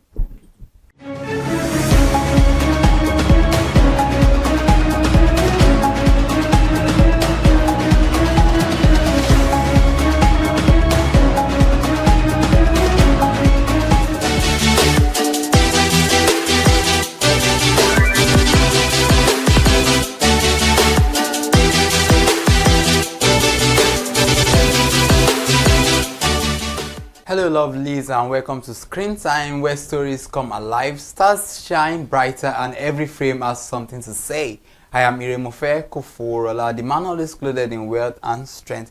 So if you are very familiar with this show, you know I do not do it alone. I do not come alone, because I'm always with the amazing Kikelomo Ajibola. Thank you so much for joining us for the program this evening once again on ConsumerHalla TV. I am Kikelomo Ajibola, and Screen Time is that particular entertainment program for you. In fact, it is the best entertainment program out there for you to listen to actually know what is going on, and some information that regards to the entertainment industry in Nigeria. And also we give new movie release updates right here, where we recommend movies for you to watch throughout the course of the week. And in case you have other films that you think we didn't recommend for you after the program, please let us know in the comment section, and do not forget to subscribe to our YouTube channel ConsumerHalla TV on all our social media platforms: Instagram, Facebook, X, ConsumerHalla, and also on our TikTok account at ConsumerHalla TV. Welcome to the program.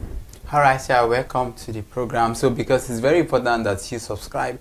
Alright, today we are doing something many of us don't do often. We are pressing the rewind button, and not on a remote control, but on our memories actually. Before streaming, before binge watching, before a skip intro, there was appointment television. You didn't watch television when you wanted, you watched it when the broadcaster said it was time, and somehow we loved every minute of it. Yeah, exactly. We loved every minute of it. Entire families planned their evenings around one program. Dinner had to be ready, homework had to be finished, the best seat in the living room was already reserved. If you understand what this means, you get to know. And it even helped the person who changed the channel in the middle of such episode.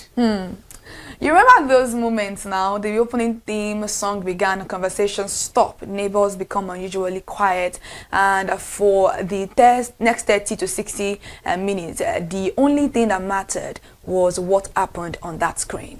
Whether it was Nigerian classics, The Village Headmaster, Cockcrow at Dawn, Mirror in the Sun, Checkmate, Super Story, Fuji House of Commotion, Tinsel, or international favorites like The Bold and the Beautiful, Days of Our Lives, Dallas, The Young and the Restless, Prison Break, Desperate Housewives. These weren't just television programs, they became traditions. Well, they gave us unforgettable characters, villains we genuinely disliked, heroes we rooted for, theme songs we still remember, cliffhangers that kept an entire country talking until the next episode. Absolutely. So tonight we are asking, this evening we are asking you, today we are asking you, what makes television series and soap operas so timeless? Why do some stories stay with us for decades? In today's streaming era, have we gained convenience at the expense of shared television moments? So let's begin this conversation as we look at first television series versus soap operas. What is the difference? So because you look at it in most times, people say they watch soaps, people watch television series, and I grew up, we all grew up watching all of this. Do you have any favorites at any point in time? I think Baba Jasco. Yeah. It was so funny. Yeah, so and I funny. think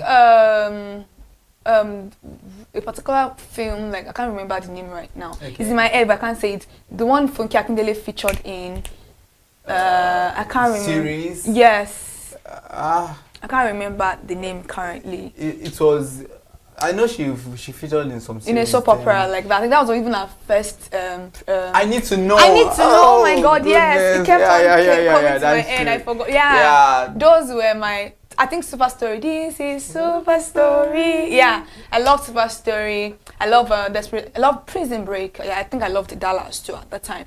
But I didn't really get much screen time when I was younger. They were always saying, "Go and sleep. It's time for school." It's this and that. Yes, like. But those stories. I can never forget one is Papa Jasco and Company. My patrol by Wale Adenuga. Oh my God, those were those days. They were memories that were beautiful. Like this is like 20-25 years ago, and then you can still clearly remember most of these songs. They are very beautiful. That feeling of nostalgia, you just have to remember. You wish you could just go back. Oh my God, and watch it. And sometimes I feel like, why are they not, why can't they keep on showing this particular production? And I think I love Tinsel. Tinsel is quite, close by, not too far off. I love Tinsel. I loved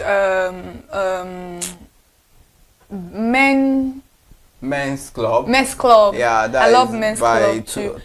Yeah, I think it's the same people that were producing it and Tinsel. Were they not the same people? No. Oh yeah, but they were like those. They were beautiful. They were beautiful. Yeah. Can I say this particular one that they are doing early in the morning on African Magic is also African Magic. Yeah, that's also I love Awala. I love God Rest Her Soul Ada Ames movie. The Johnsons. Oh my God! I think I watched. Magic even gave it. I watched more than 1,000 episodes of the Johnsons. The character, the cast, everything, the story is just very beautiful. I think there was a time they celebrated their 1,000 episode. I think I watched over 1,000 episodes. Those are movies. Those are series that I can watch over 1,000 episodes. By the way. Interesting. I share same sentiments, especially Super Story. Yeah, Super Story. So, in case you are wondering, okay, soap operas, television series, what is the difference? So let us get into it right away. Let's clear up something first. People often use television series and soap opera interchangeably, but they are not exactly the same. A television series usually tells a complete story across a limited number of episodes or season. Every episode pushes the narrative towards an ending. Yeah, that's very beautiful. Yeah, because people just think everything is soap, everything is series. At the end of the day. So we would now say Wura is a soap opera or a TV series. Wura is a series because if you look at it, it's only one direction. Yeah, one direction. Those other ones they can be from any other. Yeah, even sometimes they can bring another character. Yeah, that's it's open-ended. It continues. Yeah. But if you look at Wura, even when this other season continues, they could have ended it anywhere they wanted. Yes, so they are always closing that narrative. That's very beautiful. Yeah. So that's like the other ones that we're talking about. They're not soap. They're not TV series. They're soap because the Johnsons has too many. Like you'll be like, okay, what's going on today? What's going on? But then they make sense regardless. Yeah. So they continue in a way, and you understand. As long as you have the episode, and at the end of each episode, there is something that the narrative they're trying to close at the end of the. So when you say Jennifer's Diary is a soap opera series, it's a series. How because if you look at the direction of it's about one person. It has diverse characters in it, but each episode has its theme. Each episode has what it's talking about. Oh yeah, that's you understand. True. So for soap, it's long. It's just continue. But for series, each episode has what it's talking about. I think I get it. Yeah. So soap operas are built differently. They are designed to continue for years. Characters evolve, families expand, secrets refuse to stay buried, someone presumed dead, somehow returns. Yes. And just when you think it's over, another storyline begins. So that is the beauty of this soap format. So I think just something coming to my head. Z-word. Yeah. Oh my god. Now you see for Jennifer, yes. What's one character the dies? Movies in Z-word, they are not series, they are soap operas because somebody will die today. Yeah. They will tell you, oh, they did not cremate the person magically returns. They cannot. Or somebody shot. You saw that the person was shot. Yes. And the person died. Then and all of a sudden, oh my god, yes. That I understand the reasons why Z-word sometimes piss me off. But I feel like Nigerians do better. We pull off soap operas better than Z-word. I'm not even idling my mouth to say that. I feel like Nigerian soap opera pull it off better than Z-word itself. Yeah. So let us go into segment 2. Why we become so attached, to series, to television, to all of this. So because at some point we got so attached to it. Yes. And that's why we could remember all our childhood memories now. So television has become one of the world's biggest entertainment industries. According to leading media analysts, the global television and streaming markets now generate well over $300 billion annually. That tells you one thing: people love long form storytelling, and that is interesting to know. That's because television gives characters something films rarely can. Time to grow, fail, fall in love, make mistakes, and enough time for audiences to feel like they're part of the journey. That is why fictional characters sometimes feel like people we've actually met before. Interesting. So let us look at the secrets of soap operas. Soap operas mastered emotional storytelling long before binge watching became fashionable. The Bold and the Beautiful, for instance, has produced thousands of episodes since 1987 and remain one of the world's most widely distributed television dramas. And here at home we have Tinsel, which has achieved something equally remarkable. Premiering in 2008, it has surpassed 4,000 episodes, making it one of Africa's longest running television dramas. Longevity like that doesn't happen by accident. It happens because audiences keep coming back. All right, so you remember when okay, let's just test your memory. Let's get to see. As audience, let's get to see. So do you remember who remembers so many things? Although so many stories could have popped up and all that, but do you remember you rushing home because your favorite program started at exactly the same time every week? I remember. Yeah, I definitely remember too. So everybody just knew it was time to watch that particular. I think one of those I wouldn't even know if like a soap opera or something. Let's quickly digress. Was Inkombe, Kola Olawe, and Labiorun. Those particular television shows were those shows that, even though I freaked out a lot when it comes to Labiorun, I was always watching. I think about 10 p.m. in the night at that time. I think AIT. MITV, yes, 10 p.m. and I think Labiorun was 2 on Sunday. Labiorun was 10 p.m. in the night. Yes. Then Inkombe was. I used to watch Inkombe on Galaxy television. I think it was at 2 p.m. in the afternoon. Yeah. Yes. I remember us. When it comes to Labiorun, you will see everybody running. Maybe my mom we went out together. My mom, everybody would just be rushing home, like, oh, Labiorun is about to start. And then, even though it's so freaky, it's so traumatic, we still enjoyed those shows. Like, it was so interesting. I think when I cut off Inkombe, it was a lot of mixed feelings. People were like, why did they cut it off? These are things that open people's eyes to what is happening even beyond the ordinary eye. So these are things that we can never forget. I remember running home to watch Super Story. I remember always wanting to even sit down and watch I think they give us the whole episode that we watch throughout the week on Sundays or probably in particular days, and then we'll be like, oh, even though you've watched them, you still want to. It's like a rewatch. You know, the rewatch now, you have these days now that are on YouTube. Yes. That way they gave us that rewatch. I feel like they probably create a YouTube channel for Super Story and start uploading all that. They would. I feel like a lot of people will watch it. Yeah, Super Story. I always say we can't forget Super Story. We can't forget. It made our childhood very memorable. We cannot forget about Jasco. Please bring them back. If there's a way you can bring them back. All right, so yeah, it's a lot of things to know, and Kike, sometimes you just want to ask how those things stayed with us, how we're able to just remember all of those things. So it is what it is. Or you could ask someone the next day, please don't tell me everything, just tell me how it ended. Sometimes I just want to know, because missing one episode felt like missing an important family meeting. Oh my God, that's so true. That's so true. And then where you have case whereby NEPA just disappoints you. Oh You feel like crying. If you have a generator in your house. Oh my God. I remember those times on Thursday Super Story. Yes. I think it was the NTA. If you dropped a pin, you would hear the sound of it. Yes, everybody's inside. And I can remember when there was no lights, we used to go out to where they used to do all those screening. You know, when they sell the cassette, they used to tune into that. Everybody would go and line up outside and say, as soon as they carry that light in that house, they never take off their light. Everybody's running out to that place where there's a generator already on standby, and people are even watching through your window. That's how interesting a lot of people. That's how invested people were in watching soap operas during those times. But what do you really think changed? Because children of this generation, I don't think they did not enjoy. I'm telling you. They did not. I think they still have the Johnsons, Tin Cells. Well, it was like we always like you anticipated so wasn't. much. Sometimes the lights disappeared, and that's when the most dramatic moments begin. And you never knew whether the hero survived or the villain finally confessed. You simply waited patiently and sometimes painfully. Not sometimes, every time painfully. And the next morning was always entertaining, whether in schools or in office, market, bus stops. Everybody suddenly became television critics. Everyone had a theory. Everyone had an opinion. Everyone insisted yes was the correct interpretation.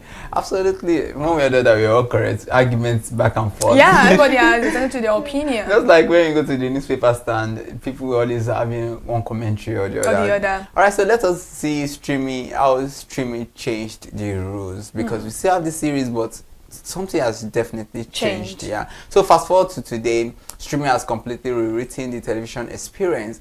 Entire seasons arrive at once. Viewers decide where to watch, how many episodes to finish in one sitting. Which has also changed the way stories are written. Modern series rely heavily on binge-worthy pacing. Episodes ends with powerful cliffhangers because producers know the next episode is only one click away. Nigerians has embraced that evolution, and streaming originals and digital productions such as Baby Farm, King of Boys, The Return of the King, Covenant have shown Nigerian televisions can compete globally with cinematic production values and layered storytelling. At the same time, Jennifer's Diary continues to prove that homegrown television favorites can evolve while maintaining their authenticity. And when we talk about Jennifer's Diary, I feel like Jennifer's Diary is one of those most talked about series when it comes to the nowadays generation. They always want to watch Jennifer's Diary. I think when you're in a gathering of young people, Jennifer's Diary is training today, Jennifer's Diary is doing it. A lot of people want to watch Jennifer's Diary. And I'm somebody that I've watched, you can attest to it. I'm somebody that I've watched Jennifer's Diary from season 1 to, I think it stopped at season 28, episode 2. Before she now dropped the Everybody Loves Jennifer. And I don't know if that is the concluding part or she wants to continue the production. But right now on YouTube, I think it's about season 25. So I've watched Jennifer's Diary from season 1 to season, I don't know if it's season 27, episode 7 that I stopped, or season 28, episode 2, I can't remember. But I know I have watched the whole episode more than 30 times during the course of when it has been released. Because whenever I feel like I'm bored, I don't have anything to watch, I start from the beginning all over again. And now I'm very excited. I think you saw me starting about 2 or 3 weeks ago, and I'm already at episode 25. But then I stopped because I wanted them to, bulk up the upload so that I can be able to watch. So during the course, I feel like a lot of people talk a lot about Jennifer's Diary, especially children. My younger ones love Jennifer's Diary. They always want to watch. Mommy, Jennifer's Diary is showing Jennifer's Diary, and it's now on DSTV. So a lot of people are watching it there. Because I don't think a lot of people watch the Galaxy or AIT or MITV anymore like that. Yeah, they've all even moved to the DSTV now. So yes. Absolutely, well, I agree. So the industry has responded to changing audiences. Streaming continues to grow. Production quality has improved. Stories now travel across continents almost instantly. Yet there's an interesting contrast here. Classic television taught us patience. Today's audiences can finish an entire season before the weekend is over.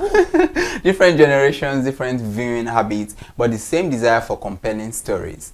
Whether it's Checkmate or Tinsel, Baby Farm or King of Boys, Jennifer's Diary or Covenant, great storytelling will always find its audience. Absolutely, and I agree. What about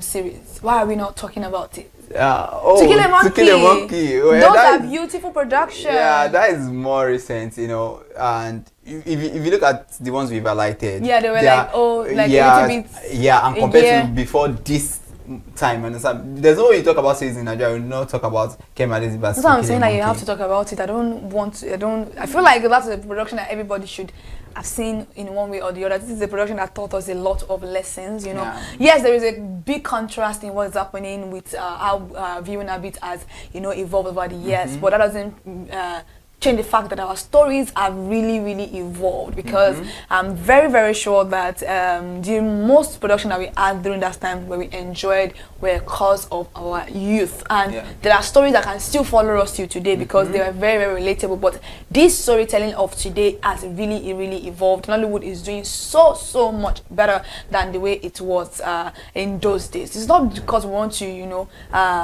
downplay the role, but something has to give. You cannot say you want to be stagnant in that way. Something has to be better. We're in 2026, not in 2002 or 2008 or 1997 that these things were raving. It has to have changed, because if you are a producer of this particular film and you feel like they are downplaying that means you don't want the progress of Nollywood in the first place. If you don't want them to say, okay, this has evolved, because definitely storytellings are really evolved, and that's why Nollywood is top 3 now in all over the world, and we want to be top 1. So why not make our stories better and more relatable outside of our comfort zone? Yeah, I quite believe so, because at the end of the day, it's not as if the stories have changed. Yes. When you talk about something evolving, it is just the old giving birth to the new. So definitely both old storytelling format and new storytelling. That's why you see audience even challenge the producers or scriptwriters these days to tell them, no, you could have done better. And because of that constructive criticism, it has made the storytelling better and better. Tell you, we're not in 2027, we're not in 2022. What are you writing? Because people's habits and growth it's evolving. You can't give them what. You can't be this age and I'm watching something that's supposed to be playing back at 2020, 2008. I'm like, what are you giving me? So, and we can even see the stories. We can see how they have evolved. But then our culture, our tradition, our religion, our view, belief, you know, how we view life, it is still glaring in our productions. Absolutely. So are today's shows better? Let's find out if they are better. Because that is a difficult question. Today's productions benefit from bigger budgets, better visuals, global audiences. But classics gave us something technology cannot manufacture. No. That is shared moments, watching together, laughing together, arguing together, waiting together. Television wasn't simply entertainment, it was an event. And it was bonding. You know, now everybody has their phone. I watch my movie in my house. But before, it was like family bonding time. Daddy's already sitting in a special chair. Mommy is sitting in her own place. Everybody's sitting on the floor. Your neighbors, if you don't want to have television in your house, your neighbors are in the house. Everybody's shouting. But still, those moments are something that nowadays cannot recreate. That is something that we cannot take away from the old. It was just the moment that gave us this nostalgia. If you talk about it, I can remember the setting in my grandfather's house in Agege. Everybody was always, it was just very, and it was also, you know, this box TV where if you go black, you just tap the head, bam, you will come up again. It was really beautiful, honestly. Maybe that is why those shows remain unforgettable. Not just because they were good, but because they became part of our lives. Absolutely, I can attest to that. It became a part of me. So whether it is a classic soap opera or a modern streaming series, one thing hasn't changed. Great storytelling always finds a way to connect with people. The screens may be better or smarter, the technology may be better also, but memorable characters, compelling stories, and unforgettable moments will always keep audiences coming back. Perhaps that is why we never really outgrow television, because every great series leaves us with more than entertainment. It leaves us with memories. That's why these make great television timeless. All right, so it's beautiful to have this conversation, and absolutely, I can't. If I could only turn back the hand of time, I think I would want some series to be back. Anyway, but with better production, better camera, better visuals, cinematography. Because if you look at it, some of these series you talk about, they still have some themes, some relatable storylines. They should have the most relatable story, because those were the times where it wasn't really fancy. It was what Nigerians wanted. So absolutely. It would be very, very relatable. And you can see me cheesing, because it's a very, very interesting topic to talk about today. Yeah, absolutely. So let's move to another segment of the show that you would love to watch. This is Top 5 Countdown today. We are looking at TV characters Nigerians will never forget. From old to present to any moment, we are bringing it all together. But it has a particular timeline or period we are looking at, not the most recent ones, but the ones we grew up to watch and all that. So some characters don't just entertain us, they become part of our everyday conversations, and we've talked about that. They gave us catchphrases, life lessons, unforgettable drama, and moments that stayed with us long after the credits roll. So countdown today, we celebrate the Nigerian television characters whose stories have stood the test of time. Before we go into this, which character do you think that character is? I can never forget. Yes, Papa Jasko. I am telling you, I can never forget Papa Jasko. I love that drumming of the head. I mean, that was those times where no matter what, I always never ever miss an episode of Papa Jasko's production. It was just very, very beautiful. And I think I loved, I really can't remember, maybe when we have, I think also for the House of Commotion, there was someone that I really, really love. I can't remember the particular character. Yeah. Okay. All right. So coming on number 5 spot is Chief Fuji himself for Fuji House of Commotion, and this was played by Kule Bamtefa. I remember Chief with many wives. Yes. Oh my God. So interesting. Anyway. And then we have Abike Super Story, O Father, O Daughter, played by Buki Wright, the legendary actress. Yeah, I remember watching O Father, O Daughter, and one thing that even made a character kind of compelling was because she had a cheating husband. Yes. And at the same time, she still gave him a lot of grace. And, yes. So that is quite relatable. And coming on number 3 spot is Fred Ade Williams for Tinsel, played by Victor Olaotan. Yes. So that is very remarkable character. And it's so sad that Victor Olaotan is late now, but he gave us something we will never forget. Then we have Eniola Salami, King of Boys, Return of the King, played by legendary actress Shola Shobowale. Amazing, yeah. She actually killed that, and it's one character we always keep talking about. Talking about. So coming on number 1 spot, which other character would have made that, or would you want to make a guess about this? Definitely, it is not other than Jennifer. Solia Adedeji. Jennifer Zari, and played by Funke Akindele. So this is something that we will never forget. One character. I feel like that character is golden for the rest of time. As long as Nigeria stands, as long as the movie industry stands, I mean, she grow old, well, and more beautiful. Even though today, maybe in 100 years of time, everybody is gone, Jennifer as a character will still be something I know people are going to talk about for a long time. Because if you're talking about Super Story, Fuji House of Commotion, all of those things, all of those till now, Jennifer Zari has to be that character that will stand. That character is such a rich character. I don't think people really understand the job of that character, because speaking like that for that long has to take a lot of work. There was never a lapse. You can never catch her lapsing. You understand? Like, it was. I feel like she studied that language, and that language really, really befits that character called Jennifer. Yeah, absolutely. I agree. So before we go to the celebrity of the week, it's better we go on a break right now. And I know some people have been like, they didn't mention my television series. They didn't say my character. Say your own in the comment section. Yeah, let's get to see, and we will definitely respond to you. Alright, we're going on a short break right now. Go nowhere. This is still Screen Time.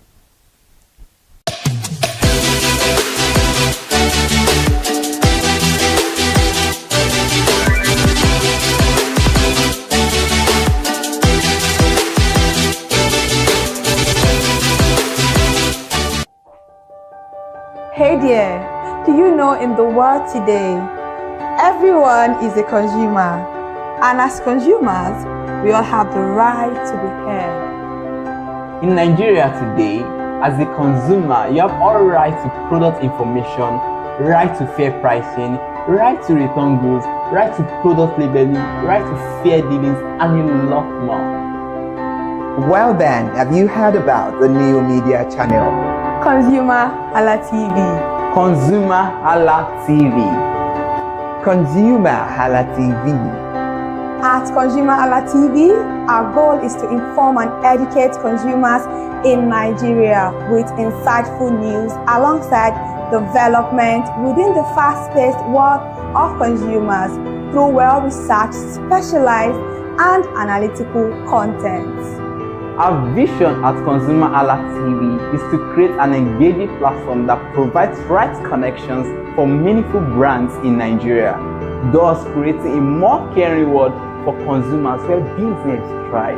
And guess what? Our ConsumerHalla brand is the first consumer complaint resolution portal in Nigeria, powered by a 72-hour feedback mechanism. We offer consumer advocacy, informative talk shows, branding promotions, advertising, and lots more. Connect with us via our YouTube channel at ConsumerHallaTV. Follow us on our Facebook page, ConsumerHallaTV, our Instagram page, ConsumerHallaTV, and do well to subscribe to our YouTube channel. Subscription is free. ConsumerHallaTV. At ConsumerHallaTV, you deserve to be heard. At ConsumerHallaTV, you deserve to be heard.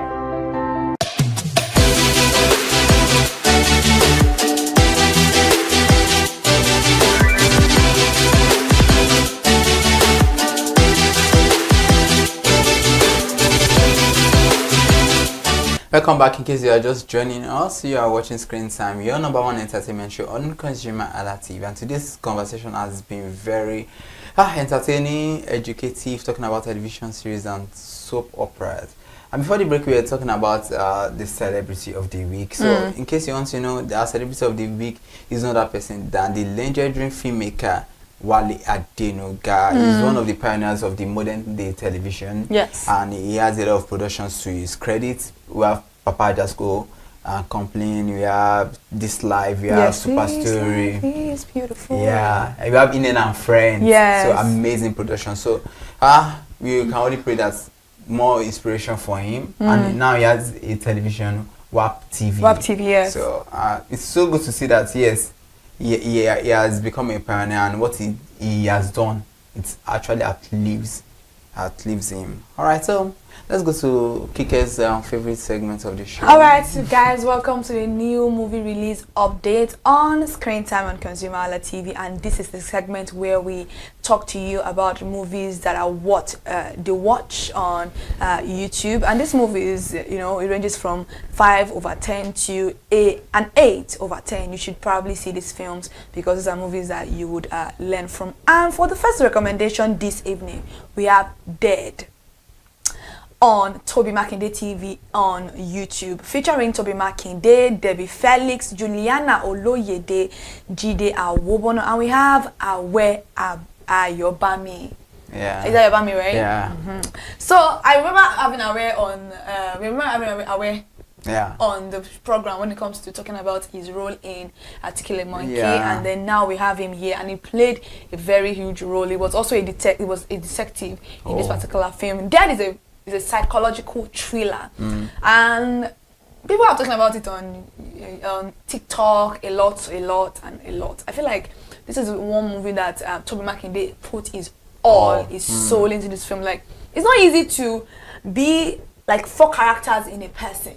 Yeah, like it is like so you're talking about mental health, talking about the dissociative identity disorder. These are disorders that have been linked to a lot of people that, you know, they can switch to one character because of trauma, but this particular one, it is told in a different way. Somebody mastered this act of psychology and they pulled it off really, really well. And the ending is like a cliffhanger. What are you gonna do? I remember the Felix face was like this. I caught you. How am I going to prove that I caught you? You know, it's a very interesting story. You should go watch Dead. And I think it stands for something. The D is discovery. I know it. Something is at the discovery. Something like that. I can't know remember. It's like an acronym. It's an acronym about Dead. Just go and watch Dead on. And I think it befits this story. Yeah. Then we have This Is Us Now on Biodo Stephen TV, starring Debbie Felix again, Taye Arimoro. This movie talks about exploitation of domestic violence, when love is never enough. People don't even understand that saying, and it's a very, very true saying. But then forgiveness comes in this movie. You need to go and find out yourself. Then we have Picture of You on Chike Daniels TV, where we have the beautiful star Nadia Buhari and Chike Daniels, the one and only handsome Bobo. This particular movie, Picture of You, Chike Daniels loves stories. So in case you haven't, it tells quite well. He's such a lover guy.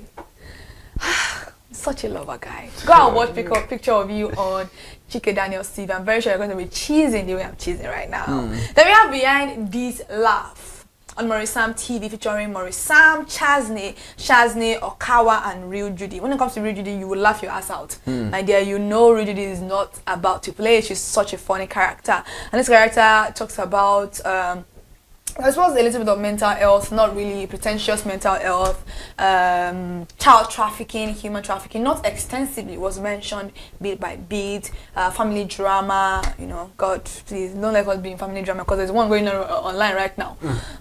So, yes, this particular story explores that theme. You're going to enjoy it. Let me know your thoughts on this particular one. And we have Remember Me on Frederick Leonard TV, the god of screen himself. This particular movie, you know, very long doesn't really come and drop nonsense for us. It tries with its production. It was really, really beautiful. And we have the beautiful Lota Chukwu. It's not why we saw this particular lady, and she's a fantastic actress. Lota Chukwu and Frederick Leonard stars in this film. And what it doesn't mean by Remember Me, go and watch it though, you will enjoy yourself.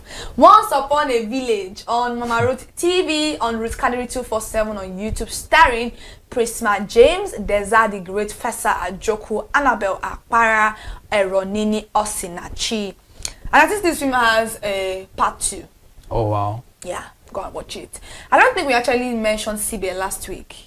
It was something that we didn't mention. I wasn't on ground last week, so in our conversation I didn't tell them to mention Sibe. So go and watch Sibe on Biodun, on my favorite. Bimbo. On Bimbo Ademoye TV. This is my favorite. And this particular movie is comedy. It is very, very emotional. It's a movie that explores great themes. I don't think people really understand the beauty of this film. This movie is a movie that speaks about not only rich people's children are brats. Even poor man's child can be a brat. A brat to the extent that she doesn't even understand life. She doesn't even care remotely. How can somebody have over 22 jobs and you an adult, you cannot keep a job, and then you are somebody that does not even think about life, and then you got to meet a ghost. It was it was told in a very beautiful way. Go and watch Sibe on Bimbo Ademoye's TV. And then we have another season that is out for us. Season 9 of Visa on Arrival. I don't know why I've not been talking about Visa on Arrival since we started the new season. You know I love Visa on Arrival, and I recommend Visa on Arrival a lot for you guys. Visa on Arrival is a very beautiful production. We have great characters. I feel like this is one of the movies that series that we're going to talk about for a long time. This series is very, very beautiful, and Bobby is absolutely doing fantastic when it comes to this particular production. So Visa on Arrival season 9 has started. If I'm not started from season 1, I promise you you're not going to regret starting this particular series. It's a very, very beautiful production. Go and start Visa on Arrival if you have not started, and if you have already started, you're not started season 9, go and start it. You will enjoy yourself. Go and start it and let us know what you feel about Visa on Arrival. And if there are any movies that you want to recommend for me, or you think I've not spoken about, or you feel like this there's one that's underwhelming in what I've recommended, please feel free to talk, my dear lovelies. Let me know in the comment section what you think about these movies that I just dropped, and let me see your own movie recommendation for me. I'm gonna watch it definitely. Even if I will not really watch it, but me, trust me, I got you. I'm gonna watch it. Anyway, it's fine. She has nailed it. Maybe I don't watch it. Maybe I watch it. Until when you engage me, that is where you know if I watch it or not. Okay. All right. So that is where we draw the curtains on this week's edition of Screen Time. It has been another exciting ride through the stories, stars, and moments shaping the world of film and television. And from celebrating the remarkable legacy of Wale Adenuga to counting down unforgettable performances that continue to redefine Nigerian screens, we hope we have entertained you and perhaps inspired you to revisit some timeless classics. Absolutely. Ooh. They should revisit and Please we'll get to watch it. I'm gonna revisit something tonight. Oh, interesting. I would love to know. Alright, remember, great stories don't just make us laugh or cry. They preserve our culture, challenge our thinking, and connect generations.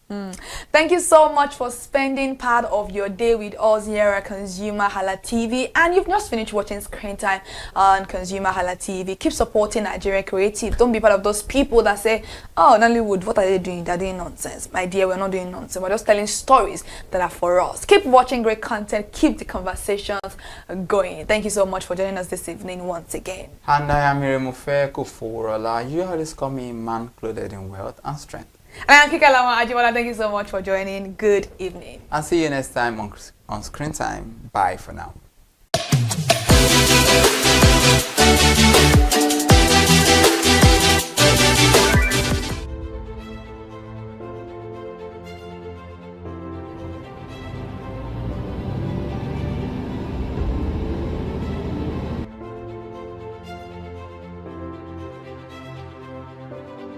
It has not been easy. I've been looking for house. I'm tired. I'm stressed. Sorry. I don't even know what to do. I don't even know what to do. So you still and I've been trying. Yes, in fact, that was why I called you. I didn't even know that this place is your area because the agent I saw, the place he took me to, that place was very, very, that house and everything, the total package was almost 1.2. If you see that place, it wasn't spacious. See, I don't even want to talk about it. The toilets, everything was just really messed up. I don't even know why they're doing like this. And they took money from me, big money for transportation and everything. That's a whole lot. I'm tired. That's the way all these agents do. They'll just collect money and be taking around. Sorry about that. So you still want to live for? Yeah, the agent told me to just come meet her there. Her office is not so far from this place. I don't even know it's your area. Oh, so just be very careful, eh? Just call me. Anyhow it goes, I'll definitely have to call you. Please be safe. Thank you so much. Okay, now I'll see you. All right, bye.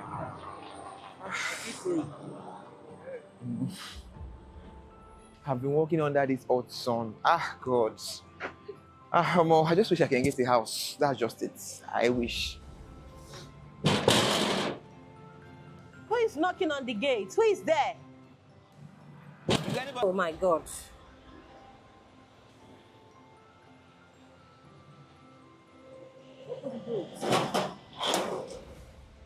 Good afternoon. Yeah, good afternoon. Sorry, please. I was told you are an agent and this is your office, so I'm here to see you.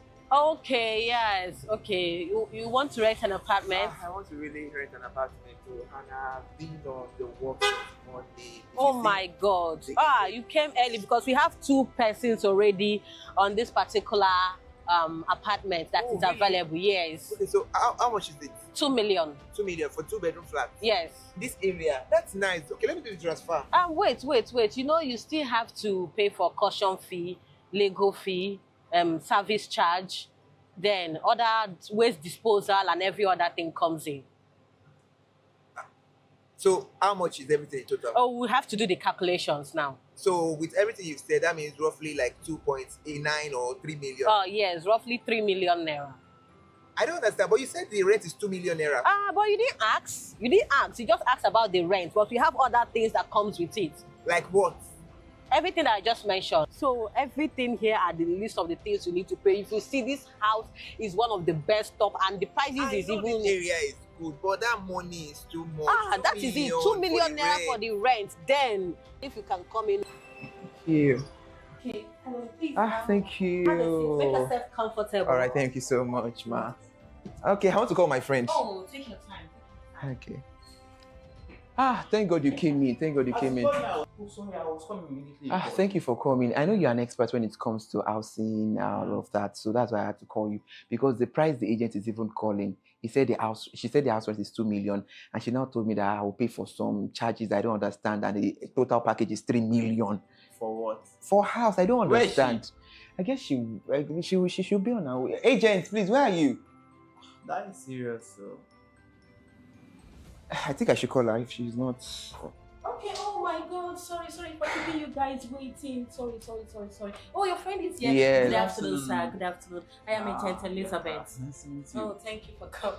Yeah. Okay, I've showed him the apartment and it's good, but he can let's just sign. Wait, because I'm here to understand everything he was trying to tell me, because he told me the total amount of money is 2 million naira, and he's meant to He pay didn't ask. No, so wait, you are trying to tell me that because he did not ask right now, so you should go ahead and pay just like that. Okay, let's leave the No, we can't just fee. leave like that. That is the issue. Because at the end of the day, maintenance for victim of all this, you do not explain to them. You need to break down all of these things to them. What charges are you asking them, and for what exactly? Okay, let's put that aside. Okay, wait.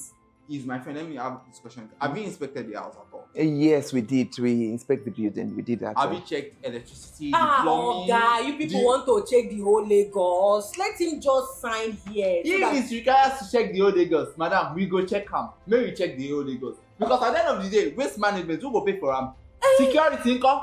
Those ones Light will come income? later. Wait, even do you check the wall if there are any cracks on the wall? Do you want to start building another house for him?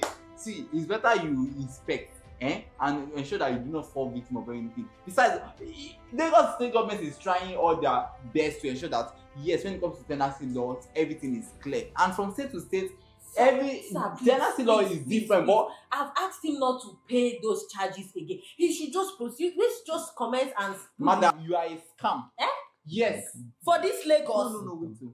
For this Lagos, please, if you and your friends cannot get money, make una dey go. It's not a matter of having money or not. If people don't have money, please stand up and leave. I've asked him not to pay for the caution fee, legal fee. Just sign. Why are you changing plans now? Why are you changing that? Because you have been caught, right?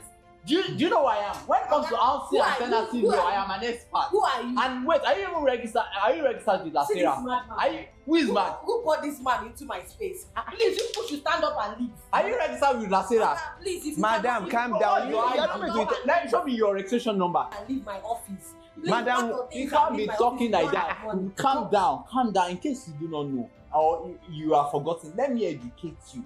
When it comes to housing and tenancy law, I am an expert. So that people like you, agents like you, can understand, and tenants as well like him can get to understand how these things are done. You want to just teach me, Madam, sit down first now. It's not that hard. Let's sit down. Let's hear from him. Just sit down. Madam, this is it. Let me just explain things to you. And you as a tenant as well, there are things you need to understand. Never sign an agreement that is not clear.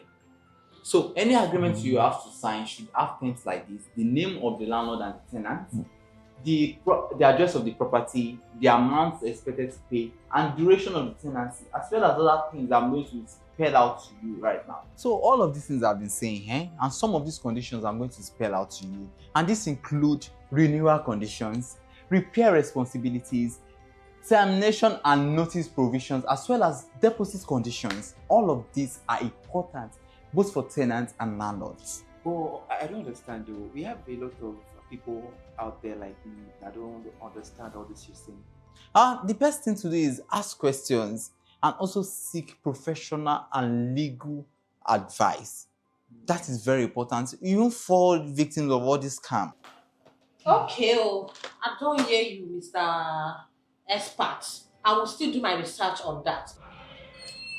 Dear consumers, when it comes to house renting in Nigeria, you have to know all these things. It's important. Don't just look at the beautiful walls. Ask for the total cost. And look at the agreement. It is very important, so don't say I did not do anything for you this year. And that's our tips and tricks this week on ConsumerHalla TV. Join us next week the same time on Tips and Tricks, where we'll give you all the tips and tricks that you need on how to be safe out there as a consumer. Follow us on all our social media platforms and please help us share this video.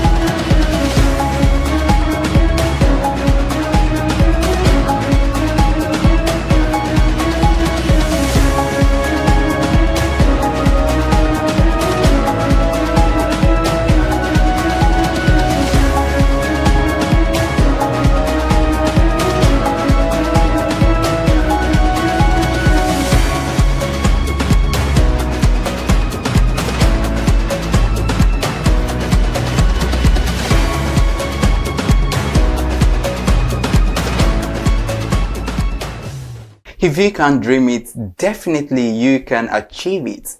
This is a welcome note to another episode of Market Innovators, the program where we sit down with entrepreneurs, innovators, business leaders, and visionaries who are transforming business industries and creating jobs and driving economic growth through innovation. I am your host, Iremofe Kofoworola. Nigeria's agri-business sector holds an enormous potential with abundant agricultural resources, a growing population, and increasing demand for locally manufactured products. Entrepreneurs are demonstrating that indigenous foods can become world-class brands through innovation, quality, and strategic leadership. Today's guest is one of those entrepreneurs redefining the future of local manufacturing. She has transformed one of the Nigeria's most traditional snacks, kuli kuli, into a premium NAFDAC certified food product, proving that local brands can compete in both domestic and international markets. Beyond entrepreneurship, she is also passionate about empowering women and girls through menstrual health advocacy while contributing to media development as a respected journalist and media executive. She is the founder and chief executive officer of VitaBite Foods, founder of the Padme A Girl Empowerment Foundation, publisher and editor-in-chief of Gatmatch News, and chairperson of the Nigerian Online Media Alliance, NOMA. Please join me in welcoming Madam Teresa Moses. Welcome to the show, man. Thank you so much. Yeah, it's so good to be here with you. Yeah. And before the show, I was telling you that we have so much to, unpack, to discuss and all that. So to begin with first, tell us about your journey. What inspired you, your passion into, self-esteem.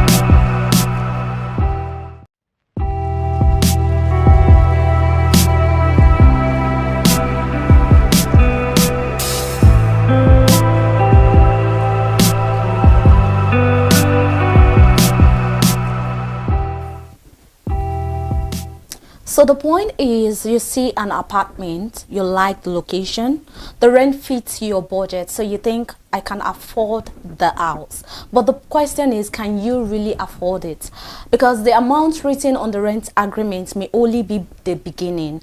Agency fee, legal fee, service charges, security, waste disposal, electricity, water and transportation can all add to the real cost of living in a particular property.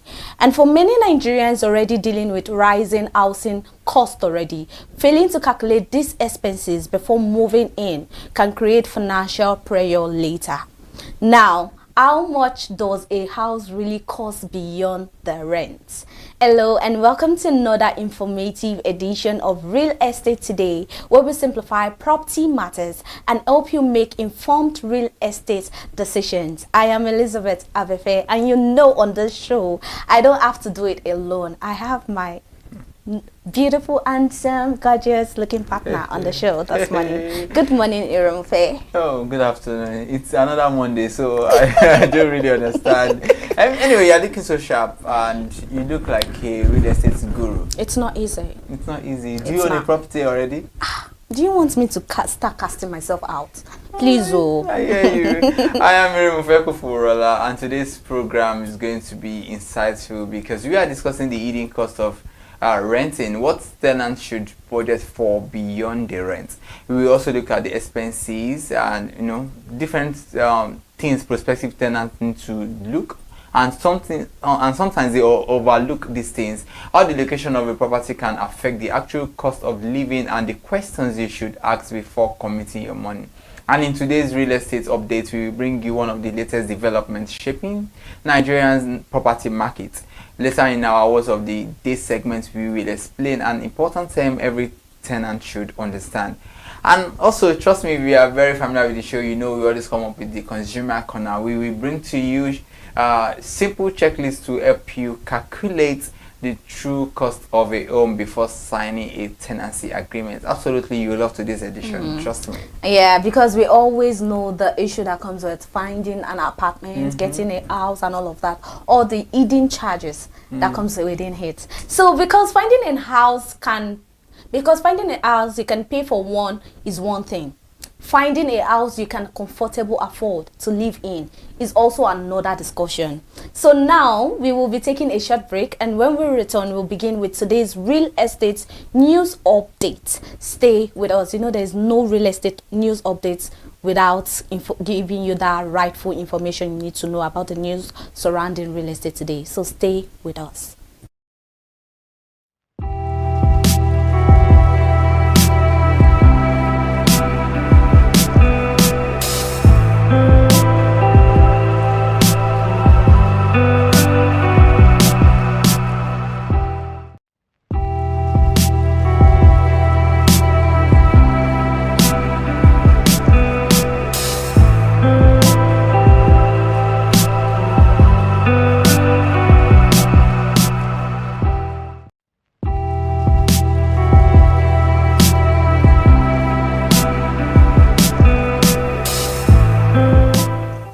Welcome back. Here are today's top real estate news stories.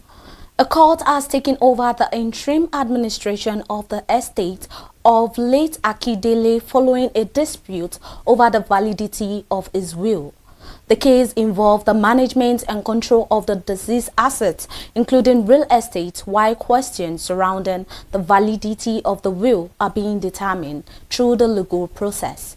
The court intervention provides temporary oversight of the estate and is aimed at ensuring that the properties and other assets are properly managed while the dispute is resolved. The developments highlight the importance of proper estate planning, valid documentation, and clear succession arrangements for property owners, particularly those with significant real estate assets.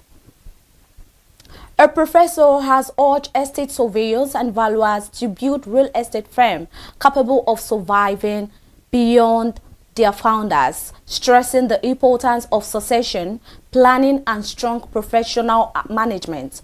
The call was made as part of discussion on the future of Nigeria estate surveying and valuation profession, with the professor urging practitioners to develop institutional structure rather than businesses that depend entirely on the individual. He encouraged firms to establish effective management systems, develop young professionals, and put clear succession plans in place to ensure continuity. According to him, building sustainable institutions will help protect investments, strengthen the real estate profession, and ensure that property business can continue to operate effectively even after the founders leave. A dispute resolution lawyer has questioned whether the presentation of keys, a pair of Anthony and allocation documents to TikTok personality Pella and his wife, transfer of a 400 million mansion in Life Camp, Abuja. The property was publicly presented to the couple as a wedding gift by the real estate entrepreneur King Ochacho on 1st August 2026. while the key and other documents were handed over on 7th of August. However, the lawyer Bolaji Oluwatosin explained that receiving keys or allocation documents does not necessarily mean that legal ownership of a property has been fully perfected. He noted that a power of attorney generally gives a person authority to act on behalf of another, while allocation documents may establish the history or root of title, but do not by themselves prove that ownership has been legally transferred. The lawyer also stressed that applicable legal requirement for transferring land in the Federal Capital Territory must be fulfilled, highlighting the importance of proper title documentation and due process when acquiring a property. And that's today's edition of Real Estate News Update today. For more updates on Nigeria housing and property markets, stay with us. We'll be right back.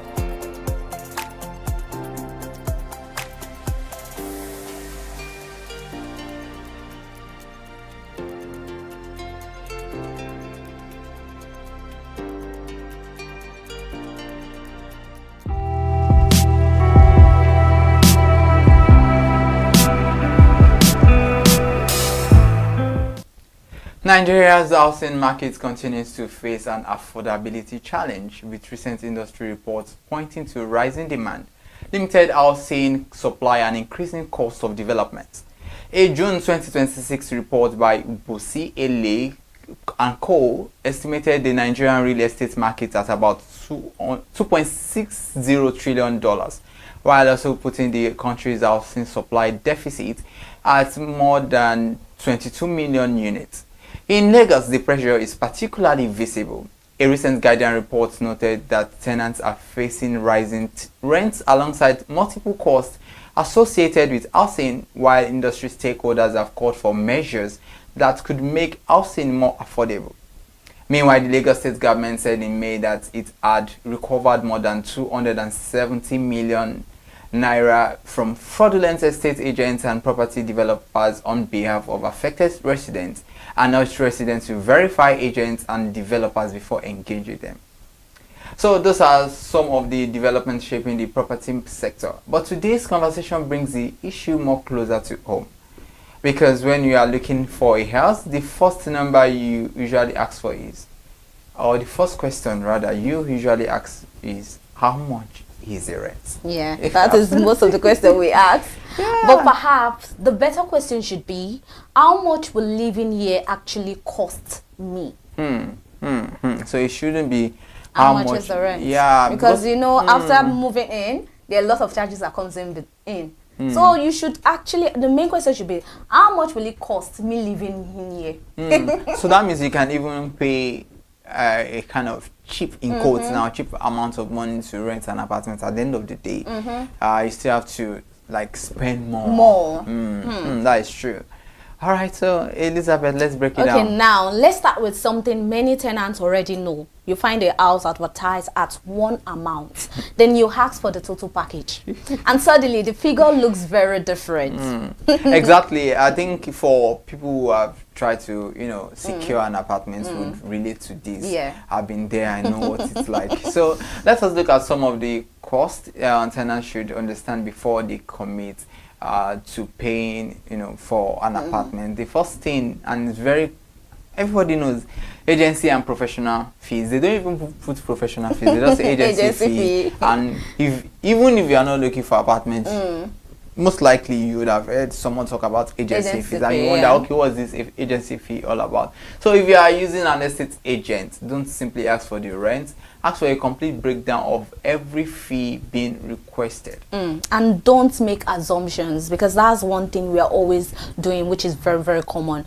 Ask, what is this payment for? Because when they give you the total package, they'll just put this one fee, service charge fee, maintenance fee, and all of that. The question is, you are meant to ask them, okay, if I'm paying for this, what is this payment for? Who is receiving it? Is it compulsory? And most importantly, what is the total amount I need before I get the key? That's true.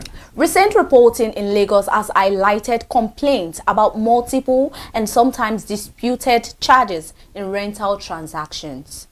You may have paid your rent, but what about the compound? Who pays for security?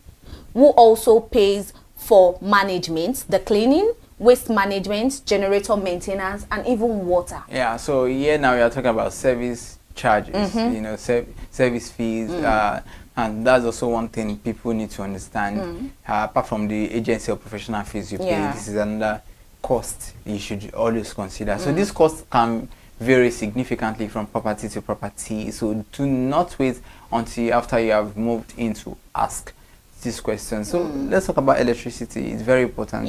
This is another expense people sometimes underestimate. Ask about the electricity arrangement before you move in. Is there a prepaid meter? Because after you paid your rent, there's nothing you can do. You pay rent and you begin to, you know, face all of these challenges. Is there a shared meter? And what or how common area electricity cost are handled? How is it that you know, how do you handle all of these things? The cost, all of these things are things you need to put in place. Because a cheaper apartment with very high recurring electricity expenses may not actually be cheaper in the long run. We've have some certain cases whereby you just moved in and you don't know that this apartment have been the tenant that moved in before, those that were in before are owing electricity bill, and when you come in, it is now left on your own it is now left on you for you to start paying the electricity bill that you've not even started using. We have cases like that, and so that is the main reason why you don't just ask. Even if they project it to you, is your right as a tenant, as a consumer, you are meant to ask those questions. Exactly, especially with the issue of meters. You know, sometimes you see the case whereby somebody, a tenant, would be the one who actually like procured a meter, and when the person is leaving, he or she goes with the meter, and at the end of the day you begin to, you know, run it scatter again, and sometimes you need to know the kind of feeders, the area, are they band A, band B, or where is the, you know, how is the electricity like generally? So you need to understand all of these things. So also we'll be looking at water right now, which is very important. So now the question is, how reliable is the water supply? Does the building depend on a borehole? Is there a water levy? Who pays for pumping and maintenance? Important question. Important questions actually. This may look like email questions, but small recurring expenses can become significant over an entire tenancy. Yeah, because some people now, when it comes to water, you'll see some buildings, some apartments, they don't have water. You start seeing tenants carrying bucket to another apartment to start getting water, which can be so tiring. But assuming you ask the right question, it won't have been an issue. You should ask, okay, is there water? There are some necessary questions we need to ask as a tenant, but we overlook it. The main thing at that particular moment is, I need an apartment to stay in.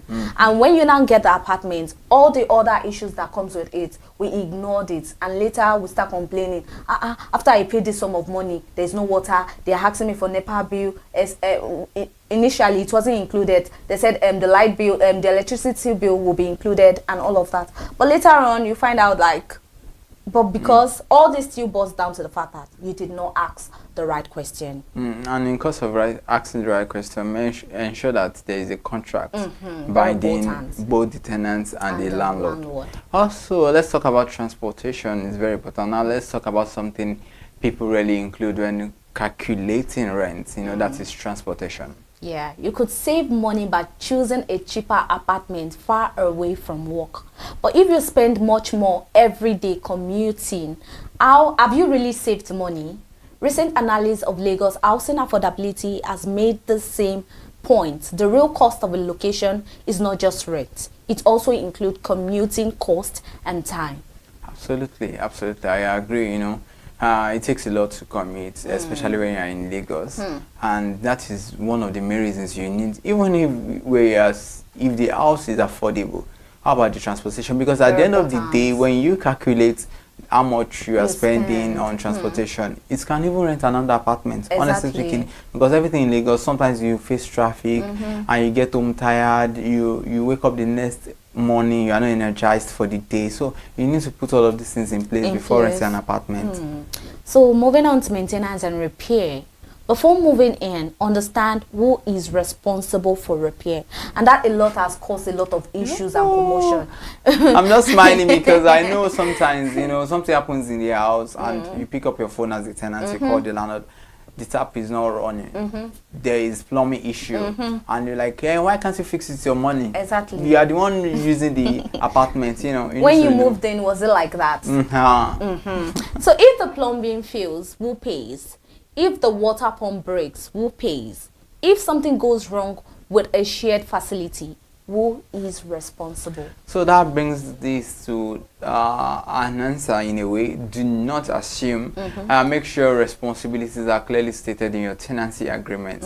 It's very important. So just like what Irimo said, there needs to be an agreement binding the tenant and also the landlord, because we have a lot of issues whereby you would have fixed everything to your own taste, then suddenly, because the landlord sees that, oh, your apartment is actually looking very good, then the next thing is asking you to move out.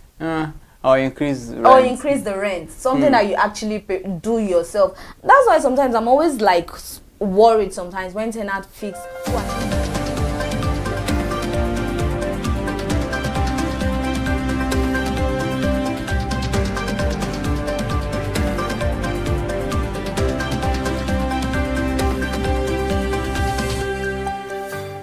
Good evening. Here are the major business, economy, and consumer stories making headlines on ConsumerHalla TV. I am Elizabeth Abefe. President Bola Tinubu says his administration is committed to reviving Nigeria's state-owned refineries, stressing that their sources must be driven by genuine productivity.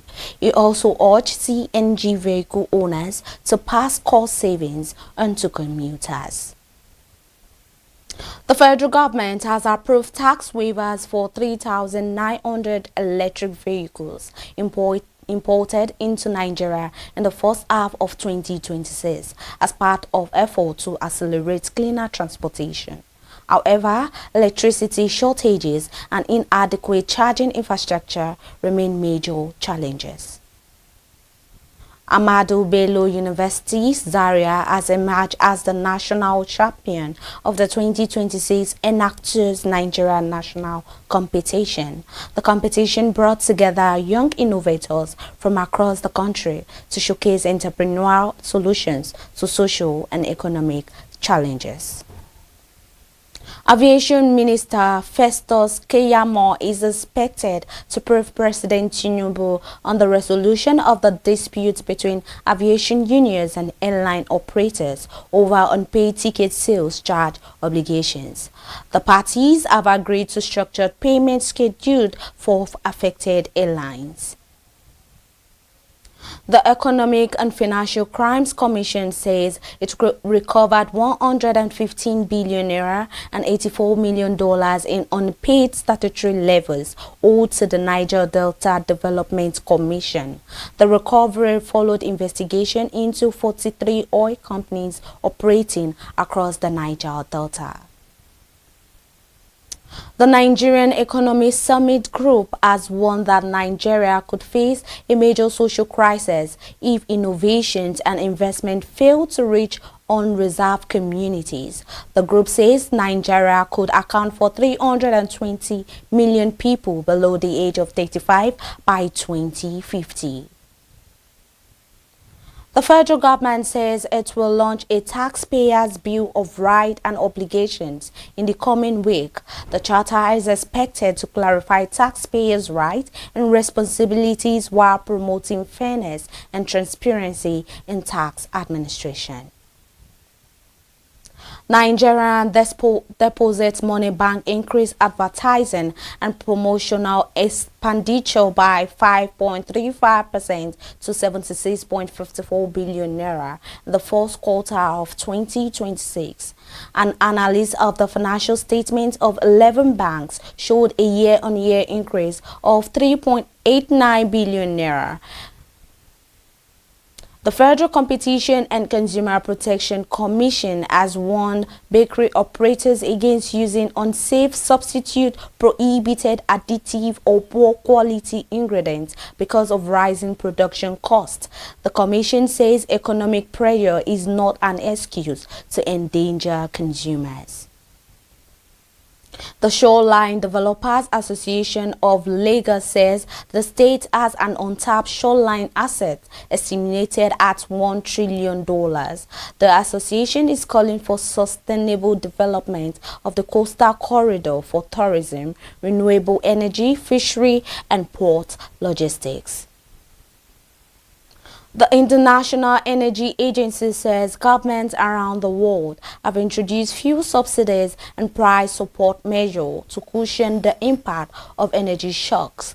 Linked to the Middle East crisis and disruption around the Strait of Hormuz in Nigeria, petrol prices rose above 1,300 naira per litre before falling to about 1,200 naira. OPEC says Nigeria economic outlook remains positive, citing macroeconomic stability, steady oil production, and structural reforms. The Nigerian economy grew by 3.9% year-on-year in the first quarter of 2026, with the non-oil sector driving much of the expansion. Consumer prices in the United States rose 3.4% in the year to July, slightly lower than the 3.5% recorded in June. The decline was accompanied by a 2.9% monthly fall in gasoline prices, although annual gasoline prices remain significantly higher. Those are the major business, economy, and consumer stories. For more updates and analysis, tune to ConsumerHallaTV. Good evening and do have a lovely day.